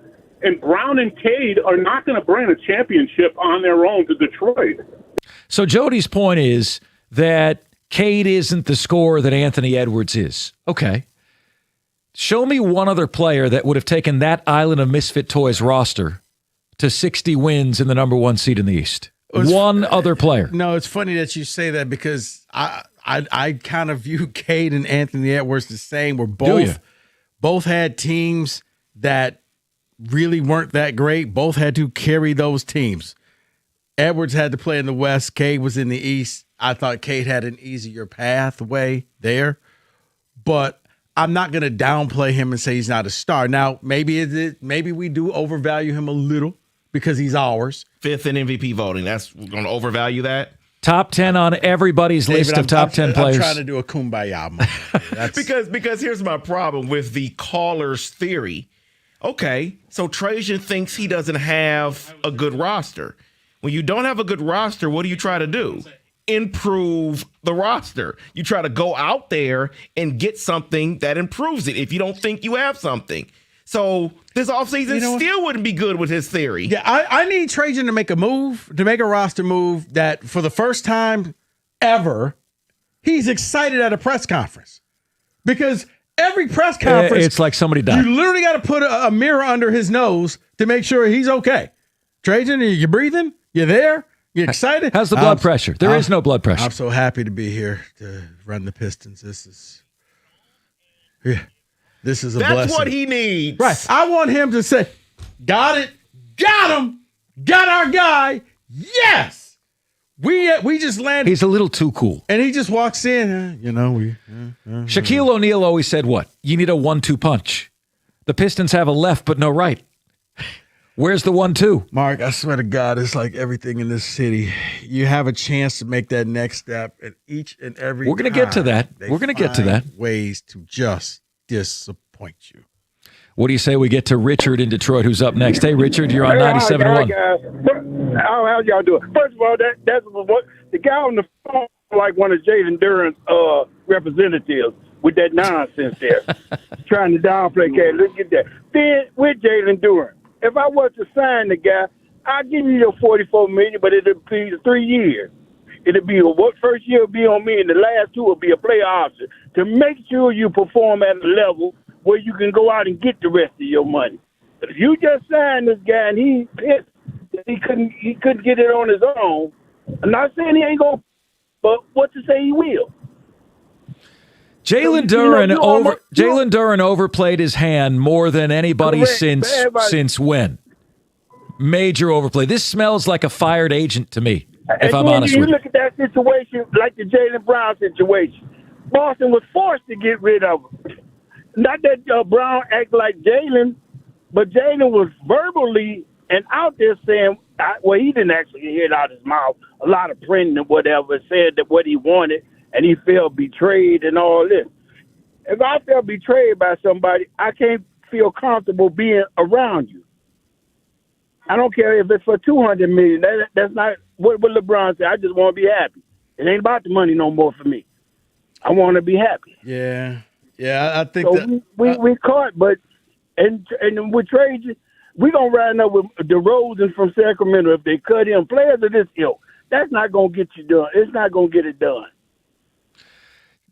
Rico, I would offer Duren 3 years, $100 million, and I would say, look, we're giving you a shorter deal so you can prove yourself because potential's the second most dangerous P word. All right. And I'm not paying you for potential. So you can earn more money, but I'm giving you 3 years, $100 million. What number would you not exceed for him? No, I think that's actually kind of a fair deal because you're still like everybody likes to tell you, oh, he's just 22. Okay. Well, you get a chance to hit that big contract in just because let's face it, if you knock it out the park after your second year, they're going to extend you. They're going to tear up that contract and say, you know what? Brand new deal. Here you go. This is the one you've been waiting on. Here's the one for $200 million, 4 years, that type of thing where you're going to make a ton of money. But right now, they did that before the season. He turned it down. He bet on himself. And that's what I say, JD, you lost. And it's okay. Admit that you lost. We've got a sports blitz coming your way next, right here on 97.1.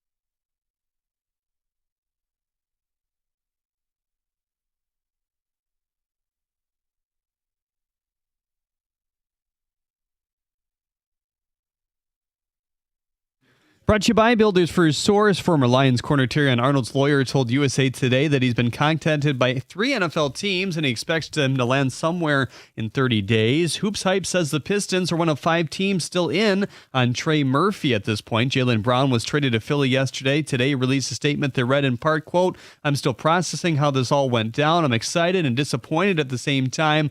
I earned my respect from this city. I never asked for shortcuts or special treatment. I simply showed up every day, but put my head down and accepted every challenge," end quote. According to Pete Thamel, Michigan basketball transfer commit JP Estrella plans to stay with the Wolverines despite the coaching change. The Wings acquired forward Keegan Colasar from the Vegas Golden Knights yesterday. He was 7th in the league in hits last season. Does he think that play can be infectious to his new Wings teammates?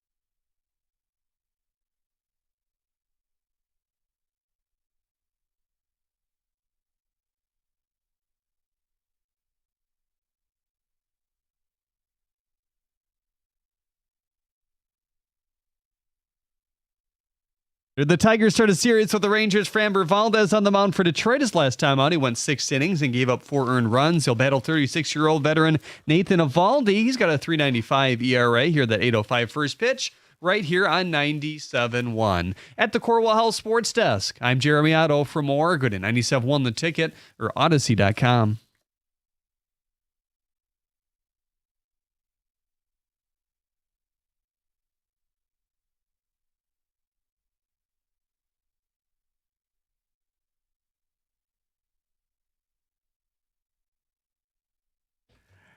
All right, so I'm going to have some fun, guys, with this, because when I looked today and I saw that Tobias Harris, over the lifetime of playing in the NBA, is going to be close to like some over $300 million that this man has made, and it's always kind of shocking when you're like, what? He is the Kirk Cousins of the NBA. Yes, and that's what I told David. It's like. And then, it's like Bobby Bonilla Day, and he makes all of this money. So I came up with a list based off of the year 2025, according to Forbes magazine, of the top income earners in our 4 major sports. So I've taken out soccer and boxing and golf, just going with baseball, football, basketball, and hockey. Spoiler alert. No hockey player is in there. Okay. Shocker. Sorry, Kenny. It's still a poverty sport. RIP. All right. Would you guys, I got a list of the top 10. Okay, so how are we doing this? So if you can guess, I'll start off with guess from you guys. And then once you stop getting them, I'll just go ahead and tell you the top 10. So I'm going to guess, and I think I'm wrong here because I don't think his huge contract chips in until next year, but Shai Gilgeous-Alexander? Shai Gilgeous-Alexander is not in the top 10, David. Because next year he hit 70 million, so I figured it wasn't yet. Okay. No. But David, just so you know, not that far off, currently 12th. He made $69.3 million. You just hadn't hit the 76 yet. Okay. And this is also what you made on the court or on the field and endorsements, all included. Okay. So he made $69.3 million. That included $39.3 million on the court and $30 million off the court. So this is baseball, basketball, football. I want to say hockey, but I'd be lying to you. You can't. I'm going Dak Prescott.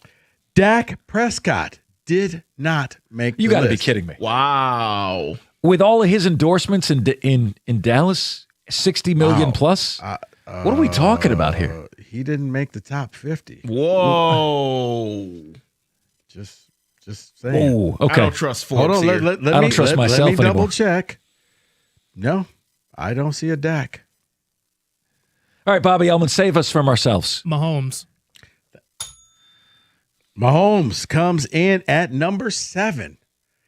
$84.7 million. 56.7 on the field, $28 million in endorsements. I guess that's a little bit lower than I thought, but yeah.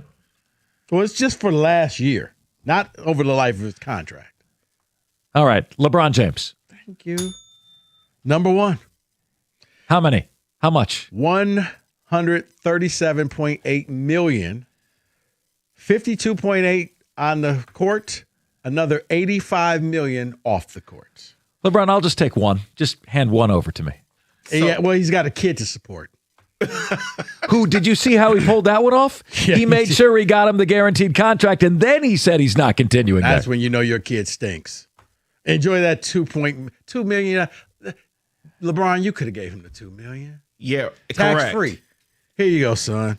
Just don't tell Uncle Sam. So I'm gonna go with Lionel Messi. Oh, you said no soccer. No, okay, no soccer player. Let's But go, David, just in case, because you want to be funny, he's number 3 overall. But yeah, you know I have to do it. So I'll go Shohei. Shohei is number 2. See, I didn't know because of the deferrals if that would count. Well, oh, you're right. That might have affected it. Made $127.6 million. Most of it's off the field. Here's the grift. Yeah. Would you to double down, David? How much did he make playing baseball? Yeah, playing baseball is like the check $5 from million. the Dodgers. Yeah, it's like $5 million. No, not even. Too high. $1 million? A little higher. Cut it in half. It's $2.6 million. He made $125 million. I guess what is that off-brand shoe he's doing the commercials for? New Balance. New Balance. There you go. Off-brand shoe. Wow. 2.5 from the Dodgers. I hate the Dodgers so much. This is crazy. Right. And you know what? That's what they're going to get rid of in the collective. And they should. You're letting the rich do that in Major League Baseball. Can't knock the hustle. All right. Bobby? Juan Soto. Juan Soto not making the list. I'm going to drop the gavel. Boom, boom. In honor of Aaron Judge. Aaron Judge is definitely on the list. Aaron Judge is not in You're the top. high. He's not You're in high. the top 10. He's definitely on the list. And nope. But remember- Aaron Judge but is not on remember, the list. His contract may have been front loaded. That's a load of bull. I'm just saying. Okay, here let me All help. right, so I'm going gonna back to the NBA. Let me help you guys out. Okay. We have 1, 2, 3, 4 NBA players. We have 1, 2, 3 NFL players. All right, so I don't know if this possibly affected him because he was in between shoe deals this year, but Steph? Yep. There you go. Steph Curry, number No 3. brainer. No brainer. Good job, Bobby. $124.7 million. He made 59.7 on the court, $65 million off the court. And Bobby, next year that number is going to skyrocket. He will be number 1. Right, he's got a new deal. For $1 billion. Bobby, is your back getting tired from carrying David and I on this I'm gonna need a game? massage after this.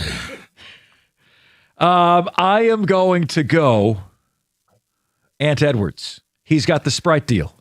Ant Edwards did not make. No. He didn't make the top 10, but he's 13th. He's 13th. He's 13th. $69 million, 46 on the court, $23 million off the court. What NBA players are we missing? I got one. And he has something in common with you, Mark, because he speaks for Cowsheet. Giannis. Well, not anymore. But Giannis, 99.2 million, 54.2 on the court, 45 million off the court. Giannis comes in at 5. We're missing 4, 6, 8, 9, and 10. Here it is. With all of his under the table money, Kawhi Leonard. You don't count that. You can't count. They don't count the under the table stuff. Bro, that's like saying, well, I made my money on the streets. Doesn't count. I mean, Dejounte Porter should be on the list. Right. Malik Beasley coming in at 11. I got one seriously, though, because he now uses lotion. Kevin Durant. His endorsement deal. Okay. I'm just talking about the endorsement deal. Okay, Blue Chew. Yes, KD at number Oh, my God. 4. I'm the worst one at this. 103.8 million, 54.8 million on the court, 49 million off the court. We now have 6, 8, 9, and 10. This one gets me off the schneid. I promise you, there's one none of you will get. Okay. I got one more. How much do those horses make for Jokic? Is he on there? He is not in the top 10. Here you go. You ready? Lamar Jackson. Yes, and the truth shall set you free. At number 10, $73 million. He makes $71 million on the field, including, I guess, signing bonus and $2 million in endorsements. 2? We got 6, 8, 9. You guys want hints? All right, listeners. Who do you got? Help us out here, listeners. No listeners. This ain't no helpline. Yeah, we're not phoning a friend. Right. I'll take another swing. Josh Allen. Josh Allen at 11. Just outside. Well, you just saved me because I know if he's not on the list, my guy's not on the list Josh either. Allen was $72.6 million, 55.1 on the field, 17.5 off the field, not including his wife's money. Here's where we have the realization that baseball's really fallen in popularity. Oh yeah, we're done with baseball. How about that? There was no hockey. Baseball had one. So Matthew Stafford? No, David. Matthew Stafford not in the top 10. Matthew Stafford. Well, he has a life insurance commercial with Sean McVay, I believe. Mm-hmm. That's good for him. Jason Tatum. Yes, at number 9. Jason Tatum, $82.2 million. Oh, what is he, Nike and then or Jordan Brand or Because whatever? his salary is like 65. Yeah. 54.2 Okay. and 28 in endorsements. Wow. 2 left. You guys want hints? I do. Desperately. Both football players. One is going to be easy. One is not. Justin Jefferson? Pretty clearly at this point, neither one is easy, Rico. No. David, no. But you're on the right path. Okay, receiver. No. Oh. It's where he it's the conference division he plays in. NFC North player. Caleb Williams? No chance. NFC North money isn't like that. Oh, okay. All NFC right. North player. He makes $88.4 million. Micah Parsons. Oh, yeah. Okay. Yeah. Thank you. He stole money from Green Bay. I mean, I'm sorry. The Dallas payout and the Green Bay money. Yeah, he made a mint on the field, 83.4, and then $3 million in endorsements. And then the final player at number 8, football player, quarterback. Joe Burrow. No, that was going to be my guess when you said Josh Allen. I knew if Josh Allen wasn't on the list, Burrow's not on the list. NFC quarterback. Hurts? Oh boy, no. Jalen Hurts. No. Good guess. Jalen Hurts is a good guess. Jalen Hurts, I think, comes in at 17 on this list. I'm just gonna say it because he steals money too. Kirk Cousins. It's probably. I know he's not it, but Kirk Cousins makes a lot of money, man. No, it's not Kirk Cousins. Brock Purdy. You got to be kidding me. No way. No way. $83.1 On million. what? What a waste. Signing bonus. What? You mean he went to the Super Bowl? $79.1 million, $4 million in endorse. Hey, Levi commercials, buddy. Yeah, that's right. Okay. He sells a lot of jeans. Leave him off the list. That's where he belongs. Okay. And in case you're wondering, your Jared Goff comes in at 11, 12, 13, 14, 15, 16. Jared Goff, $63.1 million, $58.1 million, and then $5 million in endorsements. That's not bad. For somebody who's never made the Super Bowl. Why couldn't God give me the ability to throw a football? Please. Why? Basketball, Or run bro. fast. Bro, basketball player. You guys, if we're doing that, yeah, Josh Allen, followed by SGA, Anthony Edwards, Jimmy Butler, Joel Embiid, Jared Goff, Devin Booker. Oh, there it is, Nikola Jokic. You said that. There he is. Okay, so there it is. And Luka Doncic. There you go. Hey, I thought we did well. Bobby, thank you for carrying David and I for much of that. You guys weren't that bad. 97-1.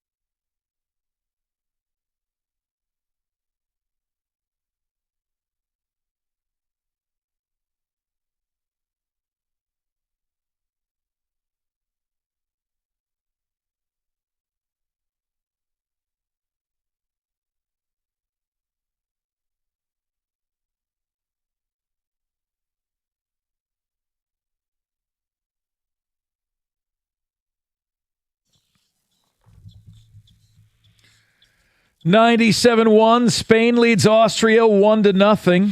That game has the interest of the United States as we go along here. A lot of people wanting to talk Pistons today. We are seriously underwhelmed. You know, Jalen Duren came out and he said, I'm underwhelmed with the Pistons offer. You know what we're underwhelmed with, Jalen? 10 points and 9 rebounds in the playoffs. Yeah, he bet on himself, and he lost. His value is not where he thinks it is. The Pistons, this is where I'll give the Pistons organization full credit. They came up with a number, and it looks like they're not budging from that number. And at any moment, like the prodigal son, you can call up and say, I'll take the deal. It's been on your desk the whole time. Blank is the fall of man. Right. Pride. Yeah. Pride is the fall of man. It's been sitting on the desk, just waiting for you to sign it. We love you here. We didn't say no slander. They haven't bad-mouthed them. They haven't said, they just went quiet. Teams say, hey, you going to make a trade? No. Because they know, Trajan knows, I got all the cards. You'll be back because ain't nobody going to sign you for a 4-year, $177 million deal because you're not worth it. Sorry, not sorry, but you're not worth it. And you're not going to get that. Now, when you want to come back to earth, come on back here. No hard feelings. Put on the red, white, and blue. Let Mason introduce you, and everybody will be happy again, and you'll become part of the core of this team. Now, I don't think that that's enough. I think they need to do a lot better. I think that they needed to make some greater moves. They didn't. The problem is everybody else in the East did. So a lot of teams that you thought you were better than, I don't think you're better than right now. Now, this is all barring injuries, but Toronto got better. Okay? Miami got better. Philly got a lot better. Now, maybe you can make the argument, well, Boston's not that good. I'll give you that. But New York, they're still there. Well, we beat them. Doesn't matter. Couldn't beat them in the playoffs. You know, I didn't even realize when I gave you my 1 through 6 in the East, I didn't even have Boston on there because they probably aren't on there right now. But in terms of 1 through 6 in the East. But I look at Indiana, I think because of injuries, I think they're going to be back to being Indiana again. Who's the team to beat in the East right now? I'm going Philly. I don't know Toronto. David, Toronto, Bobby, team to beat in the Eastern Conference? I'm just going to go back to the Knicks. Like Okay. the Knicks have shown me. Okay. I'm not going to disrespect them because, and here, well, he's unethical. Don't care. Jalen Brunson led that team. He showed me everything that they had. OG, I'm going to New York. Unethical. He left $113 million on the table. Please tell me, please make me aware, wake me up the next time a Detroit athlete does that so that his team can win. Yeah, I'm with Rico here. The absolute dominance that the Knicks showed in this playoff run, the finals run, especially against someone that we all thought Wemby was going to take over, and they shut him down. Bobby, it's Knicks. They had Wemby in the park drawing pictures. Like, yeah, don't show up on the court. Go be an artist, Bob Ross. this ain't for you. Dave, we got any text? We sure do. Text here says, I would be greatly disappointed if this was all the Pistons did. They need a big number 2 on the floor with Cade. Everything they have done has been a sideways move. That is Mike in Colorado. Now, the text here says, what I'm not understanding is why are you trying to keep a guy here that said you didn't give me what I wanted as far as pay? He's telling you he does not want to be here, so trade him. Now, anybody interested in Sacramento is not interested in winning. You finally earned one today. Thank you. You unethically, you stole one. Thank you. That one was earned, so be proud of yourself. When you hit Sacramento, it tells you have no value. You're just going to one of the worst teams ever and saying, well, will you pay me to come here? I know we're not going to make the playoffs, but at least I'll be rich. So I'm with you. Take the money, whatever they're offering you, because Trajan's not budging, but he realizes he's trying to save you from yourself. The money's going to be here, son. You're not going to get that. You will get this. It's guaranteed. You'll call me, and it's going to be okay. No hard feelings. We'll forget this ever happened. If they can, obviously, the dumbest rule in the NBA is that making the All-NBA team hurts your team. Dumbest rule. Because your salary goes from 25% of the cap to 30% of the cap. So if your player achieves greatness, it hurts your team. Right. That is the absolute worst rule. Cade's going to get his. If you can get Duren in the 30s, if you can get a Sarr, an incomplete player, mind you, in the 30s, you have a chance to build something around them. But if you're talking Duren in the 40s and 50s. See, we're going to get to that next year. I need more from Sarr. Same. For me to sign you in the 30s. Same. You're a great defender. You are. Incomplete player. Yeah, I need you to be able to contribute on the other side of the ball. Let's get to Tim in Waterford, who's up next. What's up, Tim? Hey, how you doing today? Good, man. Tim. Good, man. I wouldn't pay Duran more than $100,000 a year, or $100 million. Okay, there you $100 go. million, not a year, but contract-wise, I wouldn't do it. It's sad that our athletes are chasing money bags because we could build great things here in Detroit. And I overheard somebody say, Cade's not a superstar. Absolutely, he's a stud. He's a stud. He needs another bad boy to play next to him, and we'll be good. I mean, I don't know what these GMs are doing either. I mean, Yzerman's sitting. I mean, if we would have made that Quinn Hughes deal, man, Larkin wouldn't want to leave then. Yeah, you wouldn't have lost Larkin. And can you blame Quinn Hughes for not wanting to sign a long-term deal, which is why he's not Absolutely, here? I don't blame you him. can't blame him I because don't blame him. what are you looking at the success or lack thereof of the Red Wings the last 10 years? Yeah, I mean, you don't know what to expect. I mean, are we going into a winning franchise or are we going into another rebuild? I mean, that's the issue we have here. 100%. And see, Tim, to your point, Kawhi Leonard is willing to go back to Toronto. Why? They took a chance on him. He liked his experience there. What was Yzerman not willing to do? He wasn't willing to take a chance on Quinn Hughes. He doesn't want to make chances. Exactly right. Exactly Too right. conservative. You Too nailed it. conservative. You nailed it, Tim. You nailed it. Jay is up next in Detroit. What's up, Jay? Hey, how you guys doing? Good. What's going on, Jay? I just was calling in. I'm with that guy. I'm a little confused about the Cade comment, but I'm gonna let that go. But I don't see the Pistons being as bad as you guys are saying. As long as they keep Duren, because I don't have a lot of faith in Cleveland with Harden. I don't have a lot of faith. Who does Miami have other than Bam and Giannis? They haven't put anything around them. Who do you have other than Cade? But hold on, Jay. Jay, I'm going to let you finish. You don't have any faith in Cleveland and Harden, but even though you had a bad Harden, they still beat you. Yes, they did. And but with the moves they've made now, I'm saying with more scoring, that it won't be as easy just to double team Cade and get the ball out of his hand. You know what I'm saying? But It'll actually, it will because you don't have anybody who can create. Like Tobias is gone. Tobias could create a shot. Who else is going to create their own shot? Tobias is where you're going to go. You don't think that Collins is better than Tobias? Not at shot creation. No, not at shot creation. Collins, to me, you throw the ball up at the rim, he can dunk it down. But if you hand him the ball and say, ISO, go for it. He can shoot some threes also. He does not shoot. Okay. Point percentage is better than. Last thing, Jay, and I'm going to let you anyway. finish. No. He doesn't shoot high volumes of three. He may shoot one or two a game. But go ahead. Okay, and with Philly, Toronto has the same problem. So you're thinking that Kawhi is going to play a whole season? I mean, I don't see 2 in a row. I don't see that one. And my last thing is with Philly. Jalen, he left. He had his issues with Boston because he wanted to be the guy. But in Philly, Massey's the guy, and Embiid's always hurt. So I don't think it's as bad as. I mean, I want them to make more moves as long as they keep Duren. I don't think it's as bad as you guys are making it. Is all I'm saying. Jay, you know who missed more games in the last 3 years than Kawhi? Who? You ain't got to look that far. Cade Cunningham. Cade missed more games than Kawhi. Mm-hmm. Over when? Oh, you said the last what? How many years? 3 years. 3 years? I mean, that has been mostly this year. Checkmate. Checkmate, Jay. Sorry, buddy. Appreciate the call. 248-539-9797. I tried. Tried to help him.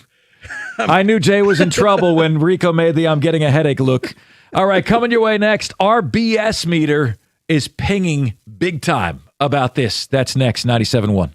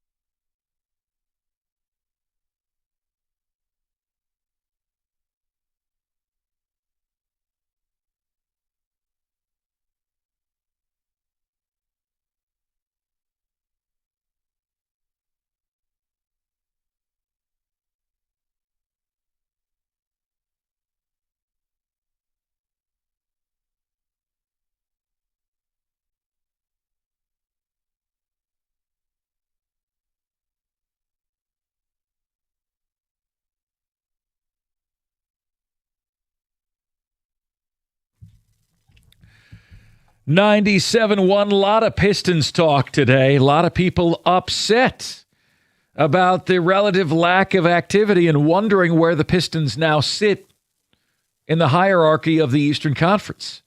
I've got them 6th And I worry they could be going from a 60-win team to a 40-win team next year. ESPN.com says the Detroit Pistons are an offseason loser thus far.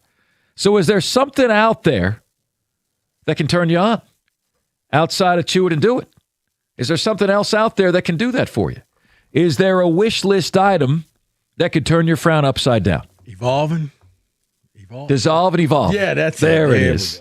Charles in Ann Arbor, A Squared is up next. Charles, good to talk to you, man. You're on 97.1. How's it going today? Good. Hi, I'm calling because a trade I want to see the Pistons do is one of these three players. Either Shaedon Sharpe, Scoot Henderson, or Brandon Miller. Okay, and you think that's enough? Why? Secondary ball handler for Cade coming up the court, or if they want to go the free agency route, how about Russell Westbrook on that minimum? Charles, I think you're playing the game of limbo, and your bar is way too low to the ground. Scoot Henderson, go ahead and scoot on out of here with that. All right. See, I don't even know if they would part ways with Scoot Henderson, because just being that he's still young and they may still believe in him, I don't know if he would be available. But Charles, you know what? It seems like you're trying harder than Trajan right now. I'll give you credit for that. Brandon Miller piques my interest, Charles. Brandon Miller, but that's a guy that Charlotte has now said we're going to move on from LaMelo and we're going to build around Khan, Knipple, and Brandon Miller. Yeah, right. That's the part of their core. So I don't think that's going to happen. Okay. Thank you for the call, Charles. We appreciate that. Brendan is up next. He's got a potential trade for perhaps the name that we're hearing more than anybody else. Brendan, what do you got? What's going on, guys? How you doing? Good. Well, first things first, we can all agree. I mean, all these Detroit GMs, man, they're all stuck in this not making the big swing move. I mean, we just saw it with the Pistons not going after Jaylen Brown. You could have easily sent those picks and a player to get him. The trade that I have is you have to get one of two players right now. You have to either get Trey Murphy or Tyler Hero. And the reason is because those two players can create a shot. That's what this team needs. And honestly, I don't care what you have to give up for them. I don't care if the Pelicans say, hey, we want 3 first-round picks, 4 first-round. I don't care. You have to package these first-round picks and a Ron Holland-type player, and you have to get that shot creator.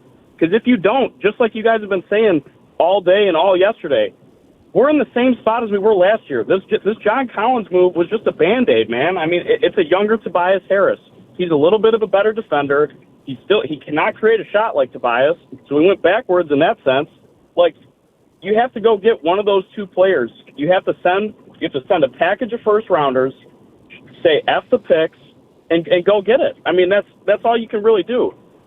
I'm with you because let's face it, Brendan. If you're any good, your pick is not going to be good. So what's the 25th pick overall? It's worthless. We saw it this year. It wasn't much. Worthless. So yeah, then what about this? I don't care about that. Most of your picks that low, you're looking at G League players. They're going to have to take a long time to develop. So yeah, send them somebody else. Bring that person in here, right now, because you have a window to be competitive. You add a key player to this team, and now you've elevated yourself into one of the best 3 teams in the East. So let's talk through this because Valeni hates Tyler Hero. I've heard him. He's not a fan of Tyler Hero. Tyler Hero doesn't play defense. That's true. But on this team, he would take Tyler Hero over all the other moves that they made so far. Oh, that's what he said? Yeah. Okay. So I need Tyler Hero scoring. Asar Thompson helps me protect Tyler Hero, and he's given me 20 points a game, which this team desperately needs. Yeah. I mean, you have to go get a shot creator, man, because if you don't, this team's not moving the needle. It's just that simple. If you had to choose between Hero and Murphy, Brennan, who's your choice? The reason I'm choosing Murphy is because he's a little bit younger and he's had a healthier track record as far as injury-wise, I think, than Hero. I mean, I think Hero, he played something like 40-some-odd games last year. He was kind of on and off the floor. I think Trey would mesh a little bit better because I think Tyler Hero plays a little bit selfish at times. I think that's why Valeni doesn't really like him either. But, I mean, regardless, if you don't get one of those two players, this offseason has just been a joke. I would add Michael Porter Jr. to that mix, but I think one of those three now you have to land. Juan on a cell is up next. What's up, Juan? Hey, guys. I think what will make me happy as a Piston fan, I think it's plain and simple. They need to re-sign Jalen Duren with the center market out here. Whatever you got to do, match the offer sheet. I don't care at this point, but we need to trade for Trey Murphy.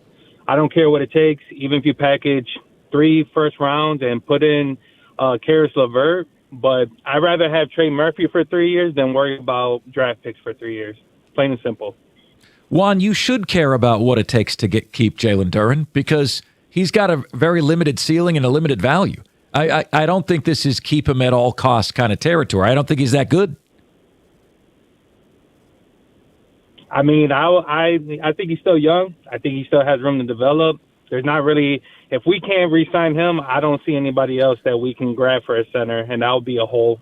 No, yeah, but Juan, I'm saying re-sign him. I'm saying you don't need to bid against yourself for a player that only gave you 10 points and 9 rebounds in the postseason, man.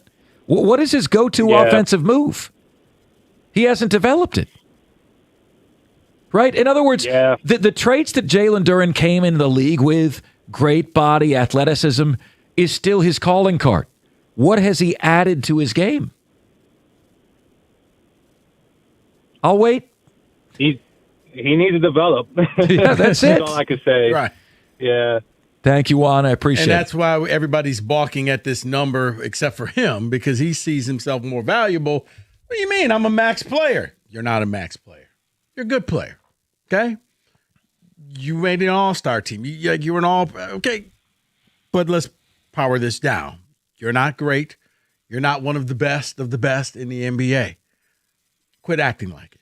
Take this money, help this team, go out there and win. Because the funny thing is, for everybody who's like, well, he's just 22, that means by the time you're 25, you're still in line to make that, to get the bag, as the kids would say, to get that contract that you've been waiting on. Because 3 years from now, you've improved your game. You don't embarrass yourself in the playoffs. You become a key part of this core team. They'll pay you the money. But right here, right now, they're telling you, we love you, but we don't love you that much. We're not willing to pay you that much. Settle for this, earn your keep, come back in 3 years. I think that's fair. You think there's any chance he tries to go the unrestricted free agency route? Come back a year, go the unrestricted free agency route. That's what Aaron Judge did. He bet on himself. He won. Yeah. Jalen Duren's already bet on himself and lost. He could. I mean, at this point, I don't know what he's trying to do. It really looks bad for the young man because it does look like he's chasing.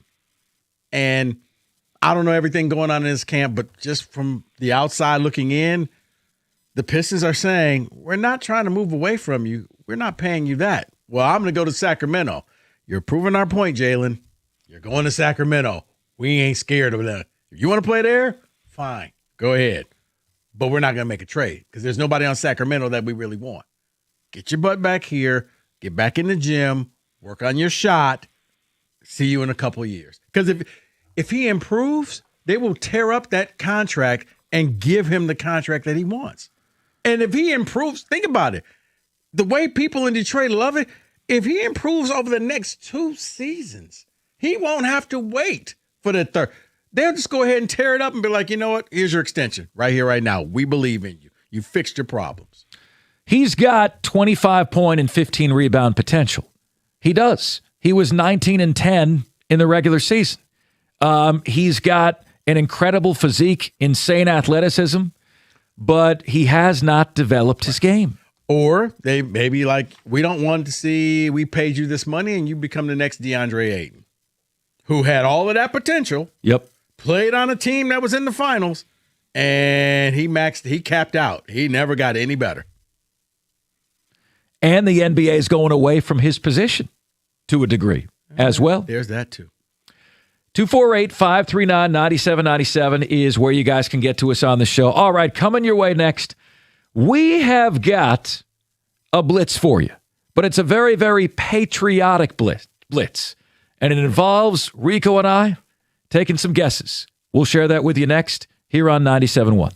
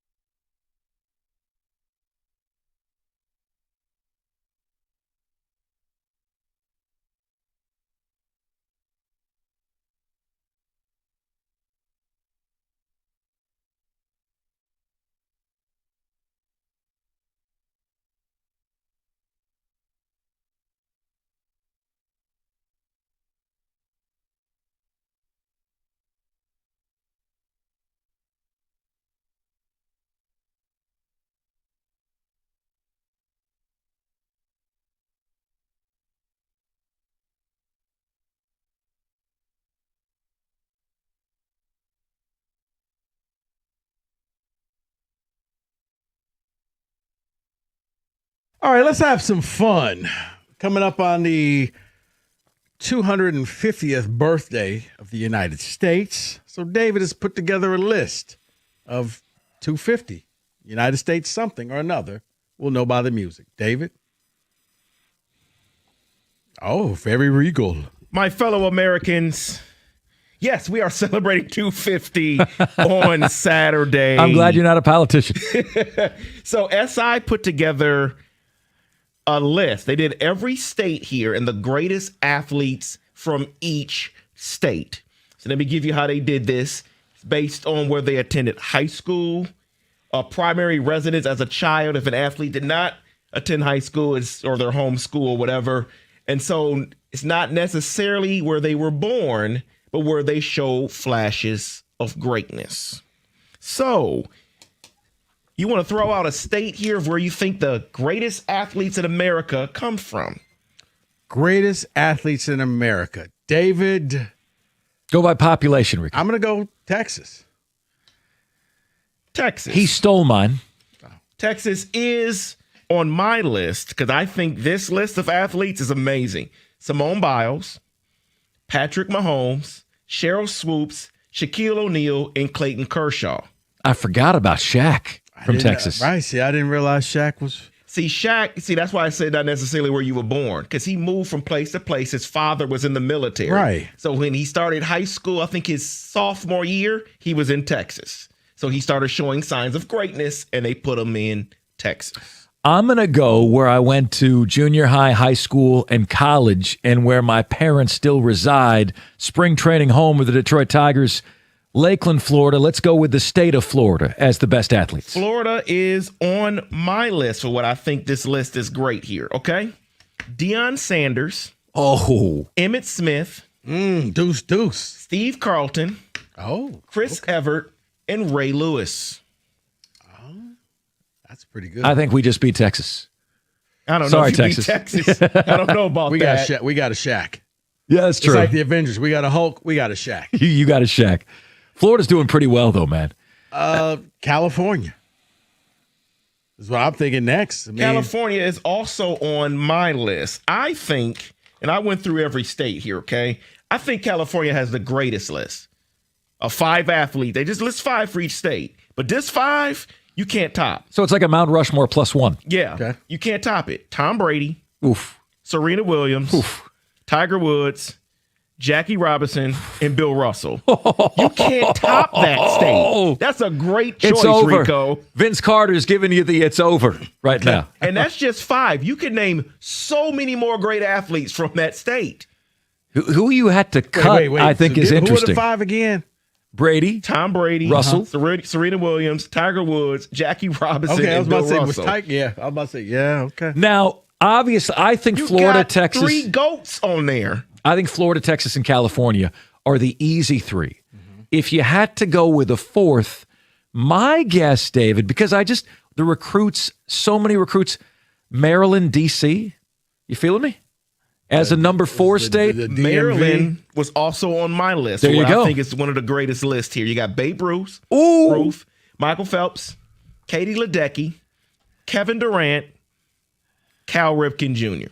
Yeah, but after California, that sounds like small fry. It really does, doesn't it? All right, you know what? I know it's not popular. The state of Ohio. How dare you say that? I did Turn not in put your that one turn on in my your list. state colors. I did not put that one on my list, but they do have a decent list. LeBron James, Jesse Owens, Jack Nicklaus, Pete Rose, Katie Smith. Wait, that's decent? That's decent? It has LeBron in it, so whatever. Okay. And it's Ohio. That's the greatest sense of decency I ever saw in my life. It's Ohio, whatever. I think it trumps Maryland. Yeah, I think you beat me. I think you got me in Ohio. Ohio. So let me give you one that many people don't think of. Mississippi. Mississippi, I saw this stat, David. They have more NFL players per capita than any other state. Their list here is all NFL There you players. go. Walter Payton, Jerry Rice, Brett Favre, Steve McNair, Archie Manning. So I would see why they have the most NFL players. Yeah. Okay. Per capita than anybody. And I would just say, David, that what you just said, I think, is number 2. That's number 2 to California based on what I just heard. That's fair. Let me give you Michigan. I was I going to think say Michigan's number 2. I'd say I got 2, but go ahead. What are your 2? I was going to say, what about Michigan and what about Indiana? Okay, I'll go to Indiana next. Michigan, I think, is number 2, though. Joe Louis, Magic Johnson, Derek Jeter, Floyd Mayweather, John Smoltz. I think that's number 2. And you said Indiana, Rico? Yeah, because I'm thinking Larry Bird's on that list. Larry Bird is number 1 on that list. Oscar Robertson, Bob Greasy, Chuck Klein, Ray Every. They don't have the depth. No. If David can't pronounce a name on the list, that means they don't have a depth. Very top heavy. Remind me, Katie Smith? Who's that? That's a WNBA player, I believe. Okay. Yeah, there was a drop off to 5, too. Let me give you Alabama, because I have that one on my list here. And give me one second. Alabama, Henry Aaron, Willie Mays, Bo Jackson, Satchel Paige, Charles Barkley. Alabama's there. Alabama came strong, David. I'm going to go off the beaten path. What about Arizona? Arizona, Jim Palmer, Randall McDaniel, Terrell Suggs. No chance. Michelle Mitchell. No chance. Kai Murray. No. I don't even know who these people are. Let me give you New York. New York here. It goes Jim Brown, Kareem Abdul-Jabbar, Sugar Ray Robinson, Lou Gehrig, and Julius Erving. Oh, yeah, New York is strong. I know one. Kentucky. I did not have that one on my list. Secretariat? No. Muhammad Ali, Mary Megger, Wes Unseld, Paul Hornick, Cliff Hagan. Mary who? Exactly. Yeah, so swing and a miss, Rico. Swing and a miss. She It was is a 5-time Olympic medalist. California 1, Alabama 2, Mississippi 3. Thanks for playing. What state was Jordan from? North Carolina? North Carolina was on my list. Let me give you that one real quick. That'll be the last one I give you. Michael Jordan, Steph Curry, Richard Petty, Chris Paul, David Thompson. That's a good list, too. That's a good state, too. And see. Well, if you see, a lot of these states are southern states. So that's just what happens there. That is your America 250 Blitz 97.1.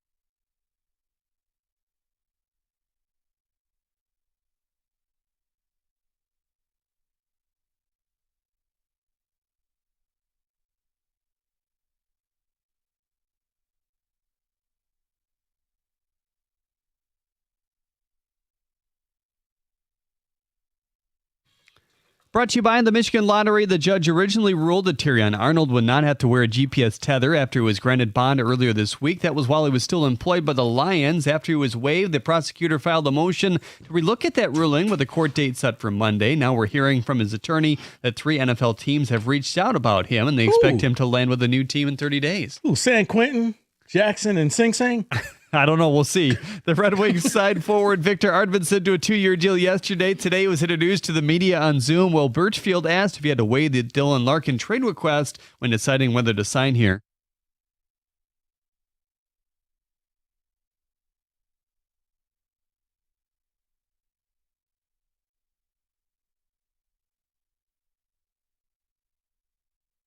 Alex Ovechkin is returning to the Capitals on a 1-year deal. Pistons beat writer Cody Davis confirmed the report yesterday that Marcus Sasser is expected to be traded to the Dallas Mavericks. What's coming back to Detroit is still unknown. Shooting guard Anfernee Simons has signed a 2-year deal with the 76ers worth $12 million. The Tigers start a series with the Rangers tonight in Arlington. Framber Valdez faces Nathan Eovaldi on the mound. First pitch at 8:05 right here on 97.1. The Tigers 24-21 this season against teams over 500. Spain beat Austria 3-0 in the World Cup today. At the Corwell Health Sports Desk, I'm Jeremy Otto. For more, go to 97.1 The Ticket or Odyssey.com.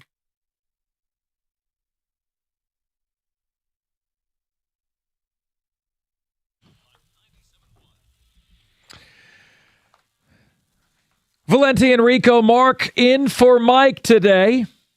Hope everyone has a fantastic weekend here coming up. I have tried and I have failed to get Rico to see the light on the U.S. men's national team. We've still got time, though. He still can catch the fever. Don Drysdale on X is sending me this graphic for you, Rico. He's sending me this. Lose the O, find the hero. There you go. Find the U.S. men's national team. Lose the zero, find the hero. Lose the zero, come to the hero. That's what we're talking about. And that's going to get me. That's what we're attempting. No? Not getting any? That's probably the worst marketing campaign I could see.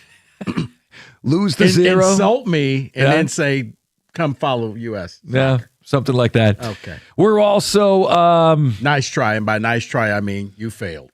Underwhelmed with a capital U at what the Pistons have done in the offseason thus far. It's questionable whether they've even improved the roster, especially relative to the rest of the teams in the Eastern Conference. Miami and Giannis, Toronto and Kawhi, and then last night, Philadelphia and Jaylen Brown.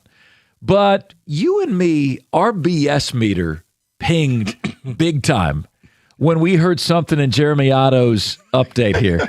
All right. And that is an agent's doing what an agent does. Right. All right. But where is your BS meter at with Terrion Arnold's agent saying, hey, the Lions released TA? Guess what? I've got 3 teams that are interested. And you know who the 3 teams are? The Washington Sentinels from the Replacements. Yeah. Okay? The Hamilton Tiger Cats from the CFL, and the Mean Machine from The Longest Yard. Right. Those are your 3 teams that are after Terrion Arnold. Right. And that's all I'm aware of. Alcatraz, and it's been closed for a while. I'm going out to play in the Bay Area, but not for the Niners. I'm playing for Alcatraz. Son, if I'm the judge, put him on speed dial right here, right now. Let's call. Put it on speaker, and they better answer, hey, Jacksonville Jaguars, where can we direct this call? Because if I hear .net or Shrimp Shack, what? Yeah, did you guys want Terrion Arnold? Sir, do you want a shrimp dinner or no? Because that's what, I don't believe any of this. Do you think there's a team? No. Even one? No. Because he was okay. He wasn't okay. He was far worse than okay. I'm just going to give it a bit of just saying he was okay, because I don't want to merit the, well, he was this, he was okay. He was marginal. He was below average. So if the Lions had just cut him, he probably would have laid in limbo until somebody had like an injury and they needed just a cornerback who can just come in, a plug and play type of guy. It's not like, oh my goodness, Terrion Arnold's available. We need to go out there and get him. No. That's not going to happen. You know how we've talked about the fact that like Trajan Langdon's in a sticky spot with Duran and Iserman's in a sticky spot with Dylan Larkin? I'm here to tell you, man, the Lions in the secondary, that might be the stickiest spot of all of them. Last 10 years, this team's average ranking in pass defense out of 32 teams is 25th. So you given your fan base that product in the secondary over the last 10 years, 25th out of 32 teams. Christian Izien looks like he's going to be starting for you. Rock Ya-Sin looks like he's going to be starting for you. DJ Reed was awful last year. Wasn't good last year. I'm looking at this right now, and I'm like, okay, we can have our fun with Terrion Arnold. What are you going to do there? Outside of getting cooked. Well, I mean, if you're looking at free agency, there's Marshawn Lattimore. There's Trayvon Diggs. Trying to think who else they got there. Exactly. You got Kenny Moore. Just trying to look at other corners that are available. Kenny Moore will probably sign towards the beginning of training camp somewhere because he's a veteran. Right. So that'll be a signing that happens at the beginning of August. Your starting secondary right now is DJ Reed, Rock Ya-Sin, Christian Izien, and Chuck Clark. Oh, boy. Yeah. I'd rather Clark Kent. Here you go. Tre'Davious White, Jeff Okudah. Hey, you can bring him back. I've heard that name before. Bottom of the chili pot is where we are right now. You did not prepare for this at all, and there's going to be a long winter when it comes to that secondary. Plain and simple. I deem the secondary this year the same as the offensive line last year, where people were all in the hope and, it's going to be okay. You'll see. They'll figure it out. They did not. Like the commercial, at least little Doug spelled insurance right. He did not. They did not. Same is going to be for the secondary. You're hoping that because look, your safeties, one may never play again. One will be back maybe Thanksgiving. Your corners, you rattled them all off. That's not championship secondary. So now you need to bring the pressure on. Did you really do that? No. I think Derek Moore's good. I don't think he's going to be that difference maker coming off the other side of Aiden Hutchinson. So, no, I don't think that I've said this team's going to have to outscore their opponents. Campbell's going to have to just constantly go for it. Like almost to the point where you have to consider even if you want to put a punter on this roster because we're just going to have to keep going for it. We're going to have to keep scoring because the secondary that you have, when you look at just the people in the division that you're going after, not just the Justin Jeffersons of the world, but you look at the receiver core that the Bears have because they got a bunch. Can't double team everybody. Look at what the Packers got. You're going to be able to cover these guys? I don't see that. So, I see the secondary as the problem the same way I saw the offensive line last year. And everybody told me, don't worry about it, until we needed to worry about it after week one. And we saw this isn't as good as we thought it was going to be. The secondary has been secondary importance for this franchise for way too long of a period of time. And when you're saying to people, okay, well, what's been the biggest problem the last couple of years? Most people would say injuries. You know what I say? You look at that 2024 draft. How many teams in the NFL can afford to get nothing out of their first and second pick? You got, Mahogany? That's it. And he's the best player, and he was your last pick in that draft. Yeah. You might have one starter after that draft, and your first and second round picks, one is gone, and the other one's giving you nothing. Well, that's just it. Like, Rakestraw could be all that, but he's not yet to play. So I don't know what he can do. So, I look at this, and I'm like, I'm very concerned. Like, because here's the thing. Here's the irony. Let's bring this full circle. You know the team that should be calling for Terrion Arnold? The Lions. The Lions are the team that should be picking up the phone Oh, saying, boy. hey, Terrion, you want to come and play for us? Oops, sorry. You got a lot more important things going on. And for a team that has the need that we do, that the Lions do in terms of their secondary, to say, hey, Terrion, you're not welcome here. I mean, what does that say that they were willing to walk away from him? I think that's because he also embarrassed them.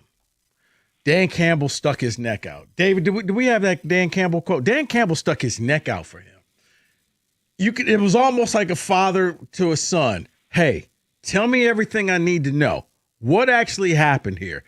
Dad, I promise you it wasn't us. Campbell heard that, and then Campbell said this.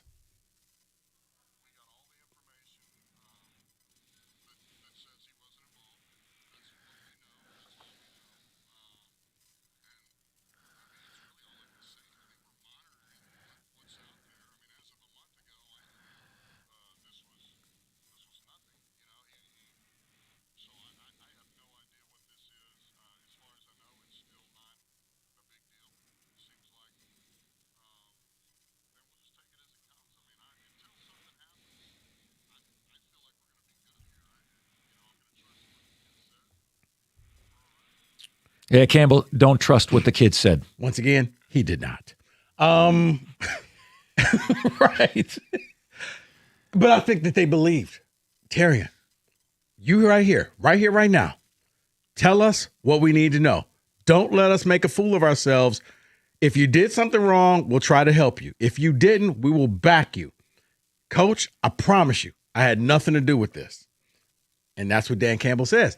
And that's why as soon as those charges came out, kid lied to us. Gotta let him go. More often than not, I feel like this city gets disrespected with everything. Coach of the Year awards, honors for players. You're looking at these odds. The Lions are favored to win the NFC North.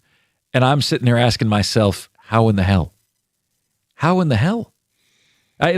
You're stopping the Caleb Williams with what secondary? You know what? No. Here's a funny thing that I learned from just talking to people in Vegas. Vegas odds are nice, but remember, Vegas, what is their main job? To make money. That's Lions fans betting on this team. So if we put them as favorites, we'll get the money in. If they don't, we'll collect the money back. It's not necessarily because remember, Vegas doesn't care who wins or loses. They just try to make money. So I get what you're saying, but when you look at this, Mark, I think you're saying this the way I'm saying this. I don't see how you're favored to win this division. God bless you if you do. But you're going to have to – Jared Goff is going to put up some phenomenal numbers for that to happen. If you've got a source of optimism for this team heading into this season, we want to know what that is because we're looking at that secondary and we are seeing more holes than Swiss cheese in that bad boy.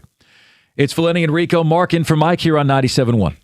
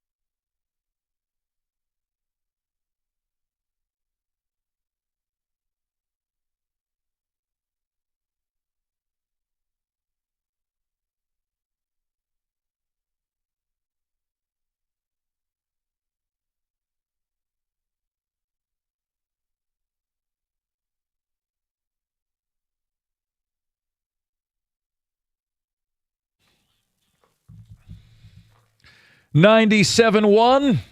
Valenti and Rico, Mark in for Mike. So, look, we had some fun at Terrion Arnold's expense. His agent says that 3 teams called about Terrion Arnold. 3 teams are interested. Sure they are. And the team plays in the movie The Replacements, right? That's what we're talking about here. But then we started going into kind of the obvious question, what are the Lions doing in the secondary? What is the plan in the secondary? To a team that's posted a ranking of 25th out of 32 teams in pass defense the last 10 years. Look, we all want the Lions to win the NFC North. We all want them to get back to their rightful perch. 20 out of the last 22 years in the NFL, there's been a team that's been last, that's gone worst to first. Could be you this year. The odds makers say it is going to be you this year. We're just wondering how that's going to happen with how the secondary looks right now heading into training camp, preseason, etc. Let's get to JP in Ontario, who's kept the faith. What's up, JP? Hey, guys. How's it going? Good. Hey. Okay. So last year they went 9-8, and it was a disaster. It was not Chernobyl bad, but it was bad. But they still went 9-8. So that's a level of optimism. Worst part last year was the offensive line. Who did they bring in? They brought in a guy who was the second best center on the free agent market, who graded really highly in pass protection, which was extremely needed. And then they brought in a guy for right tackle that, unlike most of the other prospects around that area, he's got that extra seasoning from having played an extra year or two compared to the other ones in college. Granted, it's not the pros, but he's more seasoned, so he'll be able to step in and do better than a Monroe Freeling for the first season right off the hop and fit in nicely next to Rutledge. On its own, that would honestly be worth 1.5 wins on last year's team. JP, I see where you're coming from. Let me offer you this. One, okay. Cade Mays came in, and yeah, he had all the accolades that you said, from a Carolina Panther team that had a ton of money under the cap, and they decided to pass on him. They had the money to sign him, and they said, you can leave, go make your money somewhere else. So they said no. The other thing, you're right. With the offensive line, you did get Miller. The offensive line should be stronger. The problem I see, and the reason why I say I think the secondary is the new offensive line problem, after that secondary, you start getting all of the injuries late in the season. That's when you lost 4 of your last 6 games. That's when you couldn't stop a Minnesota team that really had no quarterback. So you saw the difference in having a healthy secondary first half of the year, second half of the season, the last 6 games, when everybody started falling apart and going down, that's when you fell apart and you didn't make the playoffs. Oh, I agree with that 100%, because I actually think it started about a couple weeks before that when Morton got ripped out as the OC job and Dan Campbell had to stop spending as much time with the defense as he wanted to. From that point on, if you look at that point, that's when the slide starts. So I'm going to offer some optimism for the defense. Jack Campbell is borderline second or third best at his position in center of the defense across the whole league. That's a good start, because you always, it's similar to like baseball, you build up the middle. Start with your defense and work your way up. What would help Aiden would be having someone who's a penetrator and who can get into he needs a running mate. He needs a guy who can attack. Enter Lee McNeil, now more fully healed both physically and mentally from his time after his injury. Because before his injury, he was on pace for close to an all-pro season. I think he was like 4. I think we lost JP there. JP, here's where your argument's falling flat with me. You're offering me no explanations for the secondary. Jack Campbell this, Aleem McNeil this, offensive line is no longer offensive. How are you going to stop Matt Stafford from lighting you on fire? Give me the answer to that. Maybe Troy has the answer. I'm not even going Matthew Stafford. Let's just stick Jordan Love. Yeah. Caleb. Kyler Murray. Yeah. Kyler Murray to Justin Jefferson looks like a problem, doesn't it? It really does. Troy in Flint is up next. What's up, Troy? Hey, guys. First time, long time. Hey, Troy. Thanks. I just wanted to call in and say two things. The focus, I think, if they focus on, the ideology, let's get behind the fact that, hey, guys, we got one of the most effective, arguably out of respect, but I think he's the best running back in the league. He could start on anybody's team. Anybody would love to have him. If you can get behind that idea and get the revamped offensive line to stay focused and, get behind that ideology, move some guys around for him, next thing you know, he's putting up those 4 touchdown games again, and we're outscoring people. And then on the other side of the ball, if we can get the same thing, the game is won and lost in the trenches, the big guys up front. So if you can get Aleem McNeil and Aiden Hutchinson to stop the play, actually get to the quarterback before the secondary even has to get involved, you don't even got to worry about it, and it's next man up. It's next man up back there anyway, just like Dan Campbell always says. So, as long as we buckle down and double down on ourselves, I think we'll be all right. When you ask, I'm with you guys. I'm with you guys 100%. It's got to be tough. We got a lot of people sounding like Elmer Fudd when we're asking them how are they going to stop people through the air. No, because Troy, remember they went. No, you want to believe it. You want to believe in your team, and you want to believe that they can do these things. And it's just you got to keep it simple sometimes. Instead of trying to overthink it. Oh, who do we got to go get? No, double down on yourselves, guys. You guys are good. Let's bring it home. They went Legion of Whom, and it worked for one game, and it was cute. And then the league said, "Okay, watch this," and it wasn't that. Like I said, it wasn't just you lost to Aaron Rodgers here. You lost to Minnesota. Like you lost to Green Bay. Like you didn't finish out the season strong. And now going into the season, that same problem is still there. So good thing is you play a lot of bad teams on paper early. So maybe you can overcome that by the time they could all get the healthy. NFL was nice. They were nice with the schedule this year. They were generous. Troy, thank you very much. But then again, we thought last year at the beginning, this is horrific. Look at this start. They're going to get murdered.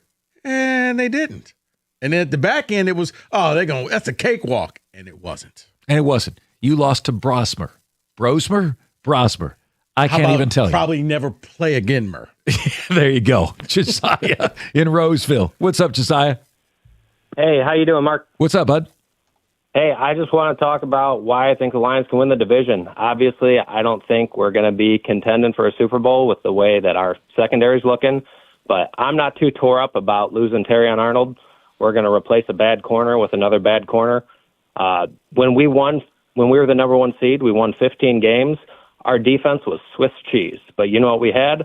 One of the best offensive lines in football. We outscored just about everyone we played against. So, do I think we're going to play for a Super Bowl this year? Probably not. But with the easy schedule we got, I think we could win the division. Yeah, but Josiah, I would say you also, during that year, you had Kirby back there just getting interception after interception, getting you extra possessions. He may not be there this year.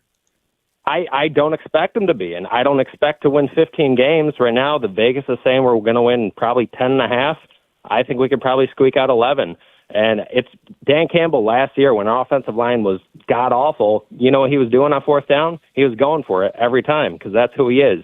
You can't have Dan Campbell, the guy who goes for it on 4th down every time, tell his team, hey, I don't think we're good enough anymore, so we're going to punt the ball. We made our offensive line better. We signed 2 guys. We drafted 1, got that center. And I think we're going to have a good offensive line. I think we have one of the best receiving corps, if not the best in the league. Jared Goff's been putting up ungodly numbers the last 3-4 years. I think we're just going to see more of the same on offense. And hopefully with an easy schedule, we can squeak out 11, 12 wins. And listen to what we're saying. Hopefully we can squeak out. Josiah, here's your problem. You woke up on the morning of November 16th against Philadelphia, and you had the number 7 defense in the NFL. You know what you did the rest of the way? Number 27 defense in the NFL. Biggest reason why? the secondary. Guess what, Josiah? The secondary is worse now than it was then. I'm not arguing that, but the offensive line's better. And I think that, I'm just counting wins and losses on the schedule. I know it doesn't always pan out the way we expect it to be, but figure we go 3-3 in the division. Other than our divisional opponents, the only really games that we could potentially lose or should lose would be New England, Buffalo, and Tampa Bay. And did you have them losing to Brosmer? You had them losing to Brosmer last year? Of course not. Okay. Just making sure. Our offensive line was abysmal. Our offensive line was abysmal. You could have had me playing quarterback that game, and I probably would have done. But see, every year there's an abysmal. 2024 it was the D line. Last year it was the O line. This year it's the secondary. Every year there's an abysmal, and that is the problem. Extreme proposals. Are they onside or offside? That's coming your way next. It's not? No. What is coming your way next? We're going to do a little breakdown of who made the most money. Okay. Last year. Who made the most money last year? That's coming your way next. That's coming here on 97.1. All right. Hey, guys, you've heard me talk about hanging out in the basement. As a matter of fact, here's a plus, an added benefit from a Matrix basement. It's over 100 degrees with the heat index. Not in the basement, down there just chilling, watching TV, watching soccer. You can do the same. Let Matrix Basements get your basement started. They can take a totally unfinished basement like the one that I had, and they can hook it up. And the next thing you know, you will have the man cave of your dreams. When you moved into your house, you said you were going to do something in that paralysis. It's okay. Let Matrix Basements handle it for you. Go to matrixbasements.com. Let that award-winning design staff hook you up. Whether it's a full rebuild, whether it's a totally unfinished basement, or just adding on a room, they can come up with a plan just for you. Matrix Basements, design that pays off.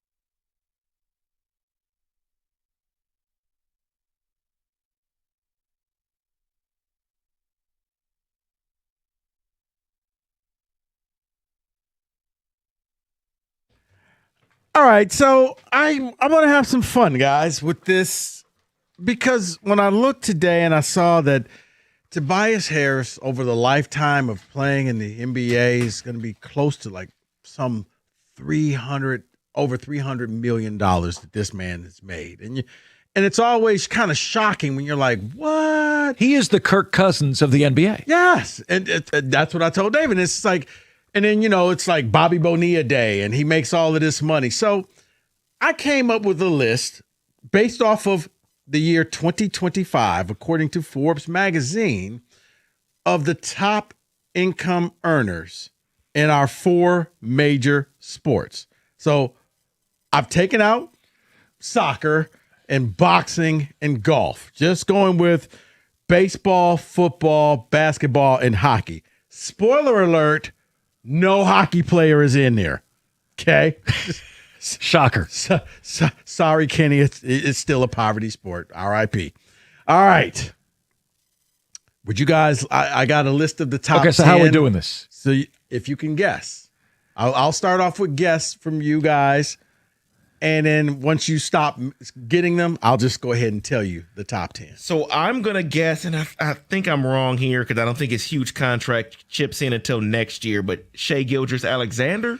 Shai Gilgeous-Alexander is not in the top 10, David. Because next year he hit $70 million, so I figured it wasn't yet. Okay. No. But David, just so you know, not that far off, currently 12th. He made $69.3 million. You just hadn't hit the 76 yet. Okay. And this is also what you made on the court or on the field and endorsements, all included. Okay. So he made $69.3 million. That included $39.3 million on the court and $30 million off the court. So this is baseball, basketball, football. I want to say hockey, but I'd be lying to you. You can't. I'm going Dak Prescott. Dak Prescott did not make the You got to be list. kidding me. Wow. With all of his endorsements in Dallas, $60 million plus? What are we talking about here? He didn't make the top 50. Whoa. Just saying. Oh, okay. I don't trust Forbes Hold on. here. Let I don't me, trust let, myself let me double anymore. check. No, I don't see a Dak. All right, Bobby Ellman, save us from ourselves. Mahomes comes in at number 7. $84.7 million. 56.7 on the field, $28 million in endorsements. I guess that's a little bit lower than I thought, but yeah. Well, it's just for last year, not over the life of his contract.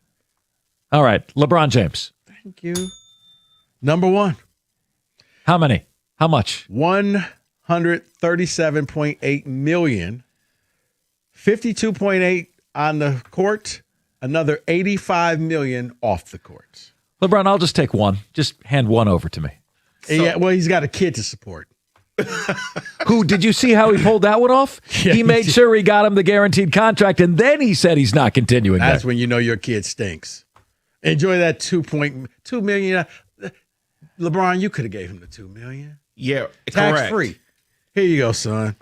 Just don't tell Uncle Sam. So I'm going to go with Lionel Messi. Oh, you said no soccer. No, okay, no soccer player. Let's But go, David, just in case, because you want to be funny, he's number 3 overall. But yeah. You know I have to do it, so I'll go Shohei. Shohei is number 2. See, I didn't know because of the deferrals if that would count. Well. Oh, you're right. That might have affected it. Made $127.6 million. Most of it's off the field. Here's the grift. Yeah. Would you to double down, David? How much did he make playing baseball? Yeah, playing baseball is like The check $5 from the million. Dodgers. Yeah, it's like $5 million. No. Not even? Too high. $1 million? A little higher. Cut it in half. It's $2.6 million.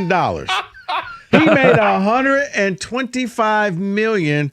I guess what is that off-brand shoe he's doing the commercials for? New Balance. New Balance. There you go. Off-brand shoe. Wow. 2.5 from the Dodgers. I hate the Dodgers so much. This is crazy. Right. And you know what? That's what they're going to get rid of in the collective, and they should. You're letting the rich do that in Major League Baseball. Can't knock the hustle. All right. Bobby? Juan Soto. Juan Soto not making the list? I'm going to drop the gavel, boom, boom, in honor of Aaron Judge.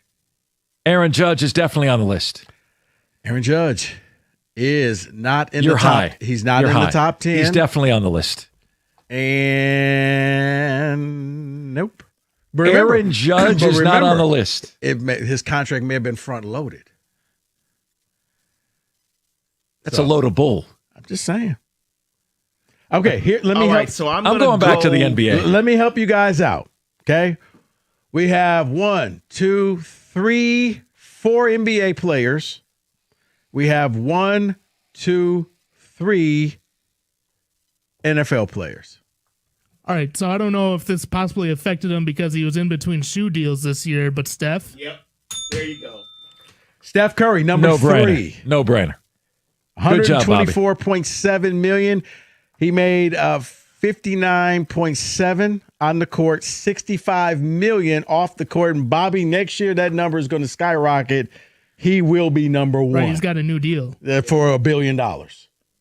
Bobby, is your back getting tired from carrying David and I on this game? Massage after this. I am going to go Ant Edwards. He's got the Sprite deal. Ant Edwards did not make. No. He didn't make the top 10, but he's 13th. He's 13th.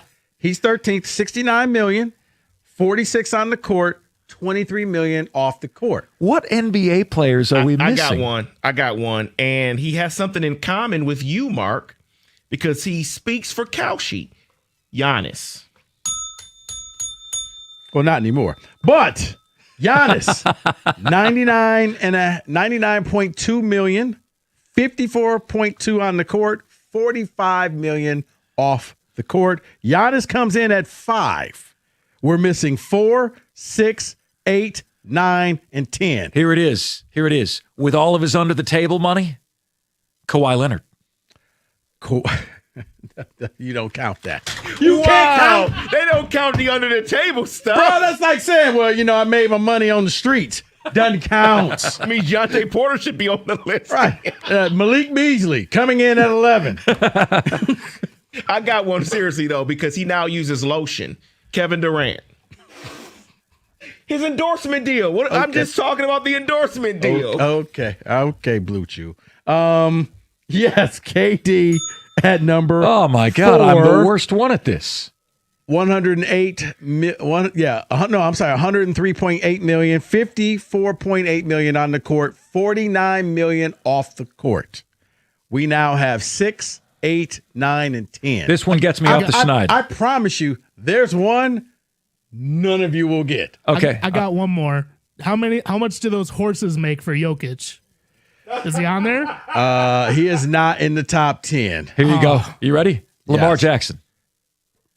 Yes, and the truth shall set you free. At number 10, $73 million. He makes $71 million on the field, including, I guess, signing bonus and $2 million in endorsements. 2? We got 6, 8, 9. You guys want hints? All right, listeners. Who do you got? Help us out here, listeners. No listeners. This ain't no helpline. We're not phoning a friend. Right. I'll take another swing. Josh Allen.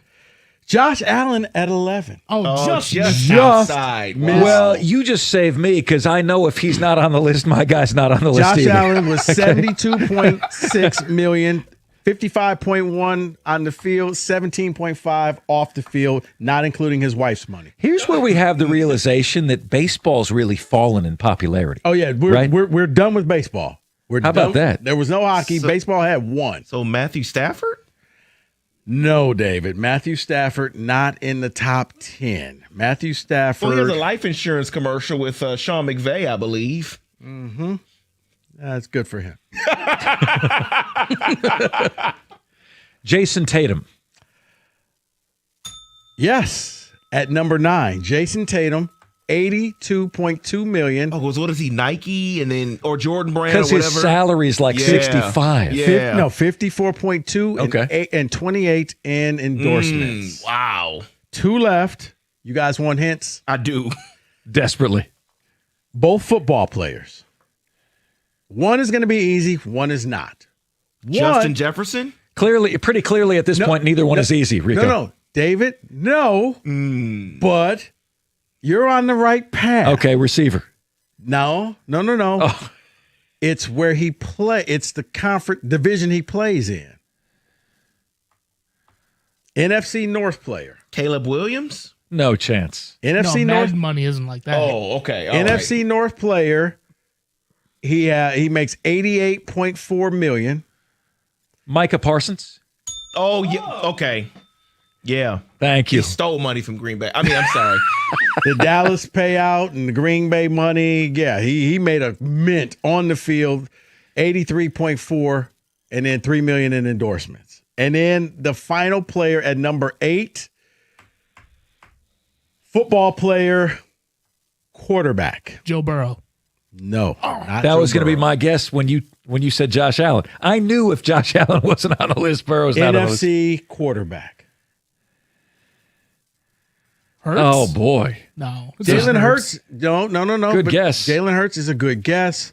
Jalen Hurts, I think, comes in at 17 on this list. I'm just going to say it because he steals money too. Kirk Cousins. It's probably, I know he's not it, but Kirk Cousins makes a lot of money, man. No, it's not Kirk Cousins.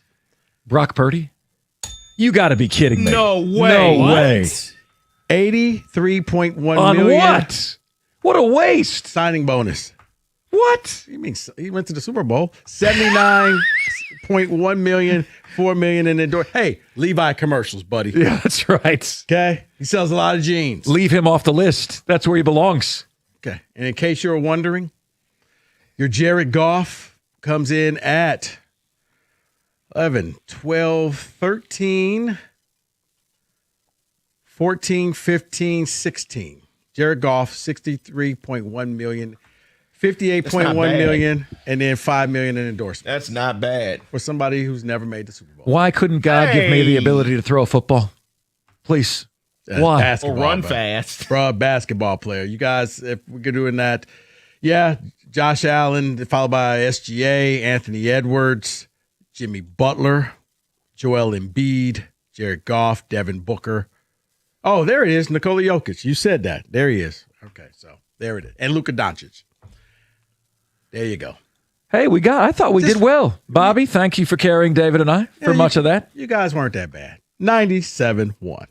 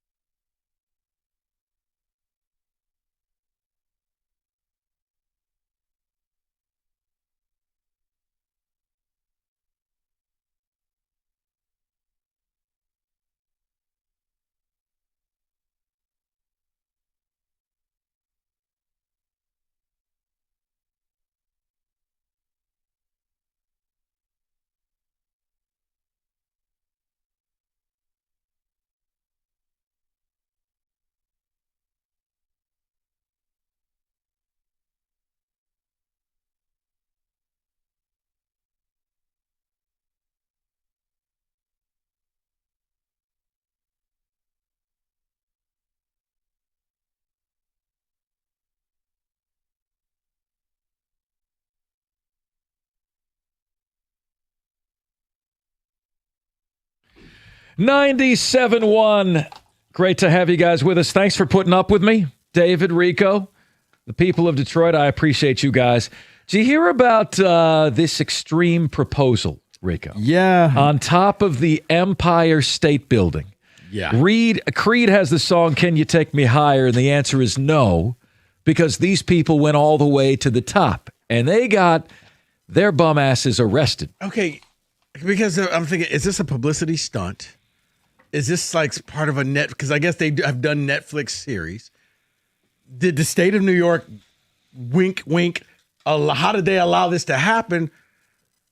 If they just went up and climbed on top, there's a lot of people in New York City about to get fired before the 4th. How did they pull that off? How did they coordinate it? And the attention is exactly what they were looking for. All they did was post a flag with a Jimi Hendrix lyric on it. But who's to say they couldn't go up there and do something nefarious? So, yeah, it's just like, what am I watching here? What is it? I did not have this when I woke up this morning. Hey, 2 idiots are going to climb up there and then propose. And I'm looking down and they're just doing whatever. Man, I would be hugging. No. I'm not climbing that. No. Just no. So I talked to Rico. Rico has not ever proposed. Wojo, have you ever proposed? I've proposed trades before, possibilities. Yep. Okay. Yep. Suggestions for sure. Lots of those.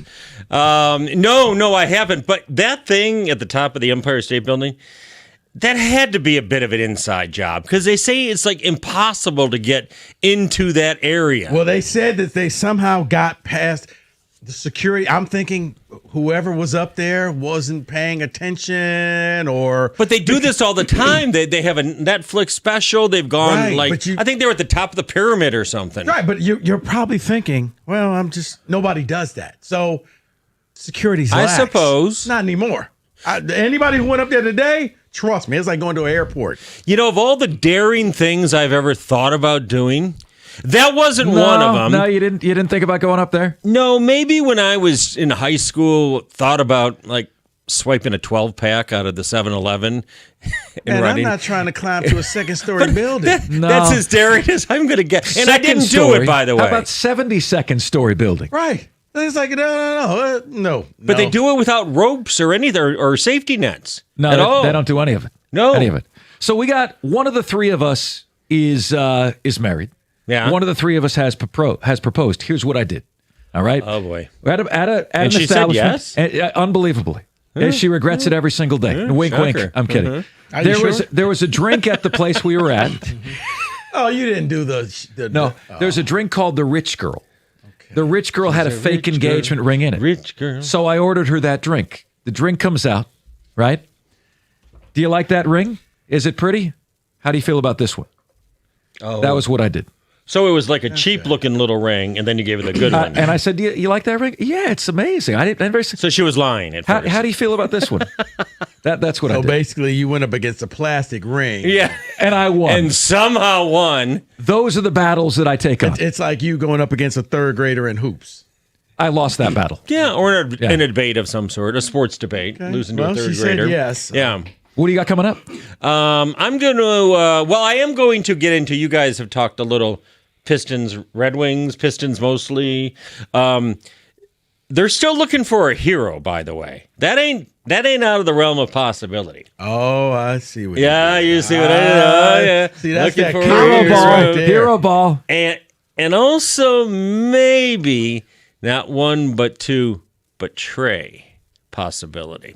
Mm-hmm. He's got the play on words going on here. The third. Were you talking to a certain lackluster GM today? No, who really has no enthusiasm about anything? He's very low key and cerebral. I can just imagine him on his honeymoon. That was great. That was fantastic. Can we do it again? Wojo coming your way next. Sign Here on and trade. 97.1. Woo!